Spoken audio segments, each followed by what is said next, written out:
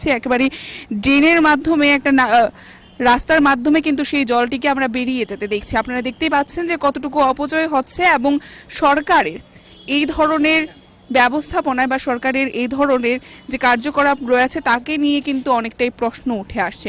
অবশ্যই সরকারি সুযোগ সুবিধা দেওয়া হচ্ছে, কিন্তু তার কিন্তু অপব্যবহার বা অপচয় হচ্ছে, সেটা বললেই চলে। আপনারা দেখতেই পাচ্ছেন যে একজন ব্যক্তি সেখানে পয়সা দেবে, কিন্তু তার পরবর্তীতে জল আসে কিনা সেটাই হচ্ছে দেখার। পয়সা কিন্তু চলে যায়, এবার জল আপনারা দেখতে পাচ্ছেন যে কোনোভাবেই জল আসছে না। তবে এই যে পয়সা, মেশিনটি শুধুমাত্র জনগণের যে টাকা রয়েছে সেই টাকাই খেয়ে যাচ্ছে, কিন্তু জলের পরিষেবা দিচ্ছে না। তবে এই কি ধরনের মেশিন যা সরকার মাধ্যমে প্রদত্ত রয়েছে জনগণের সেবায়, এবং হাসপাতালের বুকে এমন একটি গুরুত্বপূর্ণ জায়গা যে জায়গায় প্রতিনিয়ত রাজ্যের বুকে বিভিন্ন প্রান্ত থেকে রোগীরা ছুটে আসে চিকিৎসার জন্য, এমন জায়গায় এই জলের মেশিনের এই বিকল অবস্থা। তবে জনগণকে কতটুকু সাফার করতে হচ্ছে সেটা কিন্তু আজকের দিনে একটি সবচাইতে বড় প্রশ্ন। আপনারা দেখতেই পাচ্ছেন অপরদিকে এই মেশিনের সাথে একটি জায়গা থেকে আমরা দেখতে পাচ্ছি যে জল বেরিয়ে আসছে নলের মাধ্যমে, কিন্তু সেই জল জনগণের সেবায় কিন্তু ব্যবহৃত হচ্ছে না। আপনারা দেখতে পাচ্ছেন জলটি সম্পূর্ণ অপচয় হচ্ছে, ড্রেনের মাধ্যমে কিন্তু বেরিয়ে যাচ্ছে। তবে জনগণ কতটুকু পরিষেবা পাচ্ছে এই জলের, এবং জলকে আমরা অপচয় হতে দেখতে পাচ্ছি। যেখানে আমরা যদি গ্রাম পাহাড়ে যাই সেখানে মানুষ জলের জন্য কতটা অসুবিধার সম্মুখীন হয় সেটা আমরা জানি, কিন্তু রাজ্যের বুকে জল আছে ঠিক আছে, কিন্তু আমরা দেখতে পাচ্ছি যে তার সম্পূর্ণই অপচয় হচ্ছে। এবং অন্যদিকে মেশিন থাকা সত্ত্বেও রোগীর পরিবার পরিজন থেকে শুরু করে সাধারণ জনগণেরা পাচ্ছে না কোনো সুযোগ সুবিধা। দাদা, জানতে চাইবো যে জলের মেশিনটা কি কবে থেকে বিকল, বা কি সমস্যা হয় আপনাদের এই বিকলতার কারণে? যে কারণটা হচ্ছে কি, এখানে পয়সা দেওয়া হয়, জল তো আসে নাই। এখন তো আপনি দেখলেন প্রায় সময় অনেকে পেশেন্ট পার্টিরা আসে অনেক দূর দূরান্ত থেকে, এখানে সমস্যা, অনেক জল কিনতে পাই না। 1 টাকা দিয়ে 1 লিটার জল, ঠিক আছে, আর এই 1 লিটার জল কিনতে গেলে নিচে 20 টাকা। মানুষ কত কিনবে? যেটা সুবিধা দেওয়া হয়েছে, যেহেতু বিগত 3-4 মাস ধরে এরকম চলছে। বিগত 3-4 মাস ধরে এরকম চলছে, অর্থাৎ আপনাদের কেমন ধরনের ভোগান্তির শিকার হতে হচ্ছে এই কারণে? অর্থাৎ অধিক অর্থে নিচের যে দোকানগুলো রয়েছে সেখান থেকে আপনাদের জল কিনতে হচ্ছে, কোনো ধরনের পরিষেবা পাচ্ছেন না।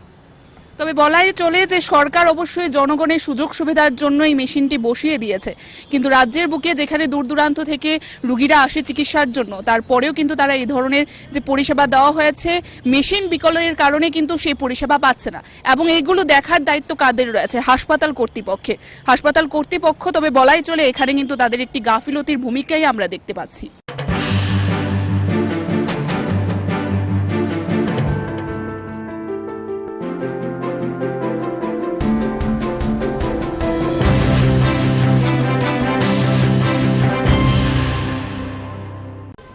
নমস্কার, স্বাগত আপনাদের ত্রিপুরা নিউজ 8-এর পর্দায়। আমি আপনাদের সাথে আছি পূজা। বর্তমানে আমরা উপস্থিত রয়েছি জিবি পন্থ হাসপাতালের সাথে যে ওষুধের দোকানগুলো রয়েছে সেই দোকানগুলোর সামনে। আমরা আপনাদের দেখানোর চেষ্টা করেছি যে এখানে আজকে বিশেষত রাজ্যে যারা সাধারণ জনগণেরা রয়েছে ওষুধের যে মূল্য রয়েছে সেই মূল্য অধিক মূল্য করে বা অধিক দামে তাদের কাছে বিক্রয় করা হচ্ছে কিনা, এবং সেখানে জনগণদের বোঝার ক্ষেত্রে সুবিধা হওয়ার জন্য আমরা দেখতে পাচ্ছি আজকে একটি বিশেষ পদক্ষেপ গ্রহণ করা হয় ড্রাগস যারা ইন্সপেক্টররা রয়েছেন তাদের মাধ্যমে, এবং তাদের এই পদক্ষেপের কিছু অংশ আমরা আপনাদের দেখানোর চেষ্টা করব, এবং যারা আজকের এই দিনে এই পদক্ষেপ গ্রহণ করেছেন তাদের সাথে আমরা কথা বলার চেষ্টা করব। স্যার, জানতে চাইবো আমরা আজকে আপনাদের এই পদক্ষেপ বিশেষত কি উদ্দেশ্যে? আচ্ছা দেখুন, প্রথমত একটা কথা হচ্ছে কি, একটা বডি আছে ত্রিপুরায় TPMRU। এটা কি করে? এটার কাজ হচ্ছে বেসিক্যালি ড্রাগের প্রাইসটা কন্ট্রোল করা। সাপোজ একটা প্যারাসিটামল ট্যাবলেট, ওই paracetamol tablet 500 milligram 650 milligram different স্ট্রেন্থসে আসে। সো 500 মিলিগ্রাম প্যারাসিটামল এটার যা প্রাইসিং, সাপোজ একটার প্রাইসিং 1 টাকা, এটা গভর্নমেন্ট ফিক্স করা প্রাইস, এটা থেকে বেশি নেওয়া যায় না। তো যদি দেখা যায় যে কোনো একটা পার্টিকুলার কোম্পানি প্যারাসিটামল ট্যাবলেটটাকে 1 রুপি পার ট্যাবলেটের থেকে বেশি বিক্রি করছে, ইন দ্যাট কেস ওদের এগেনস্টে আমরা লিগ্যাল অ্যাকশন গ্রহণ করতে পারি। আমরা বলতে TPMRU, ওইটা পার্টিকুলার একটা বডি। দ্বিতীয়ত হচ্ছে গিয়ে কিছু কিছু পেশেন্ট দেখা যায় ওরা পার্টিকুলার একটা ওষুধের জন্য বিভিন্ন দোকানে হন্য হয়ে ঘুরে। আপনি এটা নিশ্চয়ই রেখেছেন, এটা একটা ওষুধ এটা পার্টিকুলার দোকানে পাওয়া যায় আর বাকি কোনো দোকানে পাওয়া যায় না, বা যেখান থেকে ওষুধটা প্রেসক্রাইব করা হয় ওইখানে ওষুধটা পাওয়া যায়, একটু দূরে গেলেই আর ওষুধটা পাওয়া যায় না। সো ইন দ্যাট কেস একটা কথা জেনে রাখা দরকার যে একটা পার্টিকুলার ঔষধ অনেকগুলো কোম্পানি বিভিন্ন ব্র্যান্ড নেমে ওরা বাজারে ছাড়ে, তো এগুলিকে বলা হয় branded products. Apart from that আপনারা পাবেন জেনারিক মেডিসিনস। জেনারিক মেডিসিন কি? এগুলোর গায়ে কোনো ব্র্যান্ড নেম লেখা থাকে না, কিন্তু পার্টিকুলার একটা মলিকিউল থাকে। মলিকিউল বলতে কি বোঝায়? সাপোজ প্যারাসিটামল ডিফারেন্ট ব্র্যান্ডে আসে, ব্র্যান্ড নামগুলি আমি এখন বলবো না, কারণ আমি পার্টিকুলার কোনো ব্র্যান্ডকে আমি প্রমোট করতে পারি না। Paracetamol, pantoprazole, omeprazole, these are the different brands, these are the different molecules which are available in the market under various brand names. এখন কি হয়, পার্টিকুলার একজন ডক্টর উনি যদি পার্টিকুলার ব্র্যান্ড নেমেই ওষুধটা লিখে দেন, তাহলে কি হয়, ওই ব্র্যান্ডের ওষুধটা নাও পাওয়া যেতে পারে। সো ইন দ্যাট কেস ওই পার্টিকুলার পেশেন্ট একটা অল্টারনেটিভ ব্র্যান্ডও বা জেনারিক ওষুধটাও কিনতে পারেন। সো এখানে একটা অ্যাপ দেওয়া আছে, আপনাদেরকে কি করতে হবে, এই কিউআর কোডটাকে স্ক্যান করতে হবে, তারপর আপনারা একটা অ্যাপ ডাউনলোড করতে পারেন। তখন কি হবে, ওই মেডিসিনটার অল্টারনেটিভ ব্র্যান্ড কি আছে বা জেনারিক নেমটা কি ওইটা আপনারা জানতে পারেন। অ্যাকর্ডিংলি আপনাদের ওষুধ খুঁজতে যে হয়রানিটা হয়, ওই হয়রানি থেকে আপনারা মুক্ত হতে পারেন। ঠিক আছে। একটি বিষয় জানতে চাইবো, যারা গরিব অংশের রয়েছে, আর্থিক দিক থেকে দুর্বল, তারা এইসব স্মার্ট বিষয়, মোবাইল বা আপনি যে বিষয়টা বলেন স্ক্যান করার বিষয়গুলো, ওদের এতটা জানা থাকে না। সেক্ষেত্রে তারা এই বিষয়গুলো থেকে কিভাবে রক্ষা পেতে পারে বা এই বিষয়গুলো তারা কিভাবে আইডেন্টিফাই করতে পারবে? আচ্ছা দেখুন, আমাদের যেই রিচটা আছে ওইটা আমরা ডাইরেক্টলি পেশেন্টের সঙ্গে আমরা সংযুক্ত হতে পারি না। মানে আমাদের যে কাজটা থাকে এটা মেইনলি মানে যারা ওষুধ বিক্রি করেন ওনাদের সঙ্গে আমাদের কানেকশনটা থাকে। পেশেন্ট লেভেলে আমাদের এরকম কিছু যোগাযোগ থাকে না। কিন্তু আমরা যদি পঞ্চায়েত সমিতি লেভেল বা গ্রাম পঞ্চায়েত লেভেলে কিছু যদি প্রোগ্রাম করতে পারি, অথবা গ্রাম প্রধানদেরকে নিয়ে আমরা যদি একটা সেন্সিটাইজেশন ক্যাম্প করতে পারি, ইন দ্যাট কেস আমরা গ্রাম প্রধানদেরকে বুঝাতে পারবো যে একটা পেশেন্ট পার্টিকুলার একটা মেডিসিন যদি না পায়, ওর অল্টারনেটিভ ব্র্যান্ডও থাকে, জেনারিক ভার্সনও থাকে। সাধারণত জেনারিক ভার্সনগুলোর দাম বহুত কম থাকে, অ্যাবাউট 60 to 80% কম থাকে। তো ওই ক্ষেত্রে গ্রাম প্রধানদের মাধ্যমে বা ডিফারেন্ট পাবলিক রিপ্রেজেন্টেটিভ যারা রয়েছেন ওনাদের মাধ্যমে ওনাদেরকে আমরা বুঝাতে পারি। ওনারা গিয়ে ইন্টার্ন মানে গ্রামবাসী অথবা এএমসির ওয়ার্ড ডিফারেন্ট ওয়ার্ডে যারা থাকেন ওনাদের সঙ্গে কথা বলে ওনাদেরকেও বুঝাতে পারেন। এই স্টেপটা আমরা নিতে পারি। আজকালকার দিনে কিন্তু সবার কাছে মোবাইল ফোন থাকেই। তো মোটামুটি হ্যাঁ, কিছু কিছু লোক আছে যারা মানে কিউআর কোড বা অ্যাপ ডাউনলোড এটা নাও বুঝতে পারেন, খুব সিনিয়র যারা, এল্ডারলি যারা। কিন্তু প্রত্যেকের ঘরেই তো কিছু ইয়ং এজের ছেলেমেয়েরা থাকে, ওদেরকে বললে সহজেই এরা মানে এই অ্যাপটাকে ডাউনলোড করতে পারে। তো এইভাবে মানে এটা করা যেতে পারে সেন্সিটাইজেশন করে, বা ইয়ংস্টারদেরকে আমরা অ্যাটলিস্ট আমরা ইয়ংস্টারদেরকেই বুঝাই। যারা খুব বয়স্ক ওরা তো এইসব বুঝবে না, আজকালকার অ্যাকচুয়ালি সবাই বুঝে, কিন্তু আমি ধরে নিলাম যে একটা পার্টিকুলার পার্সেন্টেজ 10, 20, 30% ওরা বুঝবে না, কিন্তু 70% যদি বুঝে থাকে তাহলে ওরা ইন্টার্ন ওই 30%কে বুঝাতে পারবে। এভাবে করা যায়। আপনার নাম? আমি Abhijit Das, inspecting officer drugs. Thank you sir. ইতিমধ্যে আমাদের সাথে ডেপুটি ড্রাগ কন্ট্রোলার যিনি রয়েছেন কাঞ্চন সিনহা ম্যাডাম আমাদের সাথে রয়েছেন। আমরা দেখতে পাচ্ছি যে জিবি হাসপাতালের সাথে যে ওষুধের দোকানগুলো রয়েছে তিনি সেখানে ভিজিট করেছেন। আমরা কথা বলার চেষ্টা করব ম্যাডামের সাথে। ম্যাডাম স্বাগত আপনাকে ত্রিপুরা নিউজ 8-এ। থ্যাংক ইউ ম্যাম, প্রথমে জানতে চাইবো আজকে আপনি কি পদক্ষেপ গ্রহণ করছেন? আজকে আমাদের যে মেডিসিনের দামগুলি ব্র্যান্ড ওয়াইজ ডিফারেন্ট টাইপের থাকে, সুতরাং যাতে সাধারণ ভোক্তারা যাতে ওষুধের দামের যে বোঝা ওইটা থেকে যাতে বোঝাটা যাতে কমাতে পারে, সেই জন্য গভর্নমেন্ট অফ ইন্ডিয়া একটি নতুন অ্যাপের সূচনা করেছেন, ফার্মা সহি দাম। এই ফার্মা সহি দাম অ্যাপটি ডাউনলোড করার পরে যে কোনো ভোক্তা মেডিসিনের যে দামের ডিফারেন্স ওইটা ওরা আইডেন্টিফাই করতে পারবে আর কম দামে মেডিসিন কিনতে পারবে। এখন আপনি এসেছেন হাসপাতালের সাথে যে ওষুধের দোকানগুলো রয়েছে সেগুলোকে দেখতে, কিছু কি ইনফরমেশন রয়েছে যে এখানে কোনো কাজ হচ্ছে এরকম? না, সেরকম দেখতে না, আমরা এই ফার্মা সহি দামের যে স্টিকার, কারণ এইগুলো থেকে ত্রিপুরা নিউজ 8। নমস্কার, স্বাগত।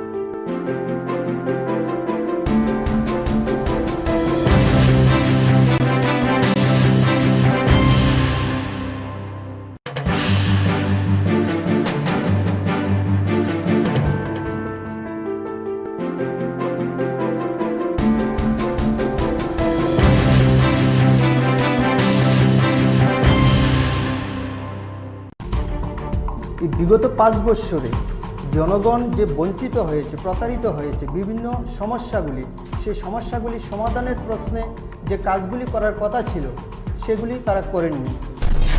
এই 4 বরজলা বিধানসভা কেন্দ্রের বিধায়ক রয়েছেন, কি মনে করেন যে গত 5 বছরে আপনার এলাকায় কিরকম উন্নয়ন আপনি দেখতে পেয়েছেন? না, উন্নয়ন তো কিছুই হয়নি। আমি দেখেছি উন্নয়ন হয়নি, সেই জায়গার মধ্যে অবনয়ন হয়েছে, অধপতন হয়েছে। যেটা ডেভেলপমেন্ট হওয়ার কথা ছিল সেটা থমকে পড়ে আছে, সেটা হয়নি। এই রাজ্যে ক্রিকেটের যে উন্নয়ন আপনারা দেখতে পাচ্ছেন, কোনোদিন এই ধরনের ঘটনা হয়নি। অ্যাসোসিয়েশন আছে, সেটাকে কে দখল করবে, সেটাকে নিয়ে মারপিট হয়েছে প্রকাশ্যে। মানুষ সেগুলি জানে, মানুষ এখন বোঝার ক্ষমতা হয়েছে, জানে মানুষ, সেটাকে মানুষ ভালো করেই বুঝতে পারছে কি হচ্ছে ত্রিপুরা রাজ্যে। যে নিয়োগের যে বিজ্ঞপ্তি দেওয়া হচ্ছে, নিয়োগ তো আর হচ্ছে না, সেটা মুখে বলছে কিন্তু কাজে সেটাকে বাস্তবায়ন করার কোনোরকম তাদের সব ইচ্ছা নেই।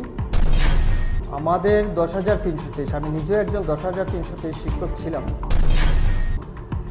প্রত্যেকটা পরিবার যে অসহীন জ্বালা যন্ত্রণার মধ্যে আছেন, মা বাবার সেবা করতে পারছেন না, কিন্তু সেই ক্ষেত্রে দেখলাম সেটা অশ্বডিম্ব প্রসব করেছে, সেটা হয়নি।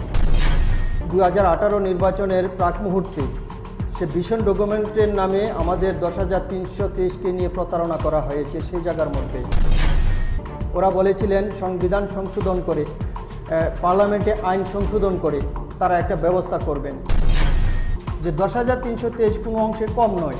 তাদেরকে এত অবজ্ঞার নজরে বা এত নিচুভাবে দেখাটা ঠিক নয়। আমরাও সমাজে মানুষ, আমরা যারা 10,323 আমরাও বাঁচার জন্য চেষ্টা করছি, কিন্তু আমাদের দিকে সরকারের একটু দৃষ্টি দেওয়া হোক সঠিকভাবে। আমি এখনও মাননীয় মুখ্যমন্ত্রীর কাছে সেই আবেদনটুকু রাখছি 10,323-এর পক্ষ থেকে। আপনি বাজেটকে কিভাবে দেখেছেন? সেই বাজেট যেটা করেছে সেটা জনগণের মুখরোচকর একটা বাজেট করেছেন, জন বিরোধী বাজেট, জনকল্যাণকর কোনো বাজেটের চেহারা আমরা সেই জায়গার মধ্যে দেখতে পাইনি। নমস্কার, স্বাগত আপনাদের ত্রিপুরা নিউজ 8-এ। আমি আপনাদের সাথে রয়েছি পূজা। অন্যান্য প্রত্যেক দিনকার মতো যেহেতু আমরা প্রতিনিয়ত আপনাদের সামনে, আপনারা দেখতেই পাচ্ছেন, রাজ্যের বিভিন্ন গুরুত্বপূর্ণ বিষয়গুলোকে নিয়ে প্রতিনিয়ত আলোচনায় থাকছি, এবং রাজ্যের যে বিশেষ করে বড় বড় ইস্যুসগুলো রয়েছে সেগুলোকে নিয়ে আমরা যারা আপনাদের জনপ্রতিনিধিরা রয়েছেন তাদের সাথে কথা বলার চেষ্টা করছি। এই বিষয়গুলোতে তাদের প্রতিক্রিয়া কি রয়েছে, তারা কিভাবে দেখছেন, পরবর্তীতে তাকে নিয়ে কি পদক্ষেপ থাকে তাদের, সেগুলো আপনাদের সামনে তুলে ধরাই থাকে আমাদের উদ্দেশ্য। আজকের দিনে আমাদের সাথে আমরা স্টুডিওতে পেয়ে গেছি, ইতিমধ্যে আমাদের সাথে রয়েছেন 4 বরজলা বিধানসভা কেন্দ্রের যিনি জয়ী বিধায়ক রয়েছেন, অর্থাৎ সুদীপ সরকার স্যার। স্যার, প্রথমেই স্বাগত আপনাকে ত্রিপুরা নিউজে। নমস্কার স্যার, প্রথমেই যে বিষয়টি আমরা জানতে চাইব, 2023-এর বিধানসভা নির্বাচনকে অনেকে বিভিন্ন নজরে দেখেছে, এবং তার প্রাক মুহূর্ত পর্যন্ত, ফলাফল ঘোষণার প্রাক মুহূর্ত পর্যন্ত বলা যাচ্ছিল না যে এবার পরিবর্তন হতে চলেছে নাকি প্রত্যাবর্তন। কিন্তু আজকের দিনে দাঁড়িয়ে আমরা দেখতে পাই যে আবারও সেই সরকারকে প্রত্যাবর্তন হতে, কিন্তু আপনার এই যে 4 বরজলা বিধানসভা কেন্দ্র, সেখানে 5টি বছরের জন্য পদ্মফুল সেখানে ছিল, এবং এই পদ্মফুলকে সরিয়ে আবারও আপনি সেখানে জয়যুক্ত হয়েছেন। আপনার জন্য কতটুকু সহজ ছিল সেই বিষয়টা, যে 2023-এ সেই 4 বরজলা বিধানসভা কেন্দ্রে যেখানে পদ্মফুল ছিল সেখানে জয়যুক্ত হয়ে বেরিয়ে আসা? আমি প্রথমেই ত্রিপুরা নিউজ চ্যানেল 8কে আন্তরিক অভিনন্দন জানাচ্ছি। পাশাপাশি আপনাদের মাধ্যমে আমার 4 বরজলা বিধানসভা এলাকার প্রত্যেকটি জনগণকে আমি আন্তরিক প্রীতি ও শুভেচ্ছা জানাচ্ছি, অভিনন্দন জ্ঞাপন করছি। যে প্রশ্নটা আপনি রেখেছেন, প্রত্যেকটা লড়াই কিন্তু সহজ হয় না। আমার বিধানসভা এলাকার মধ্যে যে 4 বরজলা, সেটা বিজেপির দখলে ছিল, কিন্তু আমরা জনগণের মধ্যে আমরা গিয়েছি, জনগণের কাছে আমরা গিয়েছি, পাশে গিয়েছি। এই বিগত 5 বছরে জনগণ যে বঞ্চিত হয়েছে, প্রতারিত হয়েছে, বিভিন্ন সমস্যাগুলি, সেই সমস্যাগুলি সমাধানের প্রশ্নে যে কাজগুলি করার কথা ছিল সেগুলি তারা করেননি, বরঞ্চ তার উল্টোটা তারা করেছেন। সেই ক্ষেত্রে সেই জিনিসগুলো আমরা জনগণের কাছে গিয়েছি, আমরা সেই যে তাদের যে অভাব অভিযোগ, সেই বিষয়গুলি আমরা তুলে ধরার চেষ্টা করছি। সেটা করা যেত, করা হয়নি। আমরা সেভাবে জনগণের কাছে পৌঁছার চেষ্টা করেছি, জনগণের কাছ থেকে আমরা ভালো সাড়া পেয়েছি এবং জনগণ আশীর্বাদ করেছেন, সেই ক্ষেত্রে আমি জয়যুক্ত হয়েছি। স্যার, বর্তমানে আপনি 4 বরজলা বিধানসভা কেন্দ্রের বিধায়ক রয়েছেন, কি মনে করেন যে গত 5 বছরে আপনার এলাকায় কি রকম উন্নয়ন আপনি দেখতে পেয়েছেন? না, উন্নয়ন তো কিছুই হয়নি, আমি দেখেছি উন্নয়ন হয়নি। সেই জায়গার মধ্যে আরও মানে অবনয়ন হয়েছে, অধপতন হয়েছে। যেটা ডেভেলপমেন্ট হওয়ার কথা ছিল সেটা থমকে পড়ে আছে, সেটা হয়নি। বিশেষ করে আমি যে জিনিসটা দেখছি, রাস্তাঘাটের বেহাল অবস্থা, যে বাম সরকারের আমলে, বিগত বাম সরকারের আমলে যে রাস্তাঘাট করেছিলেন বা আমরা করেছিলাম, সেইগুলিকে মেরামত করা হয়নি। নিত্যদিন মানুষের যে সমস্যাগুলি এসছে সেগুলিকে প্রত্যেক দিন তারা উপেক্ষা করে গিয়েছেন, সেই জায়গার মধ্যে সেই সমস্যার সমাধান তারা করেননি। স্যার, আমরা জানতে চাইবো যে আমরা দেখতে পেয়েছি যিনি 4 বরজলা বিধানসভা কেন্দ্রের পূর্বেকার যিনি বিধায়ক ছিলেন, অর্থাৎ প্রাক্তন যিনি হয়েছেন বর্তমানে, তিনি বলেছেন যে বিভিন্ন সময়ে নানানভাবে কাজ করার চেষ্টা করেছেন, সেখানে একটি স্টেডিয়াম বানানোর জন্য তিনি কাজ করেছিলেন। এ ধরনের বক্তব্য আমরা ওনাকে বলতে দেখেছি, তো সেক্ষেত্রে আপনার প্রতিক্রিয়া কি থাকবে? দেখুন, আপনারা সবাই জানেন এবং আপনাদের পাশাপাশি ত্রিপুরা রাজ্যের জনগণ সকল অংশের মানুষ জানে বিষয়টা। আমাদের বিগত বাম সরকারের আমলে আমাদের যে স্টেডিয়ামের কথা বলছেন, আমার মনে হয় যেটা বলছেন টিআইটি যে স্টেডিয়ামটা হচ্ছে ক্রিকেট স্টেডিয়াম, সেটার কথাই বলছেন। সেটা বিগত বাম সরকারের আমলে আমাদের যে প্রাক্তন আমাদের রাজ্যের মাননীয় মুখ্যমন্ত্রী ছিলেন, ওনার হাত ধরে কিন্তু সেটা শিলান্যাস হয়েছিল। আমরা সেই অনুষ্ঠানে উপস্থিত ছিলাম। আজকে যদি সেই বাম সরকার থাকতো তাহলে হয়তো আমরা আজকে সেই মাঠ একদম প্রস্তুত থাকতো, একদম খেলাধুলার উপযুক্ত থাকতো। আমরা দেখেছি সরকার পরিবর্তন 2018 সালে সরকার পরিবর্তনের পর মুহূর্তে দেখলাম আমরা সেই মাঠের কাজ একদম বন্ধ হয়ে পড়ে আছে। এখনো মানে সেই দৃঢ়লয়ে কাজ চলছে। আমাদের নজরে যতটুকু আসছে, আমরা তো দেখছি মাঠের উন্নয়ন কি করে হবে। এই রাজ্যে ক্রিকেটের যে উন্নয়ন আপনারা দেখতে পাচ্ছেন, যে সেটা একটা মানে ইতিহাস, কোনোদিন এই ধরনের ঘটনা হয়নি। কিছুদিন আগে আমাদের যে ক্রিকেট যে সংস্থা অ্যাসোসিয়েশন আছে, সেটাকে কে দখল করবে, সেটাকে নিয়ে মারপিট হয়েছে প্রকাশ্যে। আমরা সংবাদের মাধ্যমে, আপনাদের বিভিন্ন চ্যানেলের মাধ্যমে আমরা সেটা লক্ষ্য করেছি। সেটাই তো বলতে পারা যায় যে কতটুকু উন্নয়ন হয়েছে। দৃঢ়লয়ে কাজ চলছে, সেটা আমাদের প্রস্তাবিত মানে সব কিছু। তারা জাস্ট নাম মানে সেই জায়গার মধ্যে বেশি বেশি বলে প্রচার করার চেষ্টা করছে। মানুষ সেগুলি জানে, মানুষ এখন বোঝার ক্ষমতা হয়েছে, জানে মানুষ, সেটাকে মানুষ ভালো করেই বুঝতে পারছে কি হচ্ছে ত্রিপুরা রাজ্যে। রাজ্যের বর্তমানে একটি বড় সমস্যা যদি আমরা বলি, শুধু আজকের দিনেরই নয়, প্রায় বহুদিন ধরেই চলে আসছে রাজ্যের যে 10,330 চাকরিচ্যুত শিক্ষক শিক্ষিকাদের বিষয়টি। আমরা দেখতে পাই তারা বহুবার আন্দোলন করেছিলেন এবং বর্তমান সরকার পক্ষ বলছে সেটা প্রাক্তন সরকার পক্ষ অর্থাৎ 25 বছরের সরকারের একটি নিয়ম নীতির ভুলের কারণে আজকে তাদের এই পরিণতি, এবং মানবিক দিক থেকে তাদের দেখার চেষ্টা করছেন নাকি বর্তমান সরকার।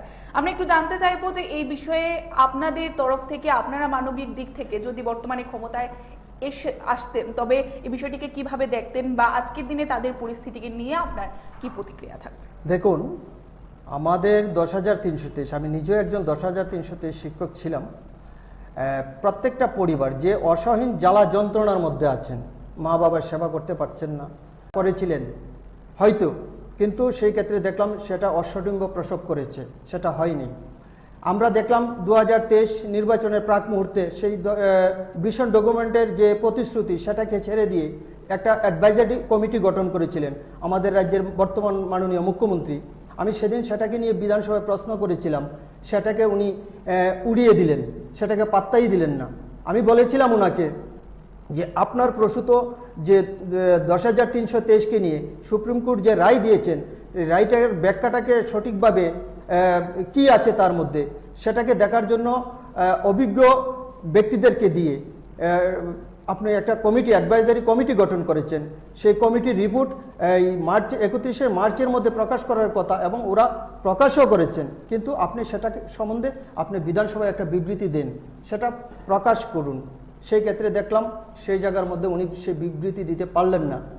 উনি দেখছেন এখন সে যে বিবৃতি দিয়েছেন 10,323-এর পক্ষে যে কমিটি পক্ষে তারা রিপোর্টটা পেশ করেছেন, সেটার মধ্যে তো 10,323 এখন লাভবান হয়ে যাবে, সেই ক্ষেত্রে উনি সেই প্রশ্নের উত্তর দিতে অপারগ এবং উত্তর দেননি, সেটাকে এড়িয়ে গেলেন। আমরা যদি দেখি যে বর্তমান সরকার নানানভাবে বহুবার তাদের জন্য মানবিক দিক থেকে তাদের যে কথা রয়েছে, তারা বলেন যে মানবিক দিক থেকে তারা দেখার চেষ্টা করছেন, হয়তোবা শিক্ষকতায় নয়, যোগ্যতা অনুযায়ী তাদের জন্য বিভিন্ন বয়সের ছাড় দেওয়া হচ্ছে বিভিন্ন চাকরির ক্ষেত্রে। কিছুদিন পূর্বে গ্রুপ সি এবং গ্রুপ ডির একটা বিষয় তুলে ধরা হয়েছিল, সেই বিষয়ে আপনি কি বলবেন? না, সেটা তো দেখুন, মানে তারা মুখে বলছে, কতটুকু হচ্ছে বাস্তবায়ন হচ্ছে তাদের এটা তারাই জানে।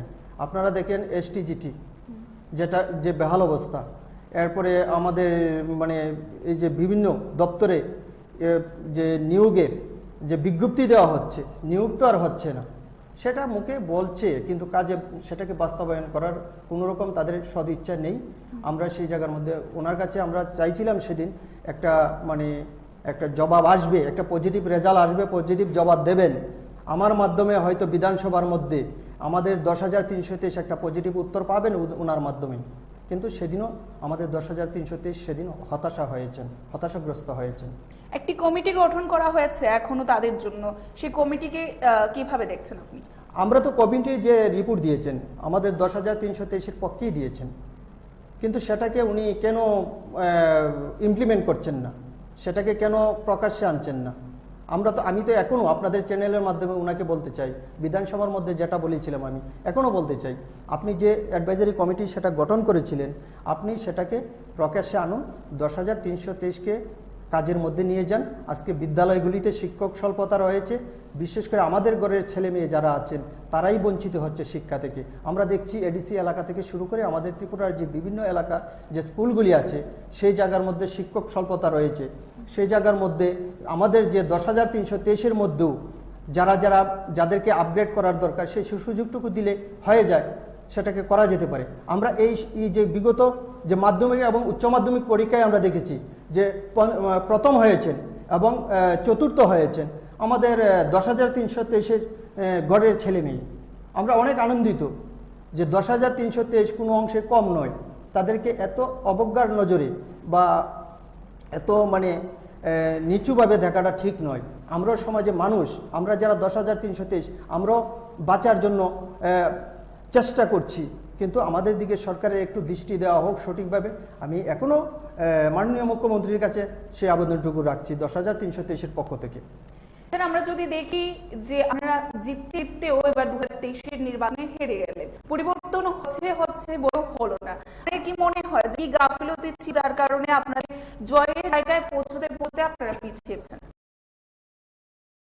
না, সেটা আমরা দেখেছি, আপনারাও জানেন আমরা যে ভোট পাচ্ছি, আমরা তো 61% যে বিরোধী দল আমরা যে অবস্থান করছি 61% আমাদের। আমি যারা সরকারের মধ্যে আছেন 13% ভোট নিয়ে সরকার পরিচালনা করছেন, সেই জায়গার মধ্যে আমাদের যে ভোট, বিশেষ করে আমরা বিভিন্ন যে কেন্দ্রগুলিতে আমরা দেখি সেটা ভোট ভাগাভাগি একটা হয়েছে, সেই যাতে আমরা অনেকটা পিছিয়ে গেছি, সেইতে তারা সেই সুবিধাটুকু তারা নিতে পারছে, আমি মনে করবো সেই জন্য সেই সরকারটা করতে পারিনি, কিন্তু আমাদের পার্সেন্টেজ ছিল। স্যার, আমরা দেখতে কিছুদিন পূর্বেই ত্রিপুরার ত্রয়োদশ বিধানসভার অধিবেশনে বাজেট পেশ হয়। বাজেটকে নিয়ে বিভিন্ন ক্ষেত্রে ভিন্ন বক্তব্য রয়েছে, প্রত্যেকটি রাজনৈতিক দল তাকে বিরূপ প্রতিক্রিয়া আছে, যারা বিরোধী রাজনৈতিক দলগুলি নেতৃত্বরা রয়েছে, আপনাদের নেতৃত্বরাও নানান বক্তব্য রয়েছেন, কিন্তু আপনি সেখানে উপস্থিত ছিলেন, জয়ী বিধায়ক রূপে অধিবেশনে উপস্থিত ছিলেন, আপনি বাজেট কিভাবে দেখেছেন? সেই বাজেটটা করেছে সেটা জনগণের মুখরোচকর একটা বাজেট করেছে, সেই জায়গার মধ্যে পরিষ্কার কোনো কিছু নেই। তারা সেটা বলে দিয়ে সেটা হবে, ওইটা হবে, কিন্তু বাস্তব যতটুকু হবে এটা জনবিরোধী, জনগণ কোনো বাজেট চেহারা আমরা সেই মধ্যে দেখতে পাই। কেন এরকমটা হচ্ছে? আমরা দেখছি তো তারা যেটা এই জায়গার মধ্যে রেখেছেন, বাজেটের মধ্যে রেখেছেন, এটার কংক্রিট কোনো কিছু দেখিনি, সেটা এলুম সেটার মধ্যে তারা লক্ষ্য করুন, বিগত 18 থেকে এখন পর্যন্ত যে কথাগুলি বলছেন, যে প্রতিশ্রুতি দিয়েছেন, সবটার উল্টো করছেন। আপনি করে তাদের এই বক্তব্যটাকে পজিটিভ দৃষ্টিভঙ্গিতে নেব, সেটা তো করেনি। যে ভিশন ডকুমেন্টের কথাই বলুন, কতটা কি করেছে, কিছুই তো করেনি, বলছে সব হয়ে গেছে, তার চেয়ে বেশিও হচ্ছে। দেখছি তো সেই জায়গাতে এখন মানুষের রুজি নেই, খাদ্য নেই, আগে শিক্ষা, স্বাস্থ্য, পরিকাঠামো ভেঙে পড়েছে। আমাদের পাহাড় এলাকার, বিশেষ পাহাড়ি জনগণ কি অসহায় অবস্থাতে আছেন। আমাদের গ্রাম অঞ্চলে যে অবস্থা, খুবই দুর্বিষহ অবস্থা,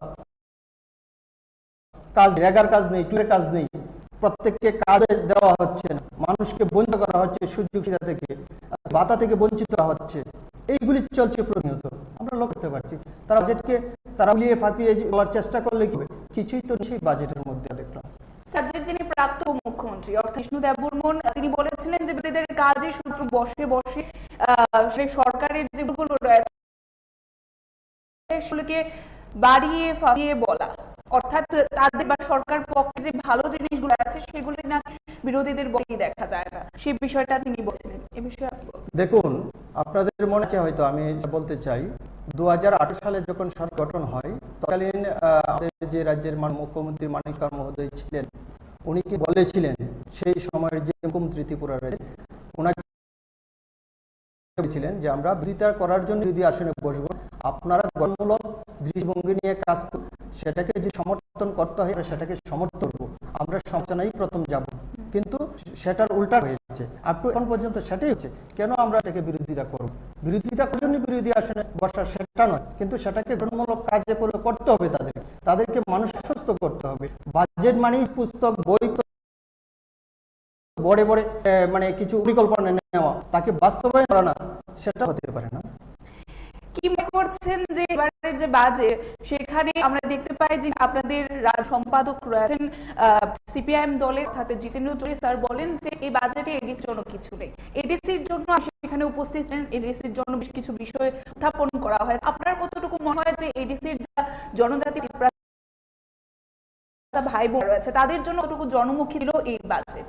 দেখুন, এই বাজেটে আমাদের যে বিরোধী দলতা উমেশ দেববর্মা মহাশয় বলেছে লাগানো যায়, সেই চিন্তা ভাবনা আমার দলের সবসময় রয়েছে, আগামী দিনও আমার থাকবে। আমরা অবস্থায় তাদের সঙ্গে থেকে দূর হই, কতগুলি বিষয় থাকতে পারে হয়তো এক আমাদের সঙ্গে নেই, কিন্তু সে ভুল আগামী দিন বা এখন বর্তমান অবস্থা বুঝতে পারছেন তো, তারা ধীরে ধীরে আগামী দিন আগের জায়গাতে আসবেন। শুরু হয়েছে, সেটা প্রক্রিয়া শুরু হয়েছে, আসা শুরু করছেন। এই সময়ের মধ্যে আপনারা দেখছেন বিভিন্ন জায়গাতে যোগদান চলছে, সেই জায়গার মধ্যে আমার সঙ্গে যোগদান হচ্ছে এইরকম খবর এই সময়ের মধ্যে খুব কম। এই সময়ের মধ্যে একটা পেশি শক্তি ব্যবহার করে মানুষকে ভয় ভীতি প্রদর্শন করে তার সঙ্গে নেওয়ার চেষ্টা করছে আমাদের রাজ্য, দেখছি সেই বিষয়। স্যার, যদি বলি আমরা সামনেই রয়েছে 2024 সালের লোকসভা নির্বাচন, এই লোকসভা নির্বাচনকে নিয়ে দেশীয় রাজনীতি অনেকটাই উত্তাল রয়েছে বর্তমানে। দেশীয় রাজনীতির বিষয়ে থাকবো, দেখতে পাচ্ছি যে এনডিএ অবশ্যই ছিল এবং বর্তমানে নামটি আমরা দেখি পূর্বে ইউপিএ ছিল এবং বর্তমানে আমরা সেটা দেখতে পাচ্ছি যে বিরোধী একজোট হয়ে সেই ইন্ডিয়া একটি নাম এসেছে, এনডিএ ভার্সেস ইন্ডিয়া। কি মনে হয় 2024 লোকসভা নির্বাচনের ফলাফল কি হতে চলে বা কোন আসতে চলেছে বলে আমি মনে করি? দেখুন, আমাদের ত্রিপুরা রাজ্যে আমরা বিগত বিধানসভা নির্বাচনের প্রাককালে আমরা একটা জিনিস লক্ষ্য করছি, জনগণের যে চাহিদা, জনগণের ডিমান্ড, জনগণ দাবি করেছিলেন সিপিএম কংগ্রেস একসঙ্গে আসন সমঝোই বলুন আর জোটই বলুন, একসঙ্গে ভোটে লড়ার জন্য।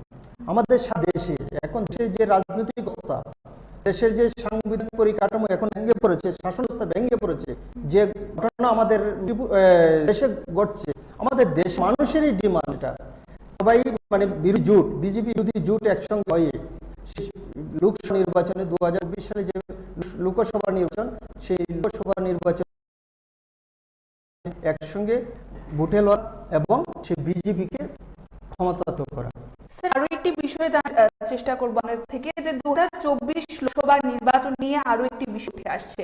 রাজ্যের যারা বিরোধী পক্ষরা রয়েছে তাদের মতামত অনুসারে 2024-এর পর রাজ্য রাজনীতিতে আমূল পরিবর্তন দেখা যেতে পারে, অর্থাৎ রাজ্য রাজনীতিতেও আমরা বিশেষ কিছু দেখতে পাবো, সরকার উল্টে যেতে পারে, এই ধরনেরও বিষয় আমরা শুনতে পাই।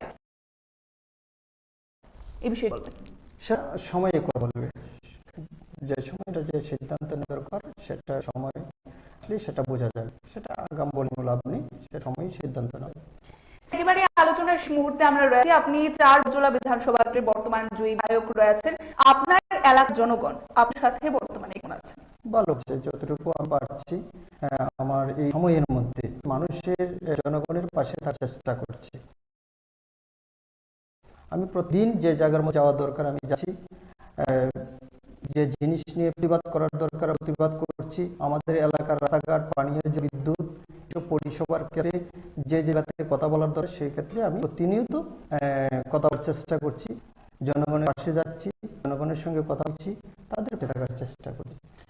আগামী দিনও থাকবো সেই আশা করছি। স্যার, আপনার এলাকার উন্নয়নের ক্ষেত্রে আপনি মধ্যে কি কি বিষয় হাতে নিয়েছেন? আমরা বিশেষ করে এই এলাকার চারবেলা বিধানসভা এলাকার মধ্যে আমি বিশেষ করে রাস্তাঘাট এবং পানীয় জল এবং সেই ক্ষেত্রে আরো অনেক কিছু সমস্যা আছে, সেগুলি ডিমান্ড এখন আমার কাছে আসা শুরু হয়ে আমি সেগুলি নিয়ে আর যে পরিকল্পনা সেটা আমি নিচ্ছি, আগে আমি সেটা করব। জনগণের চাহিদা অনুসারেই কাজ হবে। আমার তো ব্যক্তিগত ইচ্ছা অনিচ্ছায় কোনো কিছু থাকবে না, সেটা জনগণ যেটা প্রাধান্য দেবে সেটাকে আমি জনগণের মতামতকে মান্য দিয়ে আমি পাশে থাকার চেষ্টা করব। স্যার, একদম শেষ মুহূর্তে আপনার ত্রিপুরাবাসীর উদ্দেশ্যে বার্তা থাকবে। আমি ত্রিপুরাবাসীর পক্ষে আমি বার্তা এটাই দিতে চাই, এই সময়ের মধ্যে আমরা দেখতে পাচ্ছি সারা ত্রিপুরা রাজ্যে কাজ নেই, খাদ্য নেই, একটা অস্বস্তিকর পরিস্থিতির সৃষ্টি হয়ে আছে। ভয়ের কোনো কিছু কারণ নেই, মনটাকে শান্ত করুন, আগামী দিনের জন্য প্রস্তুতি নেন, সময়ের জন্য বসে থাকেন। নিশ্চয়ই সময় আসবে আমরা আমাদের মতো করে জীবনের পাশে থেকে আমাদের ত্রিপুরার যে শিক্ষা, স্বাস্থ্য, সংস্কৃতি, উন্নয়নের ক্ষেত্রে যে কাজগুলি করা প্রয়োজন আমরা বিগত সময় করে এসেছি, আমরা আপনাদের পাশে নিয়ে আমরা সেই কাজগুলি আবার যাতে পূর্ণ করতে পারি সেক্ষেত্রে আপনারা সহায়তা করবেন, আমি এই আশা করছি। স্যার, অসংখ্য ধন্যবাদ আপনার গুরুত্বপূর্ণ থেকে আমাদেরকে সময় দেওয়ার জন্য। আমরা আজকে 4 বরজলা বিধানসভা কেন্দ্রের যে জয়ী বিধায়ক রয়েছেন সুদীপ সরকারকে আমাদের সাথে এখন পেয়ে গেছি, এবং উনি রাজ্যের যে বর্তমানে যে ইস্যুগুলো রয়েছে সেটা আমরা ওনার সামনে ধরার চেষ্টা করি, সেক্ষেত্রে ওনার প্রতিক্রিয়া রয়েছেন। এখনের মতো আমাদের এই বিশেষ একান্ত সাক্ষাৎকার এখানেই শেষ করি। পরবর্তী বিভিন্ন আপডেট দেখতে অবশ্যই চোখ রাখবেন ত্রিপুরা নিউজ এই পর্দায়। নমস্কার।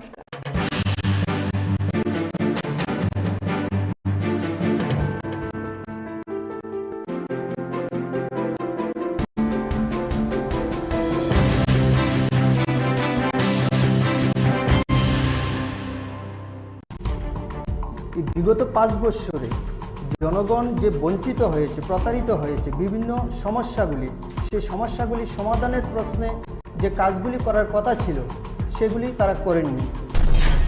4 বরজলা বিধানসভা কেন্দ্রের বিধায়ক রয়েছে, কি মনে করেন যে গত 5 বছরে আপনার এলাকায় কিরকম উন্নয়ন আপনি দেখতে পেয়েছেন? না, উন্নয়ন তো কিছুই হয়নি। আমি দেখেছি উন্নয়ন হয়নি, সেই জায়গার মধ্যে অবনয়ন হয়েছে, অধপতন হয়েছে। যেটা ডেভেলপমেন্ট হওয়ার কথা ছিল সেটা থমকে পড়ে আছে, সেটা হয়নি। এই রাজ্যে ক্রিকেটের যে উন্নয়ন আপনারা দেখতে পাচ্ছেন, কোনোদিন এই ধরনের ঘটনা হয়নি। অ্যাসোসিয়েশন আছে, সেটাকে কে দখল করবে, সেটাকে নিয়ে মারপিট হয়েছে প্রকাশ্যে। মানুষ সেগুলি জানে, মানুষ এখন বোঝার ক্ষমতা হয়েছে, জানে মানুষ, সেটাকে মানুষ ভালো করেই বুঝতে পারছে কি হচ্ছে ত্রিপুরা রাজ্যে। যে নিয়োগের যে বিজ্ঞপ্তি দেওয়া হচ্ছে, নিয়োগ তো আর হচ্ছে না, সেটা মুখে বলছে কিন্তু কাজে সেটাকে বাস্তবায়ন করার কোনোরকম তাদের সব ইচ্ছা নেই। আমাদের 10,323, আমি নিজেও একজন 10,323 শিক্ষক ছিলাম। প্রত্যেকটা পরিবার যে অসহীন জ্বালা যন্ত্রণার মধ্যে আছেন, মা বাবার সেবা করতে পারছেন না, কিন্তু সেই ক্ষেত্রে দেখলাম সেটা অশ্বডিম্ব প্রসব করেছে, সেটা হয়নি। 2018 নির্বাচনের প্রাক মুহূর্তে সে ভীষণ ডকুমেন্টের নামে আমাদের 10,323কে নিয়ে প্রতারণা করা হয়েছে। সেই জায়গার মধ্যে ওরা বলেছিলেন সংবিধান সংশোধন করে, পার্লামেন্টে আইন সংশোধন করে তারা একটা ব্যবস্থা করবেন, যে 10,323 কোনো অংশে কম নয়। তাদেরকে এত অবজ্ঞার নজরে বা এত নিচুভাবে দেখাটা ঠিক নয়। আমরাও সমাজে মানুষ, আমরা যারা 10,323 আমরাও বাঁচার জন্য চেষ্টা করছি, কিন্তু আমাদের দিকে সরকারের একটু দৃষ্টি দেওয়া হোক সঠিকভাবে। আমি এখনও মাননীয় মুখ্যমন্ত্রীর কাছে সেই আবেদনটুকু রাখছি 10,323-এর পক্ষ থেকে। আপনি বাজেটকে কিভাবে দেখেছেন? সেই বাজেট যেটা করেছে সেটা জনগণের মুখরোচকর একটা বাজেট করেছেন। বিরোধী বাজেট, জনকল্যাণকর কোনো বাজেটের চেহারা আমরা সেই জায়গার মধ্যে দেখতে পাইনি। নমস্কার, স্বাগত আপনাদের ত্রিপুরা নিউজ 8-এ। আমি আপনাদের সাথে রয়েছি পূজা।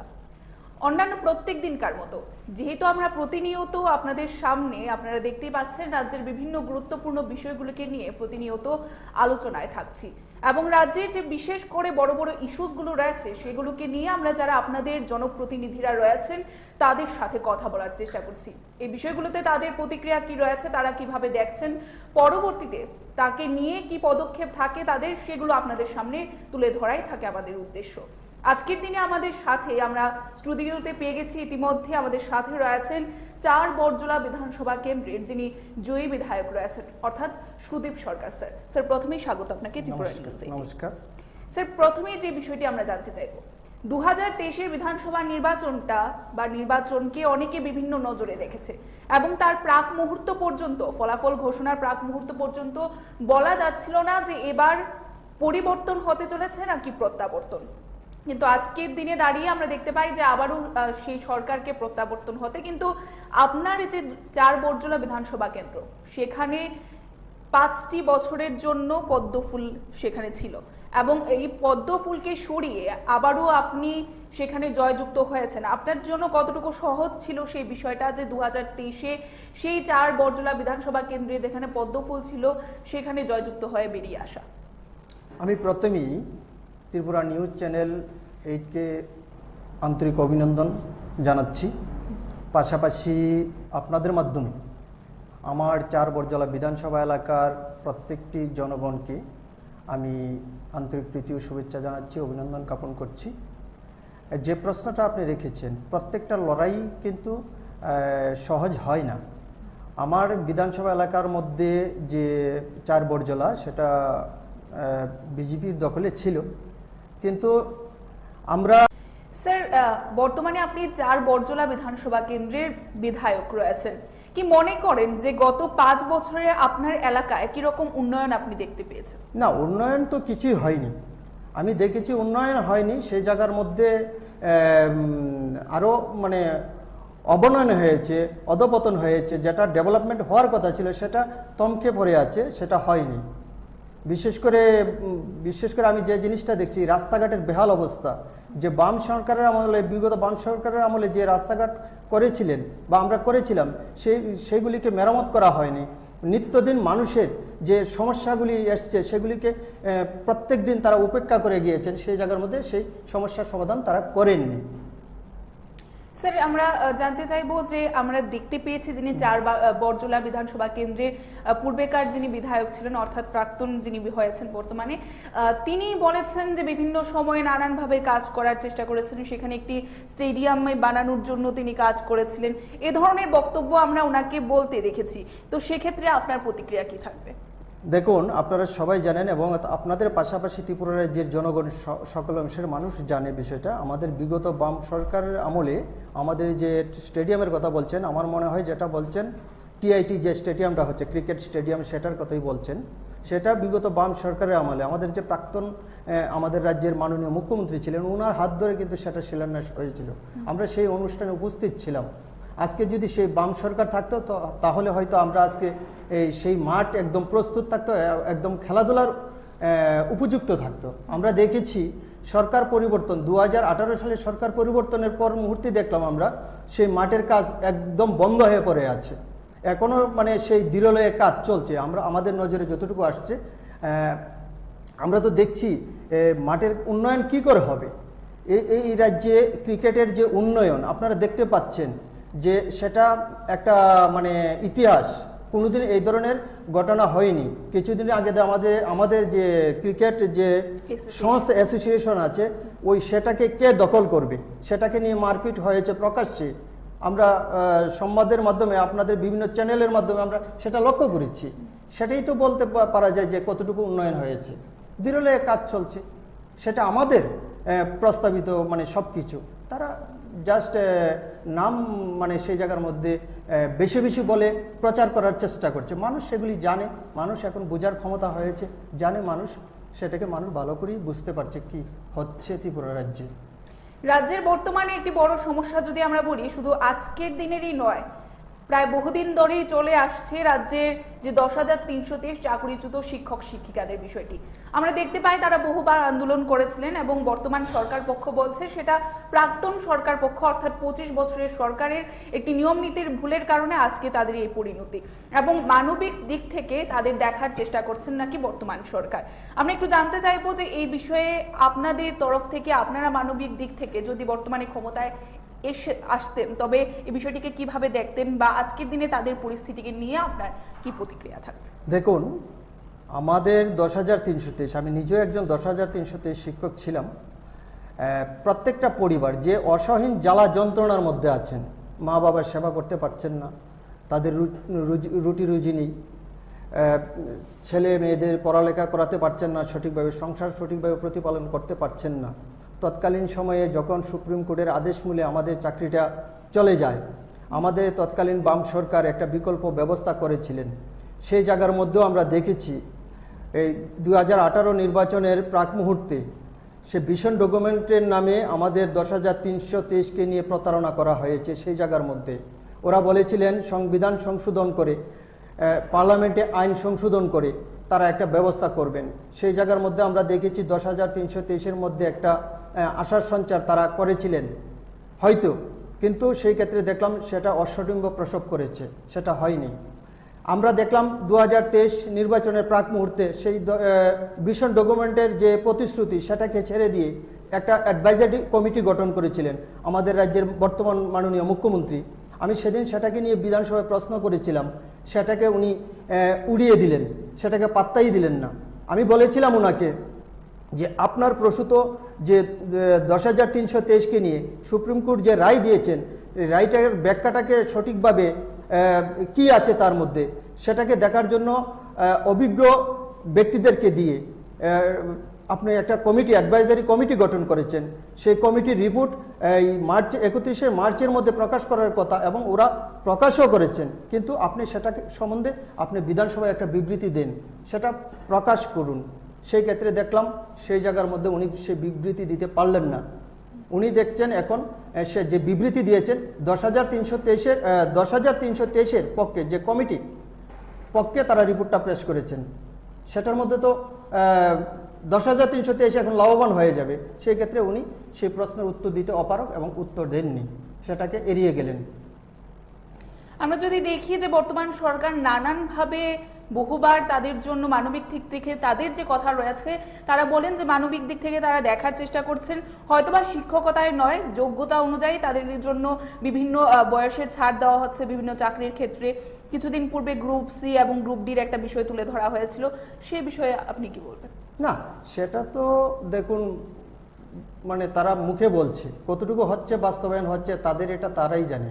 আপনারা দেখেন STGT যেটা যে বেহাল অবস্থা, এরপরে আমাদের মানে এই যে বিভিন্ন দপ্তরে যে নিয়োগের যে বিজ্ঞপ্তি দেওয়া হচ্ছে, নিয়োগ তো আর হচ্ছে না, সেটা মুখে বলছে কিন্তু কাজে সেটাকে বাস্তবায়ন করার কোনোরকম তাদের সদিচ্ছা নেই। আমরা সেই জায়গার মধ্যে ওনার কাছে আমরা চাইছিলাম সেদিন একটা মানে একটা জবাব আসবে, একটা পজিটিভ রেজাল্ট আসবে, পজিটিভ জবাব দেবেন আমার মাধ্যমে, হয়তো বিধানসভার মধ্যে আমাদের 10,323 একটা পজিটিভ উত্তর পাবেন ওনার মাধ্যমে। কিন্তু সেদিনও আমাদের 10,323 সেদিন হতাশাগ্রস্ত হয়েছেন। একটি কমিটি গঠন করা হয়েছে এখনো তাদের জন্য, সেই কমিটিকে কিভাবে দেখছেন আপনি? আমরা তো কমিটির যে রিপোর্ট দিয়েছেন আমাদের 10,323-এর পক্ষেই দিয়েছেন, কিন্তু সেটাকে উনি কেন ইমপ্লিমেন্ট করছেন না, সেটাকে কেন প্রকাশ্যে আনছেন না? আমি তো এখনো আপনাদের চ্যানেলের মাধ্যমে ওনাকে বলতে চাই, বিধানসভার মধ্যে যেটা বলেছিলাম আমি এখনো বলতে চাই, আপনি যে অ্যাডভাইজারি কমিটি সেটা গঠন করেছিলেন আপনি সেটাকে প্রকাশ্যে আনুন, 10,323-কে কাজের মধ্যে নিয়ে যান। আজকে বিদ্যালয়গুলিতে শিক্ষক স্বল্পতা রয়েছে, বিশেষ করে আমাদের ঘরের ছেলে মেয়ে যারা আছেন তারাই বঞ্চিত হচ্ছে শিক্ষা থেকে। আমরা দেখছি এডিসি এলাকা থেকে শুরু করে আমাদের ত্রিপুরার যে বিভিন্ন এলাকা যে স্কুলগুলি আছে সেই জায়গার মধ্যে শিক্ষক স্বল্পতা রয়েছে। সেই জায়গার মধ্যে আমাদের যে 10,323-এর মধ্যেও যাদেরকে আপগ্রেড করার দরকার সেই সুযোগটুকু দিলে হয়ে যায়, সেটাকে করা যেতে পারে। আমরা এই যে বিগত যে মাধ্যমিক এবং উচ্চ মাধ্যমিক পরীক্ষায় আমরা দেখেছি যে প্রথম হয়েছেন এবং চতুর্থ হয়েছেন, আমাদের 10,323 গড়ের ছেলে মেয়ে। আমরা অনেক আনন্দিত যে 10,323 কোনো অংশে কম নয়। তাদেরকে এত অবজ্ঞার নজরে বা এত মানে নিচুভাবে দেখাটা ঠিক নয়। আমরাও সমাজে মানুষ, আমরা যারা 10,323 আমরাও বাঁচার জন্য চেষ্টা করছি, কিন্তু আমাদের দিকে সরকারের একটু দৃষ্টি দেওয়া হোক সঠিকভাবে। আমি এখনও মাননীয় মুখ্যমন্ত্রীর কাছে সেই আবেদনটুকু রাখছি 10,323-এর পক্ষ থেকে। স্যার, আমরা যদি দেখি যে আপনারা জিততেও এবার 2023-এর নির্বাচনে হেরে গেলেন, পরিবর্তন হচ্ছে বলেও হলো না। আপনার কি মনে হয় যে কি গাফিলতি ছিল যার কারণে আপনাদের জয়ের জায়গায় পৌঁছতে আপনারা পিছিয়ে পড়েছেন? না, সেটা আমরা দেখেছেন তো, আপনারাও জানেন আমরা যে ভোট পার্সেন্টেজ, আমরা তো 61% যে বিরোধী দল আমরা যারা অবস্থান করছি 61% আমাদের ভোট। আজকে যারা সরকারের ক্ষমতায় আছেন 39% ভোট নিয়ে তারা সরকার পরিচালনা করছেন। সেই জায়গার মধ্যে আমাদের যে ভোট, বিশেষ করে আমরা বিভিন্ন যে কেন্দ্রগুলিতে আমরা দেখেছি সেটা ভোট ভাগাভাগি একটা হয়েছে, সেই জায়গাতে আমরা অনেকটা পিছিয়ে গেছি। সেই ক্ষেত্রে তারা সেই সুবিধাটুকু তারা নিতে পারছে, আমি সেটা মনে করব। সেই জন্য আমরা সেই সরকারটা গঠন করতে পারিনি, কিন্তু আমাদের ভোট পার্সেন্টেজ ভালো ছিল। স্যার, আমরা দেখতে পাই কিছুদিন পূর্বেই ত্রিপুরার ত্রয়োদশ বিধানসভার অধিবেশনে বাজেট পেশ হয়। বাজেটকে নিয়ে বিভিন্ন ক্ষেত্রে বিভিন্ন বক্তব্য রয়েছে, প্রত্যেকটি রাজনৈতিক দল তাকে নিয়ে বিরূপ প্রতিক্রিয়া রয়েছে, যারা বিরোধী রাজনৈতিক দলগুলির নেতৃত্বরা রয়েছে। অবস্থা খুবই দুর্বিষহ অবস্থা, কাজ নেই, রেগার কাজ নেই, টুয়েবের কাজ নেই, প্রত্যেককে কাজও দেওয়া হচ্ছে না, মানুষকে বঞ্চিত করা হচ্ছে সুযোগ সুবিধা থেকে, আজকে ভাতা থেকে বঞ্চিত করা হচ্ছে। এইগুলি চলছে প্রতিনিয়ত, আমরা লক্ষ্য করতে পারছি। তারা বাজেটকে তারা ফুলিয়ে ফাঁপিয়ে বলার চেষ্টা করলে কি হবে, কিছুই তো নেই সেই বাজেটের মধ্যে আমরা দেখলাম। স্যার, রাজ্যের যিনি প্রাক্তন উপমুখ্যমন্ত্রী অর্থাৎ জিষ্ণু দেববর্মন, তিনি বলেছিলেন যে বিরোধীদের কাজই শুধুমাত্র বসে সেখানে সরকারের যে ভুলগুলো রয়েছে সেগুলোকে বাড়িয়ে ফাঁপিয়ে বলা, অর্থাৎ তাদের বা সরকার পক্ষের যে ভালো জিনিসগুলো রয়েছে সেগুলি নাকি বিরোধীদের বলতেই দেখা যায় না, সেই বিষয়টা তিনি বলেছিলেন। এ বিষয়ে আপনি কি বলবেন? দেখুন, আপনাদের মনে আছে হয়তো, আমি সেটা বলতে চাই, 2018 সালে যখন সরকার গঠন হয় তৎকালীন আমাদের যে রাজ্যের মাননীয় মুখ্যমন্ত্রী মানিক সরকার মহোদয় ছিলেন, উনি কিন্তু বলেছিলেন, সেই সময়ের যে মুখ্যমন্ত্রী ত্রিপুরা রাজ্যের, ওনাকে বলেছিলেন যে আমরা বিরোধিতা করার জন্য বিরোধী আসনে বসবো না, আপনারা গঠনমূলক দৃষ্টিভঙ্গি নিয়ে কাজ করুন, সেটাকে যদি সমর্থন করতে হয় আমরা সেটাকে সমর্থন করব, আমরা সমালোচনায় প্রথম যাব না। কিন্তু সেটার উল্টাটা হয়েছে, আপ টু এখন পর্যন্ত সেটাই হচ্ছে। কেন আমরা সেটাকে বিরোধিতা করব না? বিরোধিতা করার জন্য বিরোধী আসনে বসা সেটা নয়, কিন্তু সেটাকে গঠনমূলক কাজে পরিণত করতে হবে, তাদেরকে মানুষকে আশ্বস্ত করতে হবে। বাজেট মানেই যে বই পুস্তক বড়ে মানে কিছু পরিকল্পনা নেওয়া, তাকে বাস্তবায়ন করা না, সেটা তো হতে পারে না। কি মনে করছেন যে এবারের যে বাজেট, সেখানে আমরা দেখতে পাই যিনি আপনাদের রাজ্য সম্পাদক রয়েছেন সিপিআইএম দলের অর্থাৎ জিতেন্দ্র চৌধুরী স্যার বলেন যে এই বাজেটে এডিসির জন্য কিছু নেই। এডিসির জন্য আপনি সেখানে উপস্থিত ছিলেন, এডিসির জন্য বিশেষ কিছু বিষয় উত্থাপন করা হয়েছে। আপনার কতটুকু মনে হয় যে এডিসির যারা জনজাতি বা তিপ্রাসা ভাই বোনরা রয়েছে তাদের জন্য কতটুকু জনমুখী ছিল এই বাজেট? দেখুন, এই বাজেটে আমাদের যে বিরোধী দলনেতা অনিমেষ দেববর্মা মহাশয় বলেছেন, আমরাও দেখেছি, আমাদের যে রাজ্য সম্পাদক এবং আমাদের যে পরিষদীয় দলনেতা জিতেন্দ্র চৌধুরী মহোদয়ও বলেছেন, এডিসির জন্য যে বাজেট রেখেছেন কিছুই নেই। তারা যে এডিসির যে কর্মচারী আছে তাদের কি বেতন দিতে পারবে না, যে সেই বাজেটের মধ্যে উন্নয়নমূলক কাজগুলি কি করে হবে? পিছিয়ে পড়া জনজাতি অংশের মানুষের জন্য এখন তো কিছুই, মানে কি করে, কোথায় থেকে করবে? সে কর্মচারীদের বেতনই দিয়ে থাকবে অল্প কিছু, সেটা দিয়ে কি করে উন্নয়ন, রাস্তাঘাট উন্নয়ন, শিক্ষা, স্বাস্থ্য, পানীয় জল কোথায় থেকে হবে? কিছুই তো হবে না। সেই ব্যাপারে আমরা সরব হয়েছি, তীব্রমতা সেই জায়গার মধ্যে ছিল, আমরাও ছিলাম, আমরা একই সুরে আমরা সেই জায়গার মধ্যে সরব হয়েছি। যে জায়গাতে উন্নয়ন করা দরকার, যে জায়গাতে বাজেটে অর্থ বরাদ্দ রাখার দরকার, সেই জায়গার মধ্যে রাখিনি, আমরা সেই ব্যাপারে একসঙ্গে সরব হয়েছি, আপনারা দেখেছেন। বিরোধী দলের বা সেখানে বর্তমানে তিপ্রামথায় ডিসি এলাকায় যে জনপ্রিয় দল রয়েছে তাদের যারা বিধায়করা রয়েছেন তাদের বলতে আমরা দেখেছি যে সিপিআইএম এর একটা বিষয়ে একটা বক্তব্য রাখতে দেখি আমরা, কথাটি ছিল বা প্রশ্নটি ছিল যে পূর্বে এডিসিতে যারা সিএম ছিলেন বা ইএম ছিলেন তাদের গাড়িতে এত তেলের খরচ আসতো না, 3 লক্ষ টাকা আসতো, যা বর্তমানে প্রায় 35 থেকে 40 লক্ষ টাকায় গিয়ে দাঁড়িয়েছে। সেই ক্ষেত্রে তাদের বক্তব্য ছিল সিপিআইএম দল যখন ক্ষমতায় ছিল তখন তারা নাকি এডিসি এলাকায় জনগণের কাছাকাছি বা জনগণের মুখোমুখি হতেন না, অর্থাৎ এডিসিতে যেতেই না, সেই কারণে তাদের গাড়ির তেল খরচ এতটা কম ছিল। সে বিষয়ে আপনি কি বলবেন? না না না, সেটা বিষয়টা এরকম না। আমরা সবসময় মানে ব্যয় মানে সংকুচন নীতি নিয়ে আমরা চলতাম। আপনারা জানেন হয়তো আমাদেরকে একটা সীমাবদ্ধ সব কিছু নিয়মকানুন মেনটেন করে আমাদের চলতে হয়।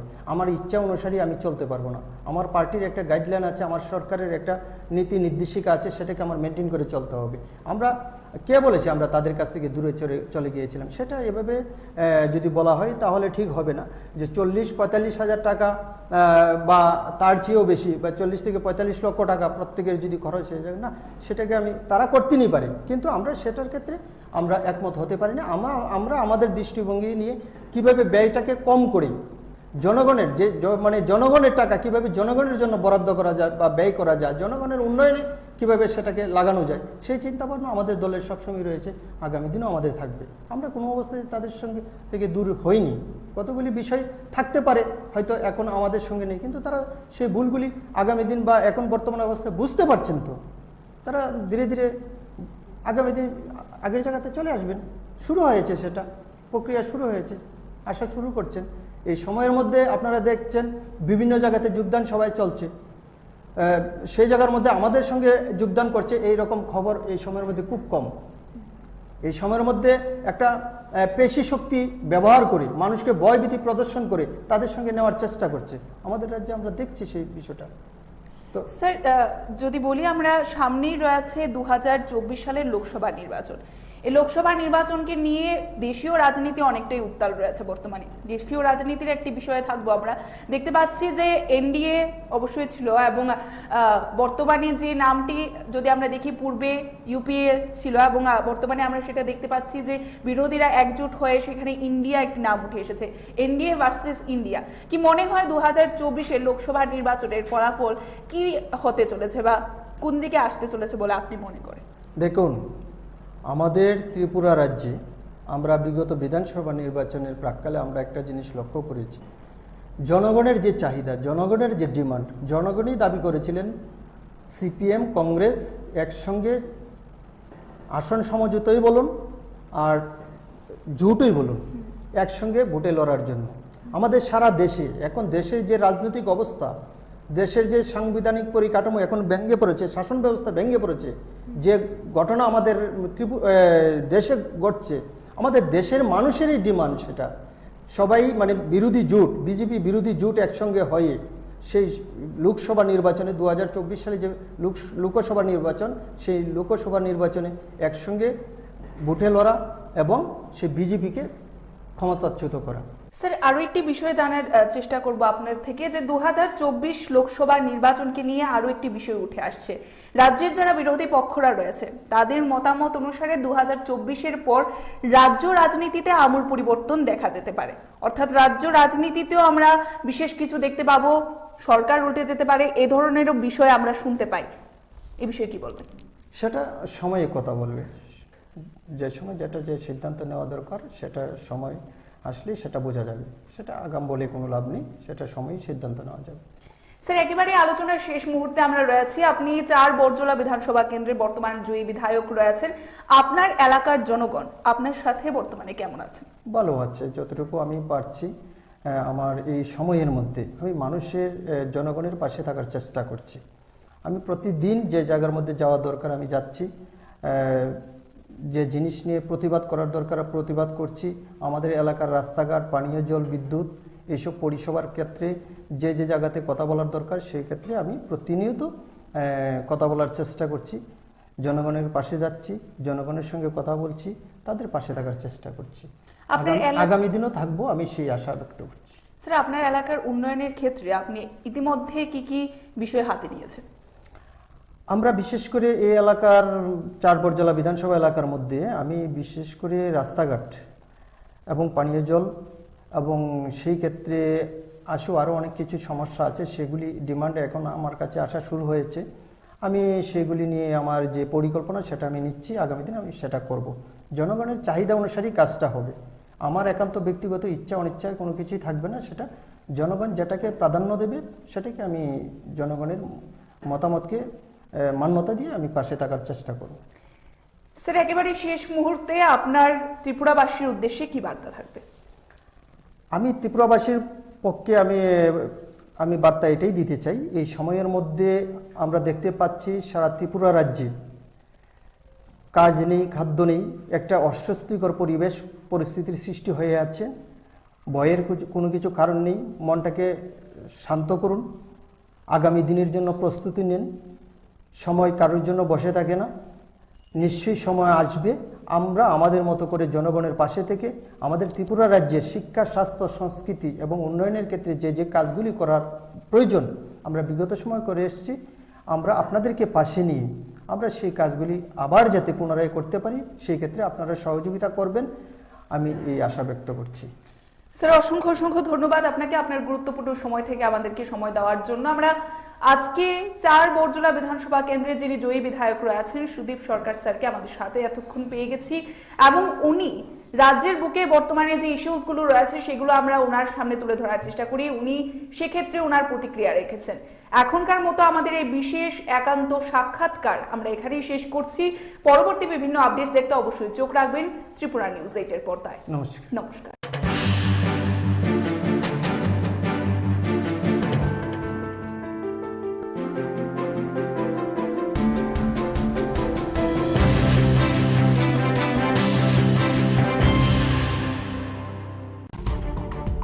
বিগত 5 বছরে জনগণ যে বঞ্চিত হয়েছে, প্রতারিত হয়েছে, বিভিন্ন সমস্যাগুলি সেগুলি জানে মানুষ, এখন বোঝার ক্ষমতা হয়েছে, জানে মানুষ, সেটাকে মানুষ ভালো করেই বুঝতে পারছে কি হচ্ছে ত্রিপুরা রাজ্যে।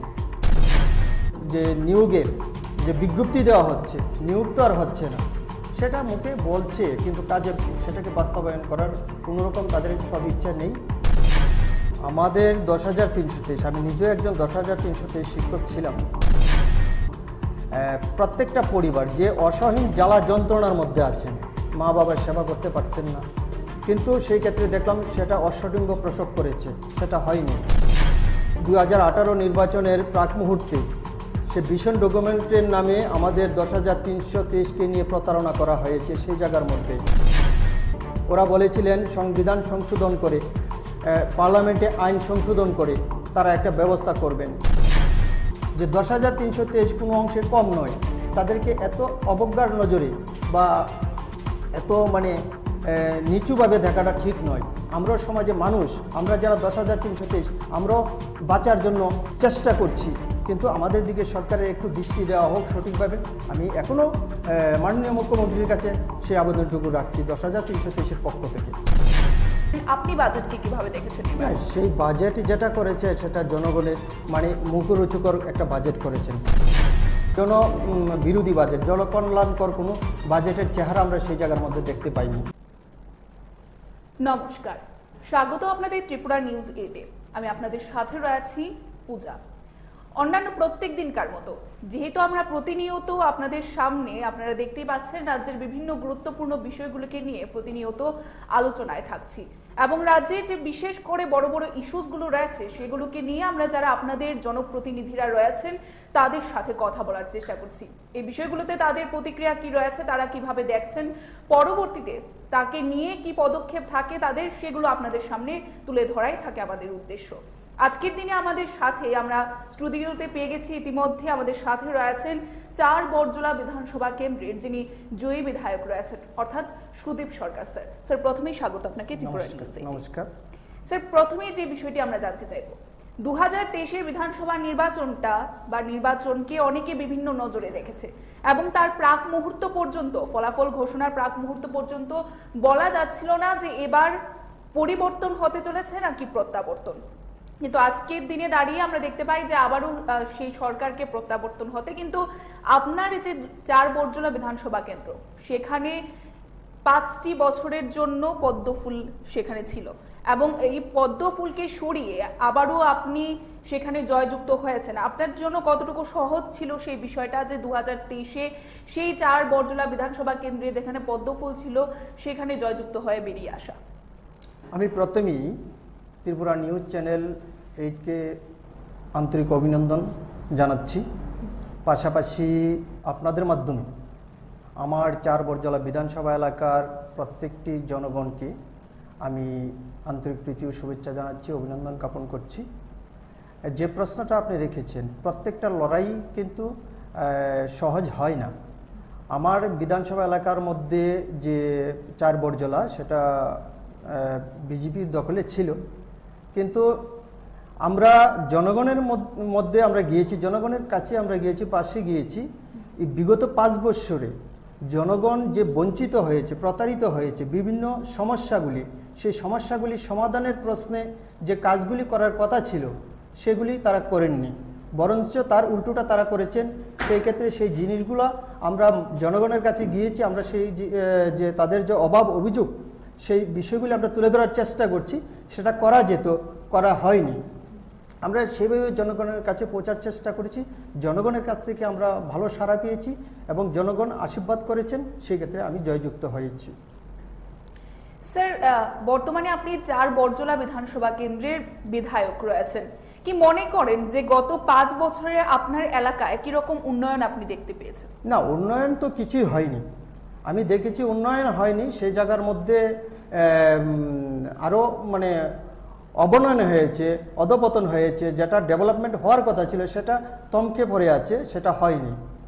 বিশেষ করে আমি যে জিনিসটা দেখছি, রাস্তাঘাটের বেহাল অবস্থা। যে বাম সরকারের আমলে, বিগত বাম সরকারের আমলে যে রাস্তাঘাট করেছিলেন বা আমরা করেছিলাম, সেইগুলিকে মেরামত করা হয়নি। নিত্যদিন মানুষের যে সমস্যাগুলি এসছে সেগুলিকে প্রত্যেক দিন তারা উপেক্ষা করে গিয়েছেন, সেই জায়গার মধ্যে সেই সমস্যার সমাধান তারা করেননি। স্যার, আমরা জানতে চাইবো যে আমরা দেখতে পেয়েছি যিনি 4 বরজলা বিধানসভা কেন্দ্রের পূর্বেকার যিনি বিধায়ক ছিলেন, অর্থাৎ প্রাক্তন যিনি হয়েছেন বর্তমানে, তিনি বলেছেন যে বিভিন্ন সময়ে নানানভাবে কাজ করার চেষ্টা করেছেন, সেখানে একটি স্টেডিয়াম বানানোর জন্য তিনি কাজ করেছিলেন। এ ধরনের বক্তব্য আমরা ওনাকে বলতে দেখেছি, তো সেক্ষেত্রে আপনার প্রতিক্রিয়া কি থাকবে? দেখুন, আপনারা সবাই জানেন এবং আপনাদের পাশাপাশি ত্রিপুরা রাজ্যের জনগণ সকল অংশের মানুষ জানে বিষয়টা। আমাদের বিগত বাম সরকারের আমলে আমাদের যে স্টেডিয়ামের কথা বলছেন, আমার মনে হয় যেটা বলছেন টিআইটি যে স্টেডিয়ামটা হচ্ছে ক্রিকেট স্টেডিয়াম, সেটার কথাই বলছেন। সেটা বিগত বাম সরকারের আমলে আমাদের যে প্রাক্তন আমাদের রাজ্যের মাননীয় মুখ্যমন্ত্রী ছিলেন, ওনার হাত ধরে কিন্তু সেটা শিলান্যাস হয়েছিল। আমরা সেই অনুষ্ঠানে উপস্থিত ছিলাম। আজকে যদি সেই বাম সরকার থাকতো তাহলে হয়তো আমরা আজকে সেই মাঠ একদম প্রস্তুত থাকতো, একদম খেলাধুলার উপযুক্ত থাকতো। আমরা দেখেছি সরকার পরিবর্তন 2018 সালে সরকার পরিবর্তনের পর মুহূর্তে দেখলাম আমরা সেই মাঠের কাজ একদম বন্ধ হয়ে পড়ে আছে। এখনো মানে সেই দৃঢ়লয়ে কাজ চলছে। আমাদের নজরে যতটুকু আসছে, আমরা তো দেখছি মাঠের উন্নয়ন কি করে হবে। এই রাজ্যে ক্রিকেটের যে উন্নয়ন আপনারা দেখতে পাচ্ছেন, যে সেটা একটা মানে ইতিহাস। কোনোদিন এই ধরনের ঘটনা হয়নি। কিছুদিন আগে আমাদের যে ক্রিকেট যে সংস্থা অ্যাসোসিয়েশন আছে, সেটাকে কে দখল করবে, সেটাকে নিয়ে মারপিট হয়েছে প্রকাশ্যে। আমরা সংবাদের মাধ্যমে, আপনাদের বিভিন্ন চ্যানেলের মাধ্যমে আমরা সেটা লক্ষ্য করেছি। সেটাই তো বলতে পারা যায় যে কতটুকু উন্নয়ন হয়েছে। দৃঢ়লয়ে কাজ চলছে, সেটা আমাদের প্রস্তাবিত মানে সব কিছু। তারা জাস্ট নাম মানে সেই জায়গার মধ্যে বেশি বেশি বলে প্রচার করার চেষ্টা করছে। মানুষ সেগুলি জানে, মানুষ এখন বোঝার ক্ষমতা হয়েছে, জানে মানুষ, সেটাকে মানুষ ভালো করেই বুঝতে পারছে কি হচ্ছে ত্রিপুরা রাজ্যে। রাজ্যের বর্তমানে একটি বড় সমস্যা যদি আমরা বলি, শুধু আজকের দিনেরই নয়, প্রায় বহুদিন ধরেই চলে আসছে রাজ্যের যে 10,323 চাকরিচ্যুত শিক্ষক শিক্ষিকাদের বিষয়টি। আমরা দেখতে পাই তারা বহুবার আন্দোলন করেছিলেন এবং বর্তমান সরকার পক্ষ বলছে সেটা প্রাক্তন সরকার পক্ষ অর্থাৎ 25 বছরের সরকারের একটি নিয়ম নীতির ভুলের কারণে আজকে তাদের এই পরিণতি, এবং মানবিক দিক থেকে তাদের দেখার চেষ্টা করছেন নাকি বর্তমান সরকার।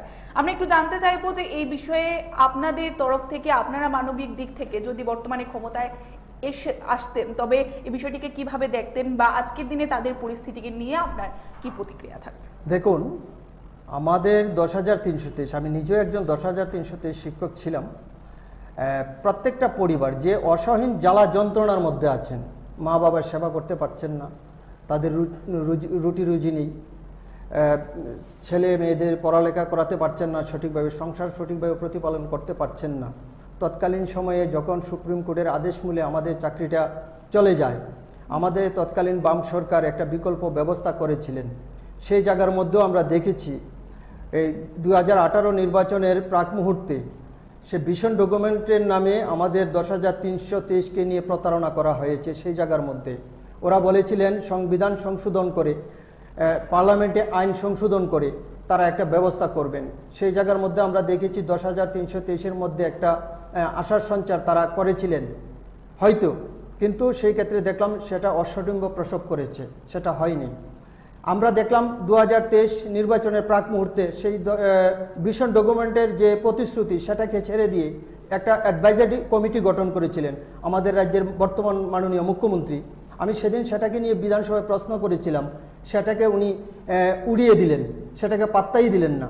আমি বলেছিলাম ওনাকে যে আপনার প্রসূত যে 10,323-কে নিয়ে সুপ্রিম কোর্ট যে রায় দিয়েছেন, রায়টার ব্যাখ্যাটাকে সঠিকভাবে কি আছে তার মধ্যে সেটাকে দেখার জন্য অভিজ্ঞ ব্যক্তিদেরকে দিয়ে আপনি একটা কমিটি, অ্যাডভাইজারি কমিটি গঠন করেছেন।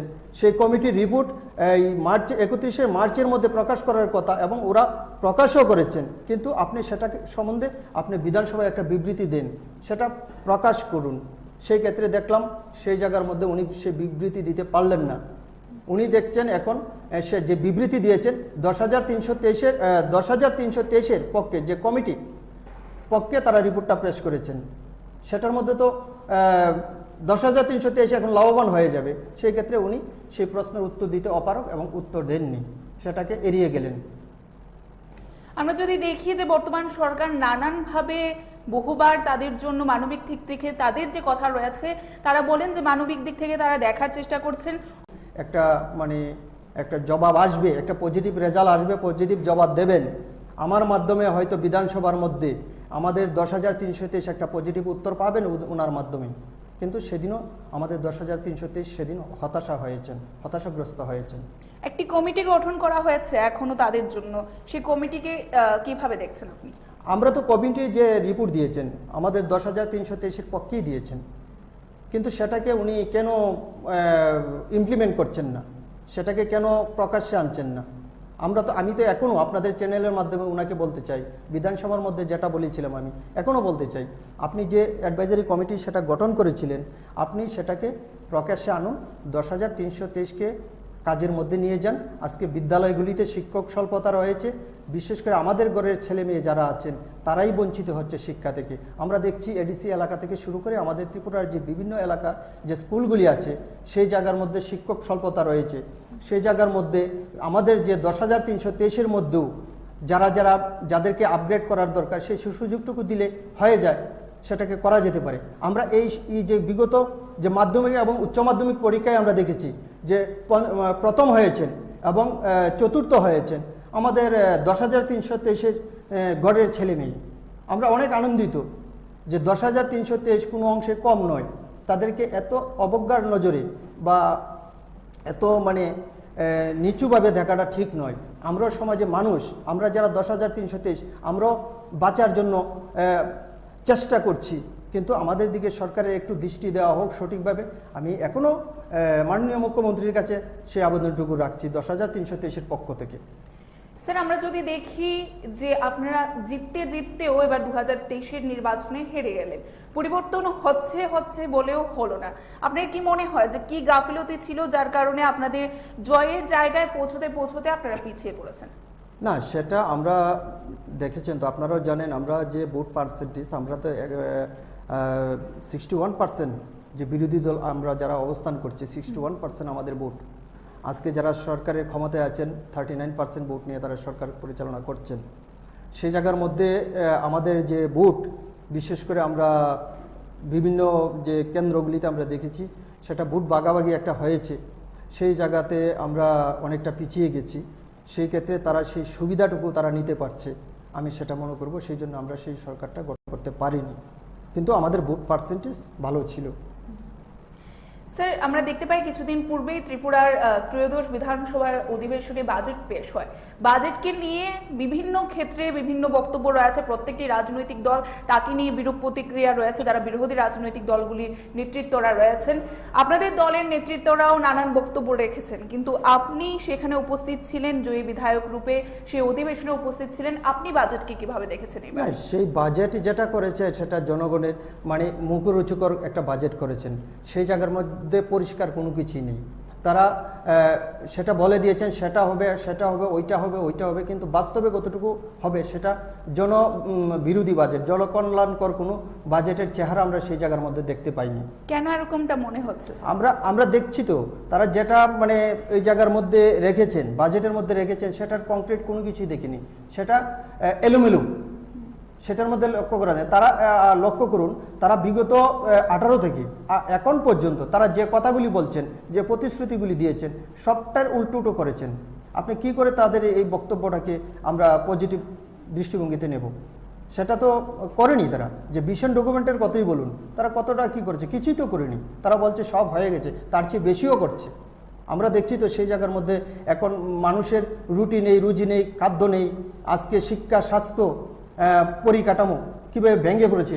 আমাদের পাহাড়ি এলাকার, বিশেষ করে পাহাড়ি জনগণ কি অসহায় অবস্থার মধ্যে আছেন। আমাদের গ্রাম অঞ্চলে যে অবস্থা, খুবই দুর্বিষহ অবস্থা। কাজ নেই, রেগার কাজ নেই, টুয়েবের কাজ নেই, প্রত্যেককে কাজও দেওয়া হচ্ছে না, মানুষকে বঞ্চিত করা হচ্ছে সুযোগ সুবিধা থেকে, আজকে ভাতা থেকে বঞ্চিত করা হচ্ছে। এইগুলি চলছে প্রতিনিয়ত, আমরা লক্ষ্য করতে পারছি। তারা বাজেটকে তারা ফুলিয়ে ফাঁপিয়ে বলার চেষ্টা করলে কি হবে? কিছুই তো নেই সেই বাজেটের মধ্যে। আমরা দেখলাম স্যার, রাজ্যের যিনি প্রাক্তন উপমুখ্যমন্ত্রী অর্থাৎ জিষ্ণু দেববর্মন, তিনি বলেছিলেন যে বিরোধীদের কাজই শুধুমাত্র বসে বসে সেখানে সরকারের যে ভুলগুলো রয়েছে সেগুলোকে বাড়িয়ে ফাঁপিয়ে বলা, অর্থাৎ তাদের বা সরকার পক্ষের যে ভালো জিনিসগুলো রয়েছে সেগুলো নাকি বিরোধীদের বলতেই দেখা যায় না, সেই বিষয়টা তিনি বলেছিলেন। এ বিষয়ে আপনি কি বলবেন? দেখুন, আপনাদের মনে আছে হয়তো, আমি সেটা বলতে চাই, 2018 সালে যখন সরকার গঠন হয়, তৎকালীন আমাদের যে রাজ্যের মাননীয় মুখ্যমন্ত্রী মানিক সরকার মহোদয় ছিলেন, উনি কিন্তু বলেছিলেন, সেই সময়ের যে মুখ্যমন্ত্রী ত্রিপুরা রাজ্যের, ওনাকে বলেছিলেন যে আমরা বিরোধিতা করার জন্য বিরোধী আসনে বসবো না, আপনারা গঠনমূলক দৃষ্টিভঙ্গি নিয়ে কাজ করুন, সেটাকে যদি সমর্থন করতে হয় আমরা সেটাকে সমর্থন করব, আমরা সমালোচনায় প্রথম যাব না। কিন্তু সেটার উল্টাটা হয়েছে, এখন পর্যন্ত সেটাই হচ্ছে। কেন আমরা সেটাকে বিরোধিতা করব না? বিরোধিতা করার জন্য বিরোধী আসনে বসা সেটা নয়, কিন্তু সেটাকে গঠনমূলক কাজে পরিণত করতে হবে। তাদেরকে মানুষকে আশ্বস্ত করতে হবে। বাজেট মানেই যে বই পুস্তক বড়ে মানে কিছু পরিকল্পনা নেওয়া, তাকে বাস্তবায়ন করা না, সেটা তো হতে পারে না। কি মনে করছেন যে এবারের যে বাজেট, সেখানে আমরা দেখতে পাই যিনি আপনাদের রাজ্য সম্পাদক রয়েছেন সিপিআইএম দলের অর্থাৎ জিতেন্দ্র চৌধুরী স্যার বলেন যে এই বাজেটে এডিসির জন্য কিছু নেই। এডিসির জন্য আপনি সেখানে উপস্থিত ছিলেন, এডিসির জন্য বিশেষ কিছু বিষয় উত্থাপন করা হয়েছে। আপনার কতটুকু মনে হয় যে এডিসির যারা জনজাতি বা তিপ্রাসা ভাই বোনরা রয়েছে তাদের জন্য কতটুকু জনমুখী ছিল এই বাজেট? দেখুন, এই বাজেটে আমাদের যে বিরোধী দলনেতা অনিমেষ দেববর্মা মহাশয় বলেছেন, আমরাও দেখেছি, আমাদের যে রাজ্য সম্পাদক এবং আমাদের যে পরিষদীয় দলনেতা জিতেন্দ্র চৌধুরী মহোদয়ও বলেছেন, এডিসির জন্য যে বাজেট রেখেছেন কিছুই নেই। তারা যে এডিসির যে কর্মচারী আছে তাদের কি বেতন দিতে পারবে না? যে সেই বাজেটের মধ্যে উন্নয়নমূলক কাজগুলি কি করে হবে? পিছিয়ে পড়া জনজাতি অংশের মানুষের জন্য এখন তো কিছুই, মানে কি করে, কোথায় থেকে করবে? সে কর্মচারীদের বেতনই দিয়ে থাকবে অল্প কিছু, সেটা দিয়ে কি করে উন্নয়ন, রাস্তাঘাট উন্নয়ন, শিক্ষা, স্বাস্থ্য, পানীয় জল কোথায় থেকে হবে? কিছুই তো হবে না। সেই ব্যাপারে আমরা সরব হয়েছি। তীব্রমতা সেই জায়গার মধ্যে ছিল, আমরাও ছিলাম। আমরা একই সুরে আমরা সেই জায়গার মধ্যে সরব হয়েছি। যে জায়গাতে উন্নয়ন করা দরকার, যে জায়গাতে বাজেটে অর্থ বরাদ্দ রাখার দরকার, সেই জায়গার মধ্যে রাখিনি। আমরা সেই ব্যাপারে একসঙ্গে সরব হয়েছি, আপনারা দেখেছেন।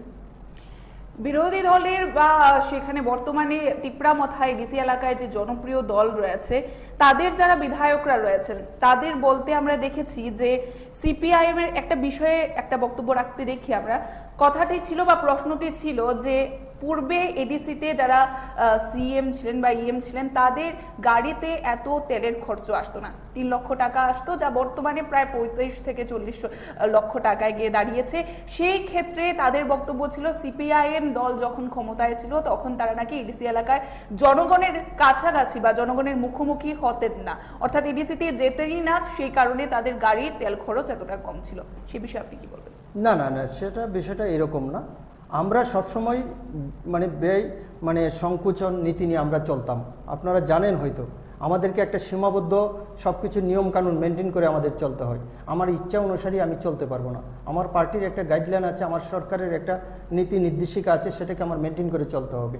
আমরা কে বলেছি আমরা তাদের কাছ থেকে দূরে চলে গিয়েছিলাম? সেটা এভাবে যদি বলা হয় তাহলে ঠিক হবে না যে 40-45 হাজার টাকা বা তার চেয়েও বেশি বা 40 থেকে 45 লক্ষ টাকা প্রত্যেকের যদি খরচ হয়ে যায়, না সেটাকে তারা করতেই পারে, কিন্তু আমরা সেটার ক্ষেত্রে আমরা একমত হতে পারি না।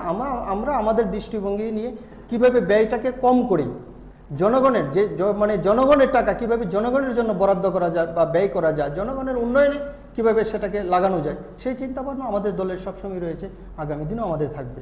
আমরা কোনো অবস্থায় তাদের সঙ্গে থেকে দূর হইনি।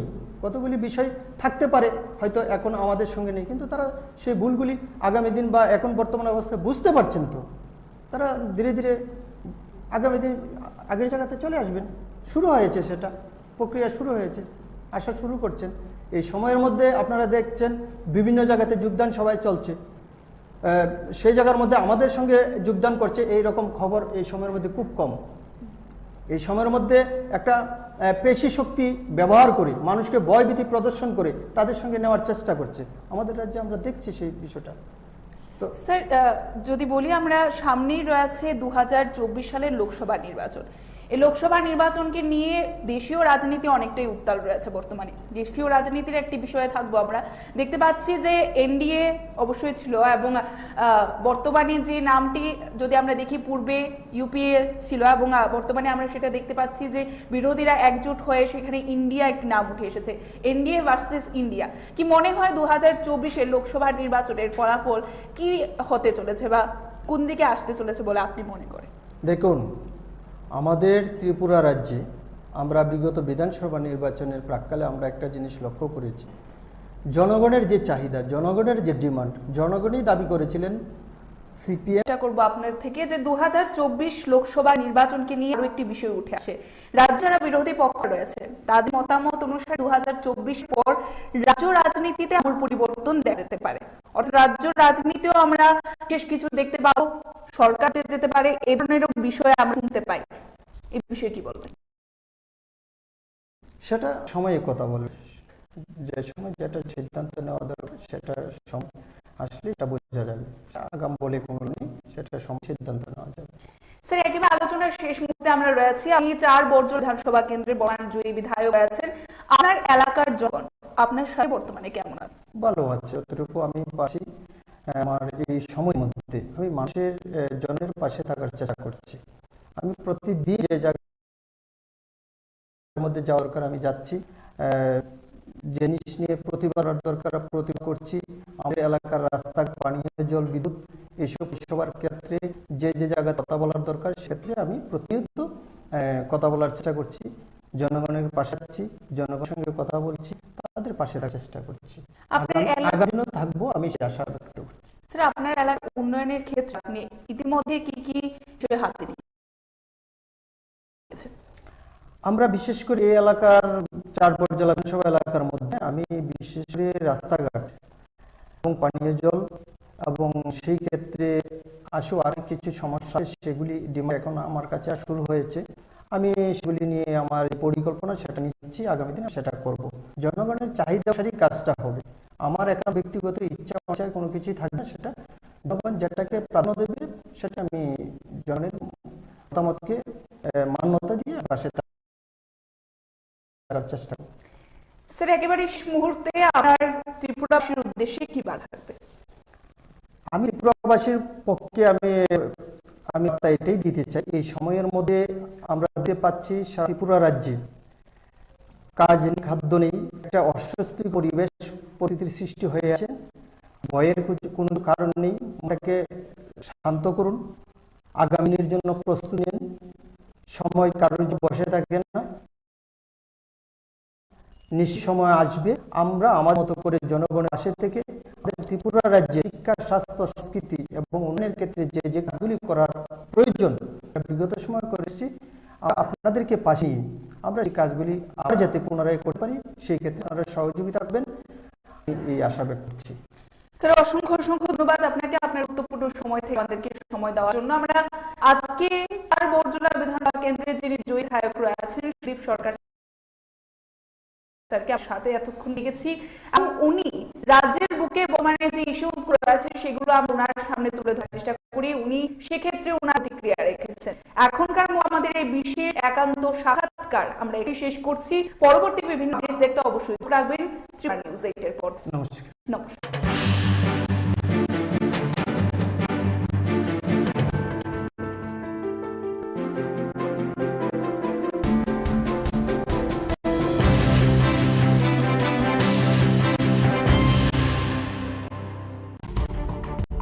বিগত 5 বছরে জনগণ যে বঞ্চিত হয়েছে, প্রতারিত হয়েছে, বিভিন্ন সমস্যাগুলি, সেই সমস্যাগুলি সমাধানের প্রশ্নে যে কাজগুলি করার কথা ছিল সেগুলি তারা করেননি।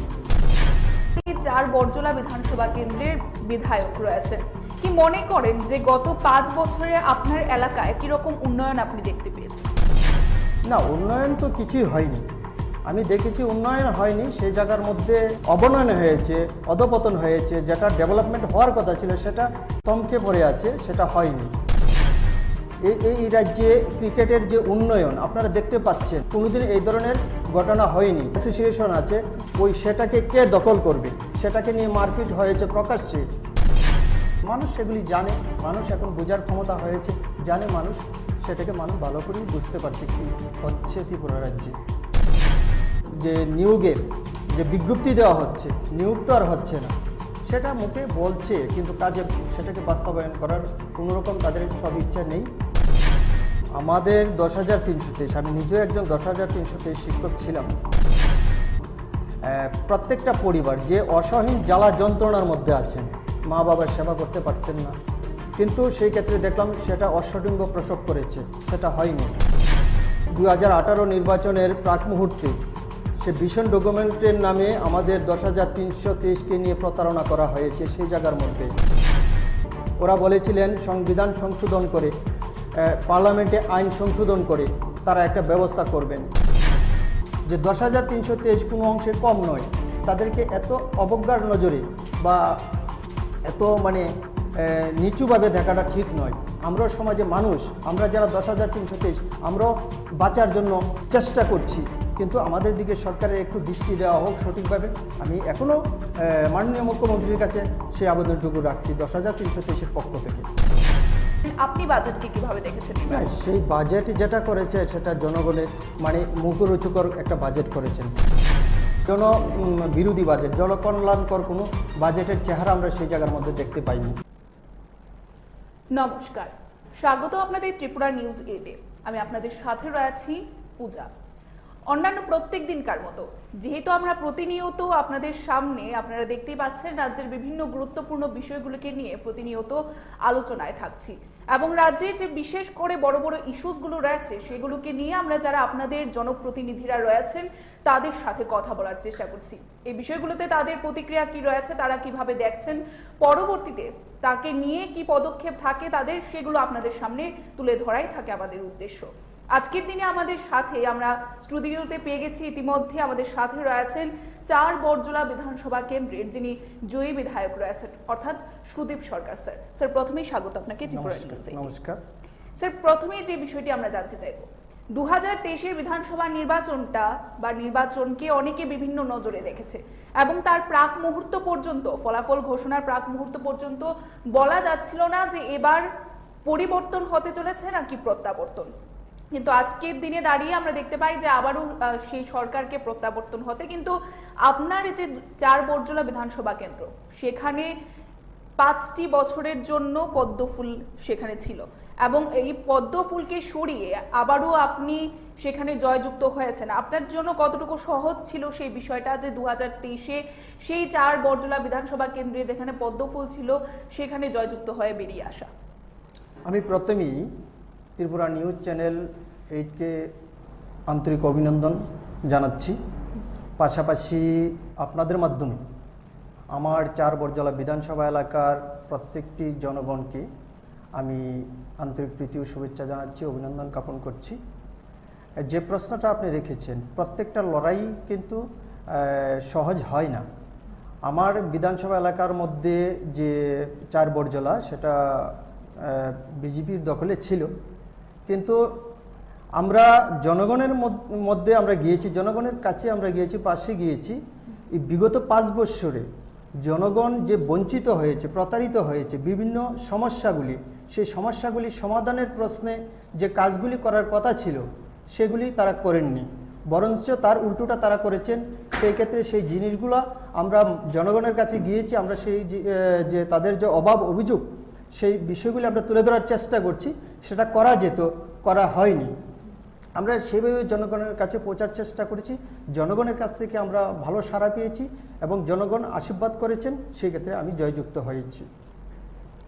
স্যার, বর্তমানে আপনি 4 বরজলা বিধানসভা কেন্দ্রের বিধায়ক রয়েছেন। কি মনে করেন যে গত 5 বছরে আপনার এলাকায় কি রকম উন্নয়ন আপনি দেখতে পেয়েছেন? না, উন্নয়ন তো কিছুই হয়নি। আমি দেখেছি উন্নয়ন হয়নি, সেই জায়গার মধ্যে আরও মানে অবনয়ন হয়েছে, অধপতন হয়েছে। যেটা ডেভেলপমেন্ট হওয়ার কথা ছিল সেটা থমকে পড়ে আছে, সেটা হয়নি। বিশেষ করে আমি যে জিনিসটা দেখছি, রাস্তাঘাটের বেহাল অবস্থা। যে বাম সরকারের আমলে, বিগত বাম সরকারের আমলে যে রাস্তাঘাট করেছিলেন বা আমরা করেছিলাম, সেইগুলিকে মেরামত করা হয়নি। নিত্যদিন মানুষের যে সমস্যাগুলি এসছে সেগুলিকে প্রত্যেক দিন তারা উপেক্ষা করে গিয়েছেন, সেই জায়গার মধ্যে সেই সমস্যার সমাধান তারা করেননি। স্যার, আমরা জানতে চাইবো যে আমরা দেখতে পেয়েছি যিনি 4 বরজলা বিধানসভা কেন্দ্রের পূর্বেকার যিনি বিধায়ক ছিলেন, অর্থাৎ প্রাক্তন যিনি হয়েছেন বর্তমানে, তিনি বলেছেন যে বিভিন্ন সময়ে নানানভাবে কাজ করার চেষ্টা করেছেন, সেখানে একটি স্টেডিয়াম বানানোর জন্য তিনি কাজ করেছিলেন। এ ধরনের বক্তব্য আমরা ওনাকে বলতে দেখেছি। তো সেক্ষেত্রে আপনার প্রতিক্রিয়া কি থাকবে? দেখুন, আপনারা সবাই জানেন এবং আপনাদের পাশাপাশি ত্রিপুরা রাজ্যের জনগণ সকল অংশের মানুষ জানে বিষয়টা। আমাদের বিগত বাম সরকারের আমলে আমাদের যে স্টেডিয়ামের কথা বলছেন, আমার মনে হয় যেটা বলছেন টিআইটি যে স্টেডিয়ামটা হচ্ছে ক্রিকেট স্টেডিয়াম, সেটার কথাই বলছেন। সেটা বিগত বাম সরকারের আমলে আমাদের যে প্রাক্তন আমাদের রাজ্যের মাননীয় মুখ্যমন্ত্রী ছিলেন, ওনার আমাদের যে ক্রিকেট যে সংস্থা অ্যাসোসিয়েশন আছে, সেটাকে কে দখল করবে সেটাকে নিয়ে মারপিট হয়েছে প্রকাশ্যে। আমরা সংবাদের মাধ্যমে, আপনাদের বিভিন্ন চ্যানেলের মাধ্যমে আমরা সেটা লক্ষ্য করেছি। সেটাই তো বলতে পারা যায় যে কতটুকু উন্নয়ন হয়েছে। দৃঢ়লে কাজ চলছে, সেটা আমাদের প্রস্তাবিত মানে সব কিছু তারা জাস্ট নাম মানে সেই জায়গার মধ্যে বেশি বেশি বলে প্রচার করার চেষ্টা করছে। মানুষ সেগুলি জানে, মানুষ এখন বোঝার ক্ষমতা হয়েছে, জানে মানুষ, সেটাকে মানুষ ভালো করেই বুঝতে পারছে কি হচ্ছে ত্রিপুরা রাজ্যে। রাজ্যের বর্তমানে একটি বড় সমস্যা যদি আমরা বলি, শুধু আজকের দিনেরই নয়, প্রায় বহুদিন ধরেই চলে আসছে রাজ্যের যে 10,323 চাকরিচ্যুত শিক্ষক শিক্ষিকাদের বিষয়টি। আমরা দেখতে পাই তারা বহুবার আন্দোলন করেছিলেন এবং বর্তমান সরকার পক্ষ বলছে সেটা প্রাক্তন সরকার পক্ষ অর্থাৎ 25 বছরের সরকারের একটি নিয়ম নীতির ভুলের কারণে আজকে তাদের এই পরিণতি, এবং মানবিক দিক থেকে তাদের দেখার চেষ্টা করছেন নাকি বর্তমান সরকার। আমরা একটু জানতে চাইবো যে এই বিষয়ে আপনাদের তরফ থেকে, আপনারা মানবিক দিক থেকে যদি বর্তমানে ক্ষমতায় আসতেন তবে এই বিষয়টিকে কিভাবে দেখতেন, বা আজকের দিনে তাদের পরিস্থিতিকে নিয়ে আপনার কি প্রতিক্রিয়া থাকবে? দেখুন, আমাদের 10,323, আমি নিজেও একজন 10,323 শিক্ষক ছিলাম। প্রত্যেকটা পরিবার যে অসহীন জ্বালা যন্ত্রণার মধ্যে আছেন, মা বাবার সেবা করতে পারছেন না, তাদের রুটি রুজি নেই, ছেলে মেয়েদের পড়ালেখা করাতে পারছেন না সঠিকভাবে, সংসার সঠিকভাবে প্রতিপালন করতে পারছেন না। তৎকালীন সময়ে যখন সুপ্রিম কোর্টের আদেশ মূলে আমাদের চাকরিটা চলে যায়, আমাদের তৎকালীন বাম সরকার একটা বিকল্প ব্যবস্থা করেছিলেন। সেই জায়গার মধ্যেও আমরা দেখেছি এই 2018 নির্বাচনের প্রাক মুহূর্তে সে ভিশন ডকুমেন্টের নামে আমাদের 10,323কে নিয়ে প্রতারণা করা হয়েছে। সেই জায়গার মধ্যে ওরা বলেছিলেন সংবিধান সংশোধন করে, পার্লামেন্টে আইন সংশোধন করে তারা একটা ব্যবস্থা করবেন। সেই জায়গার মধ্যে আমরা দেখেছি 10,323-এর মধ্যে একটা আশার সঞ্চার তারা করেছিলেন হয়তো, কিন্তু সেই ক্ষেত্রে দেখলাম সেটা অশ্বডিম্ব প্রসব করেছে, সেটা হয়নি। আমরা দেখলাম 2023 নির্বাচনের প্রাক মুহূর্তে সেই ভিশন ডকুমেন্টের যে প্রতিশ্রুতি সেটাকে ছেড়ে দিয়ে একটা অ্যাডভাইজারি কমিটি গঠন করেছিলেন আমাদের রাজ্যের বর্তমান মাননীয় মুখ্যমন্ত্রী। আমি সেদিন সেটাকে নিয়ে বিধানসভায় প্রশ্ন করেছিলাম, সেটাকে উনি উড়িয়ে দিলেন, সেটাকে পাত্তাই দিলেন না। আমি বলেছিলাম ওনাকে যে আপনার প্রসূত যে 10,323কে নিয়ে সুপ্রিম কোর্ট যে রায় দিয়েছেন, রায়টার ব্যাখ্যাটাকে সঠিকভাবে কি আছে তার মধ্যে সেটাকে দেখার জন্য অভিজ্ঞ ব্যক্তিদেরকে দিয়ে আপনি একটা কমিটি, অ্যাডভাইজারি কমিটি গঠন করেছেন। সেই কমিটির রিপোর্ট এই 31শে মার্চের মধ্যে প্রকাশ করার কথা এবং ওরা প্রকাশও করেছেন, কিন্তু আপনি সেটাকে সম্বন্ধে আপনি বিধানসভায় একটা বিবৃতি দেন, সেটা প্রকাশ করুন। সেই ক্ষেত্রে দেখলাম সেই জায়গার মধ্যে উনি সে বিবৃতি দিতে পারলেন না। উনি দেখছেন এখন সে যে বিবৃতি দিয়েছেন 10,323-এর পক্ষে যে কমিটি পক্ষে তারা রিপোর্টটা পেশ করেছেন, সেটার মধ্যে তো 10,323 এখন লাভবান হয়ে যাবে। সেই ক্ষেত্রে উনি সেই প্রশ্নের উত্তর দিতে অপারগ এবং উত্তর দেননি, সেটাকে এড়িয়ে গেলেন। আমরা যদি দেখি যে বর্তমান সরকার নানানভাবে বহুবার তাদের জন্য মানবিক দিক থেকে তাদের যে কথা রয়েছে, তারা বলেন যে মানবিক দিক থেকে তারা দেখার চেষ্টা করছেন, হয়তোবা শিক্ষকতায় নয়, যোগ্যতা অনুযায়ী তাদের জন্য বিভিন্ন বয়সের ছাড় দেওয়া হচ্ছে বিভিন্ন চাকরির ক্ষেত্রে। কিছুদিন পূর্বে গ্রুপ সি এবং গ্রুপ ডির একটা বিষয় তুলে ধরা হয়েছিল, সে বিষয়ে আপনি কি বলবেন? না, সেটা তো দেখুন, মানে তারা মুখে বলছে, কতটুকু হচ্ছে বাস্তবায়ন হচ্ছে তাদের এটা তারাই জানে। আপনারা দেখেন STGT যেটা যে বেহাল অবস্থা, এরপরে আমাদের মানে এই যে বিভিন্ন দপ্তরে যে নিয়োগের যে বিজ্ঞপ্তি দেওয়া হচ্ছে, নিয়োগ তো আর হচ্ছে না, সেটা মুখে বলছে কিন্তু কাজে সেটাকে বাস্তবায়ন করার কোনো রকম তাদের সদিচ্ছা নেই। আমরা সেই জায়গার মধ্যে ওনার কাছে আমরা চাইছিলাম সেদিন একটা মানে একটা জবাব আসবে, একটা পজিটিভ রেজাল্ট আসবে, পজিটিভ জবাব দেবেন আমার মাধ্যমে, হয়তো বিধানসভার মধ্যে আমাদের 10,323 একটা পজিটিভ উত্তর পাবেন ওনার মাধ্যমে। কিন্তু সেদিনও আমাদের 10,323 সেদিন হতাশাগ্রস্ত হয়েছেন। একটি কমিটি গঠন করা হয়েছে এখনো তাদের জন্য, সেই কমিটিকে কিভাবে দেখছেন আপনি? আমরা তো কমিটি যে রিপোর্ট দিয়েছেন আমাদের 10,323-এর পক্ষেই দিয়েছেন, কিন্তু সেটাকে উনি কেন ইমপ্লিমেন্ট করছেন না, সেটাকে কেন প্রকাশ্যে আনছেন না? আমি তো এখনো আপনাদের চ্যানেলের মাধ্যমে ওনাকে বলতে চাই, বিধানসভার মধ্যে যেটা বলেছিলাম আমি এখনো বলতে চাই, আপনি যে অ্যাডভাইজারি কমিটি সেটা গঠন করেছিলেন, আপনি সেটাকে প্রকাশ্যে আনুন, 10,323-কে কাজের মধ্যে নিয়ে যান।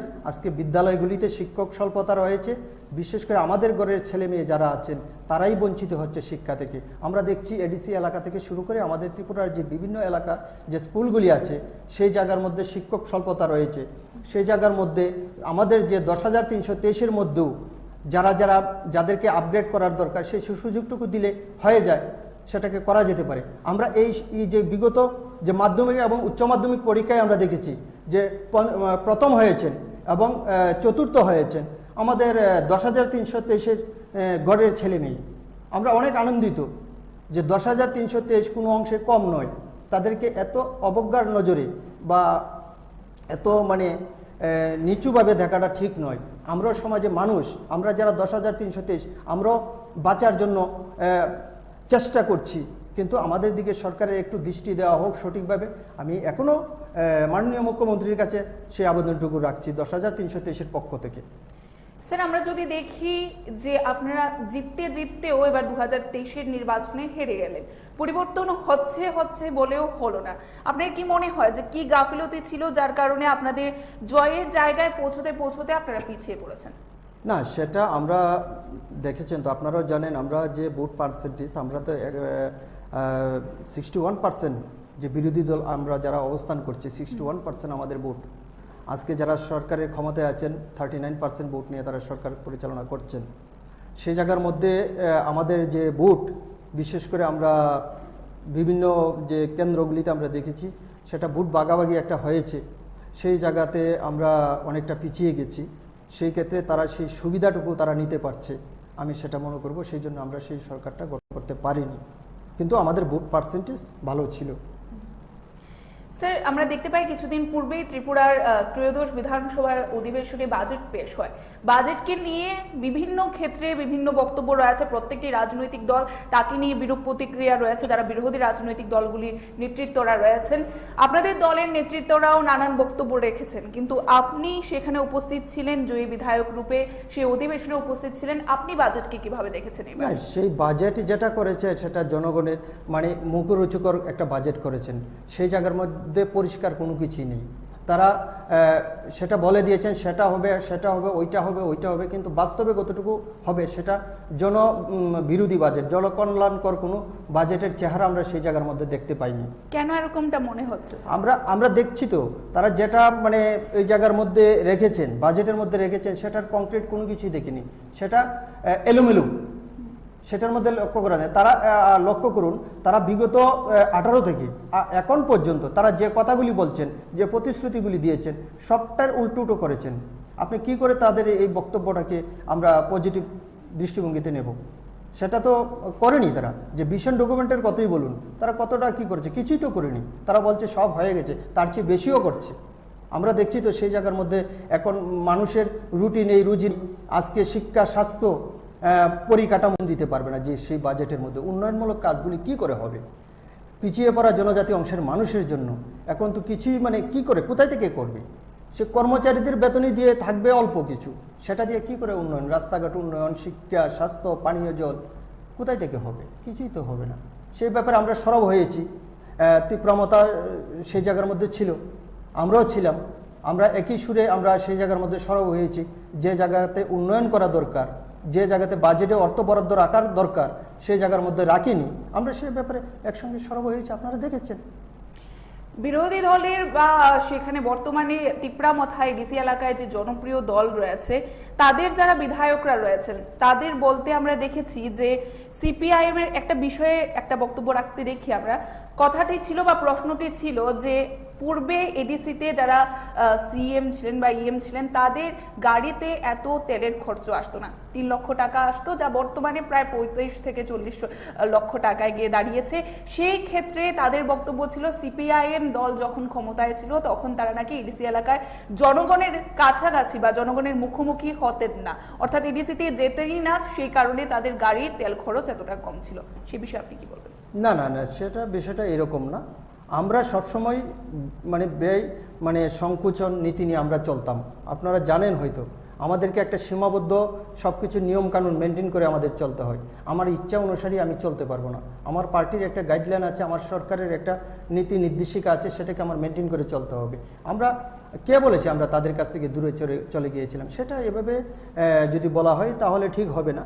যে 40-45 হাজার টাকা বা তার চেয়েও বেশি বা 40 থেকে 45 লক্ষ টাকা প্রত্যেকের যদি খরচ হয়ে যায়, না সেটাকে তারা করতেই পারে, কিন্তু আমরা সেটার ক্ষেত্রে আমরা একমত হতে পারি না।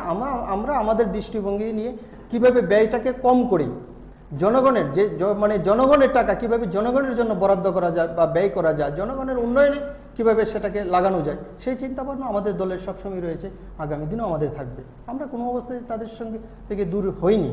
কতগুলি বিষয় থাকতে পারে হয়তো এখন আমাদের সঙ্গে নেই, কিন্তু তারা সেই ভুলগুলি আগামী দিন বা এখন বর্তমান অবস্থায় বুঝতে পারছেন, তো তারা ধীরে ধীরে আগামী দিন আগের জায়গাতে চলে আসবেন। শুরু হয়েছে, সেটা প্রক্রিয়া শুরু হয়েছে, আসা শুরু করছেন। এই সময়ের মধ্যে আপনারা দেখছেন বিভিন্ন জায়গাতে যোগদান সবাই চলছে, সেই জায়গার মধ্যে আমাদের সঙ্গে যোগদান করছে এই রকম খবর এই সময়ের মধ্যে খুব কম। এই সময়ের মধ্যে একটা পেশি শক্তি ব্যবহার করে মানুষকে ভয়ভীতি প্রদর্শন করে তাদের সঙ্গে নেওয়ার চেষ্টা করছে আমাদের রাজ্যে, আমরা দেখছি সেই বিষয়টা।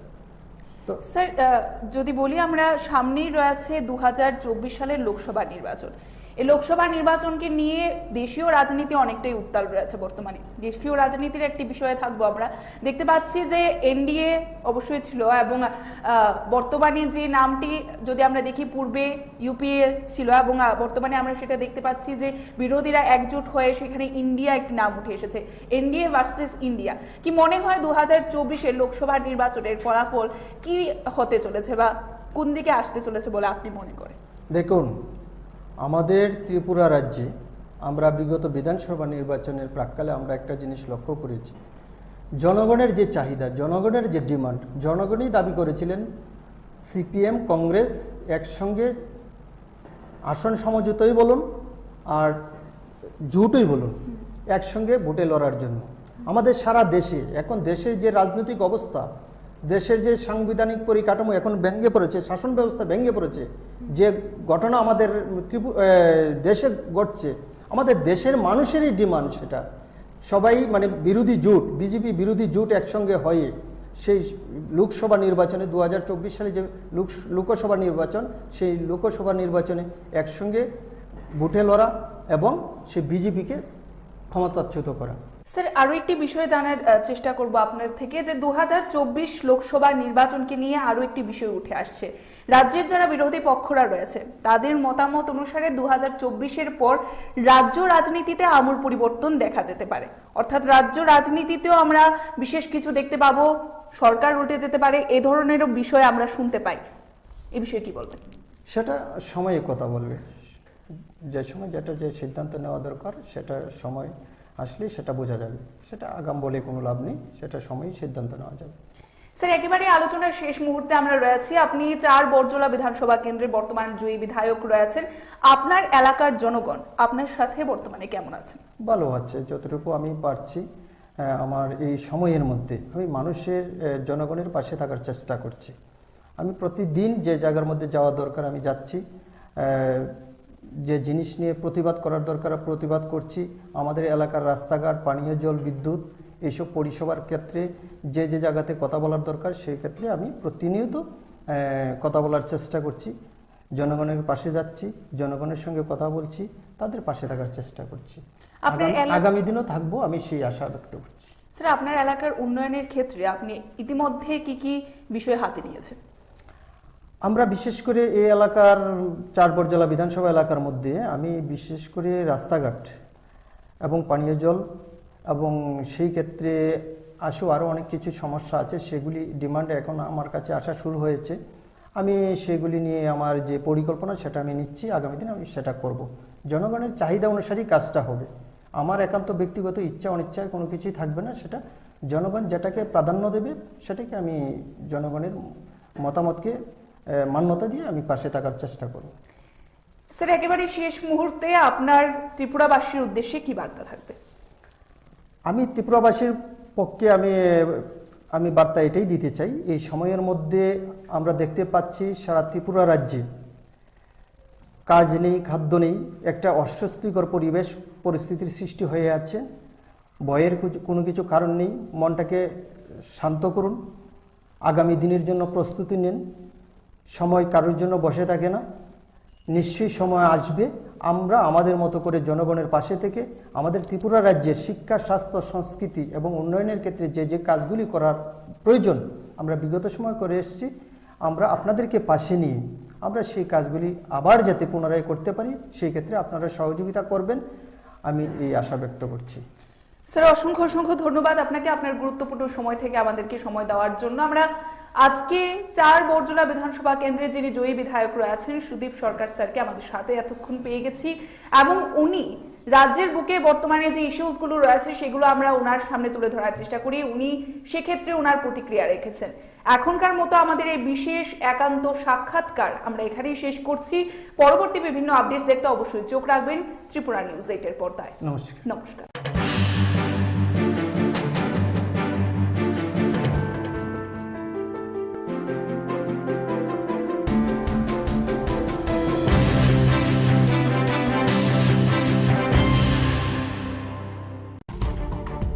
বিগত 5 বছরে জনগণ যে বঞ্চিত হয়েছে, প্রতারিত হয়েছে বিভিন্ন সমস্যাগুলি, সেই সমস্যাগুলি সমাধানের প্রশ্নে যে কাজগুলি করার কথা ছিল সেগুলি তারা করেননি। 4 বরজলা বিধানসভা কেন্দ্রের বিধায়ক রয়েছেন, কি মনে করেন যে গত 5 বছরে আপনার এলাকায় কিরকম উন্নয়ন আপনি দেখতে পেয়েছেন? না, উন্নয়ন তো কিছুই হয়নি। আমি দেখেছি উন্নয়ন হয়নি, সেই জায়গার মধ্যে অবনয়ন হয়েছে, অধপতন হয়েছে। যেটা ডেভেলপমেন্ট হওয়ার কথা ছিল সেটা থমকে পড়ে আছে, সেটা হয়নি। এই রাজ্যে ক্রিকেটের যে উন্নয়ন আপনারা দেখতে পাচ্ছেন, কোনোদিন এই ধরনের ঘটনা হয়নি। অ্যাসোসিয়েশন আছে, সেটাকে কে দখল করবে, সেটাকে নিয়ে মারপিট হয়েছে প্রকাশ্যে। মানুষ সেগুলি জানে, মানুষ এখন বোঝার ক্ষমতা হয়েছে, জানে মানুষ, সেটাকে মানুষ ভালো করেই বুঝতে পারছে কি হচ্ছে ত্রিপুরা রাজ্যে। যে নিয়োগের যে বিজ্ঞপ্তি দেওয়া হচ্ছে, নিয়োগ তো আর হচ্ছে না, সেটা মুখে বলছে কিন্তু কাজে সেটাকে বাস্তবায়ন করার কোনোরকম তাদের সব ইচ্ছা নেই। আমাদের 10,323, আমি নিজেও একজন 10,323 শিক্ষক ছিলাম। প্রত্যেকটা পরিবার যে অসহীন জ্বালা যন্ত্রণার মধ্যে আছেন, মা বাবার সেবা করতে পারছেন না, কিন্তু সেই ক্ষেত্রে দেখলাম সেটা অশ্বডিম্ব প্রসব করেছে, সেটা হয়নি। 2018 নির্বাচনের প্রাক মুহূর্তে সে ভিশন ডকুমেন্টের নামে আমাদের 10,323কে নিয়ে প্রতারণা করা হয়েছে। সেই জায়গার মধ্যে ওরা বলেছিলেন সংবিধান সংশোধন করে, পার্লামেন্টে আইন সংশোধন করে তারা একটা ব্যবস্থা করবেন, যে 10,323 কোনো অংশে কম নয়। তাদেরকে এত অবজ্ঞার নজরে বা এত নিচুভাবে দেখাটা ঠিক নয়। আমরাও সমাজে মানুষ, আমরা যারা 10,323 আমরাও বাঁচার জন্য চেষ্টা করছি, কিন্তু আমাদের দিকে সরকারের একটু দৃষ্টি দেওয়া হোক সঠিকভাবে।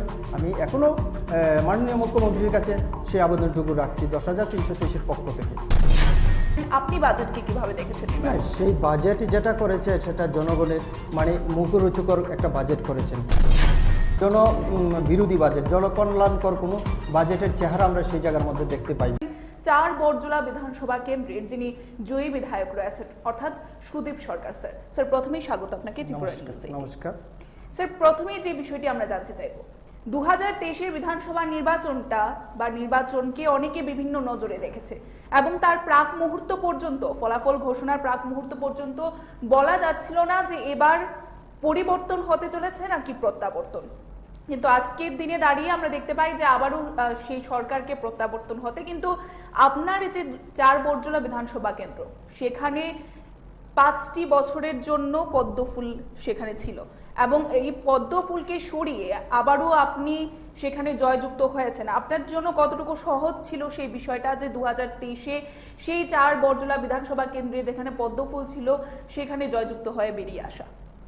আমি প্রথমেই ত্রিপুরা নিউজ চ্যানেল 8কে আন্তরিক অভিনন্দন জানাচ্ছি। পাশাপাশি আপনাদের মাধ্যমে আমার 4 বরজলা বিধানসভা এলাকার প্রত্যেকটি জনগণকে আমি আন্তরিক প্রীতি ও শুভেচ্ছা জানাচ্ছি, অভিনন্দন জ্ঞাপন করছি। যে প্রশ্নটা আপনি রেখেছেন, প্রত্যেকটা লড়াই কিন্তু সহজ হয় না। আমার বিধানসভা এলাকার মধ্যে যে 4 বরজলা সেটা বিজেপির দখলে ছিল, কিন্তু আমরা জনগণের মধ্যে আমরা গিয়েছি, জনগণের কাছে আমরা গিয়েছি, পাশে গিয়েছি। এই বিগত 5 বৎসরে জনগণ যে বঞ্চিত হয়েছে, প্রতারিত হয়েছে বিভিন্ন সমস্যাগুলি, সেই সমস্যাগুলি সমাধানের প্রশ্নে যে কাজগুলি করার কথা ছিল সেগুলি তারা করেননি, বরঞ্চ তার উল্টোটা তারা করেছেন। সেই ক্ষেত্রে সেই জিনিসগুলো আমরা জনগণের কাছে গিয়েছি, আমরা সেই যে তাদের যে অভাব অভিযোগ সেই বিষয়গুলি আমরা তুলে ধরার চেষ্টা করছি। সেটা করা যেত, করা হয়নি। আমরা সেইভাবে জনগণের কাছে পৌঁছার চেষ্টা করেছি, জনগণের কাছ থেকে আমরা ভালো সাড়া পেয়েছি এবং জনগণ আশীর্বাদ করেছেন, সেই ক্ষেত্রে আমি জয়যুক্ত হয়েছি। স্যার, বর্তমানে আপনি 4 বরজলা বিধানসভা কেন্দ্রের বিধায়ক রয়েছেন, কি মনে করেন যে গত 5 বছরে আপনার এলাকায় কি রকম উন্নয়ন আপনি দেখতে পেয়েছেন? না, উন্নয়ন তো কিছুই হয়নি। আমি দেখেছি উন্নয়ন হয়নি, সেই জায়গার মধ্যে আরও অবনয়ন হয়েছে, অধপতন হয়েছে। যেটা ডেভেলপমেন্ট হওয়ার কথা ছিল সেটা থমকে পড়ে আছে, সেটা হয়নি।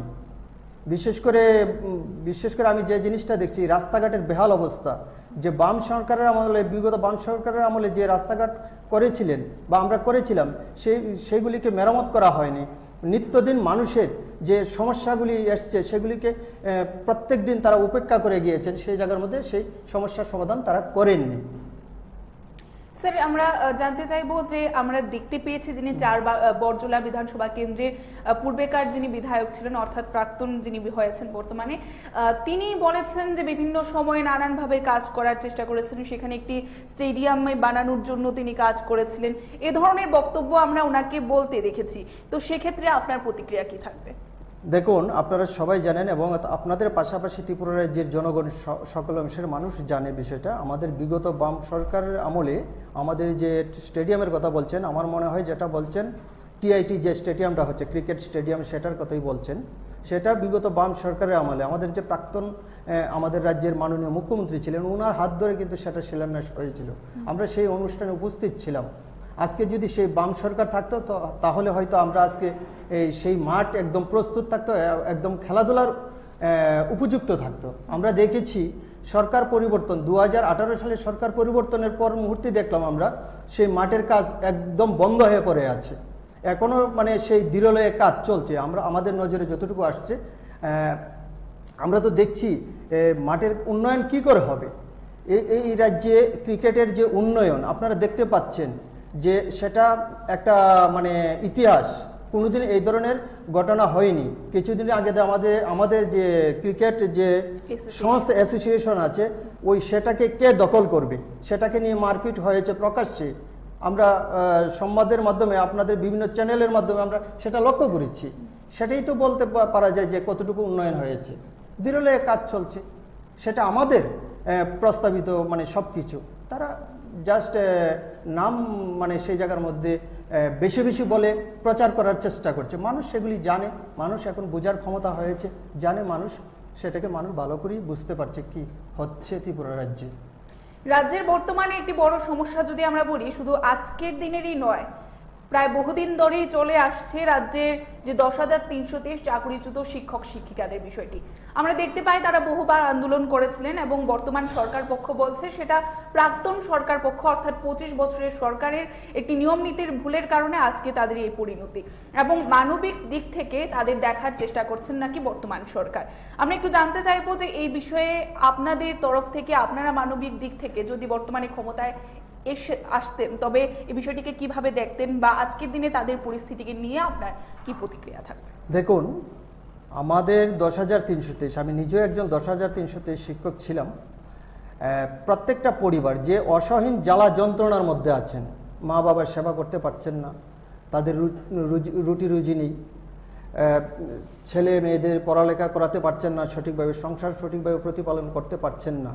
তৎকালীন সময়ে যখন সুপ্রিম কোর্টের আদেশ মূলে আমাদের চাকরিটা চলে যায়, আমাদের তৎকালীন বাম সরকার একটা বিকল্প ব্যবস্থা করেছিলেন। সেই জায়গার মধ্যেও আমরা দেখেছি এই 2018 নির্বাচনের প্রাক মুহূর্তে সে ভিশন ডকুমেন্টের নামে আমাদের 10,323কে নিয়ে প্রতারণা করা হয়েছে। সেই জায়গার মধ্যে ওরা বলেছিলেন সংবিধান সংশোধন করে, পার্লামেন্টে আইন সংশোধন করে তারা একটা ব্যবস্থা করবেন। সেই জায়গার মধ্যে আমরা দেখেছি 10,323-এর মধ্যে একটা আশার সঞ্চার তারা করেছিলেন হয়তো, কিন্তু সেই ক্ষেত্রে দেখলাম সেটা অসঠিক প্রসব করেছে, সেটা হয়নি। আমরা দেখলাম 2023 নির্বাচনের প্রাক মুহূর্তে সেই ভিশন ডকুমেন্টের যে প্রতিশ্রুতি সেটাকে ছেড়ে দিয়ে একটা অ্যাডভাইজারি কমিটি গঠন করেছিলেন আমাদের রাজ্যের বর্তমান মাননীয় মুখ্যমন্ত্রী। আমি সেদিন সেটাকে নিয়ে বিধানসভায় প্রশ্ন করেছিলাম, সেটাকে উনি উড়িয়ে দিলেন, সেটাকে পাত্তাই দিলেন না। আমি বলেছিলাম ওনাকে যে আপনার প্রসূত যে 10,323কে নিয়ে সুপ্রিম কোর্ট যে রায় দিয়েছেন, রায়টার ব্যাখ্যাটাকে সঠিকভাবে কি আছে তার মধ্যে সেটাকে দেখার জন্য অভিজ্ঞ ব্যক্তিদেরকে দিয়ে আপনি একটা কমিটি, অ্যাডভাইজারি কমিটি গঠন করেছেন। সেই কমিটির রিপোর্ট এই 31শে মার্চের মধ্যে প্রকাশ করার কথা এবং ওরা প্রকাশও করেছেন, কিন্তু আপনি সেটাকে সম্বন্ধে আপনি বিধানসভায় একটা বিবৃতি দেন, সেটা প্রকাশ করুন। সেই ক্ষেত্রে দেখলাম সেই জায়গার মধ্যে উনি সে বিবৃতি দিতে পারলেন না। উনি দেখছেন এখন সে যে বিবৃতি দিয়েছেন 10,323-এর পক্ষে যে কমিটি পক্ষে তারা রিপোর্টটা পেশ করেছেন, সেটার মধ্যে তো 10,323 এখন লাভবান হয়ে যাবে। সেই ক্ষেত্রে উনি সেই প্রশ্নের উত্তর দিতে অপারগ এবং উত্তর দেননি, সেটাকে এড়িয়ে গেলেন। আমরা যদি দেখি যে বর্তমান সরকার নানানভাবে বহুবার তাদের জন্য মানবিক দিক থেকে তাদের যে কথা রয়েছে, তারা বলেন যে মানবিক দিক থেকে তারা দেখার চেষ্টা করছেন, হয়তোবা শিক্ষকতায় নয়, যোগ্যতা অনুযায়ী তাদের জন্য বিভিন্ন বয়সের ছাড় দেওয়া হচ্ছে বিভিন্ন চাকরির ক্ষেত্রে। কিছুদিন পূর্বে গ্রুপ সি এবং গ্রুপ ডির একটা বিষয় তুলে ধরা হয়েছিল, সে বিষয়ে আপনি কি বলবেন? না, সেটা তো দেখুন মানে তারা মুখে বলছে, কতটুকু হচ্ছে বাস্তবায়ন হচ্ছে তাদের এটা তারাই জানে। আপনারা দেখেন STGT যেটা যে বেহাল অবস্থা, এরপরে আমাদের মানে এই যে বিভিন্ন দপ্তরে যে নিয়োগের যে বিজ্ঞপ্তি দেওয়া হচ্ছে, নিয়োগ তো আর হচ্ছে না। সেটা মুখে বলছে, কিন্তু কাজে সেটাকে বাস্তবায়ন করার কোনো রকম তাদের সদিচ্ছা নেই। আমরা সেই জায়গার মধ্যে ওনার কাছে আমরা চাইছিলাম সেদিন একটা জবাব আসবে, একটা পজিটিভ রেজাল্ট আসবে, পজিটিভ জবাব দেবেন। আমার মাধ্যমে হয়তো বিধানসভার মধ্যে আমাদের 10,323 একটা পজিটিভ উত্তর পাবেন ওনার মাধ্যমে, কিন্তু সেদিনও আমাদের 10,323 সেদিন হতাশাগ্রস্ত হয়েছেন। একটি কমিটি গঠন করা হয়েছে এখনো তাদের জন্য, সেই কমিটিকে কিভাবে দেখছেন আপনি? আমরা তো কমিটির যে রিপোর্ট দিয়েছেন আমাদের 10,323-এর পক্ষেই দিয়েছেন, কিন্তু সেটাকে উনি কেন ইমপ্লিমেন্ট করছেন না, সেটাকে কেন প্রকাশ্যে আনছেন না? আমি তো এখনো আপনাদের চ্যানেলের মাধ্যমে ওনাকে বলতে চাই, বিধানসভার মধ্যে যেটা বলেছিলাম আমি এখনো বলতে চাই, আপনি যে অ্যাডভাইজারি কমিটি সেটা গঠন করেছিলেন, আপনি সেটাকে প্রকাশ্যে আনুন, 10,323-কে কাজের মধ্যে নিয়ে যান। আজকে বিদ্যালয়গুলিতে শিক্ষক স্বল্পতা রয়েছে, বিশেষ করে আমাদের ঘরের ছেলে মেয়ে যারা আছেন তারাই বঞ্চিত হচ্ছে শিক্ষা থেকে। আমরা দেখছি এডিসি এলাকা থেকে শুরু করে আমাদের ত্রিপুরার যে বিভিন্ন এলাকা যে স্কুলগুলি আছে সেই জায়গার মধ্যে শিক্ষক স্বল্পতা রয়েছে। সেই জায়গার মধ্যে আমাদের যে 10,323-এর মধ্যেও যাদেরকে আপগ্রেড করার দরকার সেই সুযোগটুকু দিলে হয়ে যায়, সেটাকে করা যেতে পারে। আমরা এই যে বিগত যে মাধ্যমিক এবং উচ্চ মাধ্যমিক পরীক্ষায় আমরা দেখেছি যে প্রথম হয়েছেন এবং চতুর্থ হয়েছেন আমাদের 10,323-এর গড়ের ছেলে মেয়ে। আমরা অনেক আনন্দিত যে 10,323 কোনো অংশে কম নয়, তাদেরকে এত অবজ্ঞার নজরে বা 61% যে বিরোধী দল আমরা যারা অবস্থান করছি, 61% আমাদের ভোট। আজকে যারা সরকারের ক্ষমতায় আছেন 39% ভোট নিয়ে তারা সরকার পরিচালনা করছেন। সেই জায়গার মধ্যে আমাদের যে ভোট, বিশেষ করে আমরা বিভিন্ন যে কেন্দ্রগুলিতে আমরা দেখেছি সেটা ভোট ভাগাভাগি একটা হয়েছে, সেই জায়গাতে আমরা অনেকটা পিছিয়ে গেছি। সেই ক্ষেত্রে তারা সেই সুবিধাটুকু তারা নিতে পারছে, আমি সেটা মনে করব। সেই জন্য আমরা সেই সরকারটা গঠন করতে পারিনি, কিন্তু আমাদের ভোট পার্সেন্টেজ ভালো ছিল। স্যার, আমরা দেখতে পাই কিছুদিন পূর্বেই ত্রিপুরার ত্রয়োদশ বিধানসভার অধিবেশনে বাজেট পেশ হয়। বাজেটকে নিয়ে বিভিন্ন ক্ষেত্রে বিভিন্ন বক্তব্য রয়েছে, প্রত্যেকটি রাজনৈতিক দল তাকে নিয়ে বিরূপ প্রতিক্রিয়া রয়েছে, যারা বিরোধী রাজনৈতিক দলগুলির নেতৃত্বরা রয়েছেন। আপনাদের দলের নেতৃত্বরাও নানান বক্তব্য রেখেছেন, কিন্তু আপনি সেখানে উপস্থিত ছিলেন জয়ী বিধায়ক রূপে, সেই অধিবেশনে উপস্থিত ছিলেন। আপনি বাজেটকে কিভাবে দেখেছেন? সেই বাজেট যেটা করেছে সেটা জনগণের মুখরোচকর একটা বাজেট করেছেন। সেই জায়গার মধ্যে পরিষ্কার কোনো কিছুই নেই। তারা সেটা বলে দিয়েছেন সেটা হবে, ওইটা হবে, কিন্তু বাস্তবে কতটুকু হবে সেটা বিরোধী বাজেট, জনকল্যাণকর কোনো বাজেটের চেহারা আমরা সেই জায়গার মধ্যে দেখতে পাইনি। কেন এরকমটা মনে হচ্ছে? আমরা দেখছি তো তারা যেটা এই জায়গার মধ্যে রেখেছেন, বাজেটের মধ্যে রেখেছেন, সেটার কংক্রিট কোনো কিছুই দেখিনি, সেটা এলোমেলো। সেটার মধ্যে লক্ষ্য করা যায়, তারা লক্ষ্য করুন, তারা বিগত 18 থেকে এখন পর্যন্ত তারা যে কথাগুলি বলছেন, যে প্রতিশ্রুতিগুলি দিয়েছেন, সবটার উল্টো করেছেন। আপনি কি করে তাদের এই বক্তব্যটাকে আমরা পজিটিভ দৃষ্টিভঙ্গিতে নেব? সেটা তো করেনি তারা। যে ভিশন ডকুমেন্টের কথাই বলুন, তারা কতটা কি করেছে? কিছুই তো করেনি। তারা বলছে সব হয়ে গেছে, তার চেয়ে বেশিও করছে। আমরা দেখছি তো সেই জায়গার মধ্যে এখন মানুষের রুটি নেই, রুজি নেই, খাদ্য নেই। আজকে শিক্ষা, স্বাস্থ্য, পরিকাঠামো কিভাবে ভেঙে পড়েছে। আমাদের পাহাড়ি এলাকার, বিশেষ করে পাহাড়ি জনগণ কি অসহায় অবস্থার মধ্যে আছেন। আমাদের গ্রাম অঞ্চলে যে অবস্থা, খুবই দুর্বিষহ অবস্থা। কাজ নেই, রেগার কাজ নেই, টুয়েভের কাজ নেই, প্রত্যেককে কাজও দেওয়া হচ্ছে না, মানুষকে বঞ্চিত করা হচ্ছে সুযোগ সুবিধা থেকে, আজকে ভাতা থেকে বঞ্চিত করা হচ্ছে। এইগুলি চলছে প্রতিনিয়ত, আমরা লক্ষ্য করতে পারছি। তারা বাজেটকে তারা ফুলিয়ে ফাঁপিয়ে বলার চেষ্টা করলে কি হবে? কিছুই তো নেই সেই বাজেটের মধ্যে। আমরা দেখলাম স্যার, রাজ্যের যিনি প্রাক্তন উপমুখ্যমন্ত্রী অর্থাৎ জিষ্ণু দেববর্মন, তিনি বলেছিলেন যে বিরোধীদের কাজই শুধুমাত্র বসে বসে সেখানে সরকারের যে ভুলগুলো রয়েছে সেগুলোকে বাড়িয়ে ফাঁপিয়ে বলা, অর্থাৎ তাদের বা সরকার পক্ষের যে ভালো জিনিসগুলো রয়েছে সেগুলি নাকি বিরোধীদের বলতেই দেখা যায় না, সেই বিষয়টা তিনি বলেছিলেন। এ বিষয়ে আপনি কি বলবেন? দেখুন, আপনাদের মনে আছে হয়তো, আমি সেটা বলতে চাই, 2018 সালে যখন সরকার গঠন হয়, তৎকালীন আমাদের যে রাজ্যের মাননীয় মুখ্যমন্ত্রী মানিক সরকার মহোদয় ছিলেন, উনি কিন্তু বলেছিলেন, সেই সময়ের যে মুখ্যমন্ত্রী ত্রিপুরা রাজ্যের, ওনাকে বলেছিলেন যে আমরা বিরোধিতা করার জন্য বিরোধী আসনে বসবো না, আপনারা গঠনমূলক দৃষ্টিভঙ্গি নিয়ে কাজ করুন, সেটাকে যদি সমর্থন করতে হয় আমরা সেটাকে সমর্থন করব, আমরা সমালোচনায় প্রথম যাব না। কিন্তু সেটার উল্টাটা হয়েছে, এখন পর্যন্ত সেটাই হচ্ছে। কেন আমরা সেটাকে বিরোধিতা করব না? বিরোধিতা করার জন্য বিরোধী আসনে বসার সেটা নয়, কিন্তু সেটাকে গঠনমূলক কাজে পরিণত করতে হবে। তাদেরকে মানুষকে আশ্বস্ত করতে হবে। বাজেট মানেই যে বই পুস্তক বড়ে বড়ে মানে কিছু পরিকল্পনা নেওয়া, তাকে বাস্তবায়ন করা না, সেটা তো হতে পারে না। কি মনে করছেন যে এবারের যে বাজেট, সেখানে আমরা দেখতে পাই যিনি আপনাদের রাজ্য সম্পাদক রয়েছেন সিপিআইএম দলের, অর্থাৎ জিতেন্দ্র চৌধুরী স্যার বলেন যে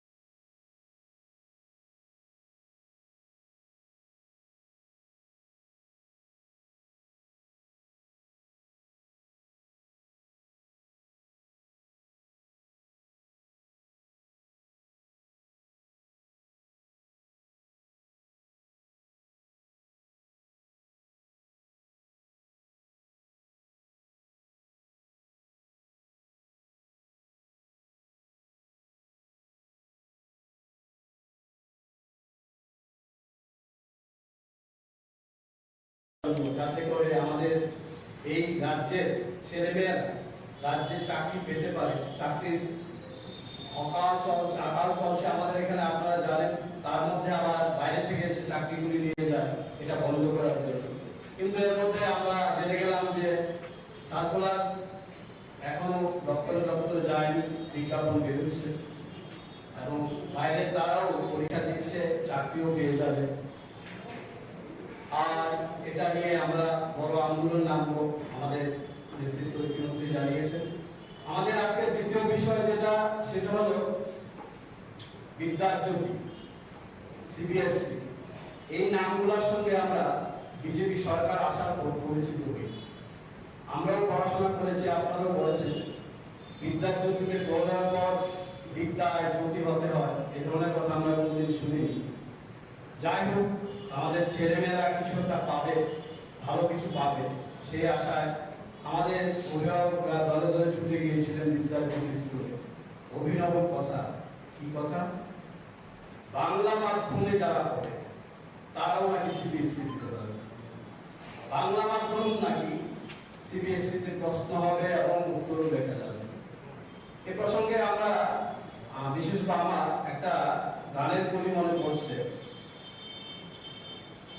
একটা গান ছিল, আজকে যিনি কয়লা মন্ত্রী কালকে দেখেন শিক্ষা, আজকে যিনি কয়লা মন্ত্রী কালকে দেখেন শিক্ষা, কয়লা কালো শিক্ষা নিয়ে আমরা পাই দীক্ষা।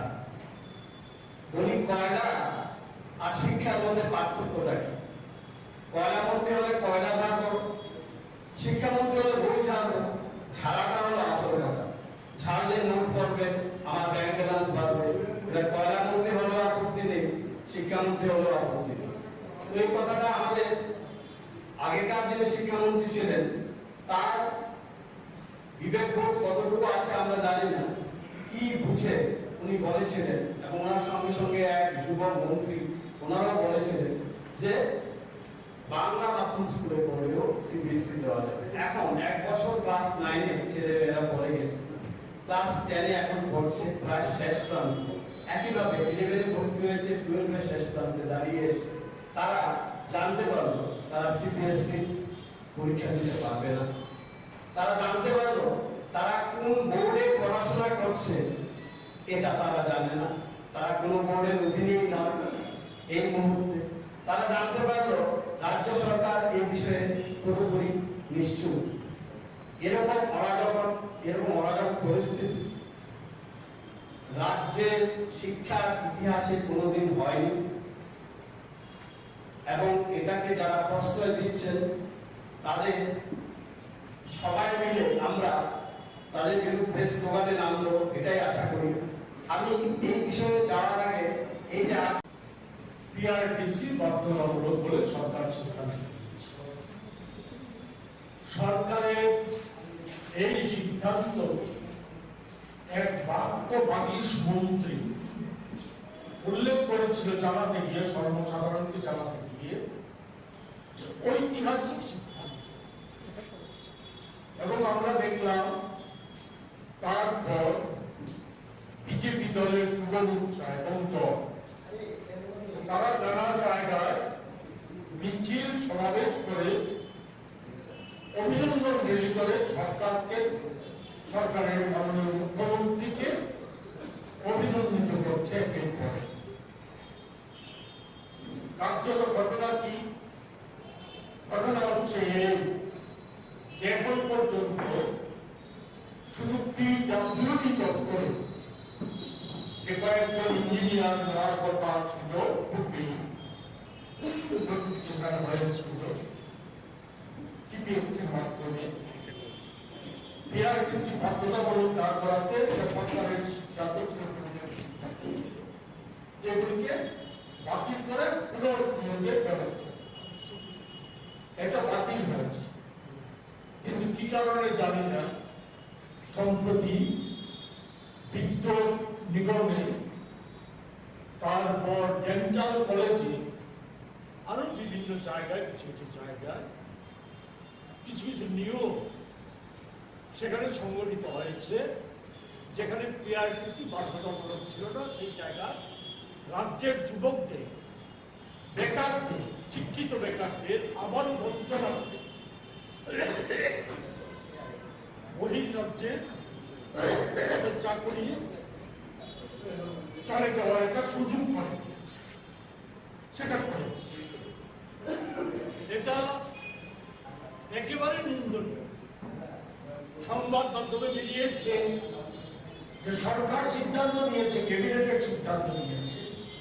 যেমন সরকারি অনেক সিদ্ধান্তকে মান্যতা দেওয়া হয়, সরকারি সিদ্ধান্ত, সরকারি ঘোষণা, এমনকি বিধানসভার যে সিদ্ধান্ত, সেই সিদ্ধান্তগুলো মান্যতা দেওয়া হয়। এই জিনিস চলে আসছে। এটা ক্যাবিনেটের সিদ্ধান্ত নেওয়ার পর যে নোটিফিকেশন করতে হয়, সংবাদ মাধ্যমে খবর বেরিয়েছে, সরকারের কোনো বক্তব্য নেই সেই সম্পর্কে খবর বেরিয়েছে যে নোটিফিকেশনটা এখনো হয়। সেখানে বিভিন্ন দপ্তর খেয়াল করছে মতো, যেমন ডেন্টাল কলেজ করেছে, বিদ্যুৎ নিগম করেছে, সেগুলি করেছে, খেয়াল করছে মতো করছে। টিপিএসসি সামনে আরো অনেক টিপিএসসি পরীক্ষা দেওয়ার সুযোগ করে দিচ্ছে, সেক্ষেত্রেও নিশ্চয়ই যে পিআরটিসি বাধ্যতামূলক না, সেই সিদ্ধান্ত কার্যকরী হবে। এতে আমরা উদ্বিগ্ন। এটা চলতে দেওয়া যায় না। এই টুকলুকি রাজত্ব এর চলতে দেওয়া যায় না। কোন রাজ্যে আমরা বসবাস করছি? কি অবস্থা? শুধু সরকারি সিদ্ধান্ত না, ক্যাবিনেট সিদ্ধান্ত না, বিধানসভায় বাজেট বাস্তবায়িত হয় না। এখনো খবর বেরিয়েছে, এখনো বাজেটে, গত বাজেটে 355 কোটি টাকা শুধু একটা দপ্তর, বিদ্যুৎ দপ্তরে অব্যাহত হয় পড়ে আছে। এটা কি রাজ্য চলছে? কি কমফর্ট দেওয়া আছে? মন্ত্রীরা ব্যস্ত আখের গোছানোর জন্য, নিজেদের আখের গোছানোর জন্য, সম্পত্তির বিস্তার ঘটানোর জন্য মুখ্যমন্ত্রী থেকে শুরু করে মন্ত্রীরা ব্যস্ত। দলীয় ভাবে তারা বিরোধীদের কোণঠাসা করে দিয়ে সেখানে দলীয় পদ যাতে সুরক্ষা করা যায় তার জন্য তারা ব্যস্ত। সরকারি কাজকর্ম ভুল্লায় যায়, সরকারি সিদ্ধান্ত সম্পর্ক ভুল্লায় যায়। একটার পর একটা দপ্তর আজকে যে ভয়ঙ্কর অবস্থা সৃষ্টি, আমার পাশে আছে পার্থ আচার্য মহাশয়, প্রদেশ কংগ্রেসের নেতা। উনি বললেন একটা বিষয় নির্দিষ্টভাবে বললেন, আমি শুধু উল্লেখ করতে চাই যেসব আপনারা অবগত আছে যে সিবিএসসিতে বিদ্যাজ্যোতি প্রকল্পে ইংরেজি মাধ্যম স্কুলকে আগে যুক্ত করা হয়েছিল।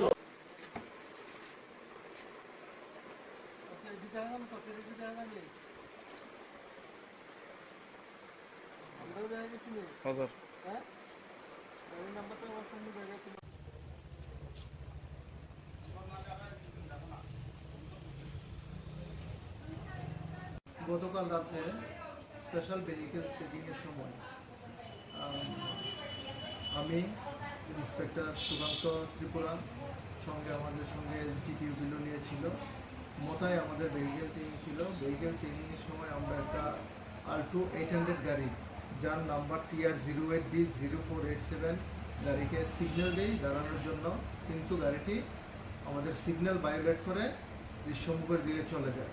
তখন আমরা গাড়ির পিছনে ধাওয়া করে গজারিয়া দেবীপুর থেকে গাড়িটিকে আমরা ডিটেন করি, কিন্তু গাড়ির ড্রাইভার পালিয়ে যায়। গাড়ি থেকে আমরা মোট 3 কার্টন 235 বোতল ফেন্সিডিল উদ্ধার করি এবং এই ব্যাপারে আমরা একটা স্পেসিফিক বিলোনিয়া থানাতে কেস রেজিস্টার করি, যার number 51/2023 under section 21C 2529 of NDPS act. যার বাজার মূল্য কত হবে? বাজার মূল্য মানে 1.5 লাখ টাকা হবে।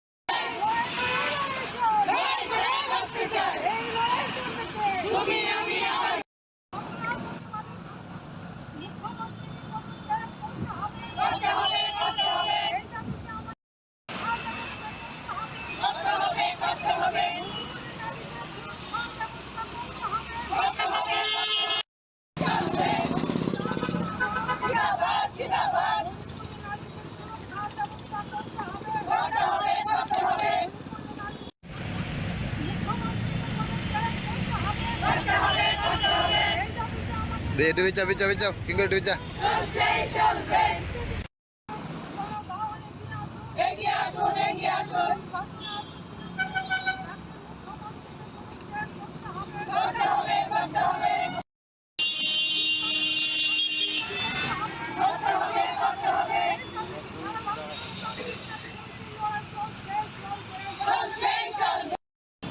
সারা ভারত গণতান্ত্রিক নারী সমিতি রাজ্য কমিটির সিদ্ধান্ত মোতাবেকে সদর বিভাগীয় কমিটির উদ্যোগে এই এলাকার আমাদের 4টা নারী সংগঠন লোকাল কমিটি, যেমন দক্ষিণ আগরতলা, পূর্ব আগরতলা, শহর আগরতলা এবং উত্তর আগরতলা, এই 4টা লোকাল কমিটির উদ্যোগে আমরা মণিপুরের সাম্প্রতিক কালের ঘটনাবলীর বিরুদ্ধে এখানে প্রতিবাদ বিক্ষোভে সমাবেশ আমরা সংগঠিত করেছি।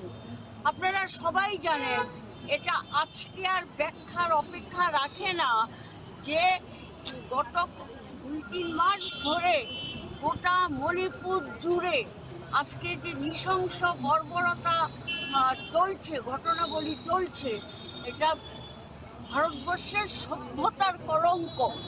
এটা আপনারা দেখেছেন যে সেখানে কুকি সম্প্রদায়ের 2জন মহিলাকে বিবস্ত্র করে রাস্তায় হাঁটানো হয়েছে। শুধু হাঁটানো নয়, পরে তাদের উপরে দলবদ্ধভাবে পাশবিক অত্যাচার করা হয়েছে। সংবাদে প্রকাশ পরে আরও 2টো ঘটনা বেরিয়ে এসেছে, আরও 2জন মহিলার উপরে গণধর্ষণ হয়েছে। এগুলো হচ্ছে প্রকাশিত সংবাদ, কিন্তু লোকচক্ষুর অন্তরালে কুকি সম্প্রদায়ের মেয়েদের উপরে নানাভাবেই সেখানে নির্যাতন, শ্লীলতাহানি, পাশবিক অত্যাচার এগুলো সংগঠিত হয়েছে।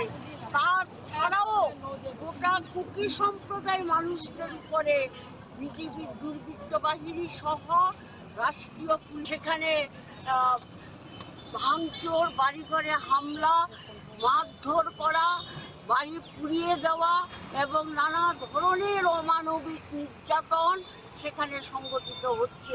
গোটা ভারতবর্ষের শুভবুদ্ধি সম্পন্ন মানুষ মণিপুরের ঘটনাতে আজকে বিচলিত এবং তারা প্রতিবাদ জানাচ্ছেন।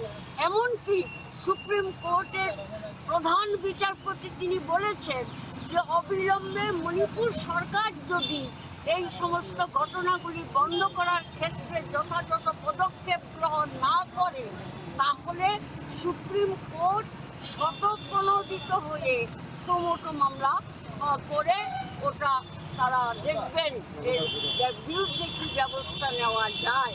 তা আমরা আজকে আমাদের এই বিক্ষোভ সমাবেশ থেকে আমরা দাবি করেছি অবিলম্বে মণিপুরের বীরেন্দ্র সিং মন্ত্রিসভার মুখ্যমন্ত্রীর পদ থেকে তাকে সরাতে হবে, তাকে বাতিল করতে হবে। আমরা দাবি করেছি যেই সমস্ত মেয়েদের উপরে যেই নারকীয় সমস্ত ঘটনা ঘটেছে সেগুলো যথাযথ তদন্ত করতে হবে এবং দোষীদের কঠোর শাস্তি বিধান করতে হবে। শাস্তি বিধানের নামে যে মামলা দায়ের করা হয় সেগুলো আইনের ফাঁক দিয়ে আসামিরা বেরিয়ে যায়। আমরা বলছি এমন আইনের ধারা দেওয়া দরকার যাতে আসামি পার না পায়। আমাদের 3 নম্বর দাবি হচ্ছে ক্ষতিগ্রস্ত, আক্রান্ত, সর্বশান্ত মানুষকে অবিলম্বে মণিপুর সরকার যেন যথাযথ পুনর্বাসনের ব্যবস্থা করে। এই 3টা দাবি মূলত আমাদের সামনে। আর আমাদের রাজ্যের নারী নির্যাতনের ঘটনাগুলো তো আছেই। নমস্কার, স্বাগত আপনাদের ত্রিপুরা নিউজ 8-এ। আমি আপনাদের সাথে আছি পূজা। আমরা প্রতিনিয়ত রাজ্যের বুকে যে সমস্যাগুলির চিত্র উঠে আসে তার কিছুটা আমরা ব্যক্ত করার আপনাদের সামনে চেষ্টা করি, তার কতটুকু সত্যতা রয়েছে। আমরা প্রতিনিয়ত দেখতে পাই যে সংবাদের শিরোনামে বা পত্রিকার প্রথম পৃষ্ঠাতেই রাজ্যের যে সরকারি বা বেসরকারি হাসপাতালগুলো রয়েছে তাতে পরিষেবাকে নিয়ে নানান অভিযোগ থাকে রোগীদের পরিবার পরিজনদের। আজকের দিনে আমরা সেই অভিযোগের ভিত্তিতে এসে পৌঁছই যে রাজ্যের সরকারি হাসপাতাল রয়েছে জিবি পন্থা হাসপাতালে, এবং আপনারা দেখতে পাচ্ছেন একটি আগরতলা স্মার্ট সিটির আন্ডারে যে জলের ব্যবস্থা রয়েছে সেই জলের ব্যবস্থার একটি ট্যাঙ্কের সামনে আমরা উপস্থিত রয়েছি, যেখানে আমরা প্রত্যেকেই জানি যে টাকা দিলে সেখানে জল দেওয়া হয়। যতটুকু আমাদের কাছে খবর রয়েছে জলের পরিষেবার বিষয়ে রোগীর পরিবার পরিজনরা যারা রয়েছে এবং সেই বিষয়টিকে কেন্দ্র করে হাসপাতালের আওতায় এই জলের ব্যবস্থা রয়েছে। কিন্তু এই জলের যে মেশিনটি রয়েছে সম্পূর্ণ মেশিনটি বর্তমানে বিকল অবস্থায় রয়েছে। আপনারা দেখতেই পাচ্ছেন যে জলের কোনো ব্যবস্থাপনাই নেই, কিন্তু জনগণের টাকা খেয়ে যাচ্ছে এই মেশিনটি। আপনারা দেখতেই পাচ্ছেন রাজ্যের স্মার্ট সিটির আন্ডারে যে জলের ব্যবস্থাপনা করে দেওয়া হয়েছে এবং সেই জলের বিষয়টিকে কেন্দ্র করেই কিন্তু হাসপাতালের বুকেও এই মেশিনটি রয়েছে এবং এমনটাই চিত্র কিন্তু আমরা দেখতে পাচ্ছি বর্তমানে উঠে আসতে। এবং অপর পাশে একটি নল দিয়ে ভেতর থেকে অনবরত জল বেরিয়ে যাচ্ছে এবং সেই জল ওয়েস্ট হচ্ছে বললেই চলে, অর্থাৎ সেই জল অপচয় আমরা দেখতে পাচ্ছি একেবারে ড্রেনের মাধ্যমে একটা রাস্তার মাধ্যমে কিন্তু সেই জলটিকে আমরা বেরিয়ে যেতে দেখছি। আপনারা দেখতেই পাচ্ছেন যে কতটুকু অপচয় হচ্ছে এবং সরকারের এই ধরনের ব্যবস্থাপনায় বা সরকারের এই ধরনের যে কার্যকলাপ রয়েছে তাকে নিয়ে কিন্তু অনেকটাই প্রশ্ন উঠে আসছে। অবশ্যই সরকারি সুযোগ সুবিধা দেওয়া হচ্ছে কিন্তু তার কিন্তু অপব্যবহার বা অপচয় হচ্ছে সেটা বললেই চলে। আপনারা দেখতেই পাচ্ছেন যে একজন ব্যক্তি সেখানে পয়সা দেবে কিন্তু তার পরবর্তীতে জল আসে কিনা সেটাই হচ্ছে দেখার। পয়সা কিন্তু চলে যায়, এবার জল আপনারা দেখতে পাচ্ছেন যে কোনোভাবেই জল আসছে না। তবে এই যে পয়সা মেশিনটি শুধুমাত্র জনগণের যে টাকা রয়েছে সেই টাকাই খেয়ে যাচ্ছে, কিন্তু জলের পরিষেবা দিচ্ছে না।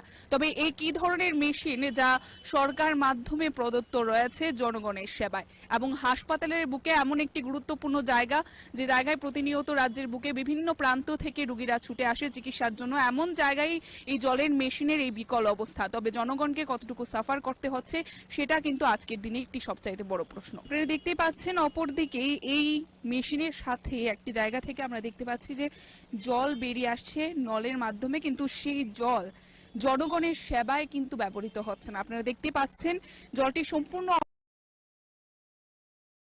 অপচয় হচ্ছে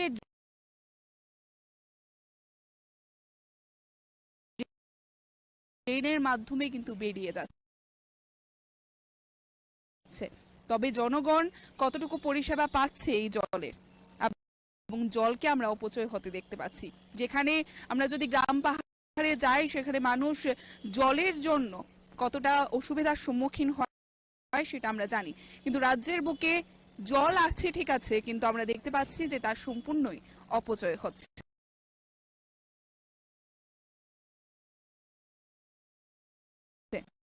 এবং অন্যদিকে মেশিন থাকা সত্ত্বেও রোগীর পরিবার পরিজন থেকে শুরু করে সাধারণ জনগণেরা পাচ্ছে না কোনো সুযোগ সুবিধা।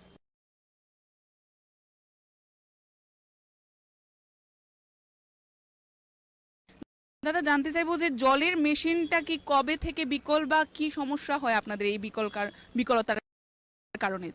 যে কারণটা হচ্ছে কি এখানে পয়সা দেওয়া হয়, জলটা আসে নাই।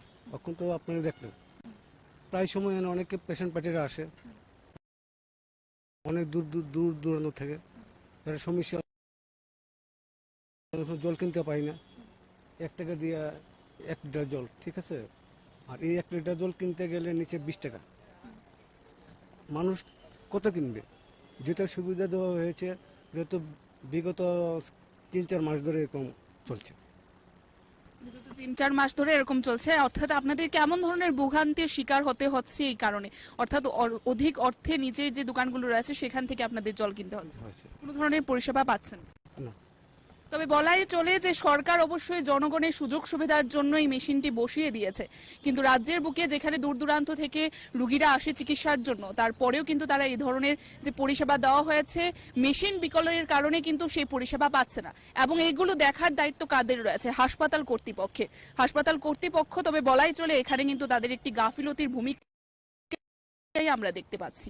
নমস্কার, স্বাগত আপনাদের ত্রিপুরা নিউজ 8-এ। আমি আপনাদের সাথে আছি পূজা। আমরা প্রতিনিয়ত রাজ্যের বুকে যে সমস্যাগুলির চিত্র উঠে আসে তার কিছুটা আমরা ব্যক্ত করার আপনাদের সামনে চেষ্টা করি, তার কতটুকু সত্যতা রয়েছে। আমরা প্রতিনিয়ত দেখতে পাই যে সংবাদের শিরোনামে বা পত্রিকার প্রথম পৃষ্ঠাতে রাজ্যের যে সরকারি বা বেসরকারি হাসপাতালগুলো রয়েছে তাতে পরিষেবাকে নিয়ে নানান অভিযোগ থাকে রোগীদের পরিবার পরিজনদের। আজকের দিনে আমরা সেই অভিযোগের ভিত্তিতে এসে পৌঁছই যে রাজ্যের সরকারি হাসপাতাল রয়েছে জিবি পন্থা হাসপাতালে, এবং আপনারা দেখতে পাচ্ছেন একটি আগরতলা স্মার্ট সিটির আন্ডারে যে জলের ব্যবস্থা রয়েছে সেই জলের ব্যবস্থার একটি ট্যাঙ্কের সামনে আমরা উপস্থিত রয়েছি, যেখানে আমরা প্রত্যেকেই জানি যে টাকা দিলে সেখানে জল দেওয়া হয়। যতটুকু আমাদের কাছে খবর রয়েছে জলের পরিষেবার বিষয়ে রোগীর পরিবার পরিজনরা যারা রয়েছে এবং সেই বিষয়টিকে কেন্দ্র করে হাসপাতালের আওতায় এই জলের ব্যবস্থা রয়েছে, কিন্তু এই জলের যে মেশিনটি রয়েছে সম্পূর্ণ মেশিনটি বর্তমানে বিকল অবস্থায় রয়েছে। আপনারা দেখতেই পাচ্ছেন যে জলের কোনো ব্যবস্থাপনাই নেই। কিন্তু শুভ সকাল। আমরুত 2 যে প্রকল্পের যে উদ্বোধন আজকে এখানে তো আগে হয়ে গেল, সেই উপলক্ষে এখানে মঞ্চে আসীন আছেন আমাদের সবার প্রিয় আগরতলা মিউনিসিপ্যাল কর্পোরেশনের মাননীয় মেয়র সাহেব Shri Dipak Majumdar, corporator ward number 33 এবং আমাদের সবার পরিচিত মুখ শ্রী অভিজিৎ মল্লিক মহোদয়, secretary urban government of Tripura Shri Abhishek Singh মহোদয়, Shri Rajat Pant, director urban development ডিপার্টমেন্টের, এবং Shyamalendu Bhowmik, chief engineer urban development ডিপার্টমেন্টের এবং ত্রিপুরা জল বোর্ডের। তাছাড়া ডায়াসের নিচ অফ দ্য ডায়াস এখানে কর্পোরেটর শ্রী বাপি দাস মহোদয় উপস্থিত আছেন, শ্রী তুষারকান্তি ভট্টাচার্য মহোদয় উপস্থিত আছেন, বিশিষ্ট সমাজসেবী সঞ্জয় সাহা এখানে উপস্থিত আছেন, এবং অন্যান্য আরও যারা এখানে এই ডিপার্টমেন্টের সাথে যুক্ত সমস্ত আধিকারিক এবং কর্মচারী বৃন্দ এবং এই এলাকার বিশিষ্ট ব্যক্তিবৃন্দ এবং আমার মিডিয়া বন্ধুরা, সবাইকে আমি আজকের এই শুভ মুহূর্তে আমি শুভেচ্ছা জানাচ্ছি। আমাদের যে বলছে ডাবল ইঞ্জিনের সরকার সবসময় আমরা বলি, কিন্তু এখন আছে এখানে আমাদের যে আরবান এরিয়ার থেকে আরম্ভ করে সমস্ত নগর পঞ্চায়েত, মিউনিসিপ্যালিটি এবং আগরতলা মিউনিসিপ্যাল কর্পোরেশনের সব জায়গায় কিন্তু আমাদের সরকার, মিনি সরকার এগুলো রয়েছে। এবং আপনি চিন্তা করুন, যারা আমাদের ওয়ার্ডের যারা কর্পোরেটররা আছেন বা মেম্বাররা আছেন বিভিন্ন জায়গায়, তারা কিন্তু মানুষের দ্বারা নির্বাচিত প্রতিনিধি। কিন্তু দেখুন প্রধানমন্ত্রী, মাননীয় প্রধানমন্ত্রী যেভাবে একের পর এক সাহায্য করছেন, ত্রিপুরা সরকারকে যেমন রাজ্য সরকারকে সাহায্য করছেন, আমরা সমস্ত মিউনিসিপ্যালিটি এরিয়াকে তাদেরকে আমরা সাহায্য করছি। তো এখানকার যারা কর্পোরেটর বা প্রতিনিধি, তারা কিন্তু সেইভাবে মানুষের কাছে পৌঁছতে পারছে যে সমস্যাগুলো, সেই সমস্যাগুলো তাদের পক্ষে ইজি হয়ে যাচ্ছে সামনে নিয়ে যাওয়া। জল আমাদের জন্য অত্যন্ত ইম্পর্টেন্ট বিষয়। যার বাড়িতে জল নেই সে বুঝতে পারে যে জলের কি প্রয়োজন। এখানে আজকে 51টা ওয়ার্ডের মধ্যে প্রায় 26টা ওয়ার্ড এখানে আজকে এই অমৃত ট্যুর যে উদ্বোধন হলো তার মাধ্যমে সেটা কাভারেজ হলো। বাকি ওয়ার্ডগুলো আমি খবর নিয়েছি যে বাকি ওয়ার্ডগুলো অলরেডি কাভারেজ আছে DWS এর মাধ্যমে, এবং সেইভাবে এখানে বিশুদ্ধ জল, পানীয় জল দেওয়া হচ্ছে। এখানে যেভাবে জলকে ডিপ টিউবওয়েলের মাধ্যমে জলকে পরিশোধিত করে মানুষের ঘরে ঘরে পৌঁছাবে এবং তার গুরুত্ব অনুধাবন করে যে জলকে অপচয় যেন না হয়, সেই বিষয়টা এখানে আমি যারাই আছেন তাদেরকে আমি আবেদন করব, সেই দিকে আপনারা নজর রাখবেন। আমরা বিভিন্ন জায়গায় ইনোভেটিভ যে আইডিয়া, তার মাধ্যমে ছড়ার জলকে আটকে ড্যামের মধ্যে রেখে তাকে পরিশোধিত করে পাহাড় পর্বত এলাকায় সেখানে আমরা পরিশোধিত জল দেওয়ার ব্যবস্থা করেছি। বিভিন্ন জায়গায় বিভিন্ন ডায়ার যে টিউবওয়েল সেখানে লাগানোর পর ডিপ টিউবওয়েল লাগিয়ে আমরা বিভিন্ন জায়গায় জলের যাতে কোনো সমস্যা না হয় সেই দিকে আমরা নজর রাখছি।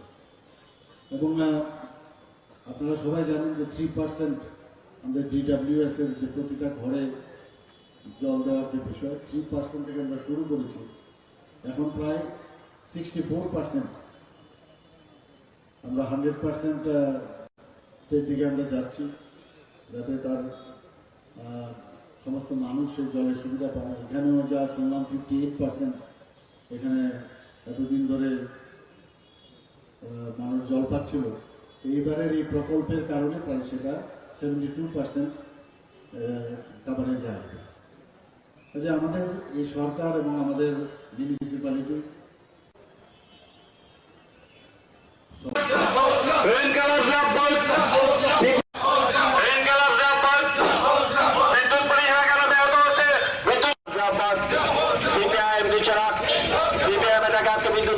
বিজেপি সরকার জবাব চাই, জবাব দাও। বিদ্যুৎ মন্ত্রী মিথ্যা ভাষণ অবিলম্বে বন্ধ করো। সরকার জবাব দাও। বিদ্যুৎ পরিষেবা কেন ভেঙে পড়ছে? বিদ্যুৎ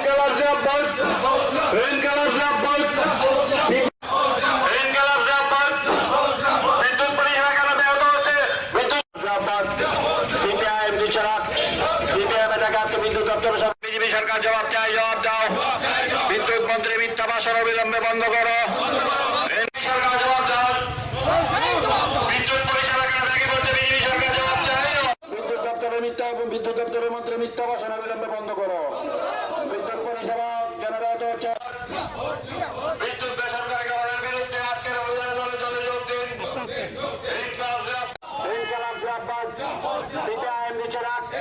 CPIM এলাকাকে বিদ্যুৎ দপ্তরের সামনে বিক্ষোভ অভিযানে দলে দলে যোগ দিন। বিজেপি সরকার জবাব চাই, জবাব দাও। পরিষেবা কেন ভেঙে পড়ছে? বিজেপি সরকার জবাব চাই, জবাব দাও। ব্যাপার স্যাপার নিয়ে মন্ত্রী বাহাদুরের মিথ্যা বক্তব্য চলছে না, চলবে না। বিদ্যুৎ সংক্রান্ত এখানে নতুন করে মানুষকে কায়দা করে প্রতারিত করতে চাইছে। এই প্রতারণার বিরুদ্ধে, এই আমাদের রাজ্যের মানুষের উপর যে আক্রমণ, এই আক্রমণের বিরুদ্ধে চলুন আমরা সবাই মিলে একসাথে প্রতিবাদ করি, প্রতিরোধ করি। এটা লাল ঝান্ডার প্রশ্ন না, এটা তেরঙ্গা ঝান্ডার প্রশ্ন না, এটা গেরুয়া ঝান্ডার প্রশ্ন না। দলমত নির্বিশেষে সবাই মিলে আমাদের রাজ্যের এই বিদ্যুৎ পরিকাঠামো ভেঙে পড়ার বিরুদ্ধে, বিদ্যুৎ পরিষেবা বিঘ্নিত হওয়ার বিরুদ্ধে, বিদ্যুৎ বেসরকারীকরণ করার বিরুদ্ধে এবং বিদ্যুৎ মাশুল অত্যাধিক হারে বৃদ্ধি করার যে ষড়যন্ত্র, সেই ষড়যন্ত্রের বিরুদ্ধে সবাই মিলে আমরা লড়াই করি। লড়াই ছাড়া আমাদের কাছে কোনো বিকল্প নাই। এই আহ্বান নিয়েই আমরা আজকে এখানে এই বিক্ষোভ কর্মসূচিতে সামিল হয়েছি। উপস্থিত আমাদের এই এলাকার সুধী সজ্জন মণ্ডলী, মা বোন এবং বন্ধুগণ, পথ দিয়ে যারা যাচ্ছেন, শ্রদ্ধেয় পথচারীরা, সবাইকে আমাদের সিপিআইএম এর পক্ষ থেকে অভিনন্দন জানাচ্ছি, লাল সালাম জানাচ্ছি। আপনারা জানেন, প্রখর এই রৌদ্রের তাপের মধ্যেও আমরা সিপিআইএম এর পূর্ব আগরতলা, দক্ষিণ আগরতলা, মধ্য আগরতলা এবং শহর আগরতলা এই এলাকার বন্ধুরা জরুরি ভিত্তিতে আজকে আমাদের রাজ্যের বিদ্যুৎ দপ্তরের যে হেডকোয়ার্টার, এই হেডকোয়ার্টারের সামনে বিক্ষোভ কর্মসূচিতে সামিল হয়েছি। আমাদের এই বিক্ষোভ না কোনো ব্যক্তির বিরুদ্ধে না, রাজনীতি করার জন্য না। আপনারা লক্ষ্য করেছেন, আমাদের রাজ্যে 2018 সালে বিজেপি সরকার প্রতিষ্ঠার পর ত্রিপুরা রাজ্যের সব ক্ষেত্রের সাথে সাথে বিদ্যুৎ দপ্তরেরও শোচনীয় অবস্থা। বিদ্যুৎ দপ্তর আজকে আমরা লক্ষ্য করছি, বিশেষ করে 2023 সালে বিজেপি সরকার প্রতিষ্ঠার পর আমাদের রাজ্যের সবচেয়ে যিনি সাংবাদিকদের ডেকে কথা বলেন, সবচেয়ে যিনি বেশি ভাষণ দিয়ে ঘুরে বেড়ান, এই ভদ্রলোক বিদ্যুৎ দপ্তরের মন্ত্রিত্ব পেয়েছেন। কিন্তু আমরা লক্ষ্য করছি এই বিদ্যুৎ দপ্তরের অবস্থা অসহনীয় অবস্থায় দাঁড়িয়েছে। কথা নেই, বার্তা নেই, দিনে 5 থেকে 7 বার সেখানে বিদ্যুৎ চলে যাচ্ছে। বিদ্যুৎ এমন আচরণ করছে, বিভিন্ন বিদ্যুতের যে জিনিসপত্র, যন্ত্রপাতি, সেগুলো জনসাধারণের ঘরে নষ্ট হয়ে যাচ্ছে। বিদ্যুৎ মন্ত্রীকে সাংবাদিকরা জিজ্ঞেস করলে উনি বলছেন এটা লোডশেডিং না, এটা নাকি পাওয়ার কাট। আমরা পাওয়ার কাটও বুঝি না, লোডশেডিংও বুঝি না। আমরা বিদ্যুতের পরিষেবা চাই। এই বিদ্যুতের পরিষেবা পাওয়ার জন্য আমরা আজকে এখানে উপস্থিত হয়েছি। গোটা রাজ্যে বিদ্যুতের পরিকাঠামো ভেঙে পড়েছে।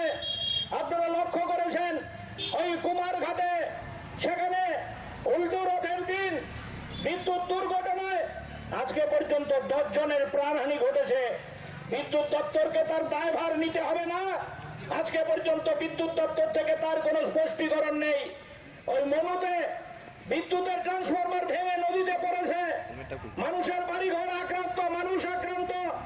বিদ্যুৎ দপ্তর নীরব ভূমিকা পালন করছে। আমরা লক্ষ্য করেছি, আপনারাও লক্ষ্য করেছেন। এটা আমার বক্তব্য না, আমি আগেই বলেছি, আমরা রাজনীতি করার জন্য এখানে আসিনি। আমরা লক্ষ্য করেছি 2018 সালের আগে রাজ্যে যখন বামফ্রন্ট সরকার ছিল, বিদ্যুৎ ক্ষেত্রে প্রায় বিপ্লব সংগঠিত হয়েছিল। আমাদের রাজ্যে তৎকালীন বিধানসভার মধ্যে আমাদের বিধায়করা, রাস্তার মধ্যে সাধারণ মানুষ লড়াই করে আমাদের রাজ্যে সেদিন পালাটানা প্রতিষ্ঠিত করেছিল। আমাদের রাজ্যে মনারচক প্রতিষ্ঠিত হয়েছিল। আমাদের রাজ্যের বরমুড়া তাপবিদ্যুৎ কেন্দ্রকে আধুনিকীকরণ করা হয়েছিল। আমাদের রাজ্যে বিদ্যুতে স্বয়ংসম্পূর্ণ হয়েছিল। শুনলে খুশি হবেন, আমাদের রাজ্যের বিদ্যুৎ আমাদের দেশ ছেড়ে বাইরে পর্যন্ত সেখানে রপ্তানি করার অবস্থা তৈরি হয়েছিল এবং আমাদের রাজ্য বিদ্যুৎ থেকে সেখানে আয় করা শুরু করেছিল। কিন্তু বামপন্থী সরকার গোটা রাজ্যে বিদ্যুতের যে উজ্জ্বল ছবি তৈরি করেছিল, এই উজ্জ্বল ছবি আজকে সম্পূর্ণভাবে ম্রিয়মান। এটা অসহনীয় অবস্থা।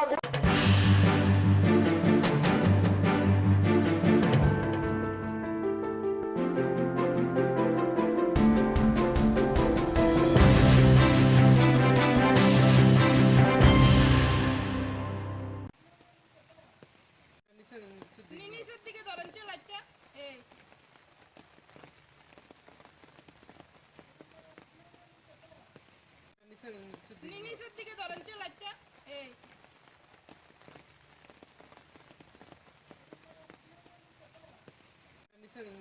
নিচের দিকে ধরেন লাইটটা এই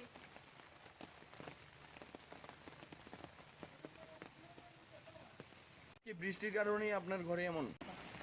এটা ধ্বজনগর পুলিশ লাইন। কত নম্বর ওয়ার্ড? এটা ওয়ার্ড নাম্বার 1 নম্বর ওয়ার্ড। কি হয়েছে আজকে? আজকে বৃষ্টি হয়েছে, বৃষ্টি অনেক পরে তো প্রচন্ড বৃষ্টি। বৃষ্টির পরই একদম পুরা বাড়ির মধ্যে জল ঢুকা, পুরা ঘরে রান্নাঘর পুরা জল, একদম পুরা জলে ভর্তি, একদম টুকটুক হয়ে গেছে। আমার সব জিনিসপত্র সব নষ্ট হয়ে গেছে। সোফা হইতে মানে কাগজপত্র সব কিছু আমি তুলতামও পারছি না, সব নষ্ট হয়েছে। কয়টা তুলুম, জল তো আটটা করে ঝাপ করে ঢুকে গেছে সবটা। এদিকে কি ড্রেনের ব্যবস্থা নেই নাকি? ড্রেনের কোনো ব্যবস্থা নাই, ড্রেন আর মাটি একদম সমান হয়ে গেছে, ড্রেনের কোনো চিহ্নই নেই। এদিকের এলাকার মানুষরা কইলে এই জন্য করতো না, রেকার কাজ করে না, ড্রেনের কাজ এটা হইতো না, আমরা অর্ডার দরখাস্ত জমা দিয়ে রাখছি, হয় না, এটা একটা কথা হইলো। বাড়ির মালিকের নাম কি? মালিকের নাম হচ্ছে সন্ধ্যা দাস। এই বিষয়ে আপনার পঞ্চায়েতের কর্তৃপক্ষকে জানিয়েছেন? সব জানিয়েছি আমরা দরখাস্ত অ্যাপ্লিকেশন পর্যন্ত লেখা দিয়েছি। কি বলেছে পঞ্চায়েত থেকে? পঞ্চায়েত থেকে কইতাছে শুধু করব। আচ্ছা, করব, কবে যে করব এটা আর কিছু কয় না, মানে শুধু করবই করব। এটা কোন পঞ্চায়েত? আরো ধ্বজনগর গ্রাম, ধ্বজনগর পুলিশ লাইন। এটা পুলিশ লাইন। পঞ্চায়েত প্রধান থেকে শুরু করে সেক্রেটারি তাদেরকে জানিয়েছেন? সবাইরে জানাইছি। কি বলেছে? সবাইরে জানানো হয়েছে, এমনকি মানে প্রণজিৎ সিংহের কাছে ওই কাগজ গেছে। এই ড্রেনের এলাকার বিধায়ক যিনি, হ্যাঁ, কি বলা হয়েছে? কইছে এটা করব, এখন হইতো না, এটা করতো না, এটা এখন করতো না। নিচের দিকে ধরেন লাইটটা এই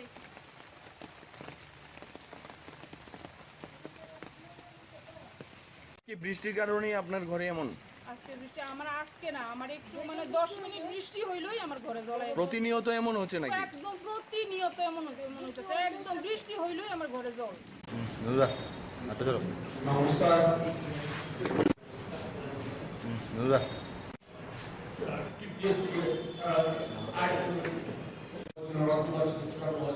এইসব নিয়ে প্রতারণা করা হয়েছে। এটা প্রতারিত সরকার বসে আছে, মানুষের সাথে জাল চুরি করছে, ফলে এইভাবে চলতে দেওয়া যায় না।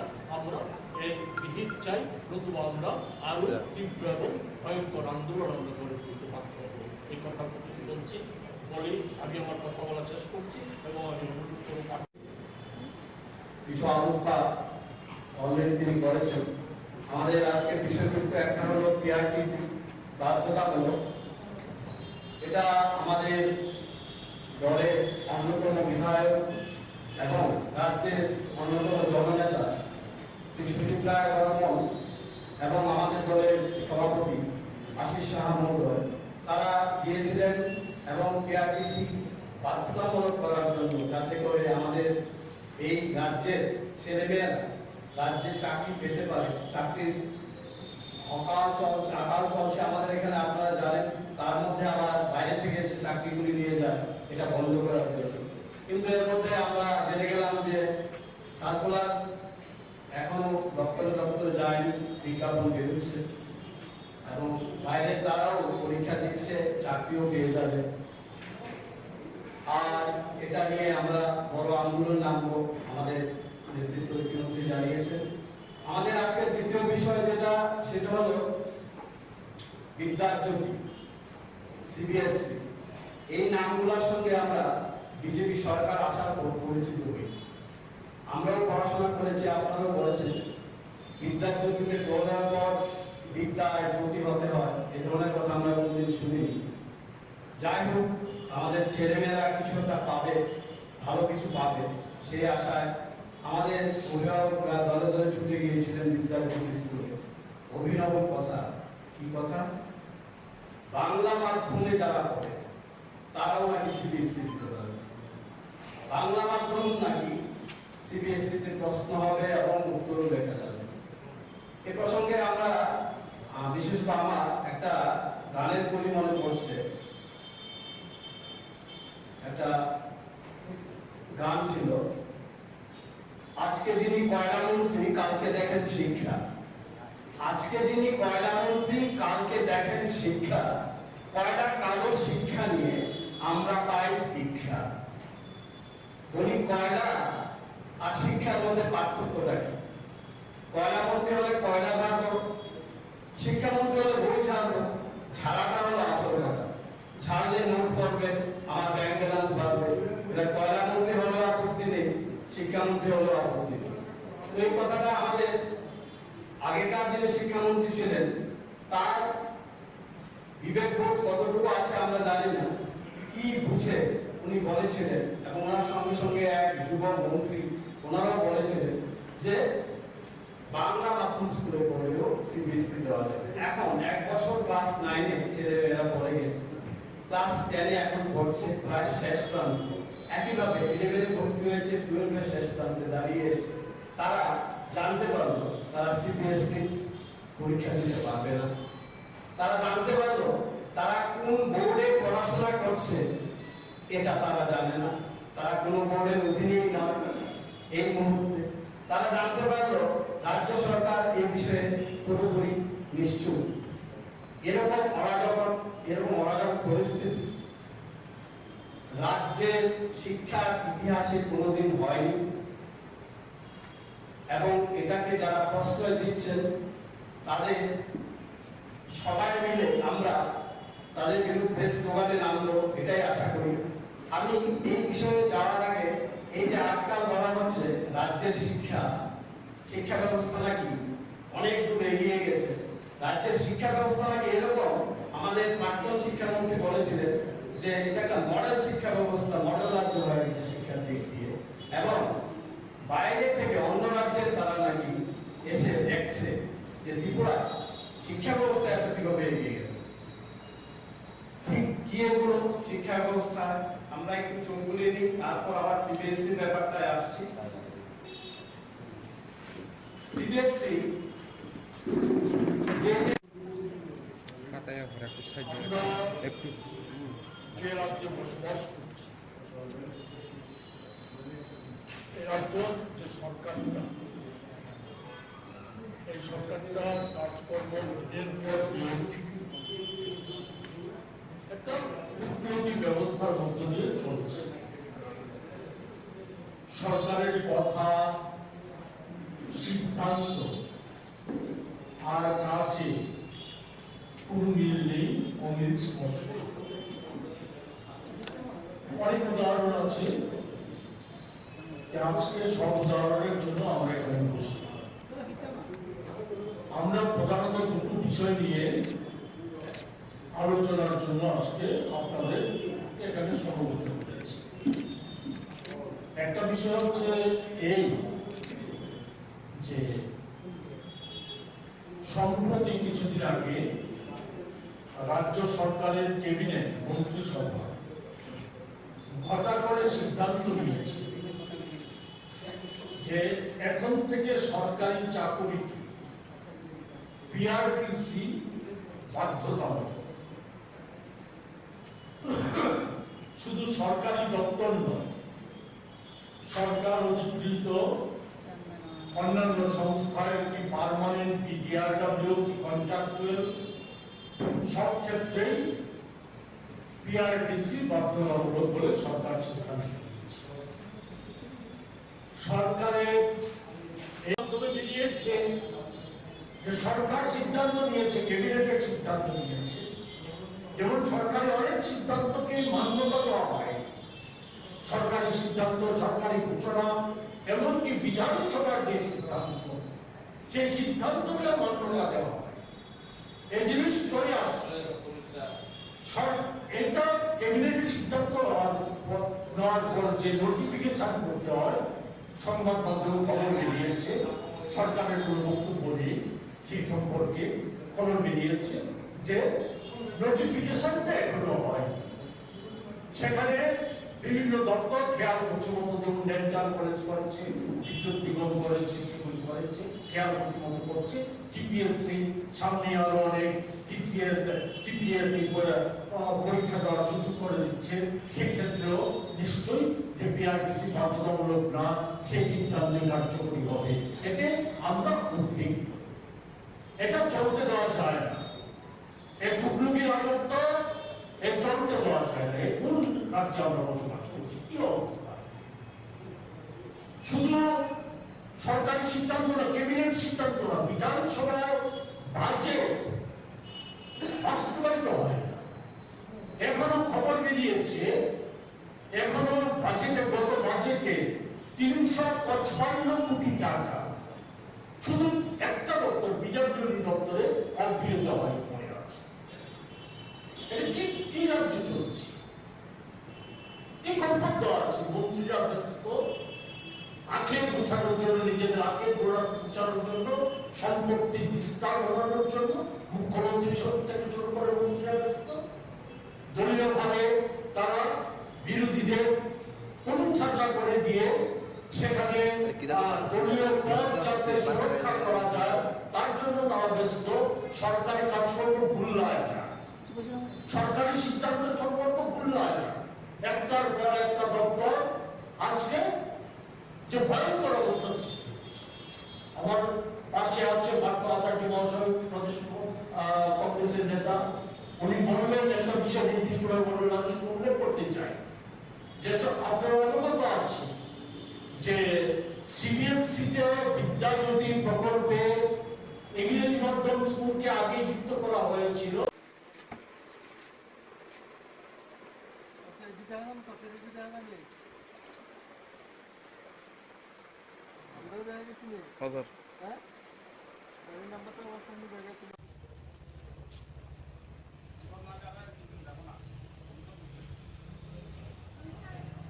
গতকাল রাতে স্পেশাল ভেহিকেল চেকিং এর সময় আমি ইন্সপেক্টর সুকান্ত ত্রিপুরা সঙ্গে আমাদের সঙ্গে এসডিপিও বিলোনিয়া ছিল, মোতায় আমাদের ভেহিকেল চেকিং ছিল। ভেহিকেল চেকিং এর সময় আমরা একটা আল্টো 800 গাড়ি, যার নাম্বার TR08D0487 গাড়িকে সিগন্যাল দেই দাঁড়ানোর জন্য, কিন্তু গাড়িটি আমাদের সিগন্যাল ভায়োলেট করে দৃশ্যমুখের দিকে চলে যায়।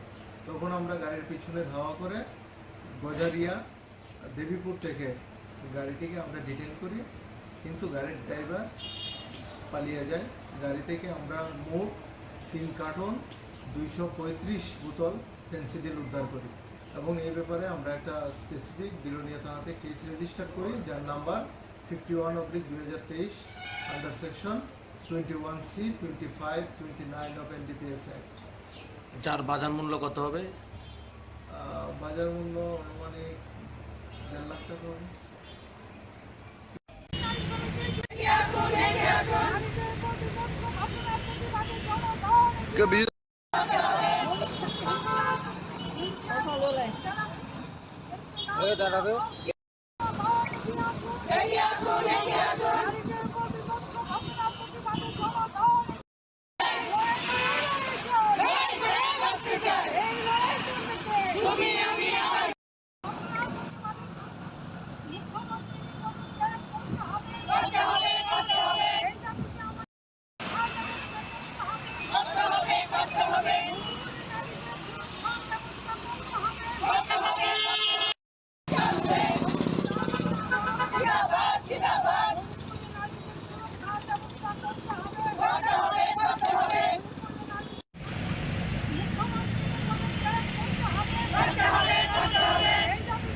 দে ডুবিচা বিচা বিচা কিংকর ডুবিচা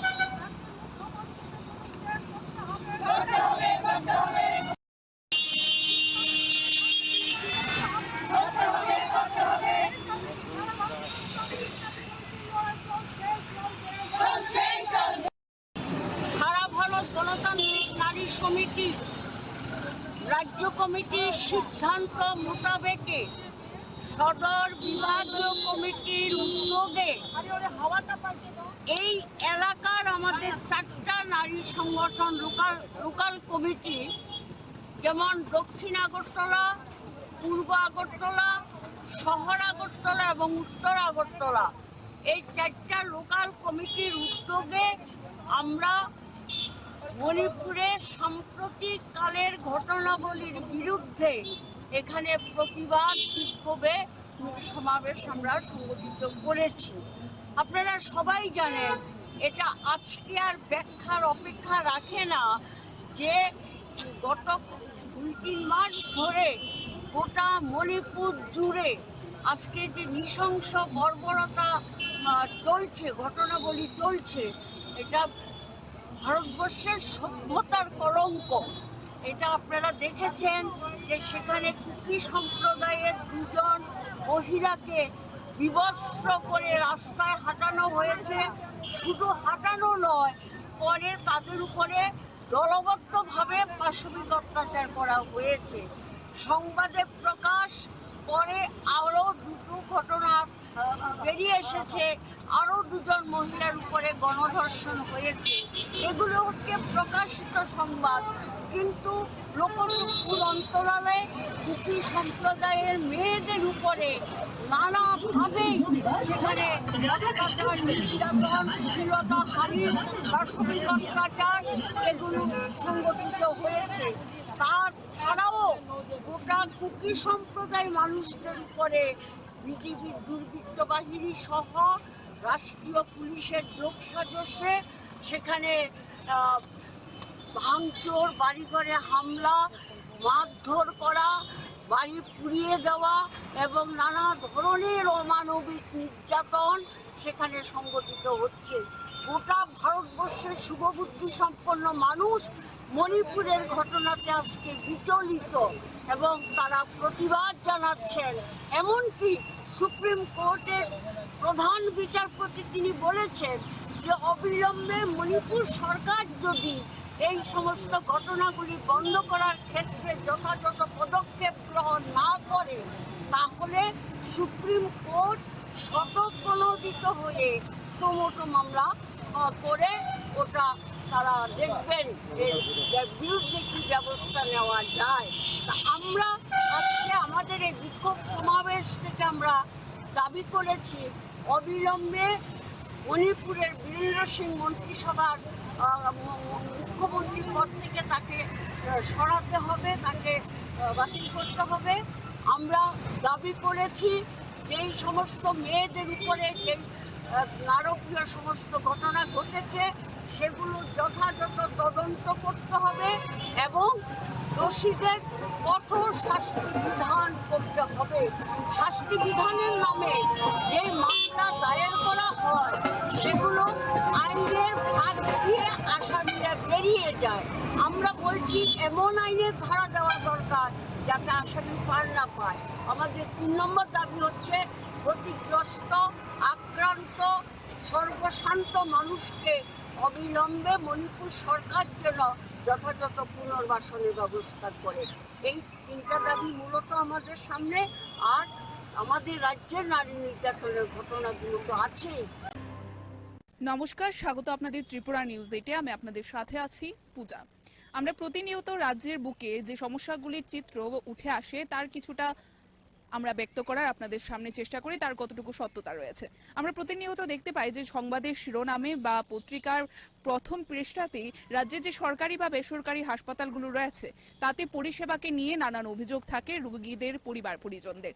আজকের দিনে আমরা সেই অভিযোগের ভিত্তিতে এসে পৌঁছই যে রাজ্যের সরকারি হাসপাতাল রয়েছে জিবি পন্থা হাসপাতালে, এবং আপনারা দেখতে পাচ্ছেন একটি আগরতলা স্মার্ট সিটির আন্ডারে যে জলের ব্যবস্থা রয়েছে সেই জলের ব্যবস্থার একটি ট্যাঙ্কের সামনে এমনটাই চিত্র কিন্তু আমরা দেখতে পাচ্ছি বর্তমানে উঠে আসতে, এবং অপর পাশে একটি নল দিয়ে ভেতর থেকে অনবরত জল বেরিয়ে যাচ্ছে এবং সেই জল ওয়েস্ট হচ্ছে বললেই চলে, অর্থাৎ সেই জল অপচয় আমরা দেখতে পাচ্ছি একেবারে ড্রেনের মাধ্যমে একটা রাস্তার মাধ্যমে কিন্তু সেই জলটিকে আমরা বেরিয়ে যেতে দেখছি। আপনারা দেখতেই পাচ্ছেন যে কতটুকু অপচয় হচ্ছে এবং সরকারের এই ধরনের ব্যবস্থাপনায় বা সরকারের এই ধরনের যে কার্যকলাপ রয়েছে তাকে নিয়ে কিন্তু অনেকটাই প্রশ্ন উঠে আসছে।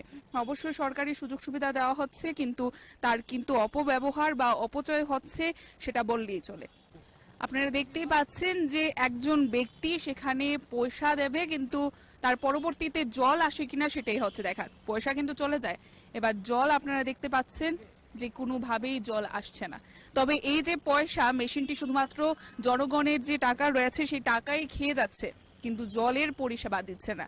তবে এই কি ধরনের মেশিন যা সরকার মাধ্যমে প্রদত্ত রয়েছে জনগণের সেবায়, এবং হাসপাতালের বুকে এমন একটি গুরুত্বপূর্ণ জায়গা, যে জায়গায় প্রতিনিয়ত রাজ্যের বুকে বিভিন্ন প্রান্ত থেকে রোগীরা ছুটে আসে চিকিৎসার জন্য, এমন জায়গায় এই জলের মেশিনের এই বিকল অবস্থা। তবে জনগণকে কতটুকু সাফার করতে হচ্ছে সেটা কিন্তু আজকের দিনে একটি সবচাইতে বড় প্রশ্ন। আপনারা দেখতে পাচ্ছেন অপরদিকে এই মেশিনের সাথে একটি জায়গা থেকে আমরা দেখতে পাচ্ছি যে জল বেরিয়ে আসছে নলের মাধ্যমে, কিন্তু সেই জল জনগণের সেবায় কিন্তু ব্যবহৃত হচ্ছে না। আপনারা দেখতে পাচ্ছেন জলটি সম্পূর্ণ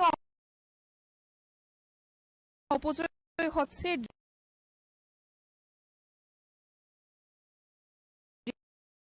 ড্রেনের মাধ্যমে কিন্তু বেরিয়ে যাচ্ছে। তবে জনগণ কতটুকু পরিষেবা পাচ্ছে এই জলের, এবং জলকে আমরা অপচয় হতে দেখতে পাচ্ছি। যেখানে আমরা যদি গ্রাম পাহাড়ে যাই সেখানে মানুষ জলের জন্য কতটা অসুবিধার সম্মুখীন হয় সেটা আমরা জানি, কিন্তু রাতের বুকে জল আছে ঠিক আছে, কিন্তু আমরা দেখতে পাচ্ছি যে তার শূন্যই অপচয় হচ্ছে।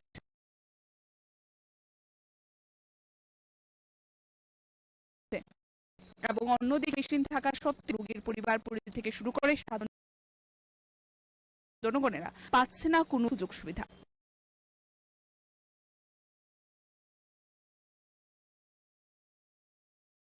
দাদা, জানতে চাইবো জলের মেশিনটা কি কবে থেকে বিকল, বা কি সমস্যা হয় আপনাদের বিকলতার কারণে? যে কারণটা হচ্ছে কি, পয়সা দেওয়া হয়, জল তো নাই।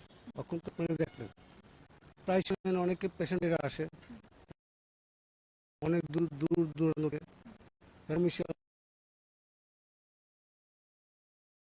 জলটা পাই না, 1 টাকা দিয়ে এক জল, ঠিক আছে। আর এই একটা জল কিনতে গেলে 20 টাকা। মানুষ কত কিনবে? যেটা সুবিধা দেওয়া হয়েছে, যেহেতু বিগত 3-4 মাস কম চলছে, 3 মাস ধরে এরকম চলছে, অর্থাৎ আপনাদের এমন ধরনের ভোগান্তির শিকার হতে হতে এই কারণে অধিক নিচের যে দোকানগুলো রয়েছে সেখান থেকে আপনাদের জল কিনতে হচ্ছে, কোনো ধরনের সেবা পাচ্ছেন না। তবে বলাই চলে সরকার অবশ্য জনগণের সুযোগ দেওয়ার জন্য এই মেশিনটি বসিয়ে দিয়েছে, কিন্তু রাজ্যকে যেখানে দূর দূরান্ত থেকে রোগী আসে চিকিৎসার জন্য, তারপরেও কিন্তু এই ধরনের পরিষেবা দেওয়া হয়েছে। মেশিন কলের কারণে তো সেই পরিষেবা পায় না, এবং এই দেখার দায়িত্ব কার রয়েছে? হাসপাতাল কর্তৃপক্ষে। হাসপাতাল কর্তৃপক্ষ তবে বলাই চলে কিন্তু তাদের একটি গাফিলতির ভূমিকা আমরা দেখতে পাই। নমস্কার, স্বাগত আপনাদের ত্রিপুরা নিউজে। এটা আমাদের সাথে আছি পূজা। আমরা প্রতিনিয়ত রাজ্যের বুকে যে সমস্যাগুলির চিত্র উঠে আসে তা কিছুটা আমরা ব্যক্ত করে আপনাদের সামনে চেক করি তার কতটুকু সত্যতা রয়েছে। প্রতিনিয়ত দেখতে যে সংবাদের নামে বা পত্রিকার প্রথম পৃষ্ঠাতে রাজ্যের যে সরকারি বেসরকারি হাসপাতালগুলো রয়েছে তাতে পরিষেবা নিয়ে নানান অভিযোগ থাকে রোগীদের পরিবার পরিজনদের। আজকের দিনে আমরা সেই অভিযোগের ভিত্তিতে এসে পৌঁছই যে রাজ্যের সরকারি হাসপাতাল রয়েছে জিবি পন্থা হাসপাতালে, এবং আপনারা দেখতে পাচ্ছেন একটি আগরতলা স্মার্ট সিটির আন্ডারে যে জলের ব্যবস্থা রয়েছে, এই জলের ব্যবস্থার এক ট্যাঙ্কের সামনে আমরা উপস্থিত রয়েছি, যেখানে আমরা প্রত্যেকে জানি যে টাকারে এখানে জল দেওয়া হয়। যতটুকু আমাদের খবর আছে জলের পরিষেবা বিষয়ে পরিবার পরিজন যারা রয়েছে এবং সেই বিষয়টি কেন্দ্র করে হাসপাতালের আওতায় এই জলের ব্যবস্থা রয়েছে, কিন্তু এই জলের যে মেশিনটি রয়েছে সম্পূর্ণ মেশিন বর্তমানে বিকল অবস্থায় রয়েছে। আপনারা দেখতে পাচ্ছেন যে জলের কোন ব্যবস্থাপনাই নেই, কিন্তু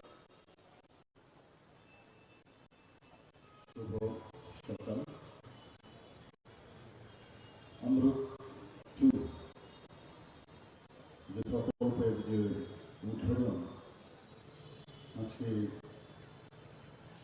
এখানে তো আগে হয়ে গেল, সেই উপলক্ষে এখানে মঞ্চে আসীন আছেন আমাদের সবার প্রিয় আগরতলা মিউনিসিপ্যাল কর্পোরেশনের মাননীয় মেয়র সাহেব Shri Dipak Majumdar, corporator ward number 33 এবং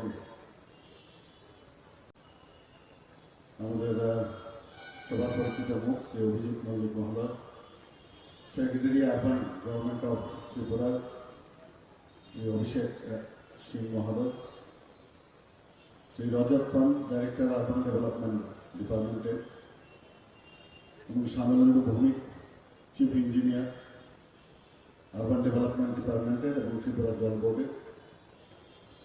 তাছাড়া ডায়াসের নিচে অফ দ্য ডায়াস এখানে কর্পোরেটর শ্রী বাপি দাস মহোদয় উপস্থিত আছেন, শ্রী তুষারকান্তি ভট্টাচার্য মহোদয় উপস্থিত আছেন, বিশিষ্ট সমাজসেবী সঞ্জয় সাহা এখানে উপস্থিত আছেন এবং অন্যান্য আরও যারা এখানে এই ডিপার্টমেন্টের সাথে যুক্ত সমস্ত আধিকারিক এবং কর্মচারীবৃন্দ এবং এই এলাকার বিশিষ্ট ব্যক্তিবৃন্দ এবং আমার মিডিয়া বন্ধুরা, সবাইকে আমি আজকের এই শুভ মুহূর্তে আমি শুভেচ্ছা জানাচ্ছি। আমাদের যে বলছে ডাবল ইঞ্জিনের সরকার সবসময় আমরা বলি, কিন্তু এখন আমরা দেখছি এখানে আমাদের যে আরবান এরিয়ার থেকে আরম্ভ করে সমস্ত নগর পঞ্চায়েত, মিউনিসিপ্যালিটি এবং আগরতলা মিউনিসিপ্যাল কর্পোরেশনের সব জায়গায় কিন্তু আমাদের সরকার, মিনি সরকার এগুলো রয়েছে। এবং আপনি চিন্তা করুন, যারা আমাদের ওয়ার্ডের যারা কর্পোরেটররা আছেন বা মেম্বাররা আছেন বিভিন্ন জায়গায়, তারা কিন্তু মানুষের দ্বারা নির্বাচিত প্রতিনিধি। কিন্তু দেখুন প্রধানমন্ত্রী, মাননীয় প্রধানমন্ত্রী যেভাবে একের পর এক সাহায্য করছেন, ত্রিপুরা সরকারকে যেমন রাজ্য সরকারকে সাহায্য করছেন, আমরা সমস্ত মিউনিসিপ্যালিটি এরিয়াকে তাদেরকে আমরা সাহায্য করছি। এখানকার যারা কর্পোরেটর বা প্রতিনিধি তারা কিন্তু সেইভাবে মানুষের কাছে পৌঁছতে পারছে যে সমস্যাগুলো, সেই সমস্যাগুলো তাদের পক্ষে ইজি হয়ে যাচ্ছে সামনে নিয়ে যাওয়া। জল আমাদের জন্য অত্যন্ত ইম্পর্টেন্ট বিষয়। যার বাড়িতে জল নেই সে বুঝতে পারে যে জলের কি প্রয়োজন। এখানে আজকে 51টা ওয়ার্ডের মধ্যে প্রায় 26টা ওয়ার্ড এখানে আজকে এই অমৃত ট্যুর যে উদ্বোধন হলো তার মাধ্যমে সেটা কাভারেজ হলো। বাকি ওয়ার্ডগুলো আমি খবর নিয়েছি যে বাকি ওয়ার্ডগুলো অলরেডি কাভারেজ আছে ডিডব্লিউএস এর মাধ্যমে, এবং সেইভাবে এখানে বিশুদ্ধ জল, পানীয় জল দেওয়া হচ্ছে। এখানে যেভাবে জলকে ডিপ টিউবওয়েলের মাধ্যমে জলকে পরিশোধিত করে মানুষের ঘরে ঘরে পৌঁছাবে এবং তার গুরুত্ব অনুধাবন করে যে জলকে অপচয় যেন না হয়, সেই বিষয়টা এখানে আমি যারাই আছেন তাদেরকে আমি আবেদন করব, সেই দিকে আপনারা নজর রাখবেন। আমরা বিভিন্ন জায়গায় ইনোভেটিভ যে আইডিয়া, তার মাধ্যমে ছড়ার জলকে আটকে ড্যামের মধ্যে রেখে তাকে পরিশোধিত করে পাহাড় পর্বত এলাকায় সেখানে আমরা পরিশোধিত জল দেওয়ার ব্যবস্থা করেছি। বিভিন্ন জায়গায় বিভিন্ন ডায়ার যে টিউবওয়েল সেখানে লাগানোর পর ডিপ টিউবওয়েল লাগিয়ে আমরা বিভিন্ন জায়গায় জলের যাতে কোনো সমস্যা না হয় সেই দিকে আমরা নজর রাখছি। এবং আপনারা সবাই জানেন যে 3% আমাদের ডিডব্লিউএস এর যে প্রতিটা ঘরে জল দেওয়ার যে বিষয়, 3% থেকে আমরা শুরু করেছি। এখন প্রায় 64% আমরা 100% এর দিকে আমরা যাচ্ছি, যাতে তার সমস্ত মানুষ সেই জলের সুবিধা পায়। এখানেও যা শুনলাম 58% এখানে এতদিন ধরে মানুষ জল পাচ্ছিল, তো এইবারের এই প্রকল্পের কারণে প্রায় সেটা 72% কাভারেজে আসবে। কাজে আমাদের এই সরকার এবং আমাদের মিউনিসিপ্যালিটি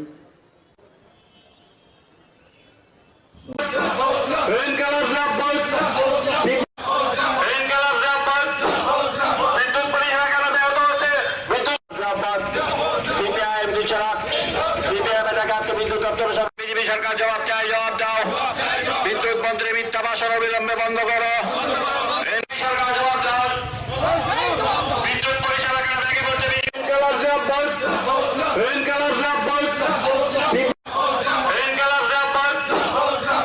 পরিষেবা কেন ব্যাহত হচ্ছে? বিদ্যুৎ সিপিআইএম সিপিআইএম এলাকাকে বিদ্যুৎ দপ্তর বিজেপি সরকার জবাব চাই, জবাব দাও। বিদ্যুৎ মন্ত্রী মিথ্যা ভাষণ অবিলম্বে বন্ধ করো। সরকার জবাব দাও। বিদ্যুৎ পরিষেবা কেন ভেঙে পড়ছে? বিজেপি সরকার জবাব চাই। বিদ্যুৎ দপ্তরের মন্ত্রী মিথ্যা ভাষণ অবিলম্বে বন্ধ করো। বিদ্যুৎ পরিষেবা জেনারেটর চাই। বিদ্যুৎ বেসরকারীকরণের বিরুদ্ধে আজকের অভিযানে দলে দলে যোগ দিন। সিপিআইএম দিচ্ছে না, সিপিআইএম এটাকে আজকে বিদ্যুৎ দপ্তরের সামনে বিক্ষোভ অভিযানে দলে দলে যোগ দিন। বিজেপি সরকার জবাব চাই, জবাব দাও। পরিষেবা কেন ভেঙে পড়ছে, বিজেপি সরকার জবাব চাই, জবাব দাও। ব্যাপার স্যাপার নিয়ে মন্ত্রী বাহাদুরের মিথ্যা বক্তব্য চলছে না, চলবে না। বিদ্যুৎ সংক্রান্ত নতুন করে মানুষকে কায়দা করে প্রতারিত করতে চাইছে। এই প্রতারণার বিরুদ্ধে এই আমাদের রাজ্যের মানুষের উপর যে আক্রমণ, এই আক্রমণের বিরুদ্ধে চলুন আমরা সবাই মিলে একসাথে প্রতিবাদ করি, প্রতিরোধ করি। এটা লাল ঝান্ডার প্রশ্ন না, এটা তেরঙ্গা ঝান্ডার প্রশ্ন না, এটা গেরুয়া ঝান্ডার প্রশ্ন না। দলমত নির্বিশেষে সবাই মিলে আমাদের রাজ্যের এই বিদ্যুৎ পরিকাঠামো ভেঙে পড়ার বিরুদ্ধে, বিদ্যুৎ পরিষেবা বিঘ্নিত হওয়ার বিরুদ্ধে, বিদ্যুৎ বেসরকারীকরণ করার বিরুদ্ধে এবং বিদ্যুৎ মাশুল অত্যাধিক হারে বৃদ্ধি করার যে ষড়যন্ত্র, সেই ষড়যন্ত্রের বিরুদ্ধে সবাই মিলে আমরা লড়াই করি। লড়াই ছাড়া আমাদের কাছে কোনো বিকল্প নাই। এই আহ্বান নিয়েই আমরা আজকে এখানে এই বিক্ষোভ কর্মসূচিতে সামিল হয়েছি। উপস্থিত আমাদের এই এলাকার সুধী সজ্জন মন্ডলী, মা বোন এবং বন্ধুগণ, পথ দিয়ে যারা যাচ্ছেন, শ্রদ্ধেয় পথচারীরা, সবাইকে আমাদের সিপিআইএম এর পক্ষ থেকে অভিনন্দন জানাচ্ছি, লাল সালাম জানাচ্ছি। আপনারা জানেন প্রখর এই রৌদ্রের তাপের মধ্যেও আমরা সিপিআইএম এর পূর্ব আগরতলা, দক্ষিণ আগরতলা, মধ্য আগরতলা এবং শহর আগরতলা এই এলাকার বন্ধুরা জরুরি ভিত্তিতে আজকে আমাদের রাজ্যের বিদ্যুৎ দপ্তরের যে হেডকোয়ার্টার, এই হেডকোয়ার্টারের সামনে বিক্ষোভ কর্মসূচিতে সামিল হয়েছি। আমাদের এই বিক্ষোভ না কোনো ব্যক্তির বিরুদ্ধে না, রাজনীতি করার জন্য না। আপনারা লক্ষ্য করেছেন আমাদের রাজ্যে 2018 সালে বিজেপি সরকার প্রতিষ্ঠার পর ত্রিপুরা রাজ্যের সব ক্ষেত্রের সাথে সাথে বিদ্যুৎ দপ্তরেরও শোচনীয় অবস্থা। বিদ্যুৎ দপ্তর আজকে আমরা লক্ষ্য করছি, বিশেষ করে 2023 সালে বিজেপি সরকার প্রতিষ্ঠার পর আমাদের রাজ্যের সবচেয়ে যিনি সাংবাদিকদের ডেকে কথা বলেন, সবচেয়ে যিনি বেশি ভাষণ দিয়ে ঘুরে বেড়ান, এই ভদ্রলোক বিদ্যুৎ দপ্তরের মন্ত্রিত্ব পেয়েছেন। কিন্তু আমরা লক্ষ্য করছি এই বিদ্যুৎ দপ্তরের অবস্থা অসহনীয় অবস্থায় দাঁড়িয়েছে। কথা নেই, বার্তা নেই। দিনে 5 থেকে 7 বার সেখানে বিদ্যুৎ চলে যাচ্ছে। বিদ্যুৎ এমন আচরণ করছে, বিভিন্ন বিদ্যুতের যে জিনিসপত্র, যন্ত্রপাতি, সেগুলো জনসাধারণের ঘরে নষ্ট হয়ে যাচ্ছে। বিদ্যুৎ মন্ত্রীকে সাংবাদিকরা জিজ্ঞেস করলে উনি বলছেন এটা লোডশেডিং না, এটা নাকি পাওয়ার কাট। আমরা পাওয়ার কাটও বুঝি না, লোডশেডিংও বুঝি না। আমরা বিদ্যুতের পরিষেবা চাই। এই বিদ্যুতের পরিষেবা পাওয়ার জন্য আমরা আজকে এখানে উপস্থিত হয়েছি। গোটা রাজ্যে বিদ্যুতের পরিকাঠামো ভেঙে পড়েছে। আপনারা লক্ষ্য করেছেন ওই কুমারঘাটে, সেখানে উল্টো রথের দিন বিদ্যুৎ দুর্ঘটনায় আজকে পর্যন্ত 10 জনের প্রাণহানি ঘটেছে। বিদ্যুৎ দপ্তরকে তার দায়ভার নিতে হবে না? আজকে পর্যন্ত বিদ্যুৎ দপ্তর থেকে তার কোনো স্পষ্টীকরণ নেই। ওই মনুতে বিদ্যুতের ট্রান্সফরমার ভেঙে নদীতে পড়েছে, মানুষের বাড়িঘর আক্রান্ত, মানুষ আক্রান্ত। বিদ্যুৎ দপ্তর নীরব ভূমিকা পালন করছে। আমরা লক্ষ্য করেছি, আপনারাও লক্ষ্য করেছেন। এটা আমার বক্তব্য না, আমি আগেই বলেছি আমরা রাজনীতি করার জন্য এখানে আসিনি। আমরা লক্ষ্য করেছি 2018 সালের আগে রাজ্য যখন বামফ্রন্ট সরকার ছিল, বিদ্যুৎ ক্ষেত্রে প্রায় বিপ্লব সংগঠিত হয়েছিল। আমাদের রাজ্যে তৎকালীন বিধানসভার মধ্যে আমাদের বিধায়করা, রাস্তার মধ্যে সাধারণ মানুষ লড়াই করে আমাদের রাজ্যে সেদিন পালাটানা প্রতিষ্ঠিত করেছিল। আমাদের রাজ্যে মনারচক প্রতিষ্ঠিত হয়েছিল। আমাদের রাজ্যের বর্মনা তাপবিদ্যুৎ কেন্দ্রকে আধুনিকীকরণ করা হয়েছিল। আমাদের রাজ্যে বিদ্যুতে স্বয়ংসম্পূর্ণ হয়েছিল।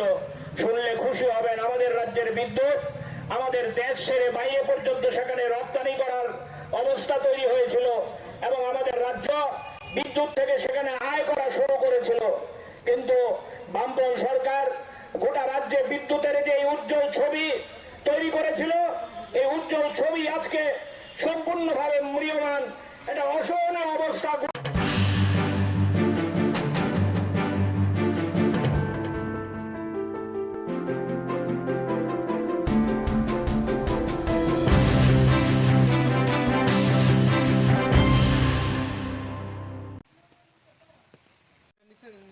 নিচের দিকে ধরেন লাইটটা, এই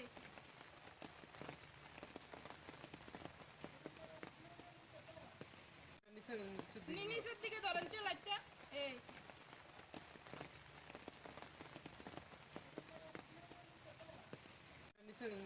নিচের দিকে ধরেন লাইটটা, এই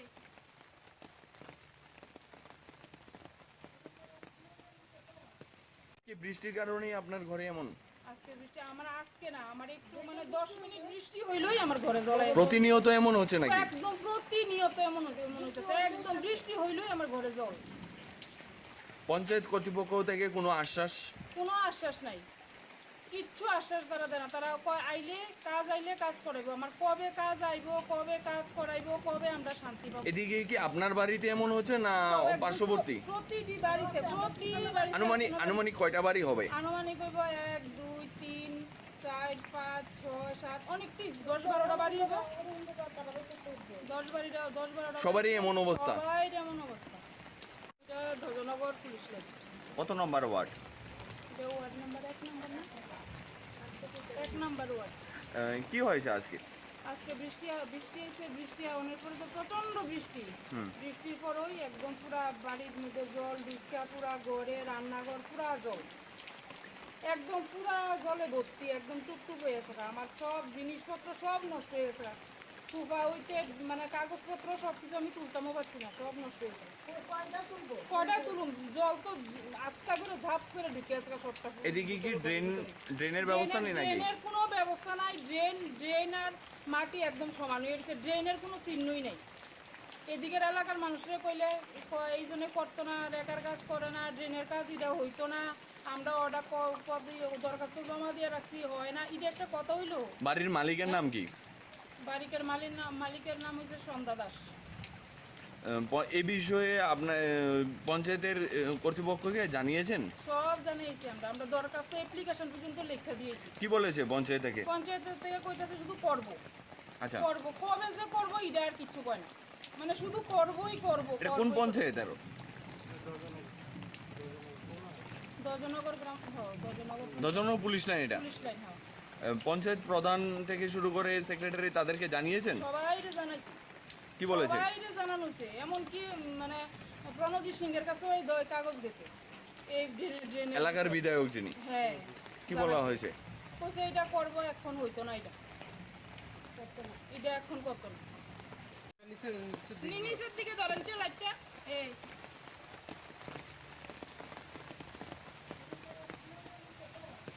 কি বৃষ্টির কারণেই আপনার ঘরে এমন? আজকে বৃষ্টি আমার আজকে না, আমার একটু 10 মিনিট বৃষ্টি হইলই আমার ঘরে জল। প্রতিনিয়ত এমন হচ্ছে নাকি? একদম প্রতিনিয়ত এমন হচ্ছে, একদম বৃষ্টি হইল ঘরে জল। আচ্ছা চলো। নমস্কার।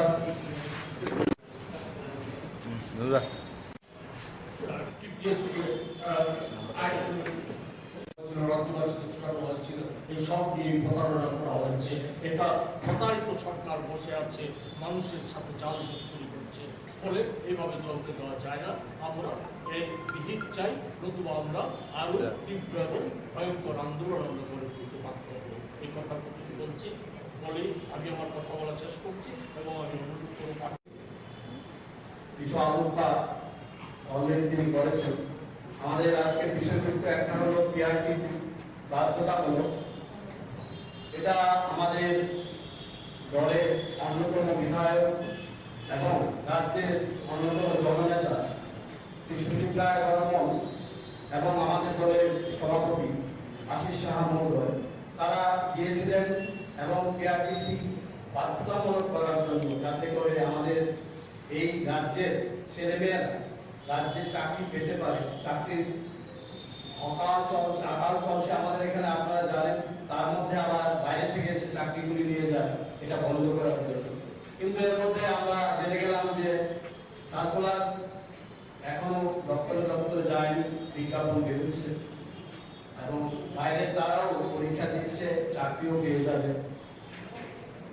আর এটা নিয়ে আমরা বড় আন্দোলন নামবো, আমাদের নেতৃত্ব মুখ্যমন্ত্রী জানিয়েছেন। আমাদের আজকের দ্বিতীয় বিষয় যেটা, সেটা হলো বিদ্যাজ্যোতি, সিবিএসসি। এই নামগুলোর সঙ্গে আমরা বিজেপি সরকার আসার পর পরিচিত হই। আমরাও পড়াশোনা করেছি, আপনারাও করেছেন।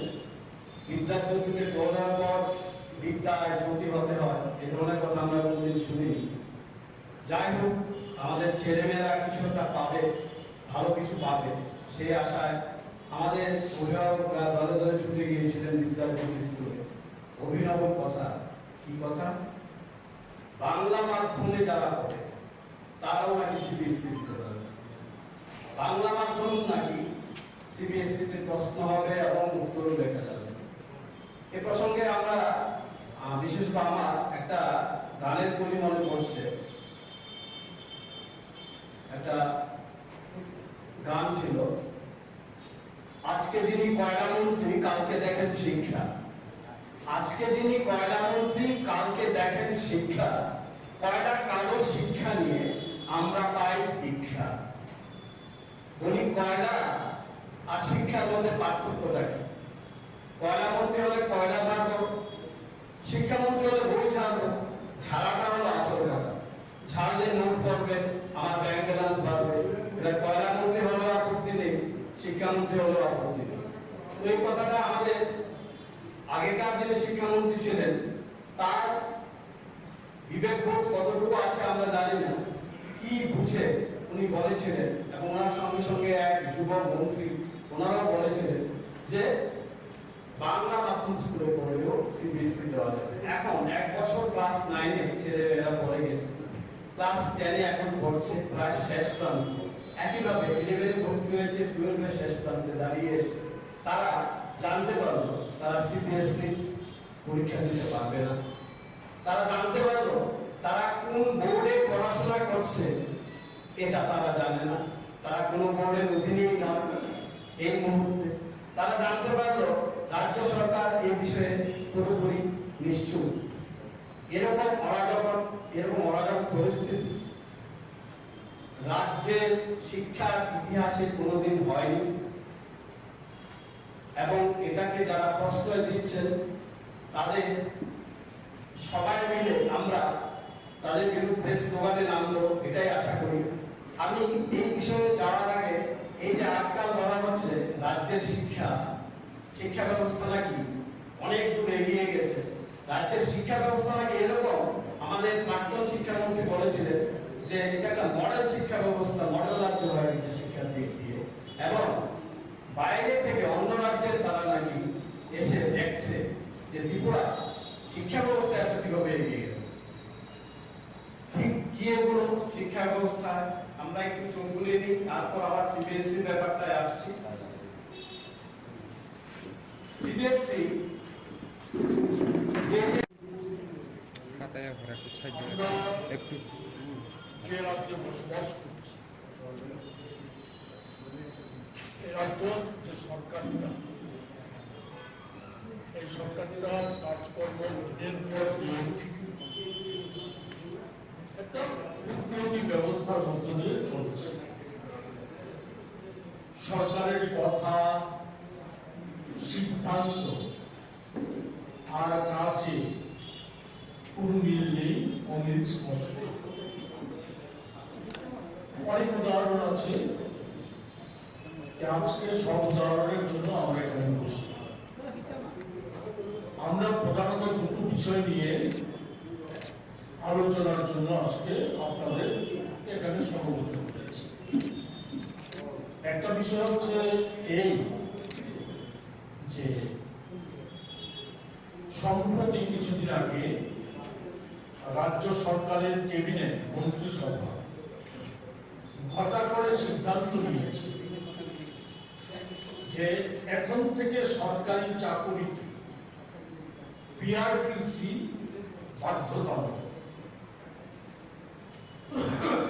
শুধু সরকারি দপ্তর নয়, সরকার অধিকৃত অন্যান্য সংস্থার কি পার্মানেন্ট কি ডিআরডব্লিউ কি কন্ট্রাকচুয়াল সব ক্ষেত্রেই পিআরটিসি বাধ্যতামূলক বলে সরকার সিদ্ধান্ত নিয়েছে।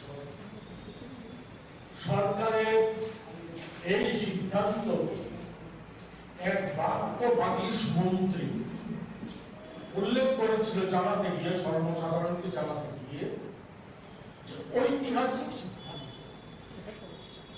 এবং আমরা দেখলাম তারপর বিজেপি দলের যুবমোর্চা এবং দল তারা নানা জায়গায় মিছিল সমাবেশ করে অভিনন্দন রেলি করে সরকারের মাননীয় মুখ্যমন্ত্রীকে অভিনন্দিত করছে। এরপরে কার্যত ঘটনা কি? ঘটনা হচ্ছে এখন পর্যন্ত শুধু পিডব্লিউডি দপ্তরে যে কয়েকজন ইঞ্জিনিয়ার নেওয়ার কথা ছিল, খুবই নোটিফিকেশন হয়েছিল টিপিএসসির মাধ্যমে, পিআরটিসি বাধ্যতামূলক না করাতে সরকারের সিদ্ধান্ত এগুলিকে বাতিল করে পুনর্নিয়োগের ব্যবস্থা, এটা বাতিল হয়েছে। কিন্তু কি কারণে জানি না, সম্প্রতি বিদ্যুৎ নিগমে, তারপর ডেন্টাল কলেজে, আরো বিভিন্ন জায়গায় কিছু কিছু জায়গায় কিছু কিছু নিয়ম সেখানে সংগঠিত হয়েছে, যেখানে পিআরটিসি বাধ্যতামূলক ছিল না, সেই জায়গায় রাজ্যের যুবকদের, বেকারদের, শিক্ষিত বেকারদের আবারও বঞ্চনা করে বহির্রাজ্যে চাকরি চলে যাওয়ার একটা সুযোগ করে সেটা করেছে। এটা একেবারে নিন্দনীয়। সংবাদ মাধ্যমে বেরিয়েছে যে সরকার সিদ্ধান্ত নিয়েছে, ক্যাবিনেটের সিদ্ধান্ত নিয়েছে। যেমন সরকারি অনেক সিদ্ধান্তকে মান্যতা দেওয়া হয়, সরকারি সিদ্ধান্ত, সরকারি ঘোষণা, এমনকি বিধানসভার যে সিদ্ধান্ত, সেই সিদ্ধান্তকে মান্যতা দেওয়া হয়। এই জিনিস চলে আসছে। এটা ক্যাবিনেটের সিদ্ধান্ত নেওয়ার পর যে নোটিফিকেশন করতে হয়, সংবাদ মাধ্যমে খবর বেরিয়েছে, সরকারের কোনো বক্তব্য নেই সেই সম্পর্কে খবর বেরিয়েছে যে নোটিফিকেশনটা এখনো হয়। সেখানে বিভিন্ন দপ্তর খেয়াল করছে মতো, যেমন ডেন্টাল কলেজ করেছে, বিদ্যুৎ নিগম করেছে, সেগুলি করেছে, খেয়াল করছে মতো করছে। টিপিএসসি সামনে আরো অনেক টিপিএসসি পরীক্ষা দেওয়ার সুযোগ করে দিচ্ছে, সেক্ষেত্রেও নিশ্চয়ই যে পিআরটিসি বাধ্যতামূলক না, সেই সিদ্ধান্ত কার্যকরী হবে। এতে আমরা উদ্বিগ্ন, এটা চলতে দেওয়া যায় না। এই টুকলুকি রাজত্ব এই চলতে দেওয়া যায় না। কোন রাজ্যে আমরা বসবাস করছি, কি অবস্থা? শুধু সরকারি সিদ্ধান্ত না, ক্যাবিনেট সিদ্ধান্ত না, বিধানসভার বাজেট বাস্তবায়িত হয় না। এখনো খবর বেরিয়েছে, এখনো বাজেটে, গত বাজেটে 355 কোটি টাকা শুধু একটা অব্যাহত হয় হয়ে আছে। কি রাজ্য চলছে? কি কমফর্ট দেওয়া আছে? মন্ত্রীরা ব্যস্ত আখের গোছানোর জন্য, নিজেদের আখের গোড়া গোছানোর জন্য, সম্পত্তির বিস্তার বাড়ানোর জন্য মুখ্যমন্ত্রী থেকে শুরু করে মন্ত্রীরা ব্যস্ত। দলীয় ভাবে তারা বিরোধীদের কোণঠাসা করে দিয়ে সেখানে দলীয় পদ যাতে সুরক্ষা করা যায় তার জন্য তারা ব্যস্ত। সরকারি কাজকর্ম ভুল্লায় যায়, সরকারি সিদ্ধান্ত সম্পর্ক ভুল্লায় যায়। একটার পর একটা দপ্তর আজকে যে ভয়ঙ্কর অবস্থা সৃষ্টি হচ্ছে। আমার পাশে আছে পার্থ আচার্য মহাশয়, প্রদেশ কংগ্রেসের নেতা। উনি বললেন একটা বিষয় নির্দিষ্টভাবে বললেন, আমি শুধু উল্লেখ করতে চাই যেসব আপনারা অবগত আছে যে সিবিএসসিতে বিদ্যাজ্যোতি প্রকল্পে ইংরেজি মাধ্যম স্কুলকে আগে যুক্ত করা হয়েছিল।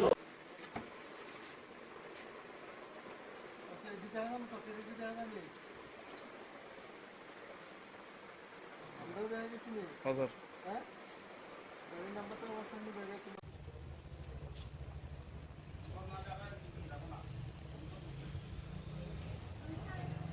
গতকাল রাতে স্পেশাল ভেহিকেল চেকিংয়ের সময় আমি ইন্সপেক্টর সুকান্ত ত্রিপুরা সঙ্গে আমাদের সঙ্গে এসডিপিও বিলোনিয়া ছিল, মোতায় আমাদের ভেহিকেল চেকিং ছিল। ভেহিকেল চেকিংয়ের সময় আমরা একটা আল্টো 800 গাড়ি, যার নাম্বার TR08D0487 গাড়িকে সিগন্যাল দেই দাঁড়ানোর জন্য, কিন্তু গাড়িটি আমাদের সিগন্যাল ভায়োলেট করে বিশ্বমুখের দিকে চলে যায়। তখন আমরা গাড়ির পিছনে ধাওয়া করে গজারিয়া দেবীপুর থেকে গাড়িটিকে আমরা ডিটেন করি, কিন্তু গাড়ির ড্রাইভার পালিয়ে যায়। গাড়ি থেকে আমরা মোট 3 কার্টন 235 বোতল ফেন্সিডিল উদ্ধার করি এবং এই ব্যাপারে আমরা একটা স্পেসিফিক বিলোনিয়া থানাতে কেস রেজিস্টার করি, যার number 51/2023 under section 21C 25 29 of NDPS act. যার বাজার মূল্য কত হবে? বাজার মূল্য আনুমানিক 1.5 লাখ টাকা হবে।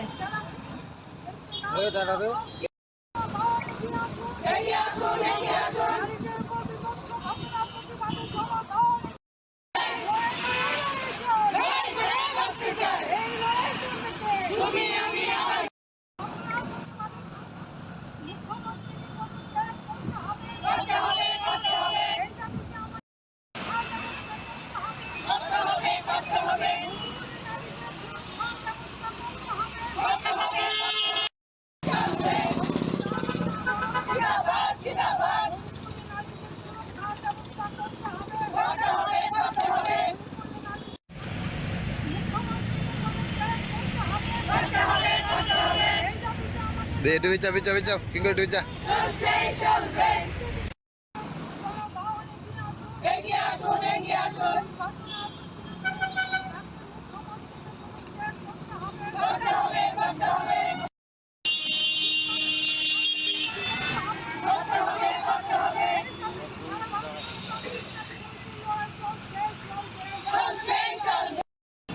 সারা ভারত গণতান্ত্রিক নারী সমিতি রাজ্য কমিটির সিদ্ধান্ত মোতাবেকে সদর বিভাগীয় কমিটির উদ্যোগে এই এলাকার আমাদের 4টা নারী সংগঠন লোকাল কমিটি, যেমন দক্ষিণ আগরতলা, পূর্ব আগরতলা, শহর আগরতলা এবং উত্তর আগরতলা, এই 4টা লোকাল কমিটির উদ্যোগে আমরা মণিপুরের সাম্প্রতিক কালের ঘটনাবলীর বিরুদ্ধে এখানে প্রতিবাদ বিক্ষোভে সমাবেশ আমরা সংগঠিত করেছি।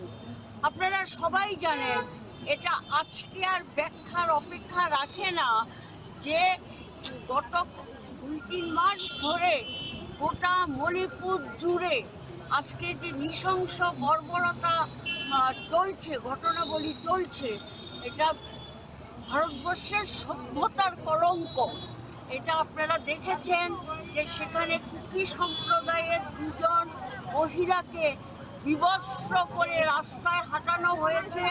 শুধু হাঁটানো নয়, পরে তাদের উপরে দলবদ্ধভাবে পাশবিক অত্যাচার করা হয়েছে। সংবাদে প্রকাশ পরে আরও 2টো ঘটনা বেরিয়ে এসেছে, আরও 2জন মহিলার উপরে গণধর্ষণ হয়েছে। এগুলো হচ্ছে প্রকাশিত সংবাদ, কিন্তু লোকচক্ষুর অন্তরালে কুকি সম্প্রদায়ের মেয়েদের উপরে নানাভাবেই সেখানে অত্যাচার, নির্যাতন, শ্লীলতাহানি, পাশবিক অত্যাচার এগুলো সংগঠিত হয়েছে। তাছাড়াও গোটা কুকি সম্প্রদায় মানুষদের উপরে বিজেপির দুর্বৃত্ত বাহিনী সহ রাষ্ট্রীয় পুলিশের যোগসাজশে সেখানে ভাঙচুর, বাড়িঘরে হামলা, মারধর করা, বাড়ি পুড়িয়ে দেওয়া এবং নানা ধরনের অমানবিক নির্যাতন সেখানে সংগঠিত হচ্ছে। গোটা ভারতবর্ষের শুভবুদ্ধি সম্পন্ন মানুষ মণিপুরের ঘটনাতে আজকে বিচলিত এবং তারা প্রতিবাদ জানাচ্ছেন। এমনকি সুপ্রিম কোর্টের প্রধান বিচারপতি তিনি বলেছেন যে অবিলম্বে মণিপুর সরকার যদি এই সমস্ত ঘটনাগুলি বন্ধ করার ক্ষেত্রে যথাযথ পদক্ষেপ গ্রহণ না করে তাহলে সুপ্রিম কোর্ট স্বতঃপ্রণোদিত হয়ে সুমোটো মামলা করে ওটা তারা দেখবেন এর বিরুদ্ধে কি ব্যবস্থা নেওয়া যায়। আমরা আজকে আমাদের এই বিক্ষোভ সমাবেশ থেকে আমরা দাবি করেছি অবিলম্বে মণিপুরের বীরেন্দ্র সিং মন্ত্রিসভার মুখ্যমন্ত্রী পদ থেকে তাকে সরাতে হবে, তাকে বাতিল করতে হবে। আমরা দাবি করেছি যেই সমস্ত মেয়েদের উপরে যেই নারকীয় সমস্ত ঘটনা ঘটেছে সেগুলো যথাযথ তদন্ত করতে হবে এবং দোষীদের কঠোর শাস্তি বিধান করতে হবে। শাস্তি বিধানের নামে যে মামলা দায়ের করা হয় সেগুলো আইনের ভাগ দিয়ে আসামিরা বেরিয়ে যায়। আমরা বলছি এমন আইনের ধারা দেওয়া দরকার যাতে আসামি পার না পায়। আমাদের 3 নম্বর দাবি হচ্ছে ক্ষতিগ্রস্ত আক্রান্ত সর্বশান্ত মানুষকে অবিলম্বে মণিপুর সরকার যেন যথাযথ পুনর্বাসনের ব্যবস্থা করে। এই 3টা দাবি মূলত আমাদের সামনে। আর আমাদের রাজ্যের নারী নির্যাতনের ঘটনাগুলো তো আছেই। নমস্কার, স্বাগত আপনাদের ত্রিপুরা নিউজ 8-এ। আমি আপনাদের সাথে আছি পূজা। আমরা প্রতিনিয়ত রাজ্যের বুকে যে সমস্যাগুলির চিত্র উঠে আসে তার কিছুটা আমরা ব্যক্ত করার আপনাদের সামনে চেষ্টা করি, তার কতটুকু সত্যতা রয়েছে। আমরা প্রতিনিয়ত দেখতে পাই যে সংবাদের শিরোনামে বা পত্রিকার প্রথম পৃষ্ঠাতেই রাজ্যের যে সরকারি বা বেসরকারি হাসপাতালগুলো রয়েছে তাতে পরিষেবাকে নিয়ে নানান অভিযোগ থাকে রোগীদের পরিবার পরিজনদের। আজকের দিনে আমরা সেই অভিযোগের ভিত্তিতে এসে পৌঁছই যে রাজ্যের সরকারি হাসপাতাল রয়েছে জিবি পন্থা হাসপাতালে, এবং আপনারা দেখতে পাচ্ছেন একটি আগরতলা স্মার্ট সিটির আন্ডারে যে জলের ব্যবস্থা রয়েছে সেই জলের ব্যবস্থার একটি ট্যাঙ্কের সামনে আমরা উপস্থিত রয়েছি, যেখানে আমরা প্রত্যেকেই জানি যে টাকা দিলে সেখানে জল দেওয়া হয়। যতটুকু আমাদের কাছে খবর রয়েছে জলের পরিষেবার বিষয়ে রোগীর পরিবার পরিজনরা যারা রয়েছে এবং সেই বিষয়টিকে কেন্দ্র করে হাসপাতালের আওতায় এই জলের ব্যবস্থা রয়েছে। কিন্তু এই জলের যে মেশিনটি রয়েছে সম্পূর্ণ মেশিনটি বর্তমানে বিকল অবস্থায় রয়েছে। আপনারা দেখতেই পাচ্ছেন যে জলের কোনো ব্যবস্থাপনাই নেই, কিন্তু জনগণের টাকা খেয়ে যাচ্ছে এই মেশিনটি। আপনারা দেখতেই পাচ্ছেন রাজ্যের স্মার্ট সিটির আন্ডারে যে জলের ব্যবস্থাপনা করে দেওয়া হয়েছে এবং সেই জলের বিষয়টিকে কেন্দ্র করেই কিন্তু হাসপাতালের বুকেও এই মেশিনটি রয়েছে এবং এমনটাই চিত্র কিন্তু আমরা দেখতে পাচ্ছি বর্তমানে উঠে আসতে। এবং অপর পাশে একটি নল দিয়ে ভেতর থেকে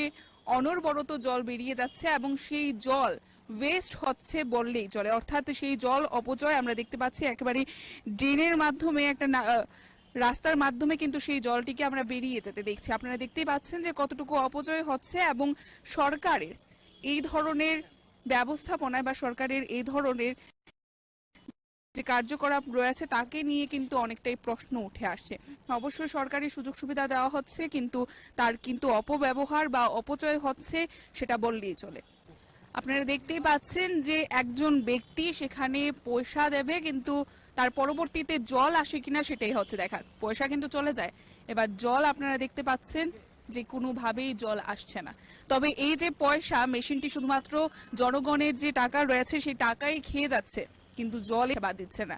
তবে এই কি ধরনের মেশিন যা সরকার মাধ্যমে প্রদত্ত রয়েছে জনগণের সেবায় এবং হাসপাতালের বুকে এমন একটি গুরুত্বপূর্ণ জায়গা যে জায়গায় প্রতিনিয়ত রাজ্যের বুকে বিভিন্ন প্রান্ত থেকে রোগীরা ছুটে আসে চিকিৎসার জন্য, এমন জায়গায় এই জলের মেশিনের এই বিকল অবস্থা। তবে জনগণকে কতটুকু সাফার করতে হচ্ছে সেটা কিন্তু আজকের দিনে একটি সবচাইতে বড় প্রশ্ন। আপনারা দেখতেই পাচ্ছেন অপরদিকে এই মেশিনের সাথে একটি জায়গা থেকে আমরা দেখতে পাচ্ছি যে জল বেরিয়ে আসছে নলের মাধ্যমে, কিন্তু সেই জল জনগণের সেবায় কিন্তু ব্যবহৃত হচ্ছে না। আপনারা দেখতে পাচ্ছেন জলটি সম্পূর্ণ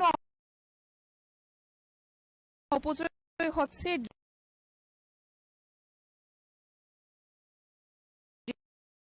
ড্রেনের মাধ্যমে কিন্তু বেরিয়ে যাচ্ছে।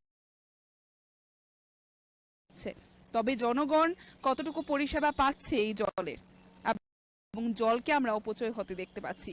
যেখানে আমরা যদি গ্রাম পাহাড়ে যাই সেখানে মানুষ জলের জন্য কতটা অসুবিধার সম্মুখীন হয় হয় সেটা আমরা জানি, কিন্তু রাজ্যের বুকে জল আছে ঠিক আছে, কিন্তু আমরা দেখতে পাচ্ছি যে তার সম্পূর্ণই অপচয় হচ্ছে।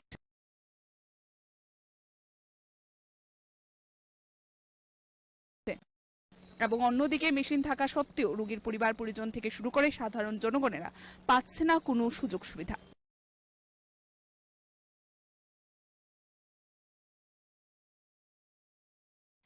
দাদা, জানতে চাইবো যে জলের মেশিনটা কি কবে থেকে বিকল বা কি সমস্যা হয় আপনাদের এই বিকলতার কারণে? যে কারণটা হচ্ছে কি এখানে পয়সা দেওয়া হয়, জল তো আসে নাই। এখন তো আপনি দেখলেন প্রায় সময় এখানে অনেকে পেশেন্ট পার্টিরা আসে অনেক দূর দূর দূরান্ত থেকে। এখানে সমস্যা, জল কিনতে পাই না, 1 টাকা দিয়ে 1 লিটার জল, ঠিক আছে। আর এই 1 লিটার জল কিনতে গেলে নিচে 20 টাকা। মানুষ কত কিনবে? যেটা সুবিধা দেওয়া হয়েছে যেহেতু বিগত 3-4 মাস ধরে এরকম চলছে।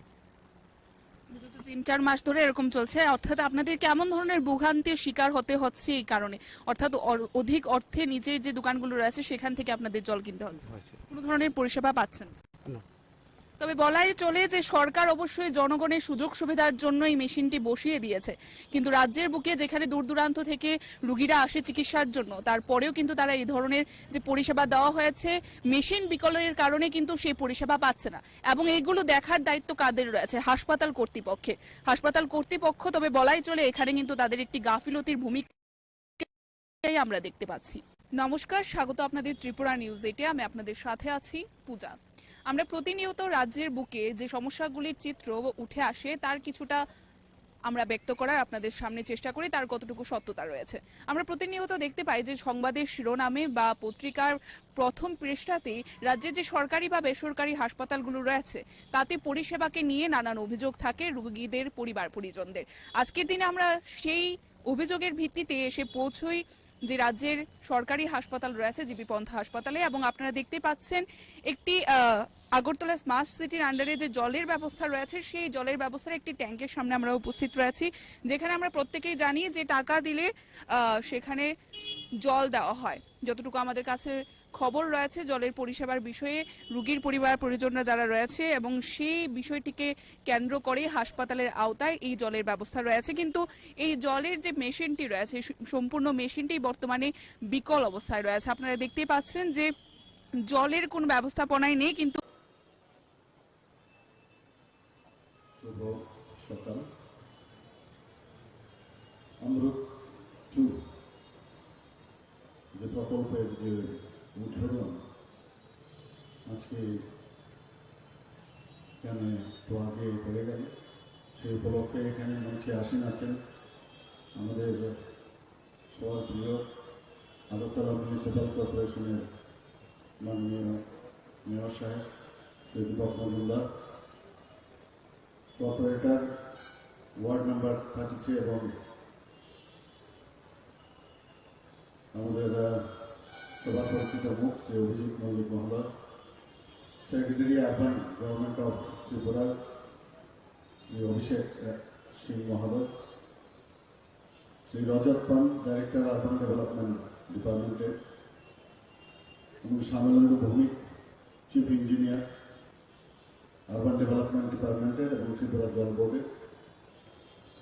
তাছাড়া ডায়াসের নিচে অফ দ্য ডায়াস এখানে কর্পোরেটর শ্রী বাপি দাস মহোদয় উপস্থিত আছেন, শ্রী তুষারকান্তি ভট্টাচার্য মহোদয় উপস্থিত আছেন, বিশিষ্ট সমাজসেবী সঞ্জয় সাহা এখানে উপস্থিত আছেন, এবং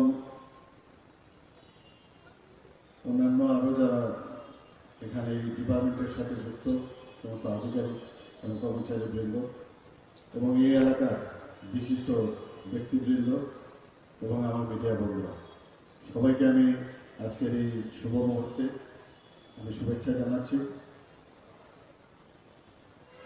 আমাদের যে বলছে ডাবল ইঞ্জিনের সরকার সবসময় আমরা বলি, কিন্তু এখন আমরা দেখছি এখানে আমাদের যে আরবান এরিয়ার থেকে আরম্ভ করে সমস্ত নগর পঞ্চায়েত, মিউনিসিপ্যালিটি এবং আগরতলা মিউনিসিপ্যাল কর্পোরেশনের সব জায়গায় কিন্তু আমাদের সরকার, মিনি সরকার এগুলো রয়েছে। আপনি চিন্তা করুন, যারা আমাদের ওয়ার্ডের যারা কর্পোরেটররা আছেন বা মেম্বাররা আছেন বিভিন্ন জায়গায়, তারা কিন্তু মানুষের দ্বারা নির্বাচিত প্রতিনিধি। কিন্তু দেখুন, মাননীয় প্রধানমন্ত্রী যেভাবে একের পর এক সাহায্য করছেন, ত্রিপুরা সরকারকে যেমন রাজ্য সরকারকে সাহায্য করছেন, আমরা সমস্ত মিউনিসিপ্যালিটি এরিয়াকে তাদেরকে আমরা সাহায্য করছি। এখানকার যারা কর্পোরেটর বা প্রতিনিধি, তারা কিন্তু সেইভাবে মানুষের কাছে পৌঁছতে পারছে যে সমস্যাগুলো, সেই সমস্যাগুলো তাদের পক্ষে ইজি হয়ে যাচ্ছে সামনে নিয়ে যাওয়া। জল আমাদের জন্য অত্যন্ত ইম্পর্টেন্ট বিষয়। যার বাড়িতে জল নেই সে বুঝতে পারে যে জলের কি প্রয়োজন। এখানে আজকে 51টা ওয়ার্ডের মধ্যে প্রায় 26টা ওয়ার্ড এখানে আজকে এই অমৃত ট্যুর যে উদ্বোধন হলো তার মাধ্যমে সেটা কাভারেজ হলো। বাকি ওয়ার্ডগুলো আমি খবর নিয়েছি যে বাকি ওয়ার্ডগুলো অলরেডি কাভারেজ আছে DWS এর মাধ্যমে, এবং সেইভাবে এখানে বিশুদ্ধ জল, পানীয় জল দেওয়া হচ্ছে। এখানে যেভাবে জলকে ডিপ টিউবওয়েলের মাধ্যমে জলকে পরিশোধিত করে মানুষের ঘরে ঘরে পৌঁছাবে এবং তার গুরুত্ব অনুধাবন করে যে জলকে অপচয় যেন না হয়, সেই বিষয়টা এখানে আমি যারাই আছেন তাদেরকে আমি আবেদন করব, সেই দিকে আপনারা নজর রাখবেন। আমরা বিভিন্ন জায়গায় ইনোভেটিভ যে আইডিয়া, তার মাধ্যমে ছড়ার জলকে আটকে ড্যামের মধ্যে রেখে তাকে পরিশোধিত করে পাহাড় পর্বত এলাকায় সেখানে আমরা পরিশোধিত জল দেওয়ার ব্যবস্থা করেছি। বিভিন্ন জায়গায় বিভিন্ন ডায়ার যে টিউবওয়েল সেখানে লাগানোর পর ডিপ টিউবওয়েল লাগিয়ে আমরা বিভিন্ন জায়গায় জলের যাতে কোনো সমস্যা না হয় সেই দিকে আমরা নজর রাখছি। এবং আপনারা সবাই জানেন যে 3% আমাদের DWS এর যে প্রতিটা ঘরে জল দেওয়ার যে বিষয়, 3% থেকে আমরা শুরু করেছি। এখন প্রায় 64% আমরা 100% এর দিকে আমরা যাচ্ছি, যাতে তার সমস্ত মানুষ সেই জলের সুবিধা পায়। এখানেও যা শুনলাম 58% এখানে এতদিন ধরে মানুষ জল পাচ্ছিল। তো এইবারের এই প্রকল্পের কারণে প্রায় সেটা 72% কাভারেজ আসবে। কাজে আমাদের এই সরকার এবং আমাদের মিউনিসিপ্যালিটি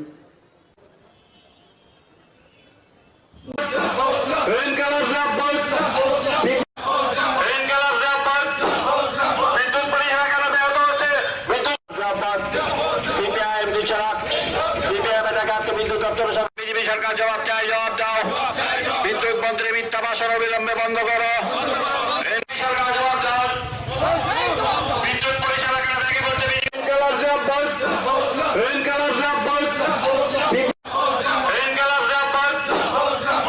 পরিষেবা কেন ব্যাহত হচ্ছে? সিপিআইএম দিচ্ছরাক, সিপিআইএম এটাকে আজকে বিদ্যুৎ দপ্তর। বিজেপি সরকার জবাব চাই, জবাব দাও। বিদ্যুৎ মন্ত্রী মিথ্যা ভাষণ অবিলম্বে বন্ধ করো।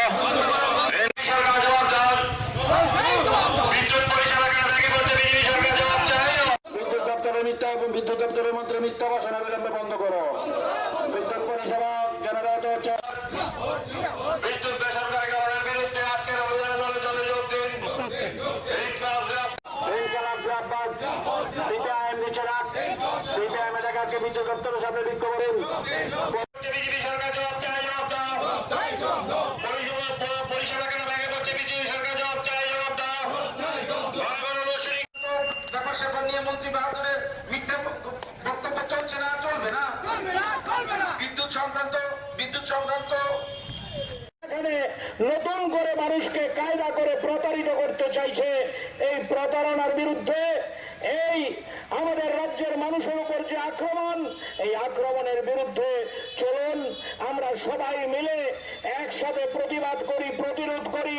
এটা লাল ঝান্ডার প্রশ্ন না, এটা তেরঙ্গা ঝান্ডার প্রশ্ন না, এটা গেরুয়া ঝান্ডার প্রশ্ন না। দলমত নির্বিশেষে সবাই মিলে আমাদের রাজ্যের এই বিদ্যুৎ পরিকাঠামো ভেঙে পড়ার বিরুদ্ধে, বিদ্যুৎ পরিষেবা বিঘ্নিত হওয়ার বিরুদ্ধে, বিদ্যুৎ বেসরকারীকরণ করার বিরুদ্ধে এবং বিদ্যুৎ মাশুল অত্যাধিক হারে বৃদ্ধি করার যে ষড়যন্ত্র, সেই ষড়যন্ত্রের বিরুদ্ধে সবাই মিলে আমরা লড়াই করি। লড়াই ছাড়া আমাদের কাছে কোনো বিকল্প নাই। এই আহ্বান নিয়েই আমরা আজকে এখানে এই বিক্ষোভ কর্মসূচিতে সামিল হয়েছি। উপস্থিত আমাদের এই এলাকার সুধী সজ্জন মণ্ডলী, মা বোন এবং বন্ধুগণ, পথ দিয়ে যারা যাচ্ছেন, শ্রদ্ধেয় পথচারীরা, সবাইকে আমাদের সিপিআইএম এর পক্ষ থেকে অভিনন্দন জানাচ্ছি, লাল সালাম জানাচ্ছি। আপনারা জানেন, প্রখর এই রৌদ্রের তাপের মধ্যেও আমরা সিপিআইএম এর পূর্ব আগরতলা, দক্ষিণ আগরতলা, মধ্য আগরতলা এবং শহর আগরতলা এই এলাকার বন্ধুরা জরুরি ভিত্তিতে আজকে আমাদের রাজ্যের বিদ্যুৎ দপ্তরের যে হেডকোয়ার্টার, এই হেডকোয়ার্টারের সামনে বিক্ষোভ কর্মসূচিতে সামিল হয়েছি। আমাদের এই বিক্ষোভ না কোনো ব্যক্তির বিরুদ্ধে না, রাজনীতি করার জন্য না। আপনারা লক্ষ্য করেছেন, আমাদের রাজ্যে 2018 সালে বিজেপি সরকার প্রতিষ্ঠার পর ত্রিপুরা রাজ্যের সব ক্ষেত্রের সাথে সাথে বিদ্যুৎ দপ্তরেরও শোচনীয় অবস্থা। বিদ্যুৎ দপ্তর আজকে আমরা লক্ষ্য করছি, বিশেষ করে 2023 সালে বিজেপি সরকার প্রতিষ্ঠার পর আমাদের রাজ্যের সবচেয়ে যিনি সাংবাদিকদের ডেকে কথা বলেন, সবচেয়ে যিনি বেশি ভাষণ দিয়ে ঘুরে বেড়ান, এই ভদ্রলোক বিদ্যুৎ দপ্তরের মন্ত্রিত্ব পেয়েছেন। কিন্তু আমরা লক্ষ্য করছি এই বিদ্যুৎ দপ্তরের অবস্থা অসহনীয় অবস্থায় দাঁড়িয়েছে। কথা নেই, বার্তা নেই। দিনে 5 থেকে 7 বার সেখানে বিদ্যুৎ চলে যাচ্ছে। বিদ্যুৎ এমন আচরণ করছে, বিভিন্ন বিদ্যুতের যে জিনিসপত্র, যন্ত্রপাতি, সেগুলো জনসাধারণের ঘরে নষ্ট হয়ে যাচ্ছে। বিদ্যুৎ মন্ত্রীকে সাংবাদিকরা জিজ্ঞেস করলে উনি বলছেন এটা লোডশেডিং না, এটা নাকি পাওয়ার কাট। আমরা পাওয়ার কাটও বুঝি না, লোডশেডিংও বুঝি না। আমরা বিদ্যুতের পরিষেবা চাই। এই বিদ্যুতের পরিষেবা পাওয়ার জন্য আমরা আজকে এখানে উপস্থিত হয়েছি। গোটা রাজ্যে বিদ্যুতের পরিকাঠামো ভেঙে পড়েছে। আপনারা লক্ষ্য করেছেন, ওই কুমারঘাটে সেখানে উল্টো রথের দিন বিদ্যুৎ দুর্ঘটনায় আজকে পর্যন্ত 10 জনের প্রাণহানি ঘটেছে। বিদ্যুৎ দপ্তরকে তার দায়ভার নিতে হবে না? আজকে পর্যন্ত বিদ্যুৎ দপ্তর থেকে তার কোনো স্পষ্টীকরণ নেই। ওই মনুতে বিদ্যুতের ট্রান্সফরমার ভেঙে নদীতে পড়েছে, মানুষের বাড়িঘর আক্রান্ত, মানুষ আক্রান্ত। বিদ্যুৎ দপ্তর নীরব ভূমিকা পালন করছে। আমরা লক্ষ্য করেছি, আপনারাও লক্ষ্য করেছেন। এটা আমার বক্তব্য না, আমি আগেই বলেছি, আমরা রাজনীতি করার জন্য এখানে আসিনি। আমরা লক্ষ্য করেছি 2018 সালের আগে রাজ্যে যখন বামফ্রন্ট সরকার ছিল, বিদ্যুৎ ক্ষেত্রে প্রায় বিপ্লব সংগঠিত হয়েছিল। আমাদের রাজ্যে তৎকালীন বিধানসভার মধ্যে আমাদের বিধায়করা রাস্তার মধ্যে সাধারণ মানুষ লড়াই করে আমাদের রাজ্যে সেদিন পালাটানা প্রতিষ্ঠিত করেছিল। আমাদের রাজ্যে মনারচক প্রতিষ্ঠিত হয়েছিল। আমাদের রাজ্যের বরমুড়া তাপবিদ্যুৎ কেন্দ্রকে আধুনিকীকরণ করা হয়েছিল। আমাদের রাজ্যে বিদ্যুতে স্বয়ংসম্পূর্ণ হয়েছিল। শুনলে খুশি হবেন, আমাদের রাজ্যের বিদ্যুৎ আমাদের দেশ ছেড়ে বাইরে পর্যন্ত সেখানে রপ্তানি করার অবস্থা তৈরি হয়েছিল এবং আমাদের রাজ্য বিদ্যুৎ থেকে সেখানে আয় করা শুরু করেছিল। কিন্তু বামপন্থী সরকার গোটা রাজ্যে বিদ্যুতের যে উজ্জ্বল ছবি তৈরি করেছিল, এই উজ্জ্বল ছবি আজকে সম্পূর্ণভাবে ম্রিয়মাণ। এটা অসহনীয় অবস্থা।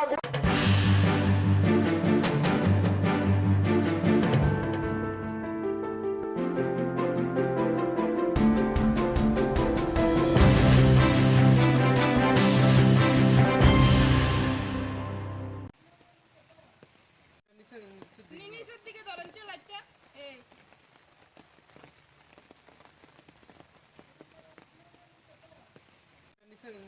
নিচের দিকে ধরেন লাইটটা, এই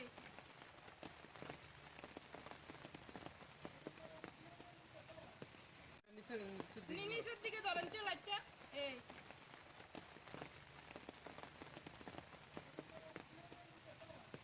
কি বৃষ্টির কারণে আপনার ঘরে এমন?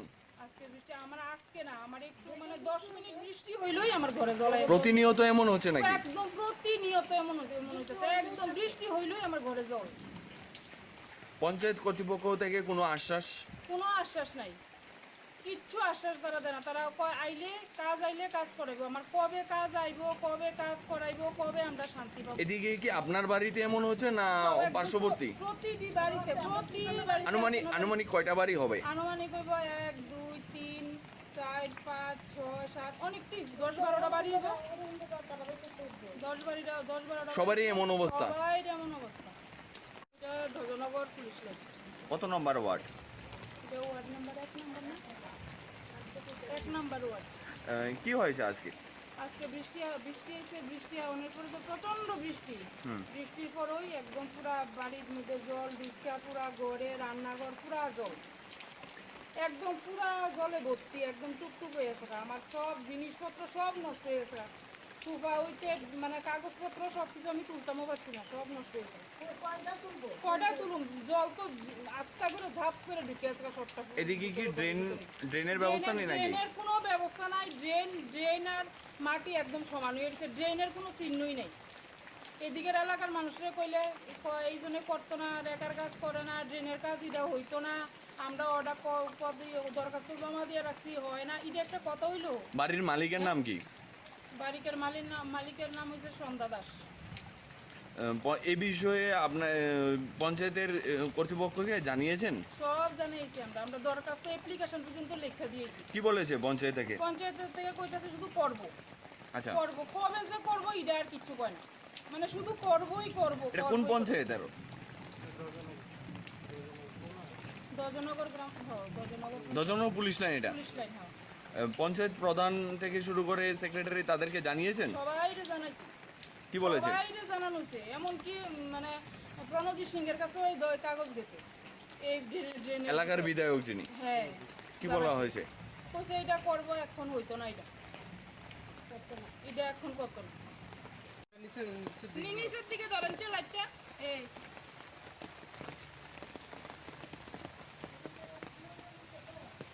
কি বৃষ্টির কারণে আপনার ঘরে এমন? আজকে বৃষ্টি আমার আজকে না, আমার একটু 10 মিনিট বৃষ্টি হইলেই আমার ঘরে জল আইবে। প্রতিনিয়ত এমন হচ্ছে নাকি? একদম প্রতিনিয়ত এমন হচ্ছে, একদম বৃষ্টি হইলেই আমার ঘরে জল। আচ্ছা চলো। নমস্কার।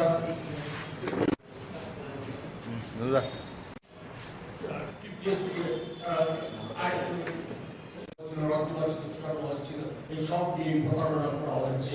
এটা প্রতারিত সরকার বসে আছে, মানুষের সাথে জাল চুরি করছে, ফলে এভাবে চলতে দেওয়া যায় না। আমরা এই বিহিত চাই, নতুবা আমরা আরো তীব্র এবং ভয়ঙ্কর আন্দোলন আমরা গড়ে তুলতে বাধ্য হব। এই কথা বলছি বলে আমি আমার কথা বলা শেষ করছি এবং আমি অনুরোধ করব কিছু আলোকপাত অলরেডি তিনি করেছেন। আমাদের আজকে বিষয়বস্তু একটা হলো পিআরটিসি বাধ্যতামূলক। এটা আমাদের দলের অন্যতম বিধায়ক এবং রাজ্যের অন্যতম জননেতা শ্রী সুদীপ রায় বর্মন এবং আমাদের দলের সভাপতি আশিস সাহা মহোদয় তারা গিয়েছিলেন এবং পিআরটিসি বাধ্যতামূলক করার জন্য, যাতে করে আমাদের এই রাজ্যের ছেলেমেয়েরা রাজ্যে চাকরি পেতে পারে। চাকরির আকাল চলছে আমাদের এখানে, আপনারা জানেন। তার মধ্যে আবার বাইরে থেকে এসে চাকরিগুলি নিয়ে যায়, এটা বন্ধ করার জন্য। কিন্তু এর মধ্যে আমরা জেনে গেলাম যে সার্কুলার এখনো দপ্তরে যায়নি, বিজ্ঞাপন বেরোচ্ছে এবং বাইরে তারাও পরীক্ষা দিচ্ছে, চাকরিও পেয়ে যাবে। আর এটা নিয়ে আমরা বড় আন্দোলন নামবো, আমাদের নেতৃত্ব মুখ্যমন্ত্রী জানিয়েছেন। আমাদের আজকের দ্বিতীয় বিষয় যে হলো বিদ্যাজ্যোতি, সিবিএসসি, এই নামগুলোর সঙ্গে আমরা বিজেপি সরকার আসার পর পরিচিত হই। আমরাও পড়াশোনা করেছি, আপনারাও পড়েছেন। বিদ্যাজ্যোতিকে পড়ার পর বিদ্যায় জ্যোতি হতে হয়, এ ধরনের কথা আমরা কোনোদিন শুনিনি। যাই হোক, আমাদের ছেলেমেয়েরা কিছু একটা পাবে, ভালো কিছু পাবে, সেই আশায় আমাদের অভিভাবকরা দলে দলে ছুটে গিয়েছিলেন বিদ্যাজ্যোতি স্কুলে। অভিনব কথা, কি কথা? বাংলা মাধ্যমে যারা পড়ে তারাও নাকি সিবিএসসি দিতে পারবে। বাংলা মাধ্যম নাকি সিবিএসসিতে প্রশ্ন হবে এবং উত্তরও লেখা যাবে। এ প্রসঙ্গে আমরা বিশেষত আমার একটা গানের কলি মনে পড়ছে। একটা গান ছিল, আজকে যিনি কয়লা মন্ত্রী কালকে দেখেন শিক্ষা। আজকে যিনি কয়লা মন্ত্রী কালকে দেখেন শিক্ষা, কয়লা কালো শিক্ষা নিয়ে আমরা পাই দীক্ষা। উনি কয়লা আর শিক্ষার মধ্যে পার্থক্যটা কি? কয়লা মন্ত্রী হলে কয়লা ঝাড়বো, শিক্ষামন্ত্রী হলে বই ঝাড়বো। ঝাড়াটা হলো আসল কথা, ছাড়লে নোট পড়বে, আমার ব্যাংক ব্যালেন্স বাড়বে।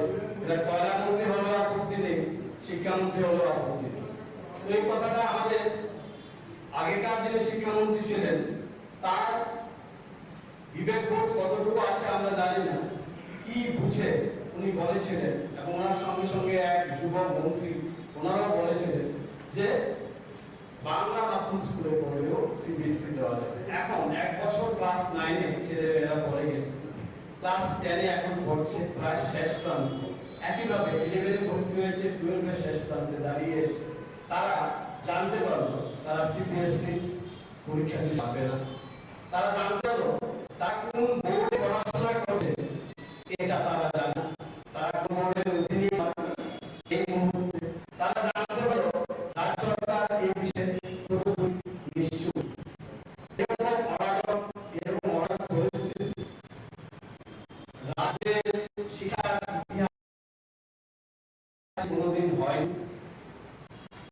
এবং এটাই যারা প্রশ্ন দিচ্ছেন তাদের সবাই মিলে আমরা তাদের বিরুদ্ধে সমাজে নামবো, এটাই আশা করি। আমি এই বিষয়ে যাওয়ার আগে এই আজকাল বলা হচ্ছে রাজ্যের শিক্ষা ব্যবস্থা কি অনেক দূরে এগিয়ে গেছে। রাজ্যের শিক্ষা ব্যবস্থা কিরকম আমাদের প্রাক্তন শিক্ষামন্ত্রী বলেছিলেন যে এটা মডেল শিক্ষা ব্যবস্থা, মডেল রাজ্য হয়েছে শিক্ষার দিকে। এবং বাইরে থেকে অন্য রাজ্যের তারা নাকি এসে দেখছে ত্রিপুরা শিক্ষা ব্যবস্থা কিভাবে এগিয়ে গেছে। গিয়ে বলো শিক্ষা ব্যবস্থা আমরা একটু চলে নিই, তারপর সিবিএসসি ব্যাপারে আসছি। সিবিএসসি যে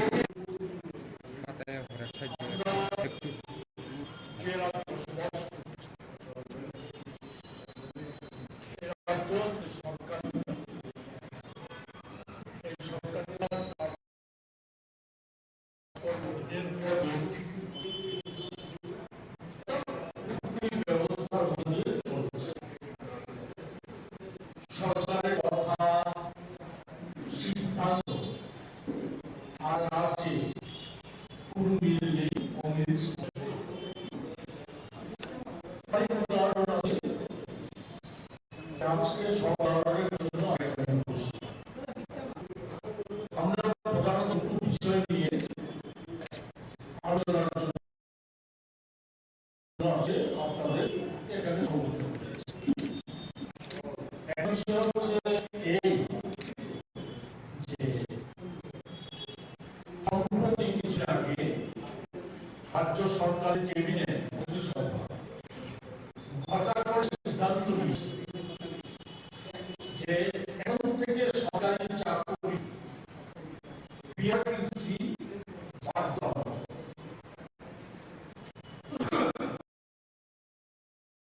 শুধু সরকারি দপ্তর নয়, সরকার উদ্বৃত্ত অন্যান্য সংস্থায় কি পার্মানেন্ট কি ডিআরডিও কি কন্ট্রাকচুয়াল সব ক্ষেত্রেই বিআরটিসি বাধ্যতামূলক সরকার সরকারের এই সিদ্ধান্ত এক বাক্য বাগী মন্ত্রী উল্লেখ করেছিল আমাদের গিয়ে সর্বসাধারণকে জানা দিয়ে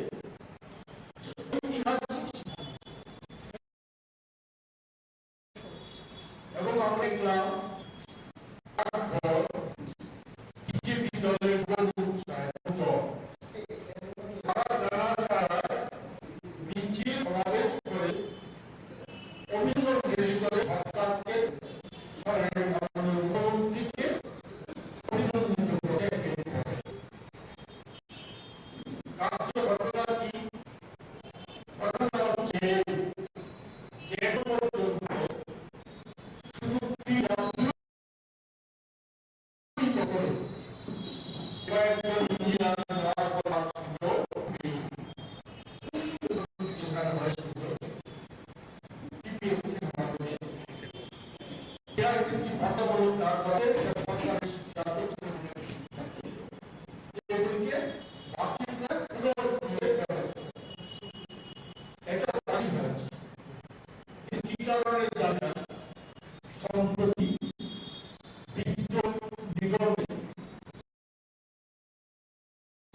তারপর ডেন্টাল কলেজে আমি বিভিন্ন জায়গা ছোট ছোট জায়গা কিছু কিছু নিয়ম এখানে সংগঠিত হয়েছে, যেখানে প্র্যাকটিসি বাধ্যতামূলক ছিল না জায়গা রাজ্যের মধ্যে বেকারদের শিক্ষিত বেকারদের গণবঞ্চনা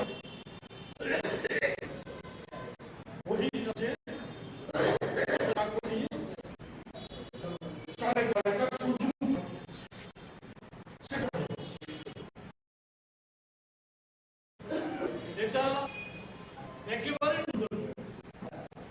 সংবাদ মাধ্যমে দিয়েছে, সরকার সিদ্ধান্ত নিয়েছে, ক্যাবিনেট সিদ্ধান্ত নিয়েছে, যেমন সরকারের সিদ্ধান্তকে মান্যতা দেওয়া হয়, সরকারি সিদ্ধান্ত, সরকারি ঘোষণা, এমনকি বিধানসভার যে সিদ্ধান্ত, সেই সিদ্ধান্তকে মান্যতা দেওয়া হয়। এই জিনিসটা এটা ক্যাবিনেট সিদ্ধান্ত নেওয়ার যে নোটিফিকেশন করতে হয়, সংবাদ খবর বেরিয়েছে, সরকারের সম্পর্কে খবর বেরিয়েছে যে নোটিফিকেশনটা এখনো হয়, সেখানে বিভিন্ন দপ্তর উচ্চমত যেমন ডেন্টাল কলেজ করেছে, বিদ্যুৎ করেছে, টিপিএসসি সামনে অনেক টিপিএসসি পরীক্ষা সুযোগ করে দিচ্ছে, সেই ক্ষেত্রেও নিশ্চয়ই যে পিআরটি বাধ্যতামূলক না, সেই সিদ্ধান্ত কার্যকরী হবে। এতে আমরা এটা চলে দেওয়া যায় না, উপযোগী রাজত্ব চলতে দেওয়া যায়। কোন কাজে আমরা বসবাস করছি, কি অবস্থা? শুধু সরকারি সিদ্ধান্ত না, ক্যাবিনেট সিদ্ধান্ত না, বিধানসভায় বাজেট বাস্তবায়ন হয় না। এখন খবর বেরিয়েছে, এখনো বাজেটে, গত বাজেটে 355 কোটি টাকা শুধু একটা দপ্তর, বিদ্যুৎ দপ্তরে অব্যয় মনে আছে। এটা কি কার্য চলছে?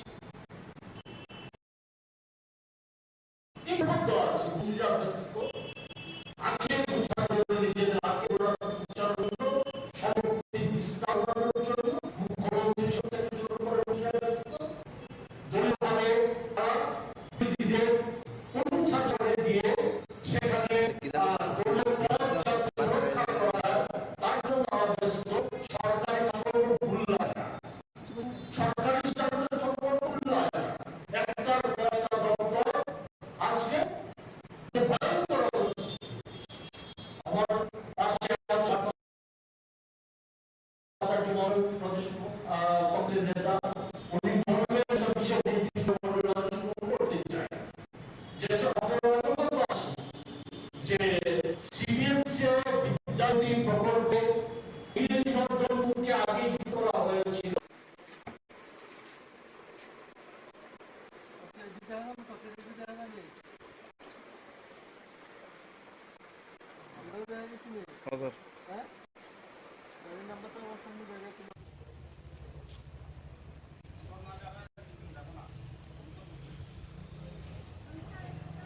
গতকাল রাতে স্পেশাল ভেহিকেল চেকিং এর সময়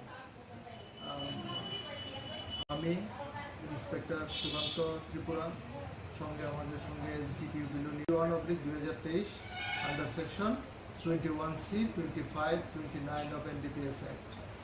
যার বাজার মূল্য কত হবে? বাজার মূল্য আনুমানিক 1.5 লাখ টাকা হবে।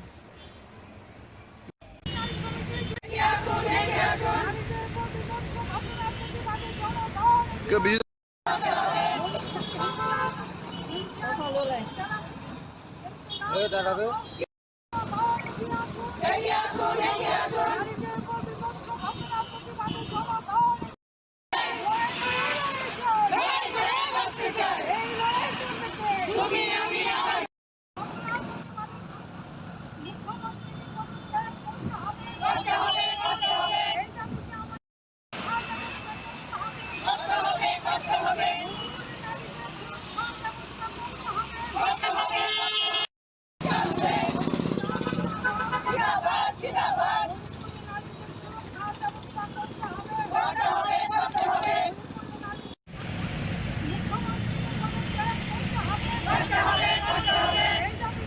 দে একটু বিচা বিচা বিচা কি করে একটু বিচা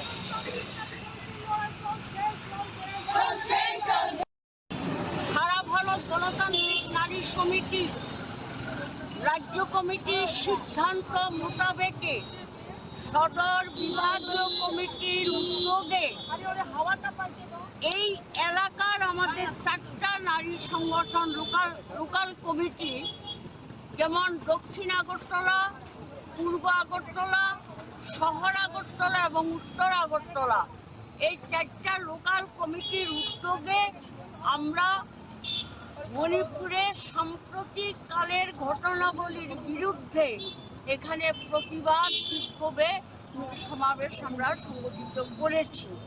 আপনারা সবাই জানেন, এটা আজকে আর ব্যাখ্যার অপেক্ষা রাখে না যে গত 2-3 মাস ধরে গোটা মণিপুর জুড়ে আজকে যে নৃশংস বর্বরতা চলছে, ঘটনাবলী চলছে, এটা ভারতবর্ষের সভ্যতার কলঙ্ক। এটা আপনারা দেখেছেন যে সেখানে কুকি সম্প্রদায়ের 2জন মহিলাকে বিবস্ত্র করে রাস্তায় হাঁটানো হয়েছে। শুধু হাঁটানো নয়, পরে তাদের উপরে দলবদ্ধভাবে পাশবিক অত্যাচার করা হয়েছে। সংবাদে প্রকাশ পরে আরও 2টো ঘটনা বেরিয়ে এসেছে, আরও 2জন মহিলার উপরে গণধর্ষণ হয়েছে। এগুলো হচ্ছে প্রকাশিত সংবাদ, কিন্তু লোকচক্ষুর অন্তরালে কুকি সম্প্রদায়ের মেয়েদের উপরে নানাভাবেই সেখানে অত্যাচার, নির্যাতন, শ্লীলতাহানি, পাশবিক অত্যাচার এগুলো সংগঠিত হয়েছে। তাছাড়াও গোটা কুকি সম্প্রদায় মানুষদের উপরে বিজেপির দুর্বৃত্ত বাহিনী সহ রাষ্ট্রীয় পুলিশের যোগসাজশে সেখানে ভাঙচুর, বাড়িঘরে হামলা, মারধর করা, বাড়ি পুড়িয়ে দেওয়া এবং নানা ধরনের অমানবিক নির্যাতন সেখানে সংগঠিত হচ্ছে। গোটা ভারতবর্ষের শুভবুদ্ধি সম্পন্ন মানুষ মণিপুরের ঘটনাতে আজকে বিচলিত এবং তারা প্রতিবাদ জানাচ্ছেন। এমনকি সুপ্রিম কোর্টের প্রধান বিচারপতি তিনি বলেছেন যে অবিলম্বে মণিপুর সরকার যদি এই সমস্ত ঘটনাগুলি বন্ধ করার ক্ষেত্রে যথাযথ পদক্ষেপ গ্রহণ না করে, তাহলে সুপ্রিম কোর্ট স্বতঃপ্রণোদিত হয়ে সুমোটো মামলা করে ওটা তারা দেখবেন এর বিরুদ্ধে কি ব্যবস্থা নেওয়া যায়। তা আমরা আজকে আমাদের এই বিক্ষোভ সমাবেশ থেকে আমরা দাবি করেছি অবিলম্বে মণিপুরের বীরেন্দ্র সিং মন্ত্রিসভার মুখ্যমন্ত্রীর পদ থেকে তাকে সরাতে হবে, তাকে বাতিল করতে হবে। আমরা দাবি করেছি যেই সমস্ত মেয়েদের উপরে যে নারকীয় সমস্ত ঘটনা ঘটেছে সেগুলো যথাযথ তদন্ত করতে হবে এবং দোষীদের কঠোর শাস্তি বিধান করতে হবে। শাস্তি বিধানের নামে যে মামলা দায়ের করা হয় সেগুলো আইনের ফাঁক দিয়ে আসামিরা বেরিয়ে যায়। আমরা বলছি এমন আইনের ধারা দেওয়া দরকার যাতে আসামি পার না পায়। আমাদের 3 নম্বর দাবি হচ্ছে ক্ষতিগ্রস্ত, আক্রান্ত, সর্বশান্ত মানুষকে অবিলম্বে মণিপুর সরকার যেন যথাযথ পুনর্বাসনের ব্যবস্থা করে। এই 3টা দাবি মূলত আমাদের সামনে। আর আমাদের রাজ্যের নারী নির্যাতনের ঘটনাগুলো তো আছেই। নমস্কার, স্বাগত আপনাদের ত্রিপুরা নিউজ 8-এ। আমি আপনাদের সাথে আছি পূজা। আমরা প্রতিনিয়ত রাজ্যের বুকে যে সমস্যাগুলির চিত্র উঠে আসে তার কিছুটা আমরা ব্যক্ত করার আপনাদের সামনে চেষ্টা করি, তার কতটুকু সত্যতা রয়েছে। আমরা প্রতিনিয়ত দেখতে পাই যে সংবাদের শিরোনামে বা পত্রিকার প্রথম পৃষ্ঠাতেই রাজ্যের যে সরকারি বা বেসরকারি হাসপাতালগুলো রয়েছে তাতে পরিষেবাকে নিয়ে নানান অভিযোগ থাকে রোগীদের পরিবার পরিজনদের। আজকের দিনে আমরা সেই অভিযোগের ভিত্তিতে এসে পৌঁছই যে রাজ্যের সরকারি হাসপাতাল রয়েছে জিবি পন্থা হাসপাতালে, এবং আপনারা দেখতে পাচ্ছেন একটি আগরতলা স্মার্ট সিটির আন্ডারে যে জলের ব্যবস্থা রয়েছে সেই জলের ব্যবস্থার একটি ট্যাঙ্কের সামনে আমরা উপস্থিত রয়েছি, যেখানে আমরা প্রত্যেকেই জানি যে টাকা দিলে সেখানে জল দেওয়া হয়। যতটুকু আমাদের কাছে খবর রয়েছে জলের পরিষেবার বিষয়ে রোগীর পরিবার পরিজনরা যারা রয়েছে এবং সেই বিষয়টিকে কেন্দ্র করে হাসপাতালের আওতায় এই জলের ব্যবস্থা রয়েছে, কিন্তু এই জলের যে মেশিনটি রয়েছে সম্পূর্ণ মেশিনটি বর্তমানে বিকল অবস্থায় রয়েছে। আপনারা দেখতেই পাচ্ছেন যে জলের কোনো ব্যবস্থাপনাই নেই, কিন্তু জনগণের টাকা খেয়ে যাচ্ছে এই মেশিনটি। আপনারা দেখতেই পাচ্ছেন রাজ্যের স্মার্ট সিটির আন্ডারে যে জলের ব্যবস্থাপনা করে দেওয়া হয়েছে এবং সেই জলের বিষয়টিকে কেন্দ্র করে কিন্তু হাসপাতালের বুকেও এই মেশিনটি রয়েছে, এবং এমনটাই চিত্র কিন্তু আমরা দেখতে পাচ্ছি বর্তমানে উঠে আসতে। এবং অপর পাশে একটি নল দিয়ে ভেতর থেকে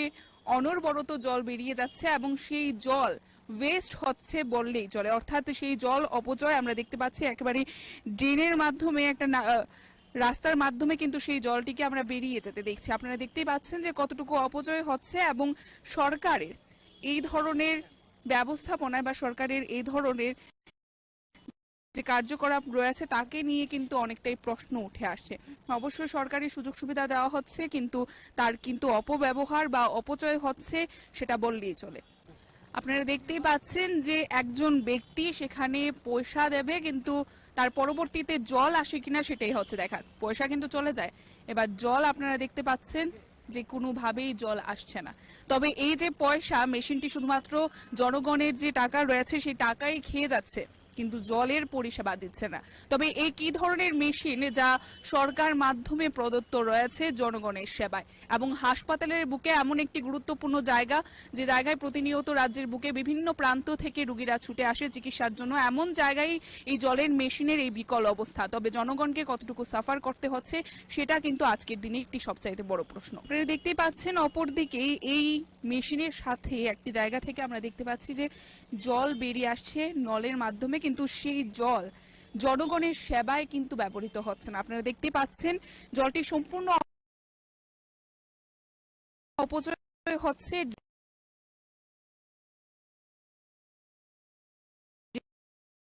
ড্রেনের মাধ্যমে কিন্তু বেরিয়ে যাচ্ছে। তবে জনগণ কতটুকু পরিষেবা পাচ্ছে এই জলের, এবং জলকে আমরা অপচয় হতে দেখতে পাচ্ছি। যেখানে আমরা যদি গ্রাম পাহাড়ে যাই সেখানে মানুষ জলের জন্য কতটা অসুবিধার সম্মুখীন হয় সেটা আমরা জানি, কিন্তু রাজ্যের বুকে জল আছে ঠিক আছে, কিন্তু আমরা দেখতে পাচ্ছি যে তার সম্পূর্ণই অপচয় হচ্ছে।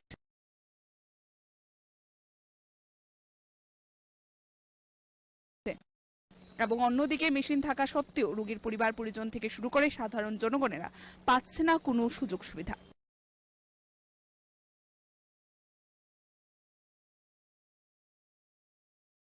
দাদা, জানতে চাইবো যে জলের মেশিনটা কি কবে থেকে বিকল, বা কি সমস্যা হয় আপনাদের এই বিকলতার কারণে?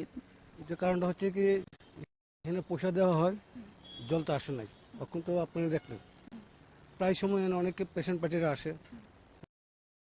অনেক দূর দূরান্ত থেকে, যারা সমস্যা জল কিনতে পারি না, 1 টাকা দিয়ে 1 লিটার জল, ঠিক আছে, আর এই 1 লিটার জল কিনতে গেলে নিচে 20 টাকা। মানুষ কত কিনবে? যেটা সুবিধা দেওয়া হয়েছে যেহেতু বিগত 3-4 মাস ধরে এরকম চলছে। যেটা আমি আপনাদের সাথে আছি পূজা। আমরা প্রতিনিয়ত রাজ্যের বুকে যে সমস্যাগুলির চিত্র উঠে আসে তার কিছুটা আমরা ব্যক্ত করার আপনাদের সামনে চেষ্টা করি, তার কতটুকু সত্যতা রয়েছে। আমরা প্রতিনিয়ত দেখতে পাই যে সংবাদের শিরোনামে বা পত্রিকার প্রথম পৃষ্ঠাতে রাজ্যের যে সরকারি বা বেসরকারি হাসপাতালগুলো রয়েছে তাতে পরিষেবাকে নিয়ে নানান অভিযোগ থাকে রোগীদের পরিবার পরিজনদের। আজকের দিনে আমরা সেই অভিযোগের ভিত্তিতে এসে পৌঁছই যে রাজ্যের সরকারি হাসপাতাল রয়েছে জিবি পন্থা হাসপাতালে, এবং আপনারা দেখতে পাচ্ছেন একটি আগরতলা স্মার্ট সিটির আন্ডারে যে জলের ব্যবস্থা রয়েছে সেই জলের ব্যবস্থার একটি ট্যাঙ্কের সামনে আমরা উপস্থিত রয়েছি, যেখানে আমরা প্রত্যেকেই জানি যে টাকা দিলে সেখানে জল দেওয়া হয়। যতটুকু আমাদের কাছে খবর রয়েছে জলের পরিষেবার বিষয়ে রোগীর পরিবার পরিজনরা যারা রয়েছে এবং সেই বিষয়টিকে কেন্দ্র করে হাসপাতালের আওতায় এই জলের ব্যবস্থা রয়েছে, কিন্তু এই জলের যে মেশিনটি রয়েছে সম্পূর্ণ মেশিনটি বর্তমানে বিকল অবস্থায় রয়েছে। আপনারা দেখতেই পাচ্ছেন যে জলের কোনো ব্যবস্থাপনাই নেই, কিন্তু শুভ সকাল। অমৃত 2 যে প্রকল্পের যে উদ্বোধন আজকে এখানে তো আগে হয়ে গেল, সেই উপলক্ষে এখানে মঞ্চে আসীন আছেন আমাদের সবার প্রিয় আগরতলা মিউনিসিপ্যাল কর্পোরেশনের মাননীয় মেয়র সাহেব Shri Dipak Majumdar, corporator ward number 33 এবং আমাদের সবার পরিচিত মুখ শ্রী অভিজিৎ মল্লিক মহোদয়, secretary urban government of Tripura Shri Abhishek Singh মহোদয়, Shri Rajat Pan, director urban development ডিপার্টমেন্টের, এবং Shyamalendu Bhowmik, chief engineer urban development ডিপার্টমেন্টের এবং ত্রিপুরা জল বোর্ডের। তাছাড়া ডায়াসের নিচে অফ দ্য ডায়াস এখানে কর্পোরেটর শ্রী বাপি দাস মহোদয় উপস্থিত আছেন, শ্রী তুষারকান্তি ভট্টাচার্য মহোদয় উপস্থিত আছেন, বিশিষ্ট সমাজসেবী সঞ্জয় সাহা এখানে উপস্থিত আছেন, এবং অন্যান্য আরও যারা এখানে এই ডিপার্টমেন্টের সাথে যুক্ত সমস্ত আধিকারিক এবং কর্মচারীবৃন্দ এবং এই এলাকার বিশিষ্ট ব্যক্তিবৃন্দ এবং আমার মিডিয়া বন্ধুরা, সবাইকে আমি আজকের এই শুভ মুহূর্তে আমি শুভেচ্ছা জানাচ্ছি। আমাদের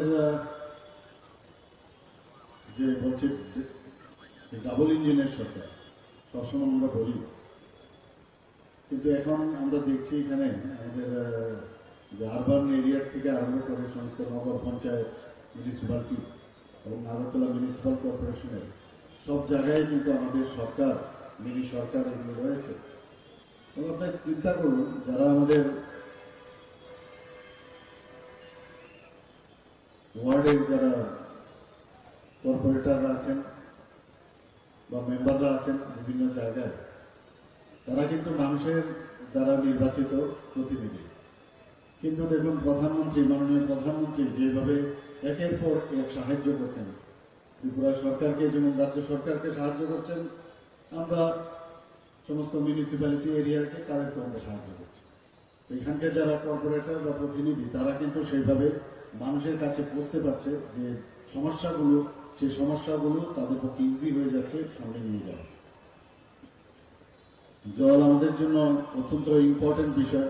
যার বাড়িতে জল নেই সে বুঝতে পারে যে জলের কি প্রয়োজন। এখানে আজকে 51টা ওয়ার্ডের মধ্যে প্রায় 26টা ওয়ার্ড এখানে আজকের এই অমৃত ট্যুর যে উদ্বোধন হলো তার মাধ্যমে সেটা কাভারেজ হলো। বাকি ওয়ার্ডগুলো আমি খবর নিয়েছি যে বাকি ওয়ার্ডগুলো অলরেডি কাভারেজ আছে ডিডব্লিউএস এর মাধ্যমে, এবং সেইভাবে এখানে বিশুদ্ধ জল, পানীয় জল দেওয়া হচ্ছে। এখানে যেভাবে জলকে ডিপ টিউবওয়েলের মাধ্যমে জলকে পরিশোধিত করে মানুষের ঘরে ঘরে পৌঁছাবে এবং তার গুরুত্ব অনুধাবন করে যে জলকে অপচয় যেন না হয়, সেই বিষয়টা এখানে আমি যারাই আছেন তাদেরকে আমি আবেদন করব, সেই দিকে আপনারা নজর রাখবেন। আমরা বিভিন্ন জায়গায় ইনোভেটিভ যে আইডিয়া, তার মাধ্যমে ছড়ার জলকে আটকে ড্যামের মধ্যে রেখে তাকে পরিশোধিত করে পাহাড় পর্বত এলাকায় সেখানে আমরা পরিশোধিত জল দেওয়ার ব্যবস্থা করেছি। বিভিন্ন জায়গায় বিভিন্ন ডায়ার যে টিউবওয়েল সেখানে লাগানোর পর ডিপ টিউবওয়েল লাগিয়ে আমরা বিভিন্ন জায়গায় জলের যাতে কোনো সমস্যা না হয় সেই দিকে আমরা নজর রাখছি। এবং আপনারা সবাই জানেন যে 3% আমাদের ডিডব্লিউএস এর যে প্রতিটা ঘরে জল দেওয়ার যে বিষয়, 3% থেকে আমরা শুরু করেছি, এখন প্রায় 64% আমরা 100% এর দিকে আমরা যাচ্ছি, যাতে তার সমস্ত মানুষ সেই জলের সুবিধা পায়। এখানেও যা শুনলাম 58% এখানে এতদিন ধরে মানুষ জল পাচ্ছিল, তো এইবারের এই প্রকল্পের কারণে প্রায় সেটা 72% কাভারেজ আসবে। যে আমাদের এই সরকার এবং আমাদের মিউনিসিপ্যালিটি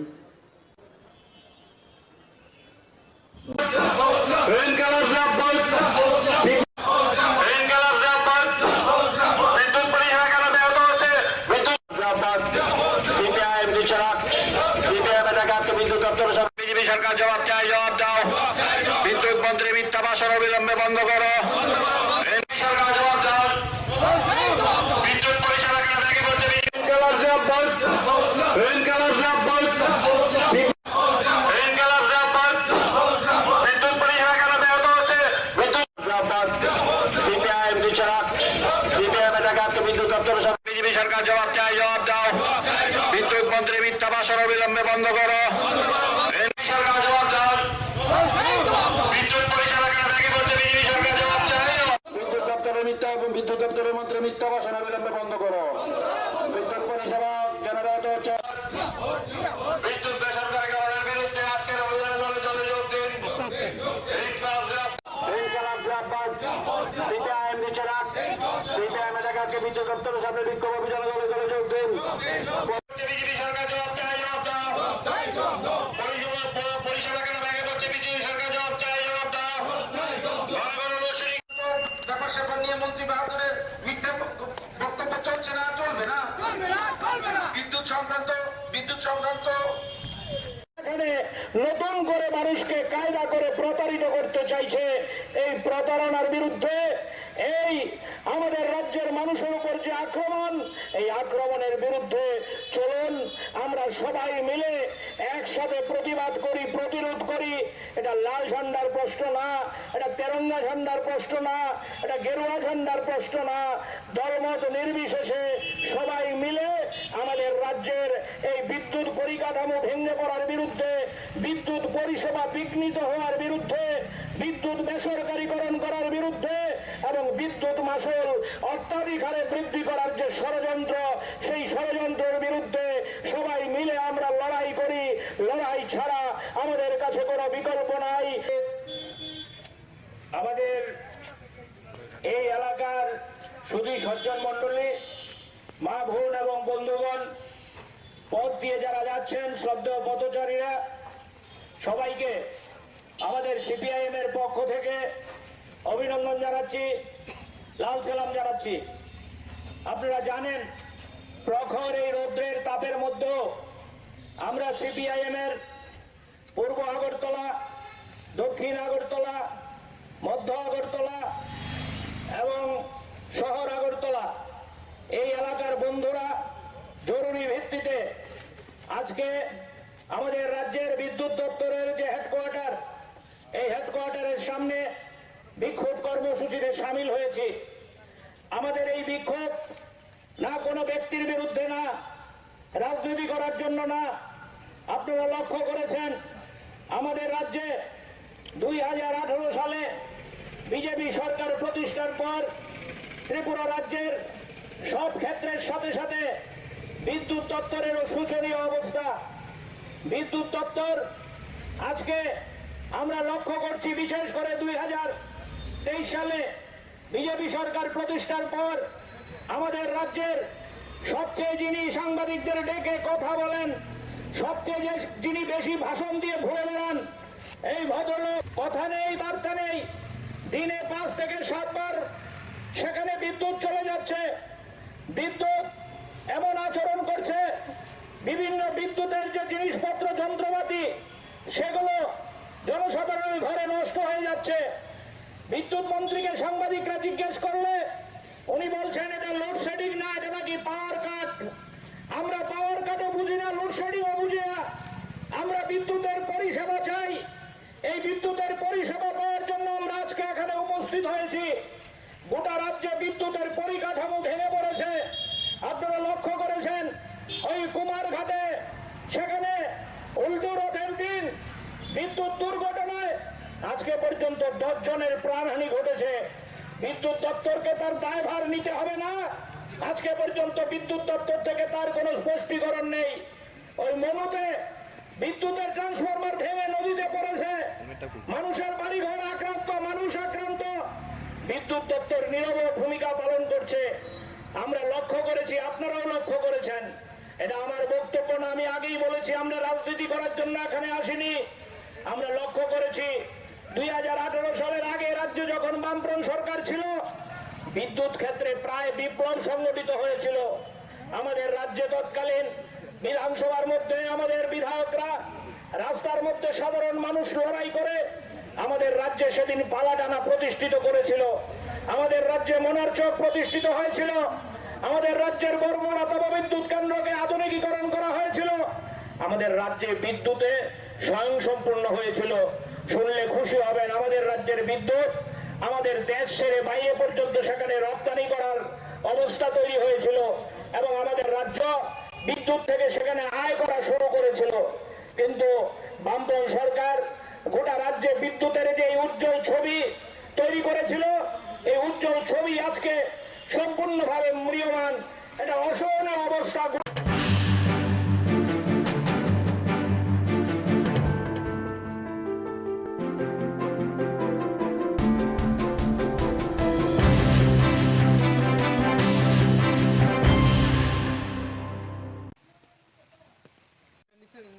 নিচের দিকে ধরেন লাইটটা, এই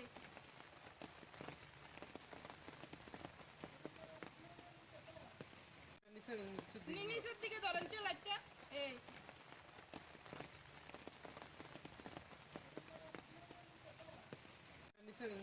নিচের দিকে ধরেন লাইটটা, এই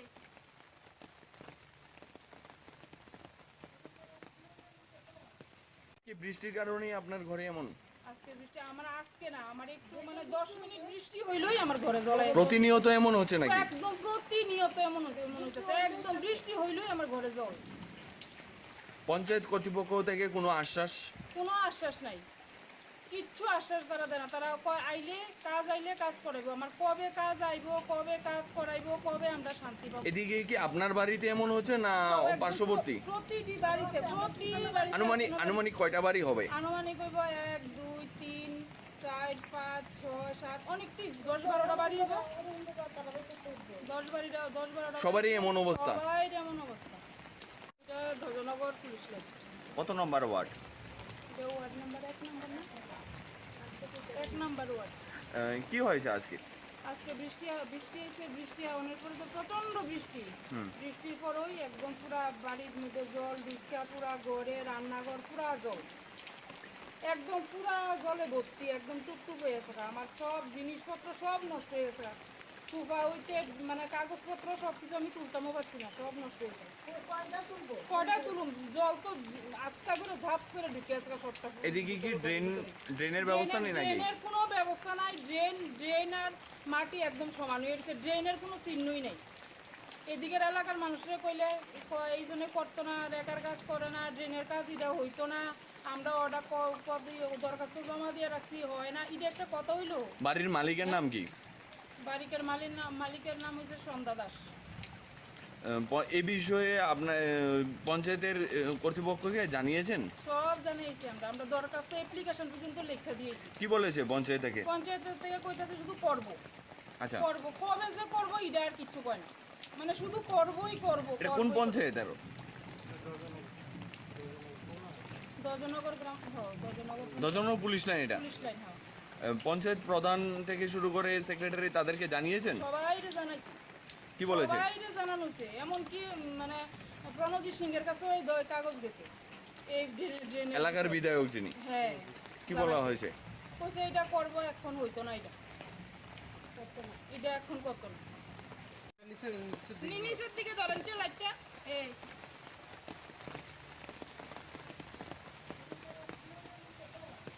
কি বৃষ্টির কারণেই আপনার ঘরে এমন? আজকে বৃষ্টি আমার আজকে না, আমার একটু 10 মিনিট বৃষ্টি হইলই আমার ঘরে জল। প্রতিনিয়ত এমন হচ্ছে নাকি? একদম প্রতিনিয়ত এমন হচ্ছে, একদম বৃষ্টি হইলই আমার ঘরে জল। আচ্ছা চলো। নমস্কার।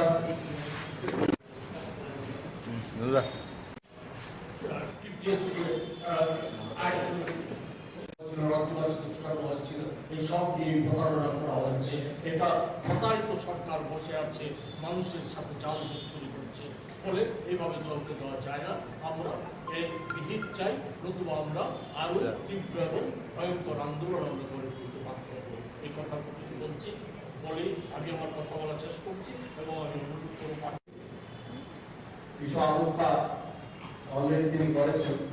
আমাদের আজকে বিষয়বস্তু একটা হলো পিআরটিসি বাধ্যতামূলক। এটা আমাদের দলের অন্যতম বিধায়ক এবং রাজ্যের অন্যতম জননেতা শ্রী সুচিত্রা বর্মন এবং আমাদের দলের সভাপতি আশিস সাহা মহোদয়, তারা গিয়েছিলেন এবং কেআরটিসি বাধ্যতামূলক করার জন্য, যাতে করে আমাদের এই রাজ্যের ছেলেমেয়েরা রাজ্যে চাকরি পেতে পারে। চাকরির আকাল চলছে আমাদের এখানে, আপনারা জানেন।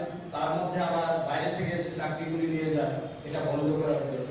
কিন্তু এর মধ্যে আমরা জেনে গেলাম যে সার্কুলার এখনো দপ্তরে যায়নি, বিজ্ঞাপন বেরোচ্ছে এবং বাইরে তারাও পরীক্ষা দিচ্ছে, চাকরিও পেয়ে যাবে।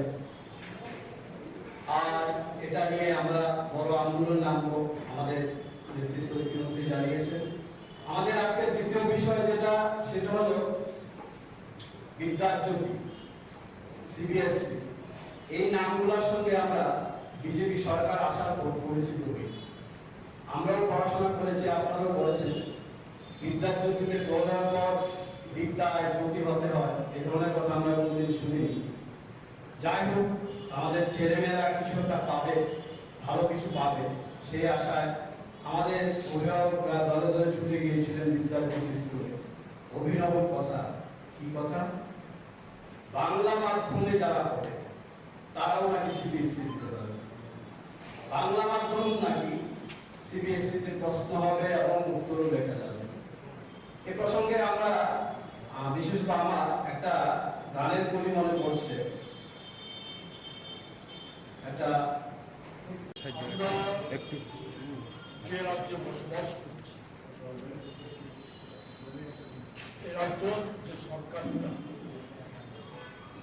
এই সরকারিরা কাজকর্ম নিজের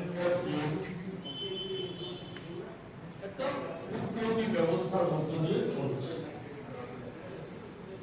সরকারের কথা, সিদ্ধান্ত আর কাজে কোনো মিল নেই, অমিল স্পর্শ। অনেক উদাহরণ আছে, আজকে সব উদাহরণের জন্য আমরা এখানে বসি। আমরা প্রধানত দুটো বিষয় নিয়ে আলোচনার জন্য আজকে আপনাদের এখানে সমবেত করেছি। একটা বিষয় হচ্ছে এই যে সম্প্রতি কিছুদিন আগে রাজ্য সরকারের ক্যাবিনেট মন্ত্রিসভা ঘটা করে সিদ্ধান্ত নিয়েছে যে এখন থেকে সরকারি চাকরি পিআরটিসি বাধ্যতামূলক। শুধু সরকারি দপ্তর নয়, সরকার অধিকৃত অন্যান্য সংস্থার কি পার্মানেন্ট, কি ডিআরডব্লিউ, কি কন্ট্রাকচুয়াল, সব ক্ষেত্রেই পিআরটিসি বাধ্যতামূলক বলে সরকার সিদ্ধান্ত নিয়েছে। সরকারের এই সিদ্ধান্ত এক বাক্যবাগীশ মন্ত্রী উল্লেখ করেছিল জানাতে গিয়ে, সর্বসাধারণকে জানাতে গিয়ে, ঐতিহাসিক সিদ্ধান্ত। এবং আমরা দেখলাম তারপর বিজেপি দলের যুবমোর্চা এবং দল তারা নানা জায়গায় মিছিল সমাবেশ করে অভিনন্দন রেলি করে সরকারের মাননীয় মুখ্যমন্ত্রীকে অভিনন্দিত করছে। এরপরে কার্যত ঘটনা কি? ঘটনা হচ্ছে এখন পর্যন্ত শুধু পিডব্লিউডি দপ্তরে যে কয়েকজন ইঞ্জিনিয়ার নেওয়ার কথা ছিল, নোটিফিকেশন হয়েছিল টিপিএসসির মাধ্যমে, পিআরটিসি বাধ্যতামূলক না করাতে সরকারের সিদ্ধান্ত এগুলিকে বাতিল করে পুনর্নিয়োগের ব্যবস্থা, এটা বাতিল হয়েছে। কিন্তু কি কারণে জানি না, সম্প্রতি বিদ্যুৎ নিগমে, তারপর ডেন্টাল কলেজে, আরো বিভিন্ন জায়গায় কিছু জায়গায় কিছু নিয়ম সেখানে সংগঠিত হয়েছে, যেখানে পিআরটিসি বাধ্যতামূলক ছিল না, সেই জায়গায় রাজ্যের যুবকদের, বেকারদের, শিক্ষিত বেকারদের আবারও বঞ্চনা বহির্রাজ্যে চাকরি চলে যাওয়ার একটা সুযোগ করে সেটা করেছে। এটা একেবারে নিন্দনীয়। সংবাদ মাধ্যমে বেরিয়েছে যে সরকার সিদ্ধান্ত নিয়েছে, ক্যাবিনেটের সিদ্ধান্ত নিয়েছে। যেমন সরকারের অনেক সিদ্ধান্তকে মান্যতা দেওয়া হয়, সরকারি সিদ্ধান্ত, সরকারি ঘোষণা, এমনকি বিধানসভার যে সিদ্ধান্ত, সেই সিদ্ধান্তগুলো মান্যতা দেওয়া হয়। এই জিনিস চলে আসছে।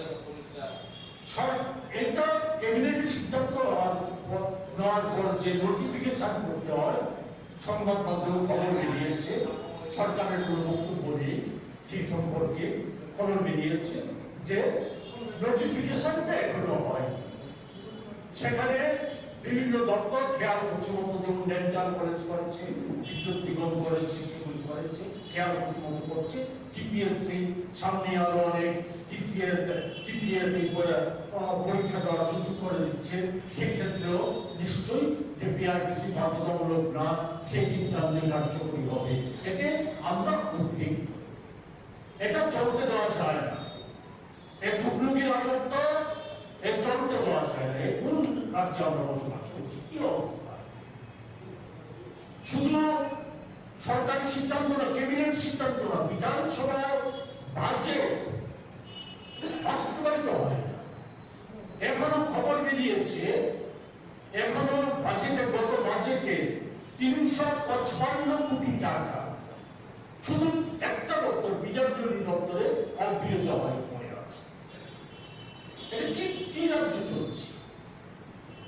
কি কমফর্ট দেওয়া আছে? মন্ত্রীরা ব্যস্ত আখের গোছানোর জন্য, নিজেদের আখের গোছানোর জন্য, সম্পত্তির বিস্তার বাড়ানোর জন্য মুখ্যমন্ত্রী থেকে শুরু করে মন্ত্রীরা ব্যস্ত। দলীয় ভাবে তারা বিরোধীদের পঞ্চাশা করে দিয়ে সেখানে দলীয় পদ যাতে সুরক্ষা করা যায় তার জন্য তারা ব্যস্ত। সরকারি কাজকর্ম ভুল্লায় যায়, সরকারি সিদ্ধান্ত সম্পর্ক ভুল্লায় যায়। একটার পর একটা দপ্তর আজকে যে ভয়ঙ্কর অবস্থা সৃষ্টি। আমার পাশে আছে পার্থ আচার্য মহাশয়, প্রদেশ কংগ্রেসের নেতা। উনি বললেন একটা বিষয় নির্দিষ্টভাবে বলবেন, আমি শুধু উল্লেখ করতে চাই। যেসব আপনারা অবগত আছে যে সিবিএসসিতে বিদ্যাজ্যোতি প্রকল্পে ইংরেজি মাধ্যম স্কুলকে আগে যুক্ত করা হয়েছিল।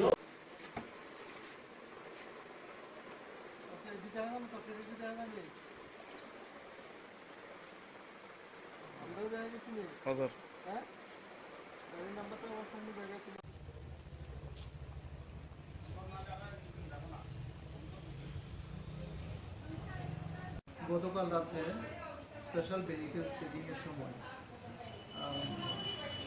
আমি ইন্সপেক্টর সুকান্ত ত্রিপুরা সঙ্গে আমাদের সঙ্গে এসডিপিও বিলোনিয়া ছিল, মোতায় আমাদের ভেহিকেল চেকিং ছিল। ভেহিকেল চেকিং এর সময় আমরা একটা আল্টো 800 গাড়ি, যার নাম্বার TR08B0487 গাড়িকে সিগন্যাল দেই দাঁড়ানোর জন্য, কিন্তু গাড়িটি আমাদের সিগন্যাল ভায়োলেট করে বিশ্বমুখের দিকে চলে যায়। তখন আমরা গাড়ির পিছনে ধাওয়া করে গজারিয়া দেবীপুর থেকে গাড়িটিকে আমরা ডিটেন করি, কিন্তু গাড়ির ড্রাইভার পালিয়ে যায়। গাড়ি থেকে আমরা মোট 3 কার্টন 235 বোতল ফেন্সিডিল উদ্ধার করি এবং এই ব্যাপারে আমরা একটা স্পেসিফিক বিলোনিয়া থানাতে কেস রেজিস্টার করি, যার number 51/2023 under section 21C 25 29 of NDPS act. যার বাজার মূল্য কত হবে? বাজার মূল্য আনুমানিক 1.5 লাখ টাকা হবে।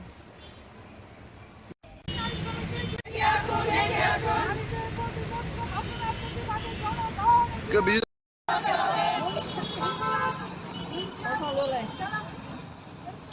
হবে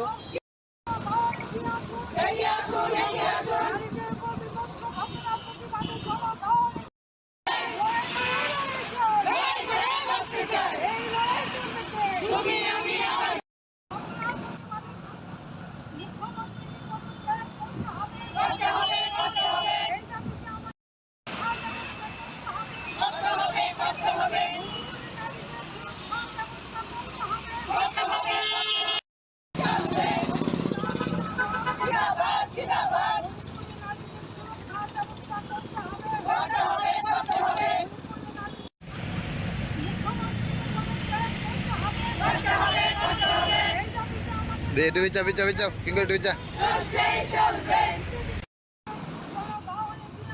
এগিয়ে আসুন এগিয়ে আসুন করতে হবে করতে হবে করতে হবে করতে হবে চলছে চলবে সারা ভারত গণতান্ত্রিক নারী সমিতি রাজ্য কমিটির সিদ্ধান্ত মোতাবেকে সদর বিভাগীয় কমিটির উদ্যোগে এই এলাকার আমাদের 4টা নারী সংগঠন লোকাল কমিটি, যেমন দক্ষিণ আগরতলা, পূর্ব আগরতলা, শহর আগরতলা এবং উত্তর আগরতলা, এই 4টা লোকাল কমিটির উদ্যোগে আমরা মণিপুরের সাম্প্রতিক কালের ঘটনাবলীর বিরুদ্ধে এখানে প্রতিবাদ বিক্ষোভে সমাবেশ আমরা সংগঠিত করেছি। আপনারা সবাই জানেন, এটা আজকে আর ব্যাখ্যার অপেক্ষা রাখে না যে গত 2-3 মাস ধরে গোটা মণিপুর জুড়ে আজকে যে নৃশংস বর্বরতা এটা ভারতবর্ষের সভ্যতার কলঙ্ক। এটা আপনারা দেখেছেন যে সেখানে কুকি সম্প্রদায়ের 2জন মহিলাকে বিবস্ত্র করে রাস্তায় হাঁটানো হয়েছে। শুধু হাঁটানো নয়, পরে তাদের উপরে দলবদ্ধভাবে পাশবিক অত্যাচার করা হয়েছে। সংবাদে প্রকাশ পরে আরও 2টো ঘটনা বেরিয়ে এসেছে, আরও 2জন মহিলার উপরে গণধর্ষণ হয়েছে। এগুলো হচ্ছে প্রকাশিত সংবাদ, কিন্তু লোকচক্ষুর অন্তরালে কুকি সম্প্রদায়ের মেয়েদের উপরে নানাভাবে সেখানে নির্যাতন, শ্লীলতাহানি, পাশবিক অত্যাচার এগুলো সংগঠিত হয়েছে। তাছাড়াও গোটা কুকি সম্প্রদায় মানুষদের উপরে বিজেপির দুর্বৃত্ত বাহিনী সহ রাষ্ট্রীয় পুলিশের যোগসাজশে সেখানে ভাঙচুর, বাড়িঘরে হামলা, মারধর করা, বাড়ি পুড়িয়ে দেওয়া এবং নানা ধরনের অমানবিক নির্যাতন সেখানে সংগঠিত হচ্ছে। গোটা ভারতবর্ষের শুভবুদ্ধি সম্পন্ন মানুষ মণিপুরের ঘটনাতে আজকে বিচলিত এবং তারা প্রতিবাদ জানাচ্ছেন। এমনকি সুপ্রিম কোর্টের প্রধান বিচারপতি তিনি বলেছেন যে অবিলম্বে মণিপুর সরকার যদি এই সমস্ত ঘটনাগুলি বন্ধ করার ক্ষেত্রে যথাযথ পদক্ষেপ গ্রহণ না করে, তাহলে সুপ্রিম কোর্ট স্বতঃপ্রণোদিত হয়ে সুমোটো মামলা করে ওটা তারা দেখবেন এর বিরুদ্ধে কি ব্যবস্থা নেওয়া যায়। আমরা আজকে আমাদের এই বিক্ষোভ সমাবেশ থেকে আমরা দাবি করেছি অবিলম্বে মণিপুরের বীরেন্দ্র সিং মন্ত্রিসভার মুখ্যমন্ত্রীর পদ থেকে তাকে সরাতে হবে, তাকে বাতিল করতে হবে। আমরা দাবি করেছি যেই সমস্ত মেয়েদের উপরে যে নারকীয় সমস্ত ঘটনা ঘটেছে সেগুলো যথাযথ তদন্ত করতে হবে এবং দোষীদের কঠোর শাস্তি বিধান করতে হবে। শাস্তি বিধানের নামে যে মামলা দায়ের করা হয় সেগুলো আইনের ফাঁক দিয়ে আসামিরা বেরিয়ে যায়। আমরা বলছি এমন আইনের ধারা দেওয়া দরকার যাতে আসামি পার না পায়। আমাদের 3 নম্বর দাবি হচ্ছে ক্ষতিগ্রস্ত, আক্রান্ত, সর্বশান্ত মানুষকে অবিলম্বে মণিপুর সরকার যেন যথাযথ পুনর্বাসনের ব্যবস্থা করে। এই 3টা দাবি মূলত আমাদের সামনে। আর আমাদের রাজ্যের নারী নির্যাতনের ঘটনাগুলো তো আছেই। নমস্কার, স্বাগত আপনাদের ত্রিপুরা নিউজ 8-এ। আমি আপনাদের সাথে আছি পূজা। আমরা প্রতিনিয়ত রাজ্যের বুকে যে সমস্যাগুলির চিত্র উঠে আসে তার কিছুটা আমরা ব্যক্ত করার আপনাদের সামনে চেষ্টা করি, তার কতটুকু সত্যতা রয়েছে। আমরা প্রতিনিয়ত দেখতে পাই যে সংবাদের শিরোনামে বা পত্রিকার প্রথম পৃষ্ঠাতেই রাজ্যের যে সরকারি বা বেসরকারি হাসপাতালগুলো রয়েছে তাতে পরিষেবাকে নিয়ে নানান অভিযোগ থাকে রোগীদের পরিবার পরিজনদের।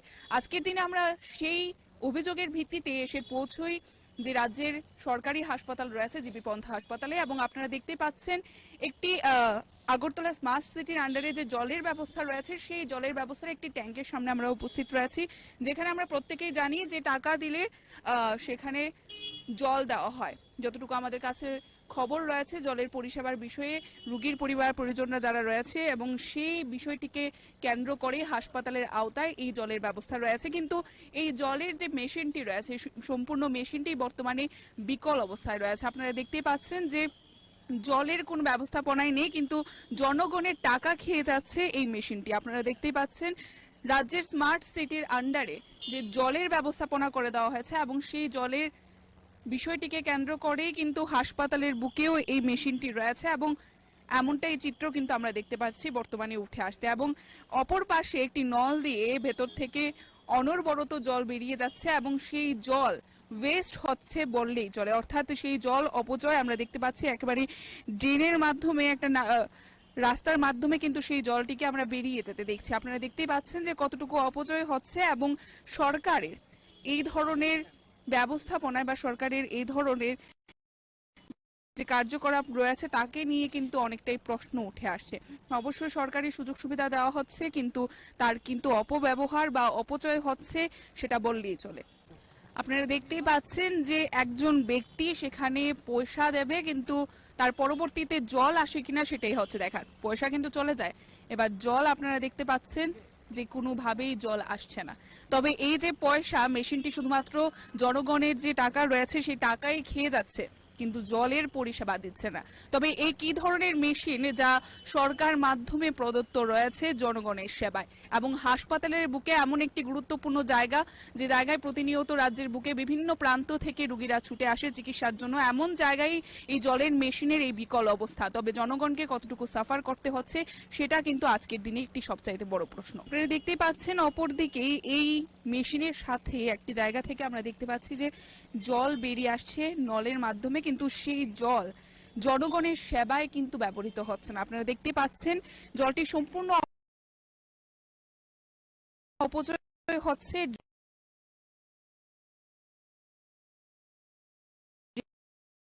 ড্রেনের মাধ্যমে কিন্তু বেরিয়ে যাচ্ছে। তবে জনগণ কতটুকু পরিষেবা পাচ্ছে এই জলের এবং জলকে আমরা অপচয় হতে দেখতে পাচ্ছি। যেখানে আমরা যদি গ্রাম পাহাড়ে যাই সেখানে মানুষ জলের জন্য কতটা অসুবিধার সম্মুখীন হয় সেটা আমরা জানি, কিন্তু রাজ্যের বুকে জল আছে ঠিক আছে, কিন্তু আমরা দেখতে পাচ্ছি যে তার সম্পূর্ণই অপচয় হচ্ছে।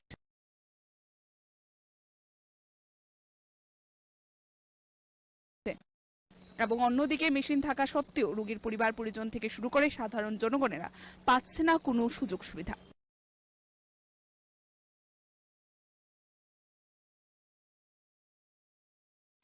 দাদা, জানতে চাইবো যে জলের মেশিনটা কি কবে থেকে বিকল বা কি সমস্যা হয় আপনাদের এই বিকলতার কারণে? যে কারণটা হচ্ছে কি এখানে পয়সা দেওয়া হয়, জল তো আসে নাই। এখন তো আপনি দেখলেন প্রায় সময় এখানে অনেকে পেশেন্ট পার্টিরা আসে অনেক দূর দূরান্ত থেকে, যারা সমস্যা জল কিনতে পাই না, 1 টাকা দিয়ে 1 লিটার জল, ঠিক আছে, আর এই 1 লিটার জল কিনতে গেলে নিচে 20 টাকা। মানুষ কত কিনবে?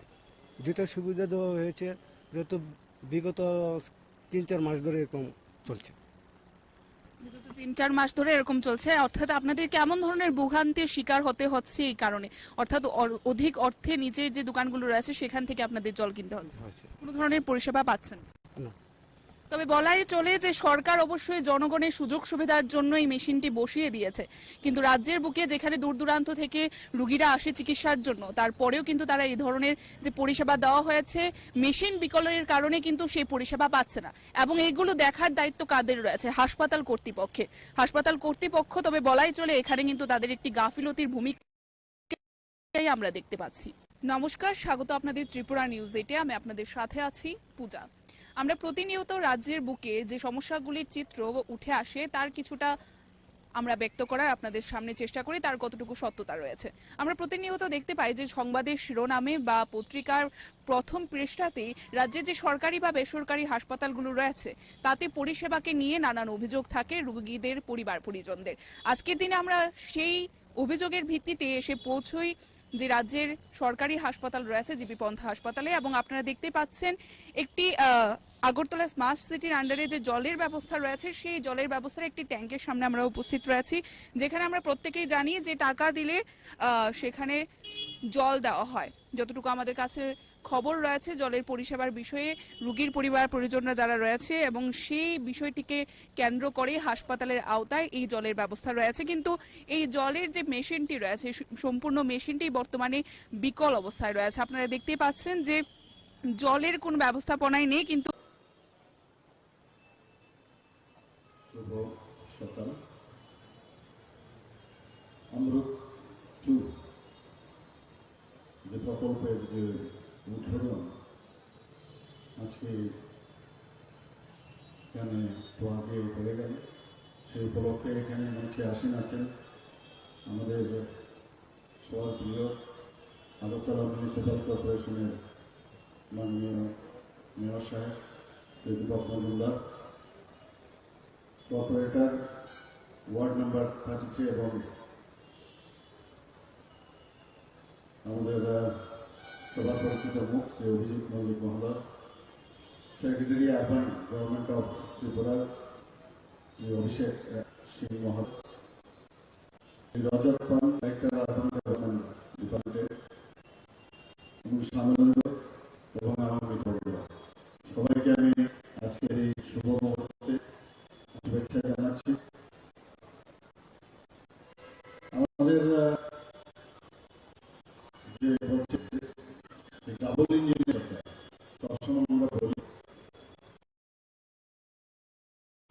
এখন আমরা দেখি এখানে আমাদের আরবান এরিয়া থেকে আরম্ভ করে নগর পঞ্চায়েত এবং আগরতলা মিউনিসিপাল কর্পোরেশনের সব জায়গায় কিন্তু আমাদের সরকার এগুলো রয়েছে। আপনার চিন্তা করুন, যারা আমাদের যারা কর্পোরেটররা মেম্বাররা আছেন বিভিন্ন জায়গায়, তারা কিন্তু মানুষের যারা নির্বাচিত প্রতিনিধি, কিন্তু দেখুন প্রধানমন্ত্রী মাননীয় প্রধানমন্ত্রী যেভাবে একের পর এক সাহায্য করে সরকারকে, রাজ্য সরকারকে সাহায্য করছেন,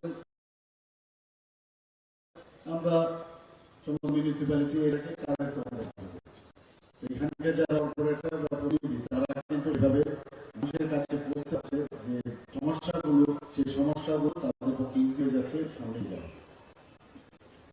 জল আমাদের জন্য অত্যন্ত ইম্পর্টেন্ট বিষয়। যার এতে জল নেই সে বুঝতে পারে যে জল কি প্রয়োজন। এখানে আজকে 51টা ওয়ার্ডের মধ্যে প্রায় 26টা ওয়ার্ড এখানে আছে অমৃত 2 যে উদ্বোধন, তার মাধ্যমে কাভারেজ হবে। বাকি ওয়ার্ড আমি খবর নিয়েছি, বাকি ওয়ার্ড অলরেডি কাভারেজ আছে ডিফারেন্সের মাধ্যমে, এবং সেইভাবে বিশুদ্ধ জল দেওয়া হচ্ছে। এখানে যেভাবে জলকে টিউবওয়েলের মাধ্যমে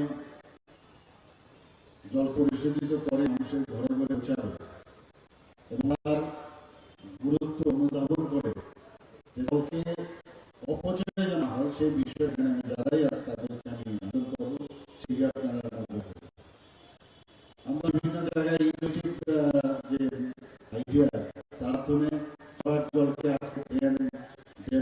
ড্যাম মধ্যে রেখে তাকে পরিশোধিত করে সেখানে পরিশোধিত জল দেওয়ার ব্যবস্থা করে বিভিন্ন জায়গায় বিভিন্ন টায়ার যে টিউবওয়েল সেখানে লাগানোর পরে টিউবওয়েল লাগিয়ে বিভিন্ন জায়গায় জল যাতে সমস্যা না হয় সেখানে আমরা নজর রাখি। এবং আমরা সবাই জানেন যে 3% আমাদের ডিডব্লিউএস এর যে প্রতি ঘরে জল দেওয়ার বিষয় 3% থেকে আমরা শুরু করেছি, এখন প্রায় 64% আমরা 100% থেকে আমরা যাচ্ছি, যাতে সমস্ত মানুষ সুবিধা পায়। এখানেও যা শুনলাম 8% এখানে এতদিন ধরে মানুষ যাচ্ছিল, এইবারের এই প্রকল্পের কারণে প্রায় 70% কাভারে যায়। আমাদের এই সরকার এবং আমাদের মিউনিসিপ্যালিটি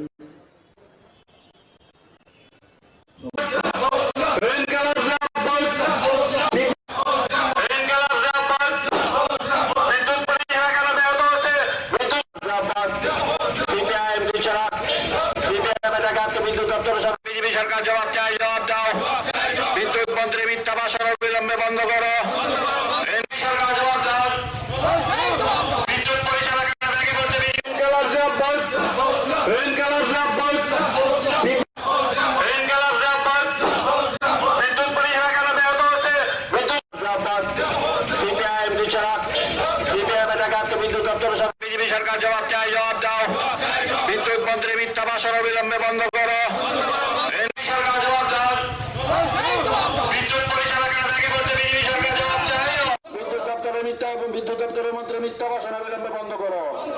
বিদ্যুৎ পরিষেবা কেন ব্যাহত হচ্ছে? বিদ্যুৎ বেসরকারীকরণের বিরুদ্ধে আজকের অভিযানে দলে দলে যোগ দিন। ইনকালাব জিন্দাবাদ। সিপিআইএম বিচারক, সিপিআইএম টাকাকে বিদ্যুৎ দপ্তরের সামনে বিক্ষোভ অভিযানে দলে দলে যোগ দিন। বিজেপি সরকার জবাব চাই, জবাব দাও। পরিষেবা কেন ভেঙে পড়ছে? বিজেপি সরকার জবাব চাই, জবাব দাও। ব্যাপার স্যাপার নিয়ে মন্ত্রী বাহাদুরের মিথ্যা বক্তব্য চলছে না, চলবে না। বিদ্যুৎ সংক্রান্ত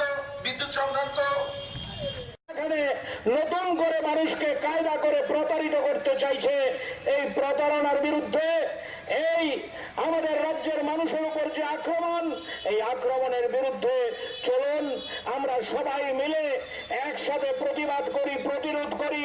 এটা লাল ঝান্ডার প্রশ্ন না, এটা তেরঙ্গা ঝান্ডার প্রশ্ন না, এটা গেরুয়া ঝান্ডার প্রশ্ন না।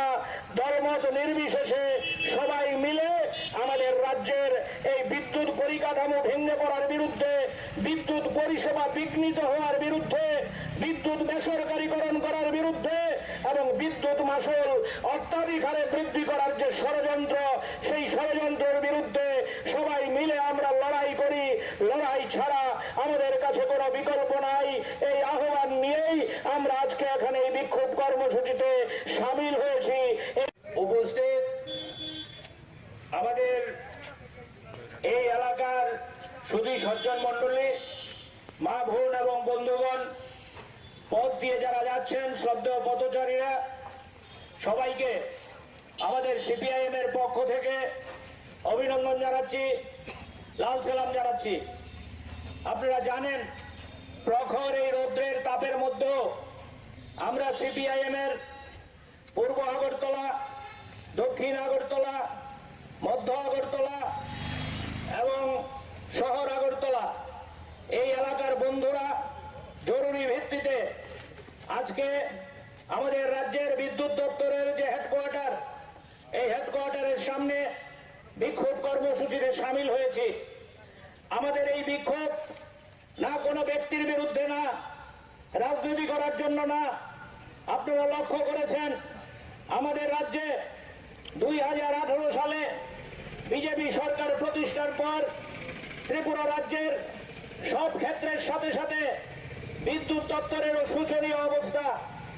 বিদ্যুৎ দপ্তর আজকে আমরা লক্ষ্য করছি, বিশেষ করে 2023 সালে বিজেপি সরকার প্রতিষ্ঠার পর আমাদের রাজ্যের সবচেয়ে যিনি সাংবাদিকদের ডেকে কথা বলেন, সবচেয়ে যিনি বেশি ভাষণ দিয়ে ঘুরে বেড়ান, এই ভদ্রলোক বিদ্যুৎ দপ্তরের মন্ত্রিত্ব পেয়েছেন। কিন্তু আমরা লক্ষ্য করছি এই বিদ্যুৎ দপ্তরের অবস্থা অসহনীয় অবস্থায় দাঁড়িয়েছে। কথা নেই, বার্তা নেই। দিনে 5 থেকে 7 বার সেখানে বিদ্যুৎ চলে যাচ্ছে।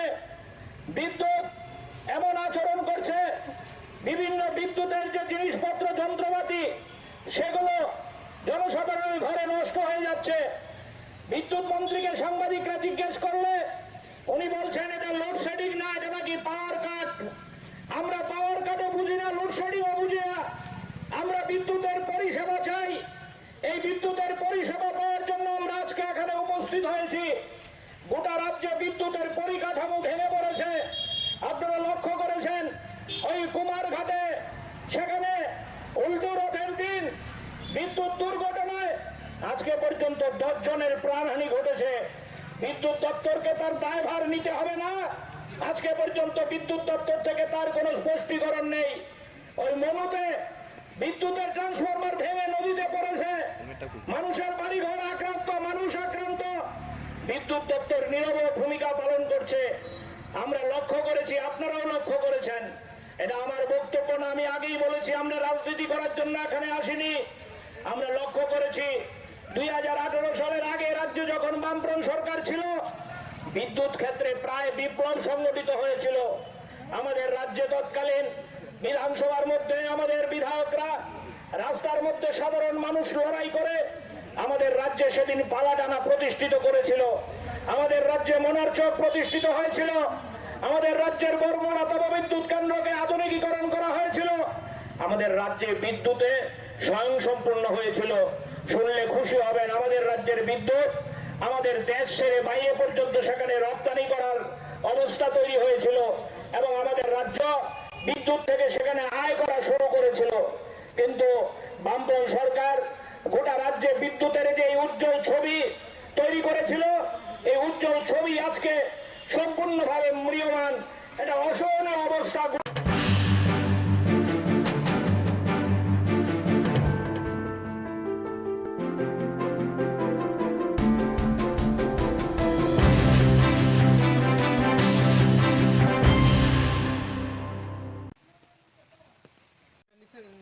নিচের দিকে ধরেন লাইটটা, এই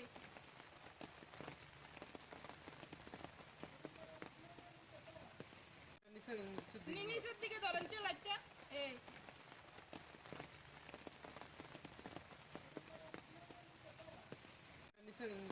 নিচের দিকে ধরেন লাইটটা, এই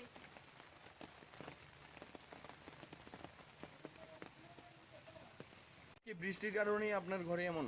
আজকে বৃষ্টি আমার আজকে না, আমার একটু 10 মিনিট বৃষ্টি হইলই আমার ঘরে জল। প্রতিনিয়ত এমন হচ্ছে নাকি? একদম প্রতিনিয়ত এমন হচ্ছে, একদম বৃষ্টি হইলই আমার ঘরে জল। পঞ্চায়েত কর্তৃপক্ষ থেকে কোনো আশ্বাস?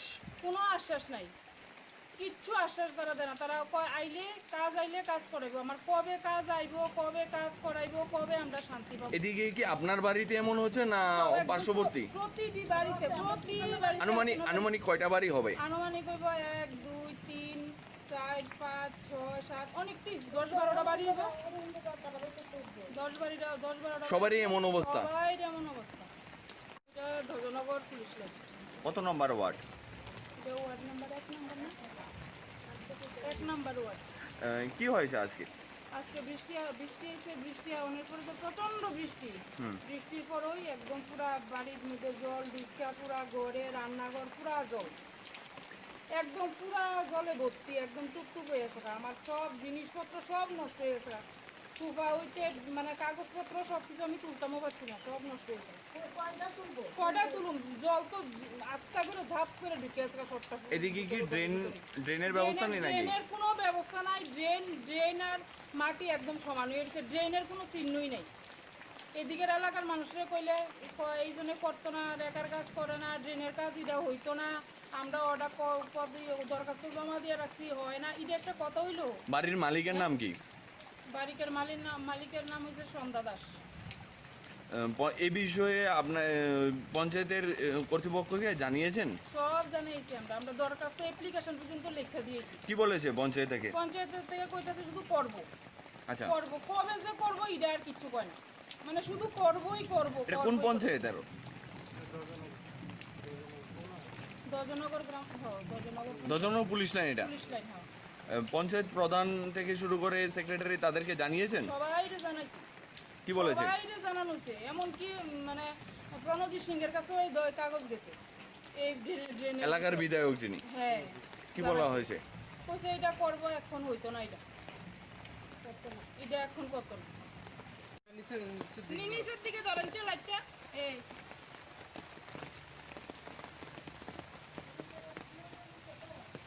কি বৃষ্টির কারণেই আপনার ঘরে এমন? আজকে বৃষ্টি আমার আজকে না, আমার একটু 10 মিনিট বৃষ্টি হইলই আমার ঘরে জল। প্রতিনিয়ত এমন হচ্ছে নাকি? একদম প্রতিনিয়ত এমন হচ্ছে, একদম বৃষ্টি হইলই আমার ঘরে জল। আচ্ছা চলো, নমস্কার।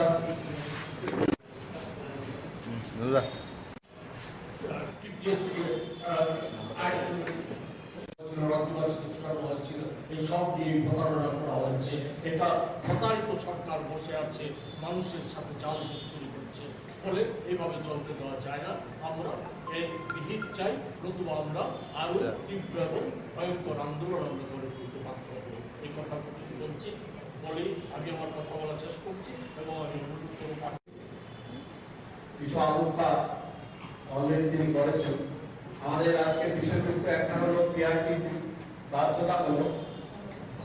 এটা আমাদের দলের অন্যতম বিধায়ক এবং রাজ্যের অন্যতম জননেতা শ্রী সুদীপ রায় বর্মন এবং আমাদের দলের সভাপতি আশিস সাহা মহোদয় তারা গিয়েছিলেন এবং পিআরটিসি বাধ্যতামূলক করার জন্য, যাতে করে আমাদের এই রাজ্যের ছেলেমেয়েরা রাজ্যে চাকরি পেতে পারে। চাকরির আকাল চলছে আমাদের এখানে, আপনারা জানেন।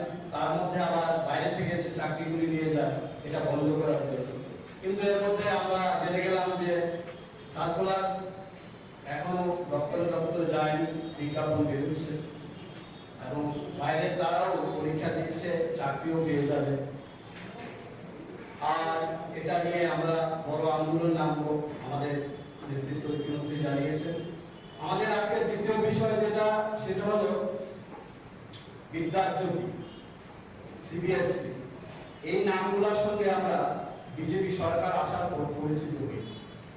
আমরাও পড়াশোনা করেছি, আপনারাও করেছেন। বিদ্যাজ্যোতিকে পড়ার পর বিদ্যায় জ্যোতি হতে হয়, এই ধরনের কথা আমরা কোনোদিন শুনিনি। যাই হোক, আমাদের ছেলেমেয়েরা কিছু একটা পাবে, ভালো কিছু পাবে, সেই আশায় আমাদের অভিভাবকরা দলে দলে ছুটে গিয়েছিলেন বিদ্যাজ্যোতি স্কুলে। অভিনব কথা, কি কথা? বাংলা মাধ্যমে যারা পড়ে তারাও নাকি সিবিএসসি দিতে পারবে। বাংলা মাধ্যম নাকি সিবিএসসি তে প্রশ্ন হবে এবং উত্তরও লেখা যাবে। এ প্রসঙ্গে আমরা বিশেষ করে আমার একটা গানের কলি মনে পড়ছে। একটা গান ছিল, আজকে যিনি কয়লা মন্ত্রী কালকে দেখেন শিক্ষা। আজকে যিনি কয়লা মন্ত্রী কালকে দেখেন শিক্ষা, কয়লা কালো শিক্ষা নিয়ে আমরা পাই দীক্ষা। বলি কয়লা আর শিক্ষার মধ্যে পার্থক্যটা কি? কয়লা মন্ত্রী হলে কয়লা ঝাড়বো, শিক্ষামন্ত্রী হলে বই ঝাড়বো।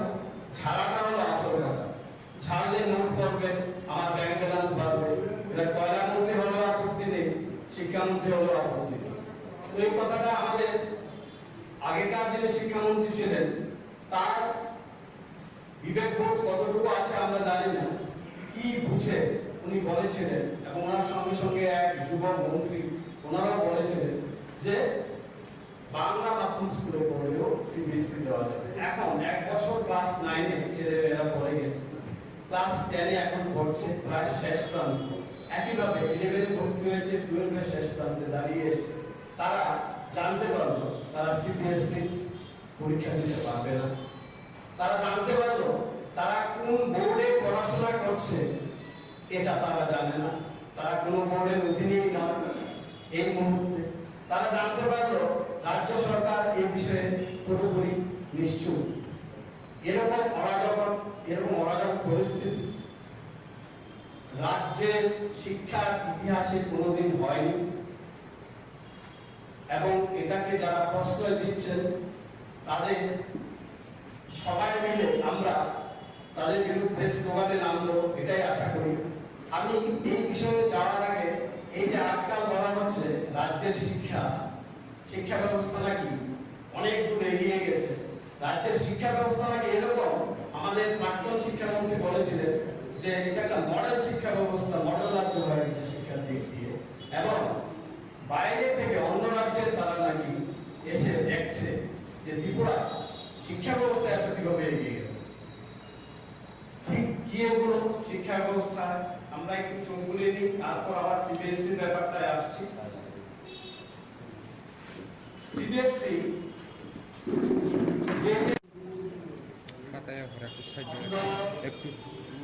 যে রাজ্যে বসবাস করছে,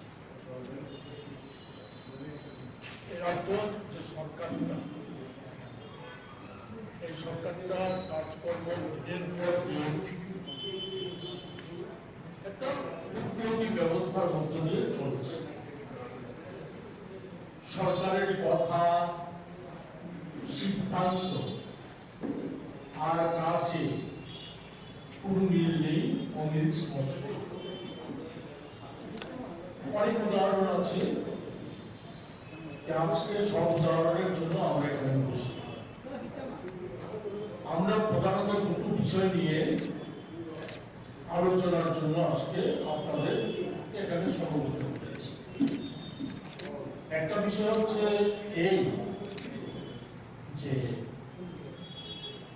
সম্প্রতি কিছুদিন আগে রাজ্য সরকারের ক্যাবিনেট মন্ত্রিসভা ঘটা করে সিদ্ধান্ত নিয়েছে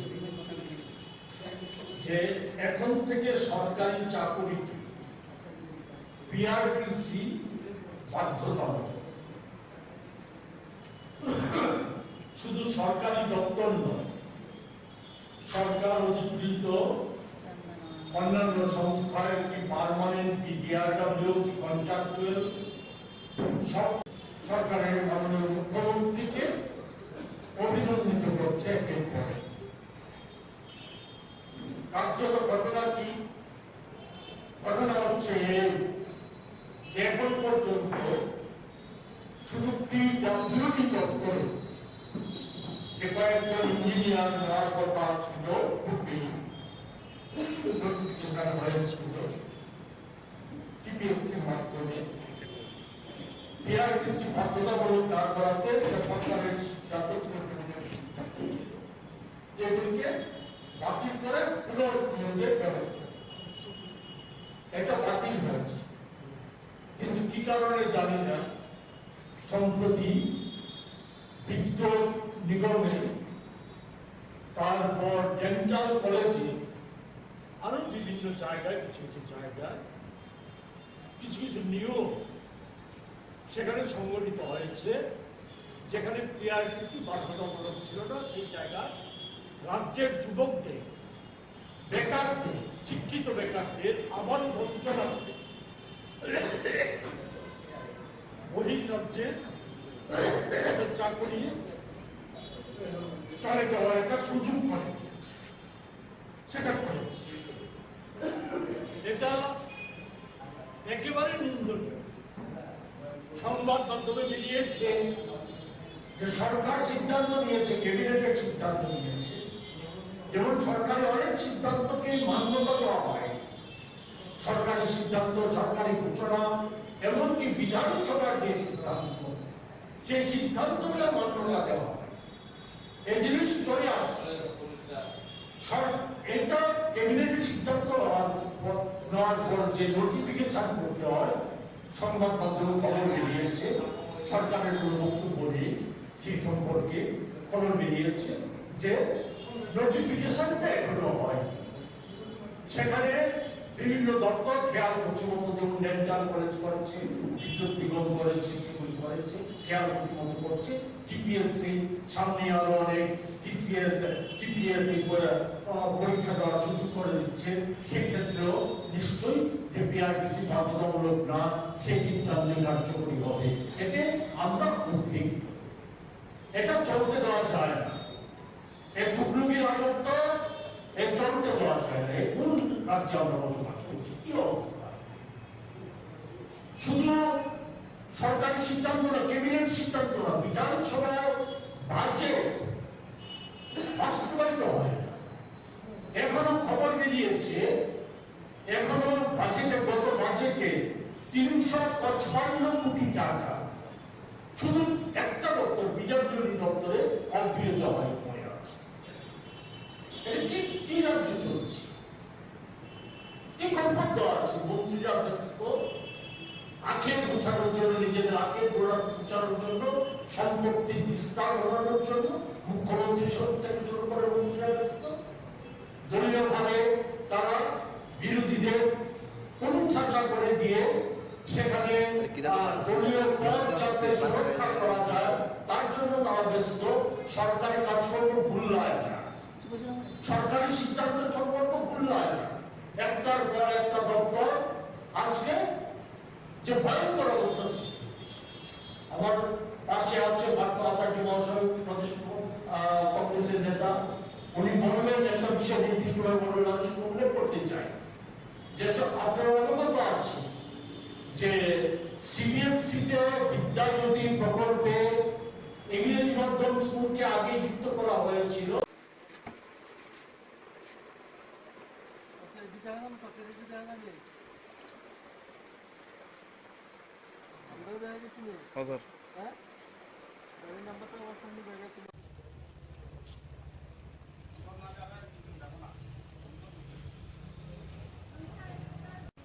রাতে স্পেশাল ভেহিকেল চেকিংয়ের সময় আমি ইন্সপেক্টর সুকান্ত ত্রিপুরা সঙ্গে আমাদের সঙ্গে এসডিপিও বিলোনিয়া ছিল, মোতায় আমাদের ভেহিকেল চেকিং ছিল। ভেহিকেল চেকিংয়ের সময় আমরা একটা আল্টো 800 গাড়ি, যার নাম্বার TR08B0487 গাড়িকে সিগন্যাল দিই দাঁড়ানোর জন্য, কিন্তু গাড়িটি আমাদের সিগন্যাল ভায়োলেট করে বিশ্বমুখের দিকে চলে যায়। তখন আমরা গাড়ির পিছনে ধাওয়া করে গজারিয়া দেবীপুর থেকে গাড়িটিকে আমরা ডিটেন করি, কিন্তু গাড়ির ড্রাইভার পালিয়ে যায়। গাড়ি থেকে আমরা মোট 3 কার্টন 235 বোতল ফেন্সিডিল উদ্ধার করি এবং এই ব্যাপারে আমরা একটা স্পেসিফিক বিলোনিয়া থানাতে কেস রেজিস্টার করি, যার number 51/2023 under section 21C 25 29 of NDPS act. যার বাজার মূল্য কত হবে? বাজার মূল্য আনুমানিক 1.5 লাখ টাকা হবে।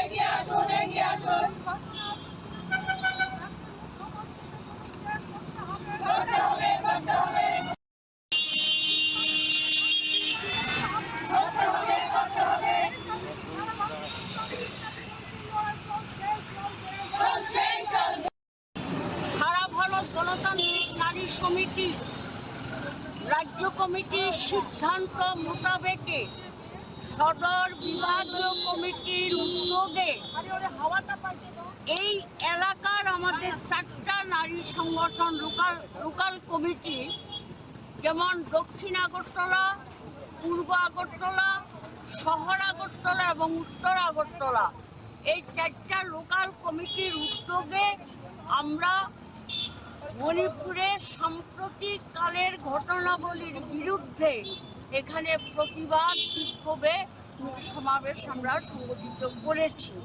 আপনারা সবাই জানেন, এটা আজকে আর ব্যাখ্যার অপেক্ষা রাখে না যে গত 2-3 মাস ধরে গোটা মণিপুর জুড়ে আজকে যে নৃশংস বর্বরতা চলছে, ঘটনাবলী চলছে, এটা ভারতবর্ষের সভ্যতার কলঙ্ক। এটা আপনারা দেখেছেন যে সেখানে কুকি সম্প্রদায়ের 2 মহিলাকে বিবস্ত্র করে রাস্তায় হাঁটানো হয়েছে। শুধু হাঁটানো নয়, পরে তাদের উপরে দলবদ্ধভাবে পাশবিক অত্যাচার করা হয়েছে।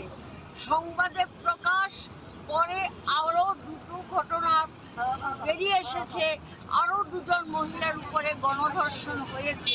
এগুলো হচ্ছে প্রকাশিত সংবাদ, কিন্তু লোকচক্ষুর অন্তরালে কুকি সম্প্রদায়ের মেয়েদের উপরে নানাভাবেই সেখানে অত্যাচার, নির্যাতন, শ্লীলতাহানি, পাশবিক অত্যাচার এগুলো সংগঠিত হয়েছে। তাছাড়াও গোটা কুকি সম্প্রদায় মানুষদের উপরে বিজেপির দুর্বৃত্ত বাহিনী সহ রাষ্ট্রীয় পুলিশের যোগসাজশে সেখানে ভাঙচুর, বাড়িঘরে হামলা, মারধর করা, বাড়ি পুড়িয়ে দেওয়া এবং নানা ধরনের অমানবিক নির্যাতন সেখানে সংগঠিত হচ্ছে। গোটা ভারতবর্ষের শুভবুদ্ধি সম্পন্ন মানুষ মণিপুরের ঘটনাতে আজকে বিচলিত এবং তারা প্রতিবাদ জানাচ্ছেন। এমনকি সুপ্রিম কোর্টের প্রধান বিচারপতি তিনি বলেছেন যে অবিলম্বে মণিপুর সরকার যদি এই সমস্ত ঘটনাগুলি বন্ধ করার ক্ষেত্রে যথাযথ পদক্ষেপ গ্রহণ না করে তাহলে সুপ্রিম কোর্ট স্বতঃপ্রণোদিত হয়ে সুমোটো মামলা করে ওটা তারা দেখবেন এর বিরুদ্ধে কি ব্যবস্থা নেওয়া যায়। আমরা আজকে আমাদের এই বিক্ষোভ সমাবেশ থেকে আমরা দাবি করেছি অবিলম্বে মণিপুরের বীরেন্দ্র সিং মন্ত্রিসভার মুখ্যমন্ত্রী পদ থেকে তাকে সরাতে হবে, তাকে বাতিল করতে হবে। আমরা যে সমস্ত ঘটনা ঘটেছে সেগুলো যথাযথ তদন্ত করতে হবে এবং দোষীদের কঠোর শাস্তি বিধান করতে হবে। শাস্তি বিধানের নামে যে মামলা দায়ের করা হয় সেগুলো আইনের ফাঁক দিয়ে আসামিরা বেরিয়ে যায়। আমরা বলছি এমন আইনের ধারা দেওয়া দরকার যাতে আসামি পার না পায়। আমাদের 3 নম্বর দাবি হচ্ছে ক্ষতিগ্রস্ত আক্রান্ত সর্বশান্ত মানুষকে অবিলম্বে মণিপুর সরকার যেন যথাযথ পুনর্বাসনের ব্যবস্থা করে। এই 3টা দাবি মূলত আমাদের সামনে। আর আমাদের রাজ্যের নারী নির্যাতনের ঘটনাগুলো তো আছেই। নমস্কার, স্বাগত আপনাদের ত্রিপুরা নিউজ 8-এ। আমি আপনাদের সাথে আছি পূজা। আমরা প্রতিনিয়ত রাজ্যের বুকে যে সমস্যাগুলির চিত্র উঠে আসে তার কিছুটা আমরা ব্যক্ত করার আপনাদের সামনে চেষ্টা করি, তার কতটুকু সত্যতা রয়েছে। আমরা প্রতিনিয়ত দেখতে পাই যে সংবাদের শিরোনামে বা পত্রিকার প্রথম পৃষ্ঠাতেই রাজ্যের যে সরকারি বা বেসরকারি হাসপাতালগুলো রয়েছে তাতে পরিষেবাকে নিয়ে নানান অভিযোগ থাকে রোগীদের পরিবার পরিজনদের। আজকের দিনে আমরা সেই অভিযোগের ভিত্তিতে এসে পৌঁছই যে রাজ্যের সরকারি হাসপাতাল রয়েছে জিবি পন্থা হাসপাতালে, এবং আপনারা দেখতে পাচ্ছেন একটি আগরতলা স্মার্ট সিটির আন্ডারে যে জলের ব্যবস্থা রয়েছে সেই জলের ব্যবস্থার একটি ট্যাঙ্কের সামনে আমরা উপস্থিত রয়েছি, যেখানে আমরা প্রত্যেকেই জানি যে টাকা দিলে সেখানে জল দেওয়া হয়। যতটুকু আমাদের কাছে খবর রয়েছে জলের পরিষেবার বিষয়ে রোগীর পরিবার পরিজনরা যারা রয়েছে এবং সেই বিষয়টিকে কেন্দ্র করে হাসপাতালের আওতায় এই জলের ব্যবস্থা রয়েছে। কিন্তু এই জলের যে মেশিনটি রয়েছে সম্পূর্ণ মেশিনটি বর্তমানে বিকল অবস্থায় রয়েছে। আপনারা দেখতেই পাচ্ছেন যে জলের কোনো ব্যবস্থাপনাই নেই, কিন্তু জনগণের টাকা খেয়ে যাচ্ছে এই মেশিনটি। আপনারা দেখতেই পাচ্ছেন রাজ্যের স্মার্ট সিটির আন্ডারে যে জলের ব্যবস্থাপনা করে দেওয়া হয়েছে এবং সেই জলের বিষয়টিকে কেন্দ্র করেই কিন্তু হাসপাতালের বুকেও এই মেশিনটি রয়েছে এবং এমনটাই চিত্র কিন্তু আমরা দেখতে পাচ্ছি বর্তমানে উঠে আসতে। এবং অপর পাশে একটি নল দিয়ে ভেতর থেকে অনবরত জল বেরিয়ে যাচ্ছে এবং সেই জল ওয়েস্ট হচ্ছে বললেই চলে, অর্থাৎ সেই জল অপচয় আমরা দেখতে পাচ্ছি একেবারে ড্রেনের মাধ্যমে একটা রাস্তার মাধ্যমে কিন্তু সেই জলটিকে আমরা বেরিয়ে যেতে দেখছি। আপনারা দেখতেই পাচ্ছেন যে কতটুকু অপচয় হচ্ছে এবং সরকারের এই ধরনের ব্যবস্থাপনায় বা সরকারের এই ধরনের যে কার্যকলাপ রয়েছে তাকে নিয়ে কিন্তু অনেকটাই প্রশ্ন উঠে আসছে। অবশ্যই সরকারি সুযোগ সুবিধা দেওয়া হচ্ছে কিন্তু তার কিন্তু অপব্যবহার বা অপচয় হচ্ছে সেটা বললেই চলে। আপনারা দেখতেই পাচ্ছেন যে একজন ব্যক্তি সেখানে পয়সা দেবে কিন্তু তার পরবর্তীতে জল আসে কিনা সেটাই হচ্ছে দেখার। পয়সা কিন্তু চলে যায়, এবার জল আপনারা দেখতে পাচ্ছেন যে কোনোভাবেই জল আসছে না। তবে এই যে পয়সা মেশিনটি শুধুমাত্র জনগণের যে টাকা রয়েছে সেই টাকাই খেয়ে যাচ্ছে, কিন্তু জলের পরিষেবা দিচ্ছে না। তবে এই কি ধরনের মেশিন যা সরকার মাধ্যমে প্রদত্ত রয়েছে জনগণের সেবায় এবং হাসপাতালের বুকে এমন একটি গুরুত্বপূর্ণ জায়গা যে জায়গায় প্রতিনিয়ত রাজ্যের বুকে বিভিন্ন প্রান্ত থেকে রোগীরা ছুটে আসে চিকিৎসার জন্য, এমন জায়গায় এই জলের মেশিনের এই বিকল অবস্থা। তবে জনগণকে কতটুকু সাফার করতে হচ্ছে সেটা কিন্তু আজকের দিনে একটি সবচাইতে বড় প্রশ্ন। আপনারা দেখতেই পাচ্ছেন অপরদিকে এই মেশিনের সাথে একটি জায়গা থেকে আমরা দেখতে পাচ্ছি যে জল বেরিয়ে আসছে নলের মাধ্যমে, কিন্তু সেই জল জনগণের সেবায় কিন্তু ব্যবহৃত হচ্ছে না। আপনারা দেখতে পাচ্ছেন জলটি সম্পূর্ণ অপচয় হচ্ছে,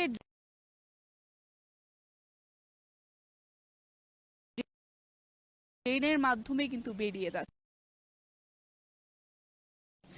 তবে জনগণ কতটুকু পরিষেবা পাচ্ছে এই জলের এবং জলকে আমরা অপচয় হতে দেখতে পাচ্ছি। যেখানে আমরা যদি গ্রাম পাহাড়ে যাই সেখানে মানুষ জলের জন্য কতটা অসুবিধার সম্মুখীন হয় হয় সেটা আমরা জানি, কিন্তু রাজ্যের বুকে জল আছে ঠিক আছে, কিন্তু আমরা দেখতে পাচ্ছি যে তার সম্পূর্ণই অপচয় হচ্ছে।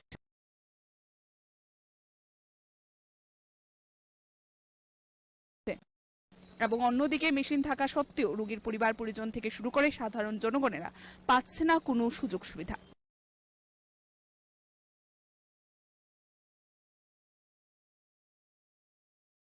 দাদা, জানতে চাইবো যে জলের মেশিনটা কি কবে থেকে বিকল বা কি সমস্যা হয় আপনাদের এই বিকলতার কারণে? যে কারণটা হচ্ছে কি এখানে পয়সা দেওয়া হয়, জল তো আসে নাই। এখন তো আপনি দেখলেন প্রায় সময় এখানে অনেক পেশেন্ট পার্টিরা আসে অনেক দূর দূর দূরান্ত থেকে, যারা সমস্যা জল কিনতে পাই না, 1 টাকা দিয়ে 1 লিটার জল, ঠিক আছে। আর এই 1 লিটার জল কিনতে গেলে নিচে 20 টাকা। মানুষ কত কিনবে? যেটা সুবিধা দেওয়া হয়েছে যেহেতু বিগত 3-4 মাস ধরে এরকম চলছে। 3-4 মাস ধরে এরকম চলছে, অর্থাৎ আপনাদের কেমন ধরনের ভোগান্তির শিকার হতে হচ্ছে এই কারণে? অর্থাৎ অধিক অর্থে নিচের যে দোকানগুলো রয়েছে সেখান থেকে আপনাদের জল কিনতে হচ্ছে, কোনো ধরনের পরিষেবা পাচ্ছেন না। তবে বলাই চলে যে সরকার অবশ্যই জনগণের সুযোগ সুবিধার জন্য এই মেশিনটি বসিয়ে দিয়েছে, কিন্তু রাজ্যের বুকে যেখানে দূর দূরান্ত থেকে রোগীরা আসে চিকিৎসার জন্য, তারপরেও কিন্তু তারা এই ধরনের যে পরিষেবা দেওয়া হয়েছে মেশিন বিকলের কারণে কিন্তু সেই পরিষেবা পাচ্ছে না। এবং এইগুলো দেখার দায়িত্ব কাদের রয়েছে? হাসপাতাল কর্তৃপক্ষ। তবে বলাই চলে এখানে কিন্তু তাদের একটি গাফিলতির ভূমিকাই আমরা দেখতে পাচ্ছি। নমস্কার, স্বাগত আপনাদের ত্রিপুরা নিউজ 8-এ। আমি আপনাদের সাথে আছি পূজা। আমরা প্রতিনিয়ত রাজ্যের বুকে যে সমস্যাগুলির চিত্র উঠে আসে তার কিছুটা আমরা ব্যক্ত করার আপনাদের সামনে চেষ্টা করি, তার কতটুকু সত্যতা রয়েছে। আমরা প্রতিনিয়ত দেখতে পাই যে সংবাদের শিরোনামে বা পত্রিকার প্রথম পৃষ্ঠাতেই রাজ্যের যে সরকারি বা বেসরকারি হাসপাতালগুলো রয়েছে তাতে পরিষেবাকে নিয়ে নানান অভিযোগ থাকে রোগীদের পরিবার পরিজনদের।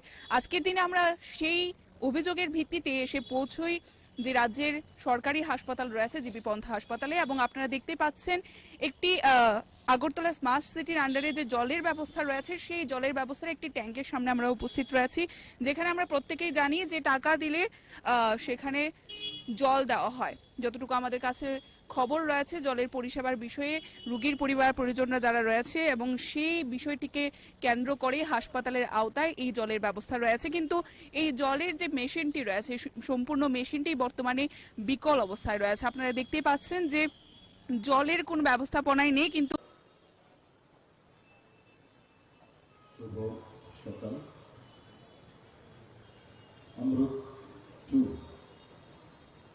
যে প্রকল্পের যে উদ্বোধন আজকে এখানে তো আগে হয়ে গেল, সেই উপলক্ষে এখানে মঞ্চে আছেন আমাদের সবার প্রিয় আগরতলা মিউনিসিপ্যাল কর্পোরেশনের মাননীয় মেয়র সাহেব Shri Dipak Majumdar, corporator ward number 33 এবং আমাদের সবার পরিচিত মুখ শ্রী অভিজিৎ মল্লিক মহোদয়, secretary urban government of Tripura Shri Abhishek Singh মহোদয়, Shri Rajat Pan director urban development ডিপার্টমেন্টের, এবং Shyamalendu Bhowmik chief engineer urban development ডিপার্টমেন্টের এবং ত্রিপুরা জল বোর্ডের। তাছাড়া ডায়াসের নিচে অফ দ্য ডায়াস এখানে কর্পোরেটর শ্রী বাপি দাস মহোদয় উপস্থিত আছেন, শ্রী তুষারকান্তি ভট্টাচার্য মহোদয় উপস্থিত আছেন, বিশিষ্ট সমাজসেবী সঞ্জয় সাহা এখানে উপস্থিত আছেন, এবং অন্যান্য আরও যারা এখানে এই ডিপার্টমেন্টের সাথে যুক্ত সমস্ত আধিকারিক এবং কর্মচারীবৃন্দ এবং এই এলাকার বিশিষ্ট ব্যক্তিবৃন্দ এবং আমার মিডিয়া বন্ধুরা, সবাইকে আমি আজকের এই শুভ মুহূর্তে আমি শুভেচ্ছা জানাচ্ছি। আমাদের যে বলছে ডাবল ইঞ্জিনের সরকার সবসময় আমরা বলি, কিন্তু এখন আমরা দেখছি এখানে আমাদের যে আরবান এরিয়ার থেকে আরম্ভ করে সমস্ত নগর পঞ্চায়েত, মিউনিসিপ্যালিটি এবং আগরতলা মিউনিসিপ্যাল কর্পোরেশনের সব জায়গায় কিন্তু আমাদের সরকার মিনি সরকার এগুলো রয়েছে। আপনি চিন্তা করুন, যারা আমাদের ওয়ার্ডের যারা কর্পোরেটররা আছেন বা মেম্বাররা আছেন বিভিন্ন জায়গায়, তারা কিন্তু মানুষের দ্বারা নির্বাচিত প্রতিনিধি। কিন্তু দেখুন, মাননীয় প্রধানমন্ত্রী যেভাবে একের পর এক সাহায্য করছেন, ত্রিপুরা সরকারকে যেমন রাজ্য সরকারকে সাহায্য করছেন, আমরা যেন না হয় সেই বিষয়টা এখানে আমি যারাই আছেন তাদেরকে আমি আবেদন করবো সেই দিকে আপনারা নজর রাখবেন। আমরা বিভিন্ন জায়গায় ইনোভেটিভ যে আইডিয়া, তার মাধ্যমে ছড়ার জলকে আটকে ড্যামের মধ্যে রেখে তাকে পরিশোধিত করে পাহাড় পর্বত এলাকায় সেখানে আমরা পরিশোধিত জল দেওয়ার ব্যবস্থা করেছি। বিভিন্ন জায়গায় বিভিন্ন ডায়ার যে টিউবওয়েল সেখানে লাগানোর পরে ডিপ টিউবওয়েল লাগিয়ে আমরা বিভিন্ন জায়গায় জলের যাতে কোনো সমস্যা না হয় সেই দিকে আমরা নজর রাখছি। এবং আপনারা সবাই জানেন যে 3% আমাদের DWS এর যে প্রতিটা ঘরে জল দেওয়ার যে বিষয়, 3% থেকে আমরা শুরু করেছি, এখন প্রায় 64% আমরা 100% এর দিকে আমরা যাচ্ছি, যাতে তার সমস্ত মানুষ সেই জলের সুবিধা পায়। এখানেও যা শুনলাম 58% এখানে এতদিন ধরে মানুষ জল পাচ্ছিল, তো এইবারের এই প্রকল্পের কারণে প্রায় সেটা 72% কাভারেজে আসবে। কাজে আমাদের এই সরকার এবং আমাদের মিউনিসিপ্যালিটি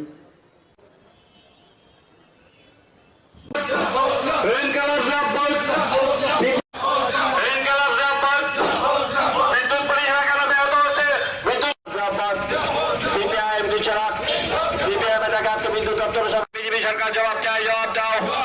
বিদ্যুৎ মন্ত্রী মিথ্যা ভাষণ অবিলম্বে বন্ধ করো। সরকার জবাব দাও। বিদ্যুৎ পরিষেবা কেন ভেঙে পড়ছে? বিদ্যুৎ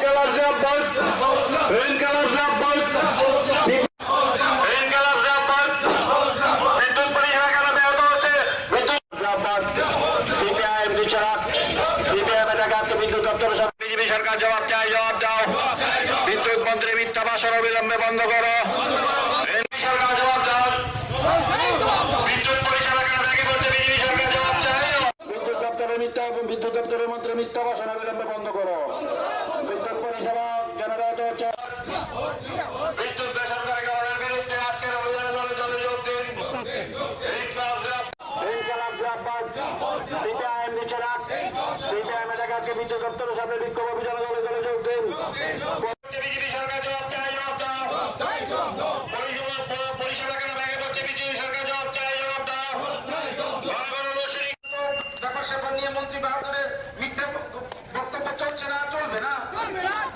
বিদ্যুৎ সংক্রান্ত নতুন করে মানুষকে কায়দা করে প্রতারিত করতে চাইছে। এই প্রতারণার বিরুদ্ধে এই আমাদের রাজ্যের মানুষের উপর যে আক্রমণ, এই আক্রমণের বিরুদ্ধে চলুন আমরা সবাই মিলে একসাথে প্রতিবাদ করি, প্রতিরোধ করি। এটা লাল ঝান্ডার প্রশ্ন না, এটা তেরঙ্গা ঝান্ডার প্রশ্ন না, এটা গেরুয়া ঝান্ডার প্রশ্ন না। দলমত নির্বিশেষে সবাই মিলে আমাদের রাজ্যের এই বিদ্যুৎ পরিকাঠামো ভেঙে পড়ার বিরুদ্ধে, বিদ্যুৎ পরিষেবা বিঘ্নিত হওয়ার বিরুদ্ধে, বিদ্যুৎ বেসরকারীকরণ করার বিরুদ্ধে এবং বিদ্যুৎ মাশুল অত্যাধিক হারে বৃদ্ধি করার যে ষড়যন্ত্র, সেই ষড়যন্ত্রের বিরুদ্ধে সবাই মিলে আমরা লড়াই করি। লড়াই ছাড়া আমাদের কাছে কোনো বিকল্প নাই। এই আহ্বান নিয়েই আমরা আজকে এখানে এই বিক্ষোভ কর্মসূচিতে সামিল হয়েছি। উপস্থিত আমাদের এই এলাকার সুধী সজ্জন মন্ডলী, মা বোন এবং বন্ধুগণ, পথ দিয়ে যারা যাচ্ছেন, শ্রদ্ধেয় পথচারীরা, সবাইকে আমাদের সিপিআইএম এর পক্ষ থেকে অভিনন্দন জানাচ্ছি, লাল সালাম জানাচ্ছি। আপনারা জানেন, প্রখর এই রৌদ্রের তাপের মধ্যেও আমরা সিপিআইএম এর পূর্ব আগরতলা, দক্ষিণ আগরতলা, মধ্য আগরতলা এবং শহর আগরতলা এই এলাকার বন্ধুরা জরুরি ভিত্তিতে আজকে আমাদের রাজ্যের বিদ্যুৎ দপ্তরের যে হেডকোয়ার্টার, এই হেডকোয়ার্টারের সামনে বিক্ষোভ কর্মসূচিতে সামিল হয়েছি। আমাদের এই বিক্ষোভ না কোনো ব্যক্তির বিরুদ্ধে না, রাজনীতি করার জন্য না। আপনারা লক্ষ্য করেছেন আমাদের রাজ্যে 2018 সালে বিজেপি সরকার প্রতিষ্ঠার পর ত্রিপুরা রাজ্যের সব ক্ষেত্রের সাথে সাথে বিদ্যুৎ দপ্তরেরও শোচনীয় অবস্থা। বিদ্যুৎ দপ্তর আজকে আমরা লক্ষ্য করছি, বিশেষ করে 2023 সালে বিজেপি সরকার প্রতিষ্ঠার পর আমাদের রাজ্যের সবচেয়ে যিনি সাংবাদিকদের ডেকে কথা বলেন, সবচেয়ে যিনি বেশি ভাষণ দিয়ে ঘুরে বেড়ান, এই ভদ্রলোক বিদ্যুৎ দপ্তরের মন্ত্রিত্ব পেয়েছেন। কিন্তু আমরা লক্ষ্য করছি এই বিদ্যুৎ দপ্তরের অবস্থা অসহনীয় অবস্থায় দাঁড়িয়েছে। কথা নেই, বার্তা নেই। দিনে 5 থেকে 7 বার সেখানে বিদ্যুৎ চলে যাচ্ছে। বিদ্যুৎ এমন আচরণ করছে, বিভিন্ন বিদ্যুতের যে জিনিসপত্র যন্ত্রপাতি সেগুলো জনসাধারণের ঘরে নষ্ট হয়ে যাচ্ছে। বিদ্যুৎ মন্ত্রীকে সাংবাদিকরা জিজ্ঞেস করলে উনি বলছেন এটা লোডশেডিং না, এটা নাকি পাওয়ার কাট। আমরা পাওয়ার কাটও বুঝি না, লোডশেডিংও বুঝি না। আমরা বিদ্যুতের পরিষেবা চাই। এই বিদ্যুতের পরিষেবা পাওয়ার জন্য আমরা আজকে এখানে উপস্থিত হয়েছি। গোটা রাজ্যে বিদ্যুতের পরিকাঠামো ভেঙে পড়েছে। আপনারা লক্ষ্য করেছেন ওই কুমারঘাটে সেখানে উল্টো রথের দিন বিদ্যুৎ দুর্ঘটনায় আজকে পর্যন্ত 10 জনের প্রাণহানি ঘটেছে। বিদ্যুৎ দপ্তরকে তার দায়ভার নিতে হবে না? আজকে পর্যন্ত বিদ্যুৎ দপ্তর থেকে তার কোনো স্পষ্টীকরণ নেই। ওই মনুতে বিদ্যুতের ট্রান্সফরমার ভেঙে নদীতে পড়েছে, মানুষের বাড়িঘর আক্রান্ত, মানুষ আক্রান্ত। বিদ্যুৎ দপ্তর নীরব ভূমিকা পালন করছে। আমরা লক্ষ্য করেছি, আপনারাও লক্ষ্য করেছেন। এটা আমার বক্তব্য না, আমি আগেই বলেছি আমরা রাজনীতি করার জন্য এখানে আসিনি। আমরা লক্ষ্য করেছি 2018 সালের আগে রাজ্য যখন বামফ্রন্ট সরকার ছিল, বিদ্যুৎ ক্ষেত্রে প্রায় বিপ্লব সংগঠিত হয়েছিল।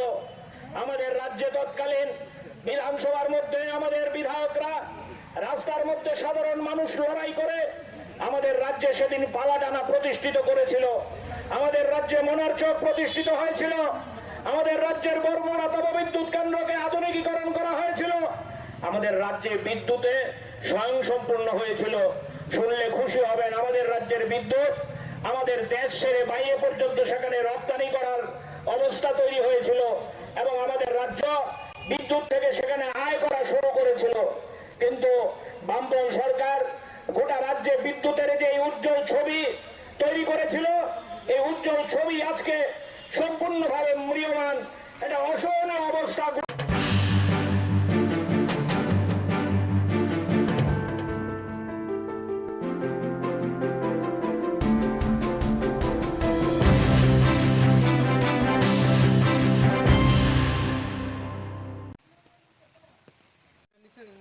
নিচের দিকে ধরেন লাইটটা, এই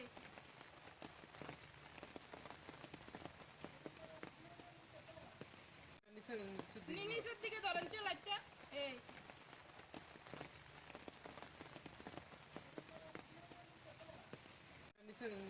নিচের দিকে ধরেন লাইটটা, এই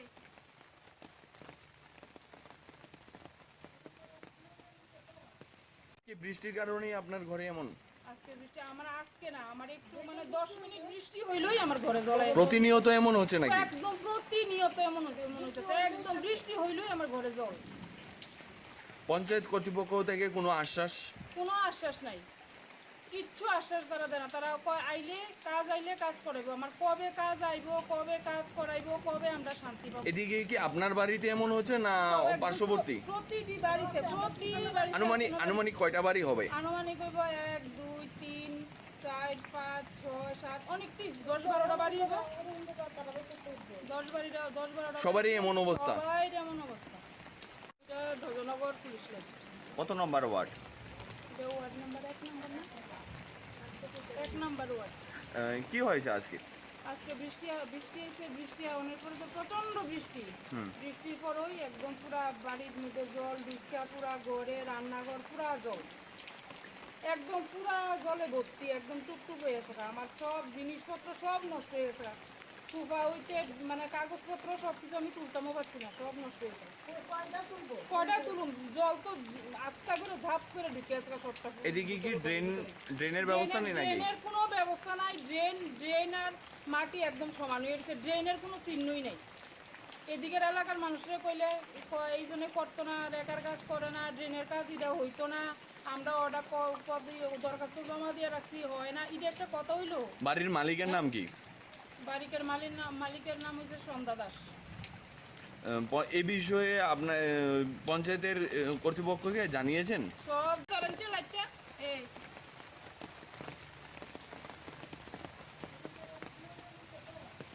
কি বৃষ্টির কারণেই আপনার ঘরে এমন? আজকে বৃষ্টি আমার আজকে না, আমার একটু মানে 10 মিনিট বৃষ্টি হইলই আমার ঘরে জল। প্রতিনিয়ত এমন হচ্ছে নাকি? একদম প্রতিনিয়ত এমন হচ্ছে, একদম বৃষ্টি হইলই আমার ঘরে জল। নুরুদা আচ্ছা চলো। নমস্কার। নুরুদা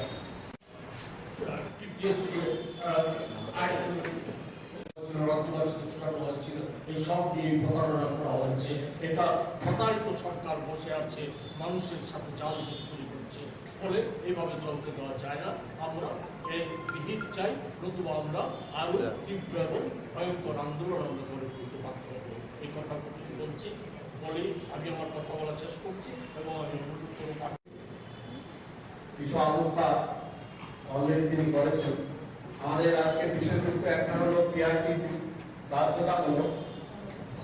এটা আমাদের দলের অন্যতম বিধায়ক এবং রাজ্যের অন্যতম জননেতা শ্রী সুদীপ রায় বর্মন এবং আমাদের দলের সভাপতি আশিস সাহা মহোদয় তারা গিয়েছিলেন এবং পিআরটিসি বাধ্যতামূলক করার জন্য, যাতে করে আমাদের এই রাজ্যের ছেলেমেয়েরা রাজ্যে চাকরি পেতে পারে। চাকরির আকাল চলছে আমাদের এখানে, আপনারা জানেন। তার মধ্যে আবার বাইরে থেকে এসে চাকরিগুলি নিয়ে যায়, এটা বন্ধ করার জন্য। কিন্তু এর মধ্যে আমরা জেনে গেলাম যে সার্কুলার এখনো দপ্তরে যায়নি, বিজ্ঞাপন বেরোচ্ছে এবং বাইরে তারাও পরীক্ষা দিচ্ছে, চাকরিও পেয়ে যাবে। আর এটা নিয়ে আমরা বড় আন্দোলন নামবো, আমাদের নেতৃত্ব ইতিমধ্যে জানিয়েছে। আমাদের আজকের দ্বিতীয় বিষয় যেটা, সেটা হলো বিদ্যাজ্যোতি, সিবিএসসি। এই নামগুলোর সঙ্গে আমরা বিজেপি সরকার আসার পর পরিচিত হই। আমরাও পড়াশোনা করেছি, আপনারাও করেছেন। বিদ্যাজ্যোতিকে পড়ার পর বিদ্যায় জ্যোতি হতে হয়, এই ধরনের কথা আমরা কোনোদিন শুনিনি। যাই হোক, আমাদের ছেলেমেয়েরা কিছুটা পাবে, ভালো কিছু পাবে, সেই আশায় আমাদের অভিভাবকরা দলে দলে ছুটে গিয়েছিলেন বিদ্যাজ্যোতি স্কুলে। অভিনব কথা, কি কথা? বাংলা মাধ্যমে যারা পড়ে তারাও নাকি সিবিএসসি দিতে পারবে।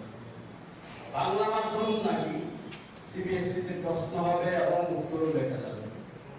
এ প্রসঙ্গে আমরা বিশেষ করে আমার একটা গানের কলি মনে পড়ছে। একটা গান ছিল, আজকে যিনি কয়লা মন্ত্রী কালকে দেখেন শিক্ষা। আজকে যিনি কয়লা মন্ত্রী কালকে দেখেন শিক্ষা, কয়লা কালো শিক্ষা নিয়ে আমরা পাই দীক্ষা। বলি কয়লা আর শিক্ষার মধ্যে পার্থক্যটা কি? কয়লা মন্ত্রী হলে কয়লা ঝাড়বো, শিক্ষামন্ত্রী হলে বই ঝাড়বো। ঝাড়াটা হলো আসল কথা, ছাড়লে নোট পড়বে, আমার ব্যাংক ব্যালেন্স বাড়বে। এটা কয়লা মন্ত্রী হলেও আপত্তি নেই, শিক্ষামন্ত্রী হলেও আপত্তি নেই।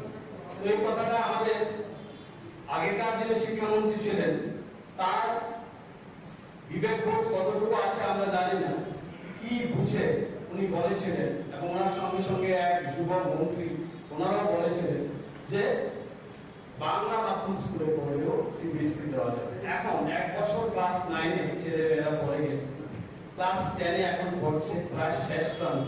একইভাবে 11-এ ভর্তি হয়েছে, 12-এ শেষ প্রান্তে দাঁড়িয়ে এসে তারা জানতে পারলো তারা সিবিএসসি পরীক্ষা দিতে পারবে না। তারা জানতে পারলো তারা কোন বোর্ডে পড়াশোনা করছে, এটা তারা জানে না। তারা কোন বোর্ডের অধীনেই নয় এই মুহূর্তে। তারা জানতে পারলো রাজ্য সরকার এই বিষয়ে পুরোপুরি নিশ্চুপ। এরকম অরাজক পরিস্থিতি রাজ্যের শিক্ষার ইতিহাসে কোনোদিন হয়নি এবং এটাকে যারা প্রশ্রয় দিচ্ছেন তাদের সবাই মিলে আমরা তাদের বিরুদ্ধে স্লোগানে নামবো, এটাই আশা করি।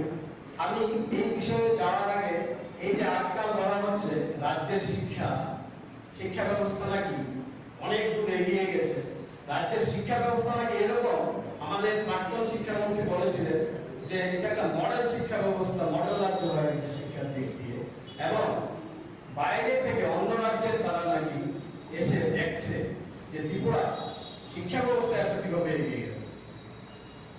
ঠিক কি এগুলো শিক্ষা ব্যবস্থা আমরা একটু চোখ বুলিয়ে নিই, তারপর আবার সিবিএসসি ব্যাপারটায় আসছি। সিবিএসসি যে যে রাজ্যে বসবাস করছে, এই রাজ্য যে সরকারিরা, এই সরকারিরা কাজকর্ম নিজের পর একটা উন্নতি ব্যবস্থার মধ্য দিয়ে চলছে। সরকারের কথা, সিদ্ধান্ত আর কাজে কোনো মিল নেই, অমিল স্পষ্ট। অনেক উদাহরণ আছে, আজকে সব উদাহরণের জন্য আমরা এখানে বসি। আমরা প্রধানত দুটো বিষয় নিয়ে আলোচনার জন্য আজকে আপনাদের এখানে সমবেত করেছি। একটা বিষয় হচ্ছে এই যে সম্প্রতি কিছুদিন আগে রাজ্য সরকারের ক্যাবিনেট মন্ত্রিসভা ঘটা করে সিদ্ধান্ত নিয়েছে যে এখন থেকে সরকারি চাকরি পিআরটিসি বাধ্যতামূলক। শুধু সরকারি দপ্তর নয়, সরকার অধিকৃত অন্যান্য সংস্থায় কি পার্মানেন্ট কি ডিআরডব্লিউ কি কন্ট্রাকচুয়াল, সব ক্ষেত্রেই পিআরটিসি বাধ্যতামূলক বলে সরকার সিদ্ধান্ত নিয়েছে। সরকারের এই সিদ্ধান্ত এক বাক্য 22 মন্ত্রী উল্লেখ করেছিল জানাতে গিয়ে, সর্বসাধারণকে জানাতে গিয়ে, ঐতিহাসিক সিদ্ধান্ত। এবং আমরা দেখলাম তারপর বিজেপি দলের যুব মোর্চা এবং দল তারা নানা জায়গায় মিছিল সমাবেশ করে অভিনন্দন জারি করে সরকারের মাননীয় মুখ্যমন্ত্রীকে অভিনন্দিত করছে। এরপরে কার্যত ঘটনা কি? ঘটনা হচ্ছে এখন পর্যন্ত শুধু কি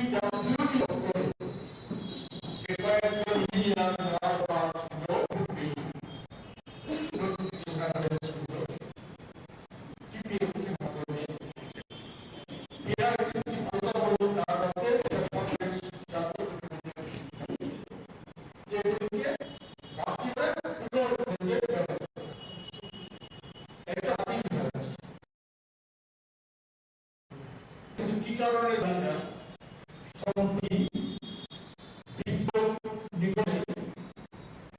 তারপর ডেন্টাল কলেজে বিভিন্ন জায়গায় কিছু জায়গায় কিছু নিয়ম সেখানে সংগঠিত হয়েছে, যেখানে পিআরটিসি বাধ্যতামূলক ছিল না, সেই জায়গায় রাজ্যের যুবকদের জীবিত বেকারকে আবারও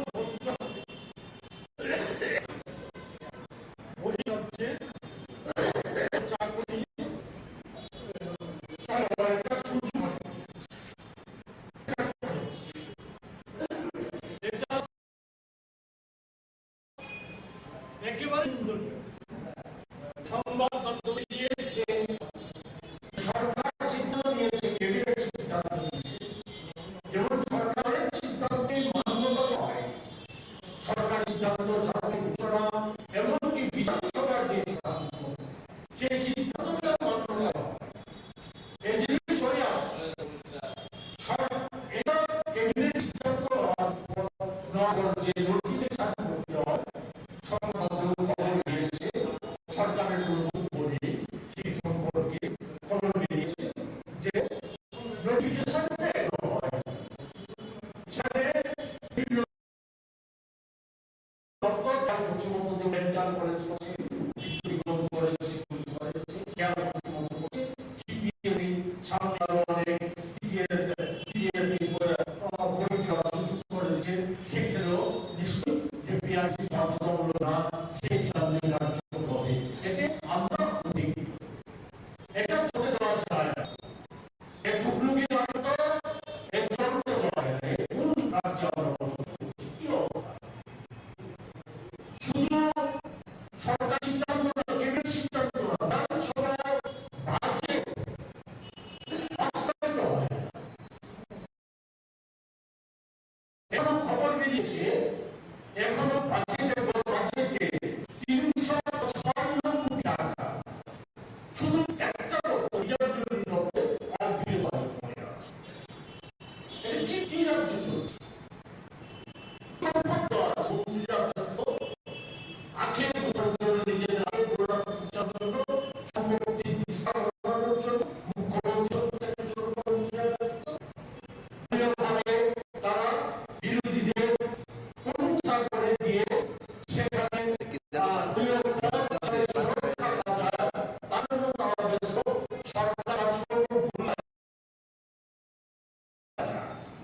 সরকার সিদ্ধান্ত ছোট ভুল একটা দপ্তর আছে যে ভয়ঙ্কর আমার পাশে আছে প্রদেশের নেতা, উনি বললেন একটা বিষয় উল্লেখ করতে চাই যে আপনারা অবগত আছেন যে সিবিএসইতে বিদ্যাজ্যোতি প্রকল্পে ইংরেজি মাধ্যম স্কুলকে আগেই তো করা হয়েছে।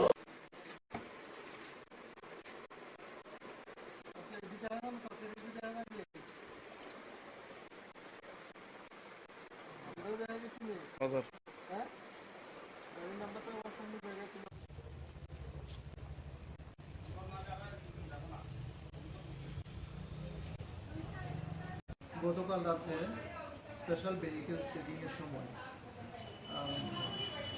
আমি ইন্সপেক্টর সুকান্ত ত্রিপুরা সঙ্গে আমাদের সঙ্গে এসডিপিও বিলোনিয়া ছিল, মোতায় আমাদের ভেহিকেল চেকিং ছিল। ভেহিকেল চেকিংয়ের সময় আমরা একটা আল্টো 800 গাড়ি যার নাম্বার TR08D0487 গাড়িকে সিগন্যাল দেই দাঁড়ানোর জন্য, কিন্তু গাড়িটি আমাদের সিগন্যাল ভায়োলেট করে রিসমুখের দিকে চলে যায়।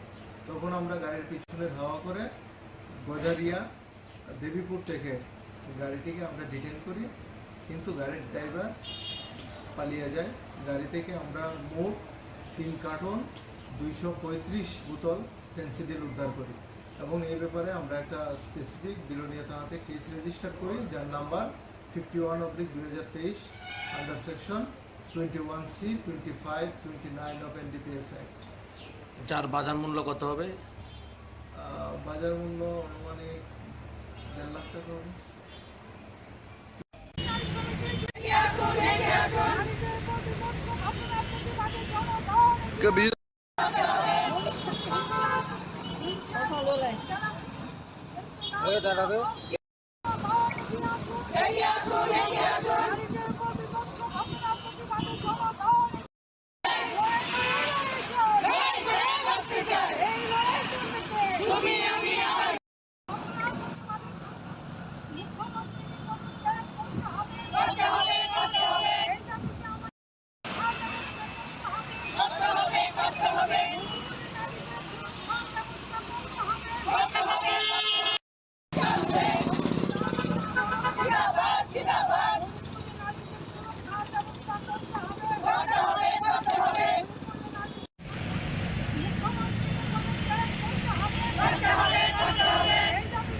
দে টুইচা বিচা বিচা ফিঙ্গার টুইচা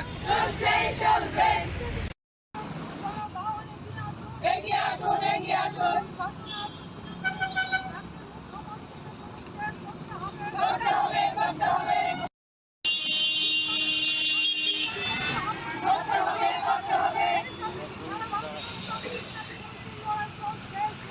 চলছে চলবে সারা ভারত গণতান্ত্রিক নারী সমিতি রাজ্য কমিটির সিদ্ধান্ত মোতাবেকে সদর বিভাগীয় কমিটির উদ্যোগে এই এলাকার আমাদের 4টা নারী সংগঠন লোকাল কমিটি, যেমন দক্ষিণ আগরতলা, পূর্ব আগরতলা, শহর আগরতলা এবং উত্তর আগরতলা, এই 4টা লোকাল কমিটির উদ্যোগে আমরা মণিপুরের সাম্প্রতিক কালের ঘটনাবলীর বিরুদ্ধে এখানে প্রতিবাদ বিক্ষোভে সমাবেশ আমরা সংগঠিত করেছি। আপনারা সবাই জানেন, এটা আজকে আর ব্যাখ্যার অপেক্ষা রাখে না যে গত 2-3 মাস ধরে গোটা মণিপুর জুড়ে আজকে যে নৃশংস বর্বরতা চলছে, ঘটনাবলী চলছে, এটা ভারতবর্ষের সভ্যতার কলঙ্ক। এটা আপনারা দেখেছেন যে সেখানে কুকি সম্প্রদায়ের 2জন মহিলাকে বিবস্ত্র করে রাস্তায় হাঁটানো হয়েছে।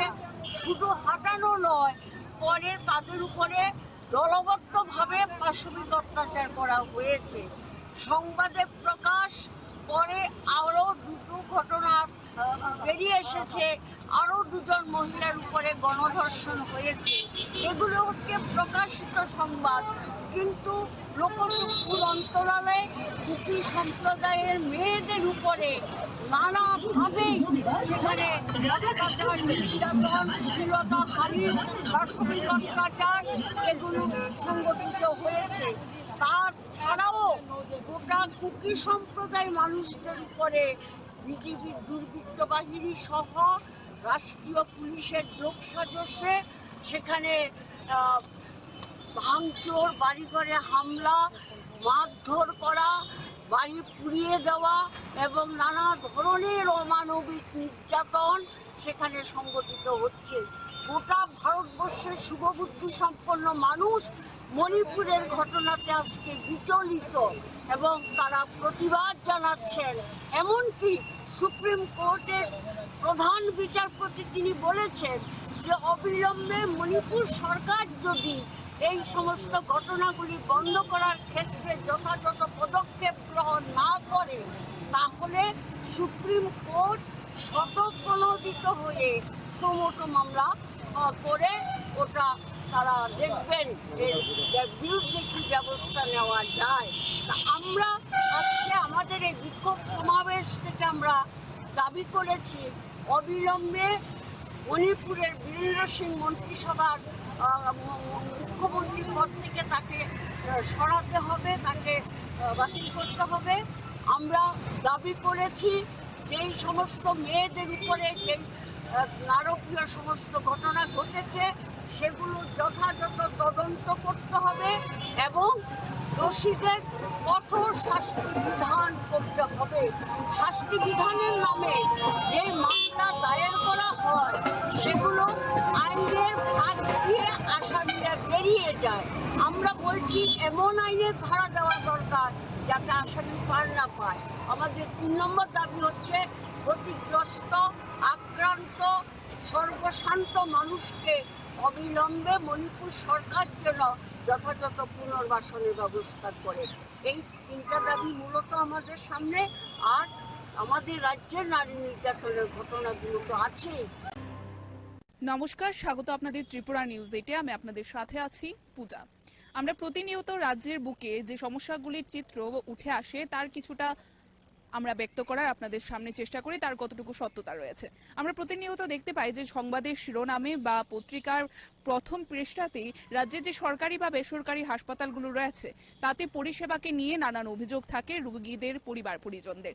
আজকের দিনে আমরা সেই অভিযোগের ভিত্তিতে এসে পৌঁছই যে রাজ্যের সরকারি হাসপাতাল রয়েছে জিবি পন্থা হাসপাতালে, এবং আপনারা দেখতে পাচ্ছেন একটি আগরতলা স্মার্ট সিটির আন্ডারে যে জলের ব্যবস্থা রয়েছে সেই জলের ব্যবস্থার একটি ট্যাঙ্কের সামনে আমরা উপস্থিত রয়েছি, যেখানে আমরা প্রত্যেকেই জানি যে টাকা দিলে সেখানে জল দেওয়া হয়। যতটুকু আমাদের কাছে খবর রয়েছে জলের পরিষেবার বিষয়ে রোগীর পরিবার পরিজনরা যারা রয়েছে এবং সেই বিষয়টিকে কেন্দ্র করে হাসপাতালের আওতায় এই জলের ব্যবস্থা রয়েছে, কিন্তু এই জলের যে মেশিনটি রয়েছে সম্পূর্ণ মেশিনটি বর্তমানে বিকল অবস্থায় রয়েছে। আপনারা দেখতেই পাচ্ছেন যে জলের কোনো ব্যবস্থাপনাই নেই, কিন্তু জনগণের টাকা খেয়ে যাচ্ছে এই মেশিনটি। আপনারা দেখতেই পাচ্ছেন রাজ্যের স্মার্ট সিটির আন্ডারে যে জলের ব্যবস্থাপনা করে দেওয়া হয়েছে এবং সেই জলের বিষয়টিকে কেন্দ্র করেই হাসপাতালের বুকেও এই মেশিনটি রয়েছে এবং এমনটাই চিত্র কিন্তু আমরা দেখতে পাচ্ছি বর্তমানে উঠে আসতে। এবং অপর পাশে একটি নল দিয়ে ভেতর থেকে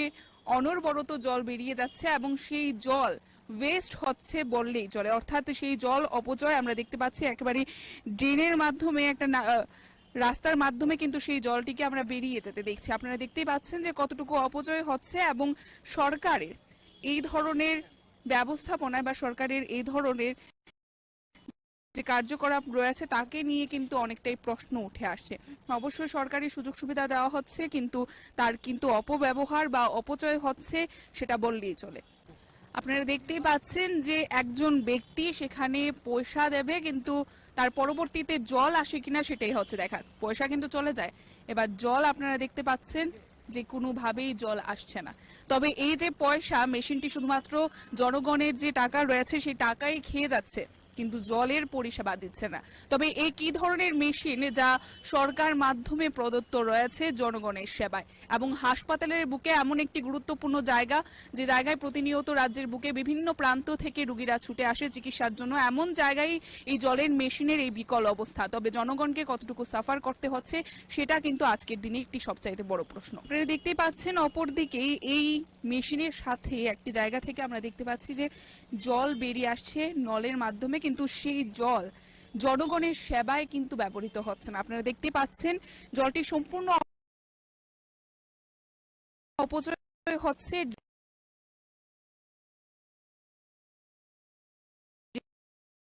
ড্রেনের মাধ্যমে কিন্তু বেরিয়ে যাচ্ছে। তবে জনগণ কতটুকু পরিষেবা পাচ্ছে এই জলের, এবং জলকে আমরা অপচয় হতে দেখতে পাচ্ছি। যেখানে আমরা যদি গ্রাম পাহাড়ে যাই সেখানে মানুষ জলের জন্য কতটা অসুবিধার সম্মুখীন হয় সেটা আমরা জানি, কিন্তু রাজ্যের বুকে জল আছে ঠিক আছে, কিন্তু আমরা দেখতে পাচ্ছি যে তার সম্পূর্ণই অপচয় হচ্ছে।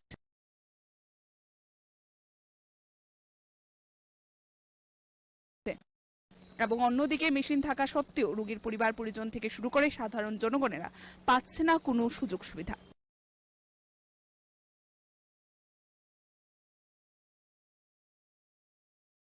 দাদা, জানতে চাইবো যে জলের মেশিনটা কি কবে থেকে বিকল বা কি সমস্যা হয় আপনাদের এই বিকলতার কারণে? যে কারণটা হচ্ছে কি এখানে পয়সা দেওয়া হয়, জল তো আসে নাই। এখন তো আপনি দেখলেন প্রায় সময় এখানে অনেকে পেশেন্ট পার্টিরা আসে অনেক দূর দূরান্ত থেকে, সমস্যা জল কিনতে পাই না। 1 টাকা দিয়ে 1 লিটার জল, ঠিক আছে, আর এই 1 লিটার জল কিনতে গেলে নিচে 20 টাকা। মানুষ কত কিনবে? যেটা সুবিধা দেওয়া হয়েছে যেহেতু বিগত 3-4 মাস ধরে এরকম চলছে। 3-4 মাস ধরে এরকম চলছে, অর্থাৎ আপনাদের কেমন ধরনের ভোগান্তির শিকার হতে হচ্ছে এই কারণে? অর্থাৎ অধিক অর্থে নিচের যে দোকানগুলো রয়েছে সেখান থেকে আপনাদের জল কিনতে হচ্ছে, কোনো ধরনের পরিষেবা পাচ্ছেন না। তবে বলাই চলে যে সরকার অবশ্যই জনগণের সুযোগ সুবিধার জন্য এই মেশিনটি বসিয়ে দিয়েছে, কিন্তু রাজ্যের বুকে যেখানে দূর দূরান্ত থেকে রোগীরা আসে চিকিৎসার জন্য, তারপরেও কিন্তু তারা এই ধরনের যে পরিষেবা দেওয়া হয়েছে মেশিন বিকলের কারণে কিন্তু সেই পরিষেবা পাচ্ছে না। এবং এইগুলো দেখার দায়িত্ব কাদের রয়েছে? হাসপাতাল কর্তৃপক্ষ। তবে বলাই চলে এখানে কিন্তু তাদের একটি গাফিলতির ভূমিকাই আমরা দেখতে পাচ্ছি। নমস্কার, স্বাগত আপনাদের ত্রিপুরা নিউজ 8-এ। আমি আপনাদের সাথে আছি পূজা। আমরা প্রতিনিয়ত রাজ্যের বুকে যে সমস্যাগুলির চিত্র উঠে আসে তার কিছুটা আমরা ব্যক্ত করার আপনাদের সামনে চেষ্টা করি, তার কতটুকু সত্যতা রয়েছে। আমরা প্রতিনিয়ত দেখতে পাই যে সংবাদের শিরোনামে বা পত্রিকার প্রথম পৃষ্ঠাতে রাজ্যের যে সরকারি বা বেসরকারি হাসপাতালগুলো রয়েছে তাতে পরিষেবাকে নিয়ে নানান অভিযোগ থাকে রোগীদের পরিবার পরিজনদের। আজকের দিনে আমরা সেই অভিযোগের ভিত্তিতে এসে পৌঁছই যে রাজ্যের সরকারি হাসপাতাল রয়েছে জিবি পন্থা হাসপাতালে, এবং আপনারা দেখতে পাচ্ছেন একটি আগরতলা স্মার্ট সিটির আন্ডারে যে জলের ব্যবস্থা রয়েছে সেই জলের ব্যবস্থার একটি ট্যাঙ্কের সামনে আমরা উপস্থিত রয়েছি, যেখানে আমরা প্রত্যেকেই জানি যে টাকা দিলে সেখানে জল দেওয়া হয়। যতটুকু আমাদের কাছে খবর রয়েছে জলের পরিষেবার বিষয়ে, রোগীর পরিবার পরিজনরা যারা রয়েছে এবং সেই বিষয়টিকে কেন্দ্র করে হাসপাতালের আওতায় এই জলের ব্যবস্থা রয়েছে। কিন্তু এই জলের যে মেশিনটি রয়েছে সম্পূর্ণ মেশিনটি বর্তমানে বিকল অবস্থায় রয়েছে। আপনারা দেখতেই পাচ্ছেন যে জলের কোনো ব্যবস্থাপনাই নেই। কিন্তু শুভ সকাল। অমৃত 2 যে প্রকল্পের যে উদ্বোধন আজকে এখানে তো আগে হয়ে গেল, সেই উপলক্ষে এখানে মঞ্চে আসীন আছেন আমাদের সবার প্রিয় আগরতলা মিউনিসিপ্যাল কর্পোরেশনের মাননীয় মেয়র সাহেব Shri Dipak Majumdar, corporator ward number 33 এবং আমাদের সবার পরিচিত মুখ শ্রী অভিজিৎ মল্লিক মহোদয়, secretary urban government of Tripura Shri Abhishek Singh মহোদয়, Shri Rajat Pan director urban development ডিপার্টমেন্টের, এবং Shyamalendu Bhowmik chief engineer urban development ডিপার্টমেন্টের এবং ত্রিপুরা জল বোর্ডের। তাছাড়া ডায়াসের নিচে অফ দ্য ডায়াস এখানে কর্পোরেটর শ্রী বাপি দাস মহোদয় উপস্থিত আছেন, শ্রী তুষারকান্তি ভট্টাচার্য মহোদয় উপস্থিত আছেন, বিশিষ্ট সমাজসেবী সঞ্জয় সাহা এখানে উপস্থিত আছেন, এবং অন্যান্য আরও যারা এখানে এই ডিপার্টমেন্টের সাথে যুক্ত সমস্ত আধিকারিক এবং কর্মচারীবৃন্দ এবং এই এলাকার বিশিষ্ট ব্যক্তিবৃন্দ এবং আমার মিডিয়া বন্ধুরা, সবাইকে আমি আজকের এই শুভ মুহূর্তে আমি শুভেচ্ছা জানাচ্ছি। আমাদের যে বলছে ডাবল ইঞ্জিনের সরকার সবসময় আমরা বলি, কিন্তু এখন আমরা দেখছি এখানে আমাদের যে আরবান এরিয়ার থেকে আরম্ভ করে সমস্ত নগর পঞ্চায়েত, মিউনিসিপ্যালিটি এবং আগরতলা মিউনিসিপ্যাল কর্পোরেশনের সব জায়গায় কিন্তু আমাদের সরকার, মিনি সরকার এগুলো রয়েছে। এবং আপনার চিন্তা করুন, যারা আমাদের ওয়ার্ডের যারা কর্পোরেটররা আছেন বা মেম্বাররা আছেন বিভিন্ন জায়গায়, তারা কিন্তু মানুষের দ্বারা নির্বাচিত প্রতিনিধি। কিন্তু দেখুন প্রধানমন্ত্রী, মাননীয় প্রধানমন্ত্রী যেভাবে একের পর এক সাহায্য করছেন, ত্রিপুরা সরকারকে যেমন রাজ্য সরকারকে সাহায্য করছেন, আমরা সমস্ত মিউনিসিপ্যালিটি এরিয়াকে তাদেরকে আমরা সাহায্য করছি। এখানকার যারা কর্পোরেটর বা প্রতিনিধি তারা কিন্তু সেইভাবে মানুষের কাছে পৌঁছতে পারছে যে সমস্যাগুলো, সেই সমস্যাগুলো তাদের পক্ষে ইজি হয়ে যাচ্ছে সামনে নিয়ে যাওয়া। জল আমাদের জন্য অত্যন্ত ইম্পর্টেন্ট বিষয়। যার বাড়িতে জল নেই সে বুঝতে পারে যে জলের কি প্রয়োজন। এখানে আজকে 51টা ওয়ার্ডের মধ্যে প্রায় 26টা ওয়ার্ড এখানে আজকে এই অমৃত 2 যে উদ্বোধন হলো তার মাধ্যমে সেটা কাভারেজ হবে। বাকি ওয়ার্ডগুলো আমি খবর নিয়েছি যে বাকি ওয়ার্ডগুলো অলরেডি কাভারেজ আছে ডিডব্লিউএস এর মাধ্যমে, এবং সেইভাবে এখানে বিশুদ্ধ জল, পানীয় জল দেওয়া হচ্ছে। এখানে যেভাবে জলকে ডিপ টিউবওয়েলের মাধ্যমে জলকে পরিশোধিত করে মানুষের ঘরে ঘরে পৌঁছাবে এবং তার গুরুত্ব অনুধাবন করে যে জলকে অপচয় যেন না হয়, সেই বিষয়টা এখানে আমি যারাই আছেন তাদেরকে আমি আবেদন করবো সেই দিকে আপনারা নজর রাখবেন।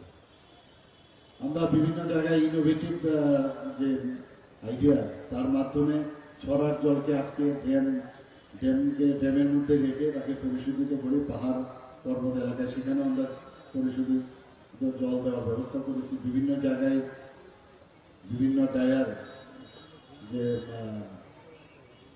টিউবওয়েল সেখানে লাগানোর পরে ডিপ টিউবওয়েল লাগিয়ে আমরা বিভিন্ন জায়গায় জলের যাতে কোনো সমস্যা না হয় সেই দিকে আমরা নজর রাখছি। এবং আপনারা সবাই জানেন যে 3% আমাদের ডিডব্লিউএস এর যে প্রতিটা ঘরে জল দেওয়ার যে বিষয়, 3% থেকে আমরা শুরু করেছি, এখন প্রায় 64% আমরা 100% এর দিকে আমরা যাচ্ছি, যাতে তার সমস্ত মানুষ এই জলের সুবিধা পায়। এখানেও যা শুনলাম 58% এখানে এতদিন ধরে মানুষ জল পাচ্ছিল। তো এইবারের এই প্রকল্পের কারণে প্রায় সেটা 72% কাভারেজ আসবে। কাজে আমাদের এই সরকার এবং আমাদের মিউনিসিপ্যালিটি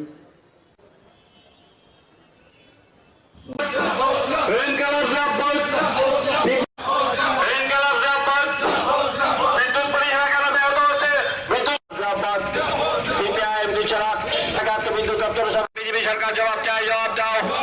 বিদ্যুৎ মন্ত্রী মিথ্যা ভাষণ অবিলম্বে বন্ধ করো। সরকার জবাব দাও। বিদ্যুৎ পরিষেবা কেন ভেঙে পড়ছে? বিদ্যুৎ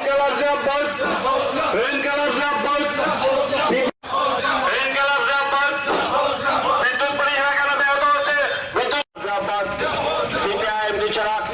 সিপিআইএম এটাকে আজকে বিদ্যুৎ দপ্তর বিজেপি সরকার জবাব চাই, জবাব দাও।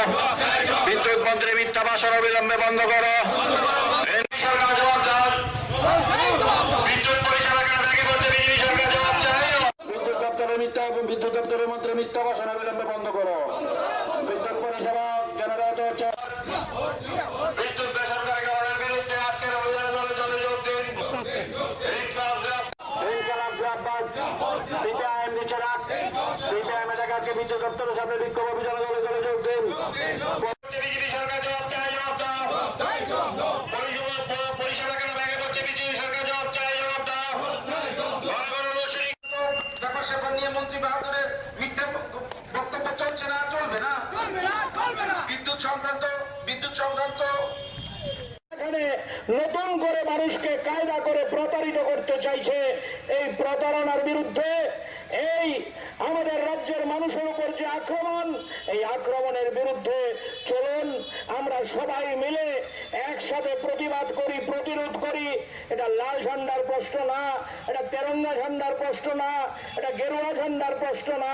দলমত নির্বিশেষে সবাই মিলে আমাদের রাজ্যের এই বিদ্যুৎ পরিকাঠামো ভেঙে পড়ার বিরুদ্ধে, বিদ্যুৎ পরিষেবা বিঘ্নিত হওয়ার বিরুদ্ধে, বিদ্যুৎ বেসরকারীকরণ করার বিরুদ্ধে এবং বিদ্যুৎ মাশুল অত্যাধিক হারে বৃদ্ধি করার যে ষড়যন্ত্র, সেই ষড়যন্ত্রের বিরুদ্ধে সবাই মিলে আমরা লড়াই করি।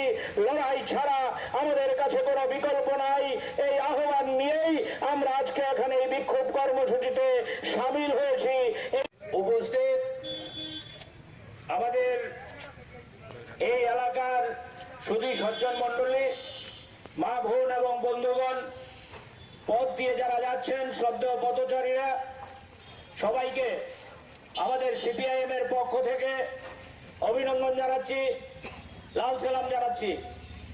আপনারা জানেন প্রখর এই রৌদ্রের তাপের মধ্যেও আমরা সিপিআইএম এর পূর্ব আগরতলা, দক্ষিণ আগরতলা, মধ্য আগরতলা এবং শহর আগরতলা এই এলাকার বন্ধুরা জরুরি ভিত্তিতে আজকে আমাদের রাজ্যের বিদ্যুৎ দপ্তরের যে হেডকোয়ার্টার, এই হেডকোয়ার্টারের সামনে বিক্ষোভ কর্মসূচিতে সামিল হয়েছি।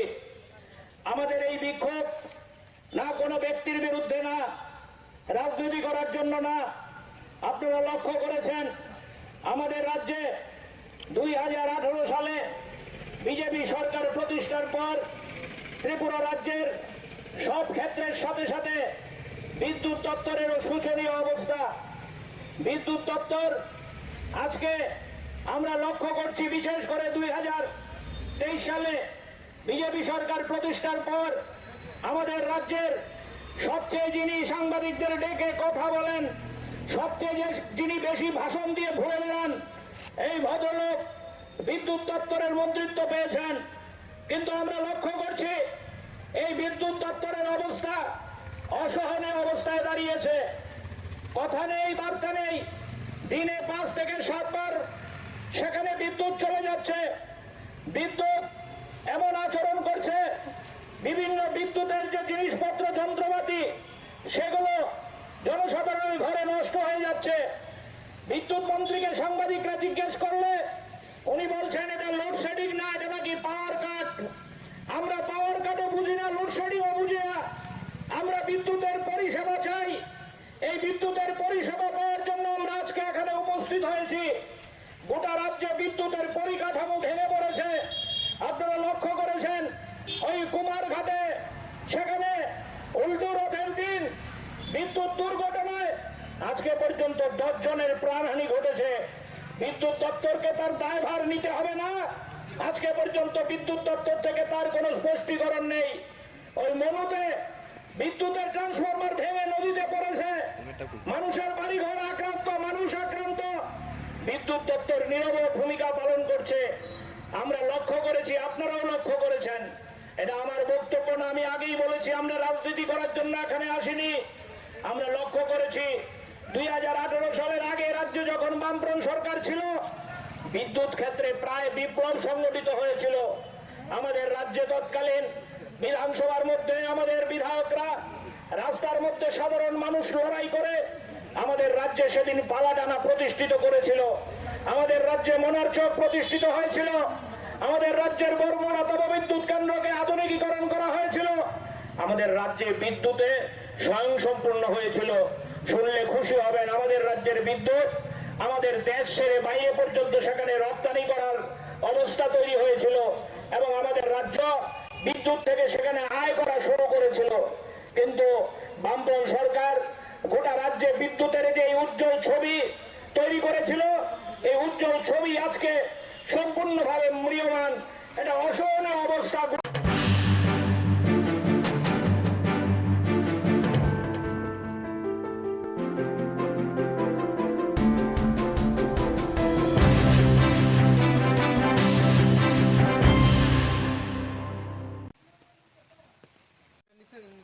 নিচের দিকে ধরেন লাইটটা, এই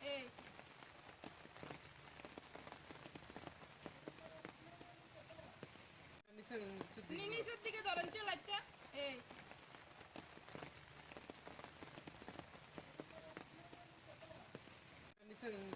নিচের দিকে ধরেন লাইটটা, এই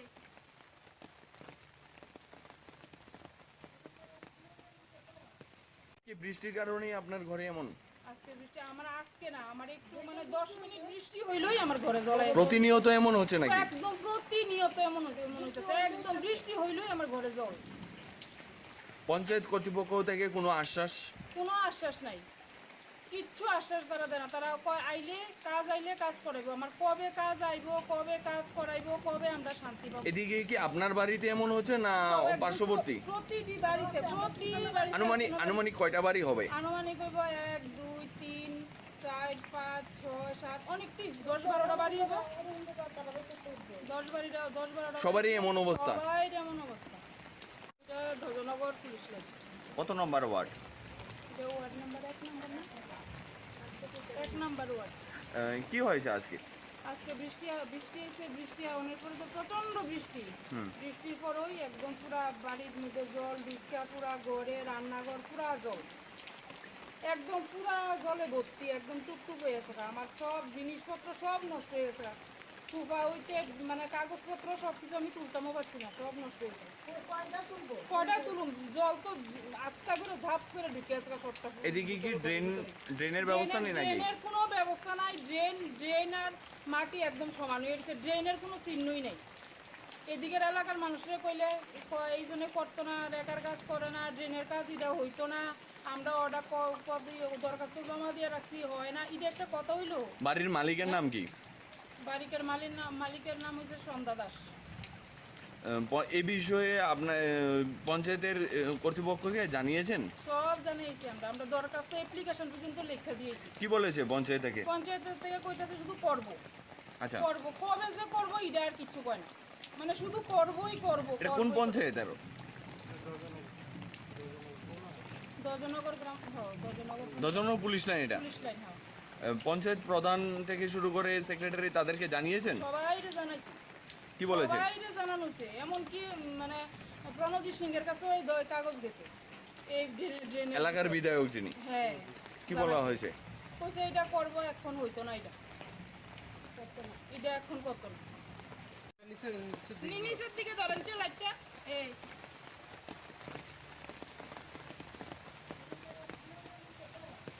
কি বৃষ্টির কারণেই আপনার ঘরে এমন? আজকে বৃষ্টি আমার আজকে না, আমার একটু মানে 10 মিনিট বৃষ্টি হইলেই আমার ঘরে জল আইছে। প্রতিনিয়ত এমন হচ্ছে নাকি? একদম প্রতিনিয়ত এমন হচ্ছে, একদম বৃষ্টি হইলেই আমার ঘরে জল। আচ্ছা চলো নমস্কার।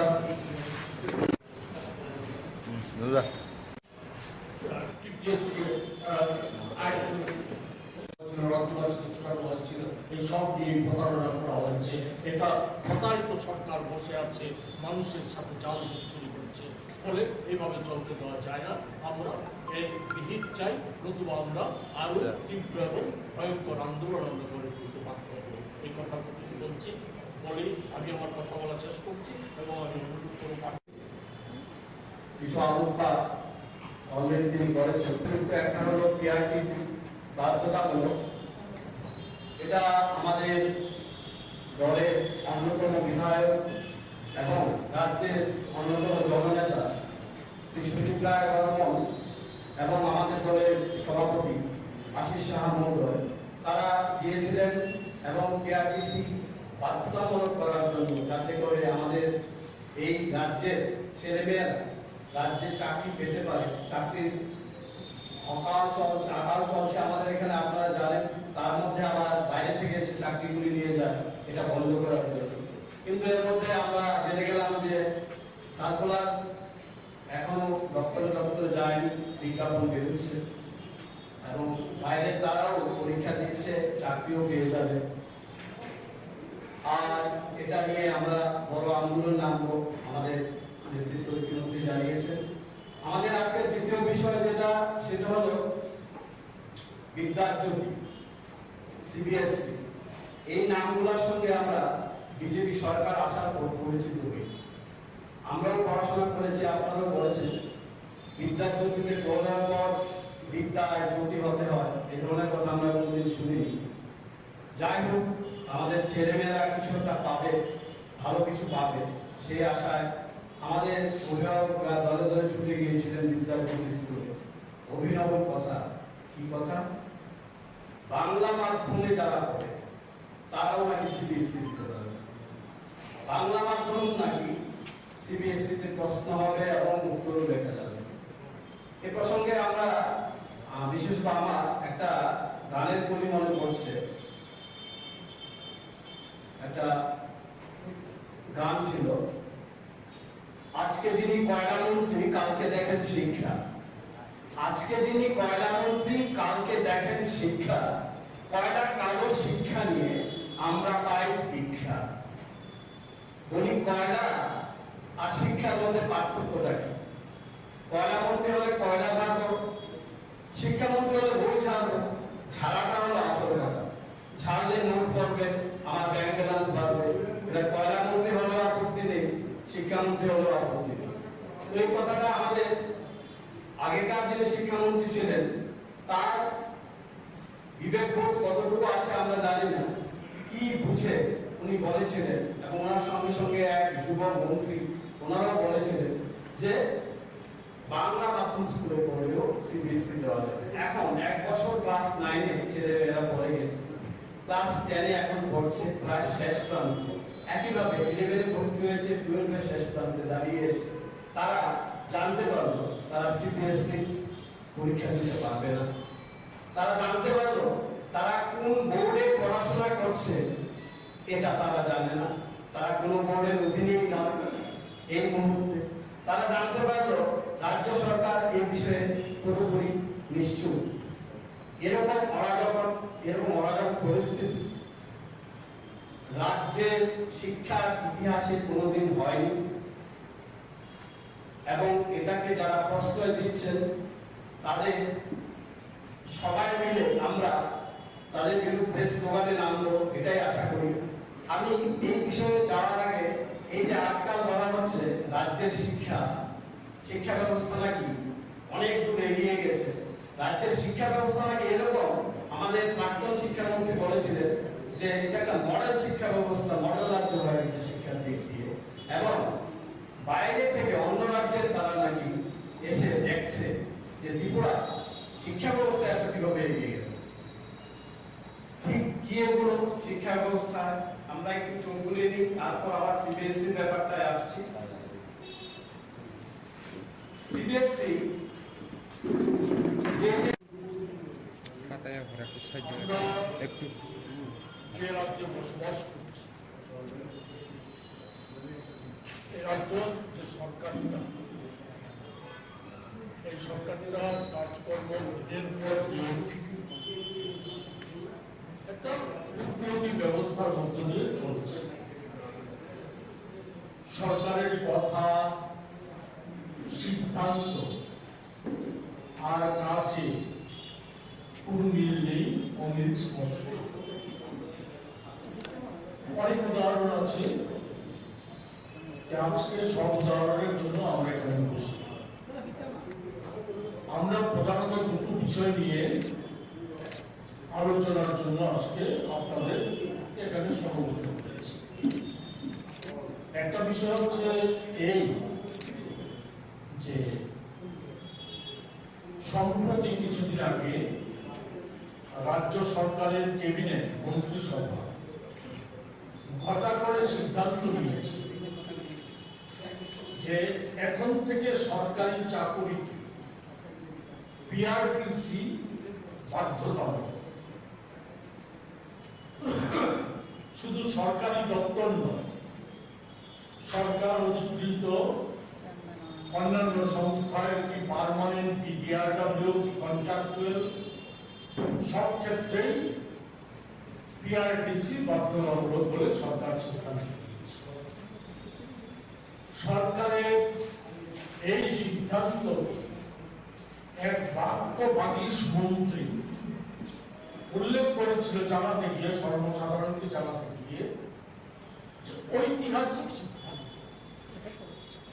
এবং আমরা দেখলাম তারপর বিজেপি দলের যুবমোর্চা এবং দল তারা নানা জায়গায় মিছিল সমাবেশ করে অভিনন্দন রেলি করে সরকারের মাননীয় মুখ্যমন্ত্রীকে অভিনন্দিত করছে। একের পরে কার্যত ঘটনা কি? ঘটনা হচ্ছে এখন পর্যন্ত শুধু পিডব্লিউডি দপ্তরে কয়েকজন ইঞ্জিনিয়ার নেওয়ার কথা ছিল, নোটিফিকেশন হয়েছিল টিপিএসসির মাধ্যমে। পিআরটিসি বাধ্যতামূলক না করাতে সরকারের সিদ্ধান্ত ছিল এগুলিকে বাতিল করে পুনর্নিয়োগের ব্যবস্থা, এটা বাতিল হয়েছে। কিন্তু কি কারণে জানি না, সম্প্রতি বিদ্যুৎ নিগমে, তারপর ডেন্টাল কলেজে, আরো বিভিন্ন জায়গায় কিছু কিছু জায়গায় কিছু কিছু নিয়ম সেখানে সংগঠিত হয়েছে, যেখানে পিআরটিসি বাধ্যতামূলক ছিল না। সেই জায়গায় রাজ্যের যুবকদের, বেকারদের, শিক্ষিত বেকারদের আবারও বঞ্চনা হবে, বহির্রাজ্যের চাকরি চলে যাওয়ার একটা সুযোগ করে সেটা করেছে। এটা একেবারে নিন্দনীয়। সংবাদ মাধ্যমে বেরিয়েছে যে সরকার সিদ্ধান্ত নিয়েছে, ক্যাবিনেটের সিদ্ধান্ত নিয়েছে। যেমন সরকারি অনেক সিদ্ধান্তকে মান্যতা দেওয়া হয়, সরকারি সিদ্ধান্ত, সরকারি ঘোষণা, এমনকি বিধানসভার যে সিদ্ধান্ত, সেই সিদ্ধান্তগুলো মান্যতা দেওয়া হয়।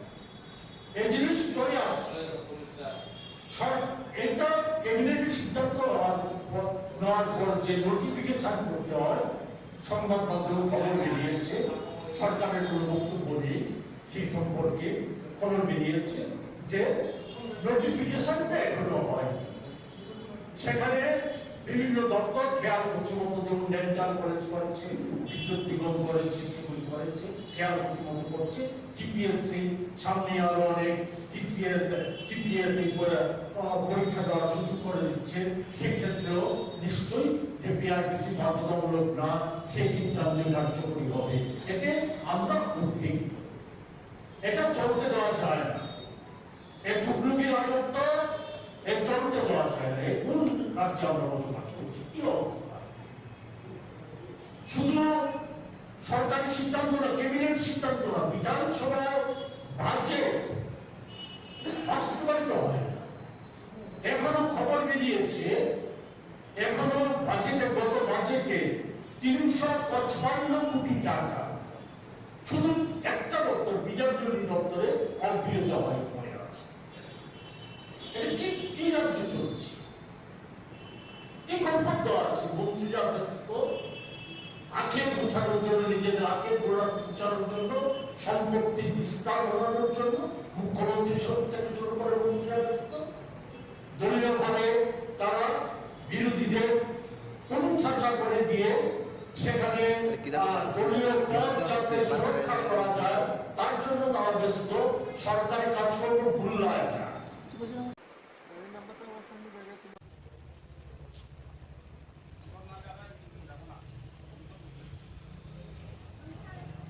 গতকাল রাতে স্পেশাল ভেহিকেল চেকিংয়ের সময় আমি ইন্সপেক্টর সুকান্ত ত্রিপুরা সঙ্গে আমাদের সঙ্গে এসডিপিও বিলো নিয়েছিল, মোতায় আমাদের ভেহিকেল চেকিং ছিল। ভেহিকেল চেকিংয়ের সময় আমরা একটা আল্টো 800 গাড়ি, যার নাম্বার TR08D0487 গাড়িকে সিগন্যাল দিই দাঁড়ানোর জন্য, কিন্তু গাড়িটি আমাদের সিগন্যাল ভায়োলেট করে বিশ্বমুখের দিকে চলে যায়। তখন আমরা গাড়ির পিছনে ধাওয়া করে গজারিয়া দেবীপুর থেকে গাড়িটিকে আমরা ডিটেন করি, কিন্তু গাড়ির ড্রাইভার পালিয়ে যায়। গাড়ি থেকে আমরা মোট 3 কার্টন 235 বোতল ফেন্সিডিল উদ্ধার করি এবং এই ব্যাপারে আমরা একটা স্পেসিফিক বিলোনিয়া থানাতে কেস রেজিস্টার করি, যার number 51/2023 under section 21C 2529 of NDPS act. যার বাজার মূল্য কত হবে? বাজার মূল্য মানে 1.5 লাখ টাকা হবে।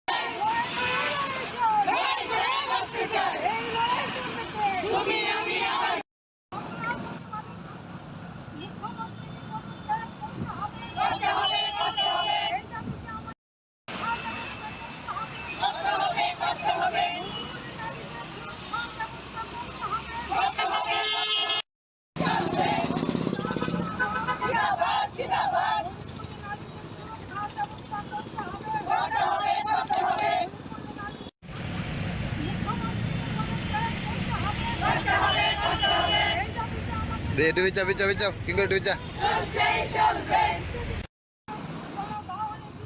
এগিয়ে আসুন, এগিয়ে আসুন। করতে হবে, করতে হবে। করতে হবে, করতে হবে।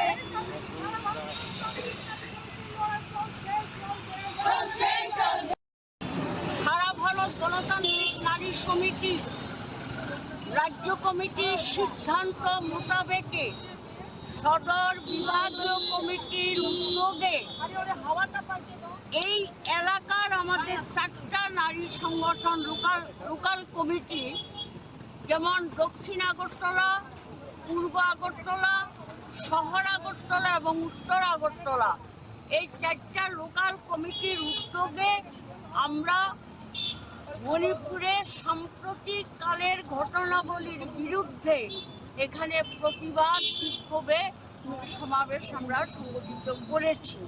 আপনারা সবাই জানেন, এটা আজকে আর ব্যাখ্যার অপেক্ষা রাখে না যে গত 2-3 মাস ধরে গোটা মণিপুর জুড়ে আজকে যে নৃশংস বর্বরতা চলছে, ঘটনাবলী চলছে, এটা ভারতবর্ষের সভ্যতার কলঙ্ক।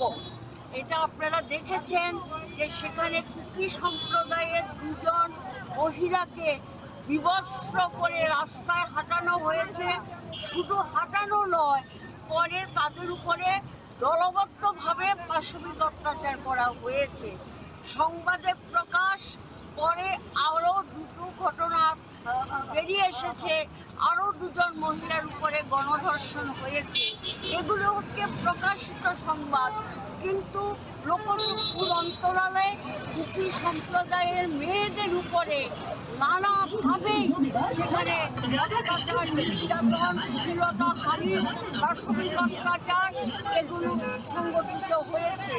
তাছাড়াও গোটা কুকি সম্প্রদায় মানুষদের উপরে বিজেপির দুর্বৃত্ত বাহিনী সহ রাষ্ট্রীয় পুলিশের যোগসাজশে সেখানে ভাঙচুর, বাড়িঘরে হামলা, মারধর করা, বাড়ি পুড়িয়ে দেওয়া এবং নানা ধরনের অমানবিক নির্যাতন সেখানে সংগঠিত হচ্ছে।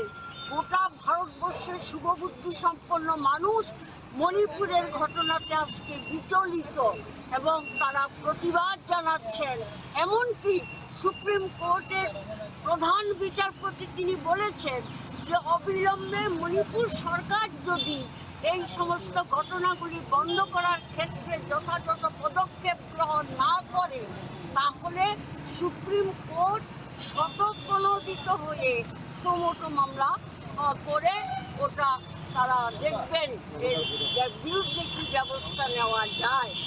আমরা আজকে আমাদের এই বিক্ষোভ সমাবেশ থেকে আমরা দাবি করেছি অবিলম্বে মণিপুরের বীরেন্দ্র সিং মন্ত্রিসভার মুখ্যমন্ত্রী পদ থেকে তাকে সরাতে হবে, তাকে বাতিল করতে হবে।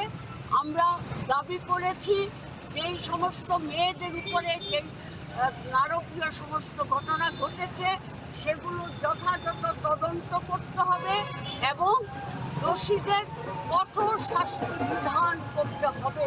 শাস্তি বিধানের নামে যে মামলা দায়ের করা হয় সেগুলো আইনের ভাগ দিয়ে আসামিরা বেরিয়ে যায়।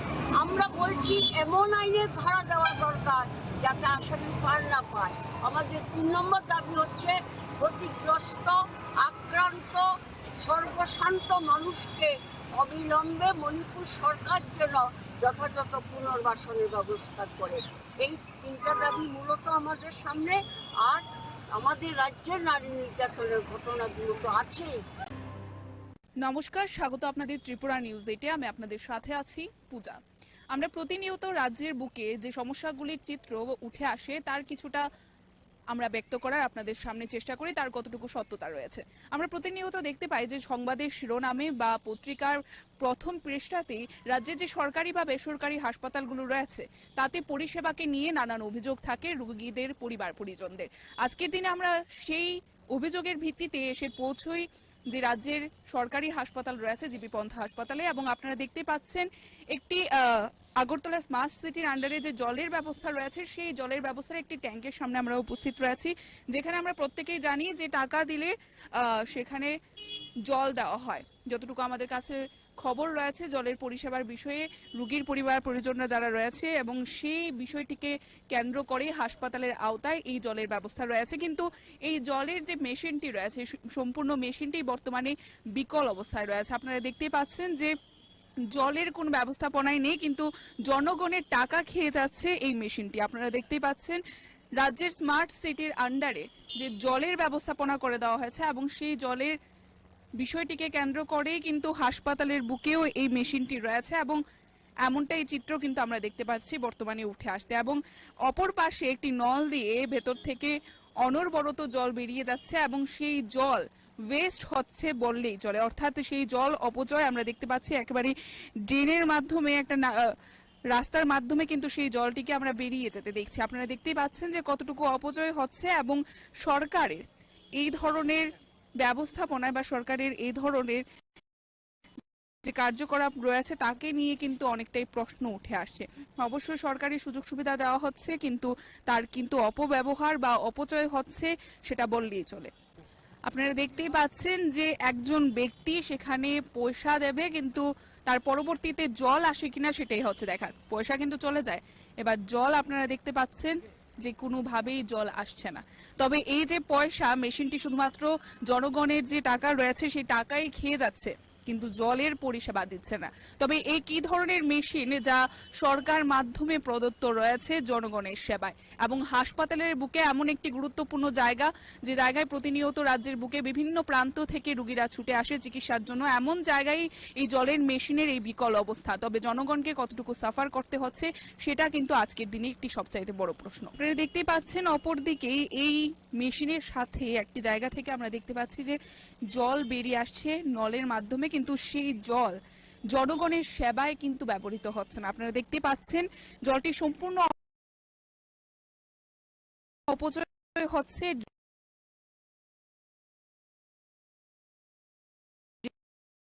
ড্রেনের মাধ্যমে কিন্তু বেরিয়ে যাচ্ছে। তবে জনগণ কতটুকু পরিষেবা পাচ্ছে এই জলের, এবং জলকে আমরা অপচয় হতে দেখতে পাচ্ছি। যেখানে আমরা যদি গ্রাম পাহাড়ে যাই সেখানে মানুষ জলের জন্য কতটা অসুবিধার সম্মুখীন হয় সেটা আমরা জানি, কিন্তু রাজ্যের বুকে জল আছে ঠিক আছে, কিন্তু আমরা দেখতে পাচ্ছি যে তার দূর দূরান্ত থেকে যারা সমস্যা জল কিনতে পাই না, 1 টাকা দিয়ে 1 লিটার জল, ঠিক আছে, আর এই 1 লিটার জল কিনতে গেলে নিচে 20 টাকা। মানুষ কত কিনবে? যেটা সুবিধা দেওয়া হয়েছে, যেহেতু বিগত 3-4 মাস ধরে এরকম চলছে, 3-4 মাস ধরে এরকম চলছে। অর্থাৎ আপনাদের কেমন ধরনের ভোগান্তির শিকার হতে হচ্ছে এই কারণে? অর্থাৎ অধিক অর্থে নিচের যে দোকানগুলো রয়েছে সেখান থেকে আপনাদের জল কিনতে হচ্ছে, কোনো ধরনের পরিষেবা পাচ্ছেন না। তবে বলাই চলে যে সরকার অবশ্যই জনগণের সুযোগ সুবিধার জন্য এই মেশিনটি বসিয়ে দিয়েছে, কিন্তু রাজ্যের বুকে যেখানে দূর দূরান্ত থেকে রোগীরা আসে চিকিৎসার জন্য, তারপরেও কিন্তু তারা এই ধরনের যে পরিষেবা দেওয়া হয়েছে মেশিন বিকলের কারণে কিন্তু সেই পরিষেবা পাচ্ছে না। এবং এইগুলো দেখার দায়িত্ব কাদের রয়েছে? হাসপাতাল কর্তৃপক্ষের। হাসপাতাল কর্তৃপক্ষ, তবে বলাই চলে এখানে কিন্তু তাদের একটি গাফিলতির ভূমিকাই আমরা দেখতে পাচ্ছি। নমস্কার, স্বাগত আপনাদের ত্রিপুরা নিউজ 8-এ। আমি আপনাদের সাথে আছি পূজা। আমরা প্রতিনিয়ত রাজ্যের বুকে যে সমস্যাগুলির চিত্র উঠে আসে তার কিছুটা আমরা ব্যক্ত করার আপনাদের সামনে চেষ্টা করি, তার কতটুকু সত্যতা রয়েছে। আমরা প্রতিনিয়ত দেখতে পাই যে সংবাদের শিরোনামে বা পত্রিকার প্রথম পৃষ্ঠাতেই রাজ্যের যে সরকারি বা বেসরকারি হাসপাতালগুলো রয়েছে তাতে পরিষেবাকে নিয়ে নানান অভিযোগ থাকে রোগীদের পরিবার পরিজনদের। আজকের দিনে আমরা সেই অভিযোগের ভিত্তিতে এসে পৌঁছই যে রাজ্যের সরকারি হাসপাতাল রয়েছে জিবি পন্থা হাসপাতালে, এবং আপনারা দেখতে পাচ্ছেন একটি আগরতলা স্মার্ট সিটির আন্ডারে যে জলের ব্যবস্থা রয়েছে সেই জলের ব্যবস্থার একটি ট্যাঙ্কের সামনে আমরা উপস্থিত রয়েছি, যেখানে আমরা প্রত্যেকেই জানি যে টাকা দিলে সেখানে জল দেওয়া হয়। যতটুকু আমাদের কাছে খবর রয়েছে জলের পরিষেবার বিষয়ে রোগীর পরিবার পরিজনরা যারা রয়েছে এবং সেই বিষয়টিকে কেন্দ্র করে হাসপাতালের আওতায় এই জলের ব্যবস্থা রয়েছে, কিন্তু এই জলের যে মেশিনটি রয়েছে সম্পূর্ণ মেশিনটি বর্তমানে বিকল অবস্থায় রয়েছে। আপনারা দেখতেই পাচ্ছেন যে জলের কোনো ব্যবস্থাপনাই নেই। কিন্তু শুভ সকাল। অমৃত 2 যে প্রকল্পের যে উদ্বোধন আজকে এখানে তো আগে হয়ে গেল, সেই উপলক্ষে এখানে মঞ্চে আসীন আছেন আমাদের সবার প্রিয় আগরতলা মিউনিসিপ্যাল কর্পোরেশনের মাননীয় মেয়র সাহেব Shri Dipak Majumdar, corporator ward number 33 এবং আমাদের সবার পরিচিত মুখ শ্রী অভিজিৎ মল্লিক মহোদয়, secretary urban government of Tripura Shri Abhishek Singh মহোদয়, Shri Rajat Pan, director urban development ডিপার্টমেন্টের, এবং Shyamalendu Bhowmik, chief engineer urban development ডিপার্টমেন্টের এবং ত্রিপুরা জল বোর্ডের। তাছাড়া ডায়াসের নিচ অফ দ্য ডায়াস এখানে কর্পোরেটর শ্রী বাপি দাস মহোদয় উপস্থিত আছেন, শ্রী তুষারকান্তি ভট্টাচার্য মহোদয় উপস্থিত আছেন, বিশিষ্ট সমাজসেবী সঞ্জয় সাহা এখানে উপস্থিত আছেন, এবং অন্যান্য আরও যারা এখানে এই ডিপার্টমেন্টের সাথে যুক্ত সমস্ত আধিকারিক এবং কর্মচারীবৃন্দ এবং এই এলাকার বিশিষ্ট ব্যক্তিবৃন্দ এবং আমার মিডিয়া বন্ধুরা, সবাইকে আমি আজকের এই শুভ মুহূর্তে আমি শুভেচ্ছা জানাচ্ছি। আমাদের যে বলছে ডাবল ইঞ্জিনের সরকার সবসময় আমরা বলি, কিন্তু এখন আমরা দেখছি এখানে আমাদের যে আরবান এরিয়ার থেকে আরম্ভ করে সমস্ত নগর পঞ্চায়েত, মিউনিসিপ্যালিটি এবং আগরতলা মিউনিসিপ্যাল কর্পোরেশনের সব জায়গায় কিন্তু আমাদের সরকার, মিনি সরকার এগুলো রয়েছে। এবং আপনি চিন্তা করুন, যারা আমাদের ওয়ার্ডের যারা কর্পোরেটররা আছেন বা মেম্বাররা আছেন বিভিন্ন জায়গায়, তারা কিন্তু মানুষের দ্বারা নির্বাচিত প্রতিনিধি। কিন্তু দেখুন প্রধানমন্ত্রী, মাননীয় প্রধানমন্ত্রী যেভাবে একের পর এক সাহায্য করছেন, ত্রিপুরা সরকারকে যেমন রাজ্য সরকারকে সাহায্য করছেন, আমরা সমস্ত মিউনিসিপ্যালিটি এরিয়াকে তাদেরকে আমরা সাহায্য করছি। এখানকার যারা কর্পোরেটর বা প্রতিনিধি, তারা কিন্তু সেইভাবে মানুষের কাছে পৌঁছতে পারছে যে সমস্যাগুলো, সেই সমস্যাগুলো তাদের পক্ষে ইজি হয়ে যাচ্ছে সামনে নিয়ে যাওয়া। জল আমাদের জন্য অত্যন্ত ইম্পর্টেন্ট বিষয়। যার বাড়িতে জল নেই সে বুঝতে পারে যে জলের কি প্রয়োজন। এখানে আজকে 51টা ওয়ার্ডের মধ্যে প্রায় 26টা ওয়ার্ড এখানে আজকে এই অমৃত ট্যুর যে উদ্বোধন হলো তার মাধ্যমে সেটা কাভারেজ হলো। বাকি ওয়ার্ডগুলো আমি খবর নিয়েছি যে বাকি ওয়ার্ডগুলো অলরেডি কাভারেজ আছে DWS এর মাধ্যমে, এবং সেইভাবে এখানে বিশুদ্ধ জল, পানীয় জল দেওয়া হচ্ছে। এখানে যেভাবে জলকে ডিপ টিউবওয়েলের মাধ্যমে জলকে পরিশোধিত করে মানুষের ঘরে ঘরে পৌঁছাবে এবং তার গুরুত্ব অনুধাবন করে যে জলকে অপচয় যেন না হয়, সেই বিষয়টা এখানে আমি যারাই আছেন তাদেরকে আমি আলোচনা করব, সেই দিকে আপনারা নজর রাখবেন। আমরা বিভিন্ন জায়গায় ইনোভেটিভ যে আইডিয়া, তার মাধ্যমে ছড়ার জলকে আটকে ড্যামের মধ্যে রেখে তাকে পরিশোধিত করে পাহাড় পর্বত এলাকায় সেখানে আমরা পরিশোধিত জল দেওয়ার ব্যবস্থা করেছি। বিভিন্ন জায়গায় বিভিন্ন টায়ার যে টিউবওয়েল সেখানে লাগানোর পর ডিপ টিউবওয়েল লাগিয়ে আমরা বিভিন্ন জায়গায় জলের যাতে কোনো সমস্যা না হয় সেই দিকে আমরা নজর রাখছি। এবং আপনারা সবাই জানেন যে 3% আমাদের WS এর প্রতিটা ঘরে জল দেওয়ার যে বিষয়, 3% থেকে শুরু করেছি, এখন প্রায় 64% 100% এর দিকে আমরা যাচ্ছি, যাতে তার সমস্ত মানুষের জলের সুবিধা হয়। এখানেও শুনলাম 58% এখানে এতদিন ধরে জল পাচ্ছিল, এইবারে প্রকল্পের কারণে প্রায় সেটা 72% কাভারে আসবে। আমাদের এই শহরটা এবং আমাদের মিউনিসিপ্যালিটি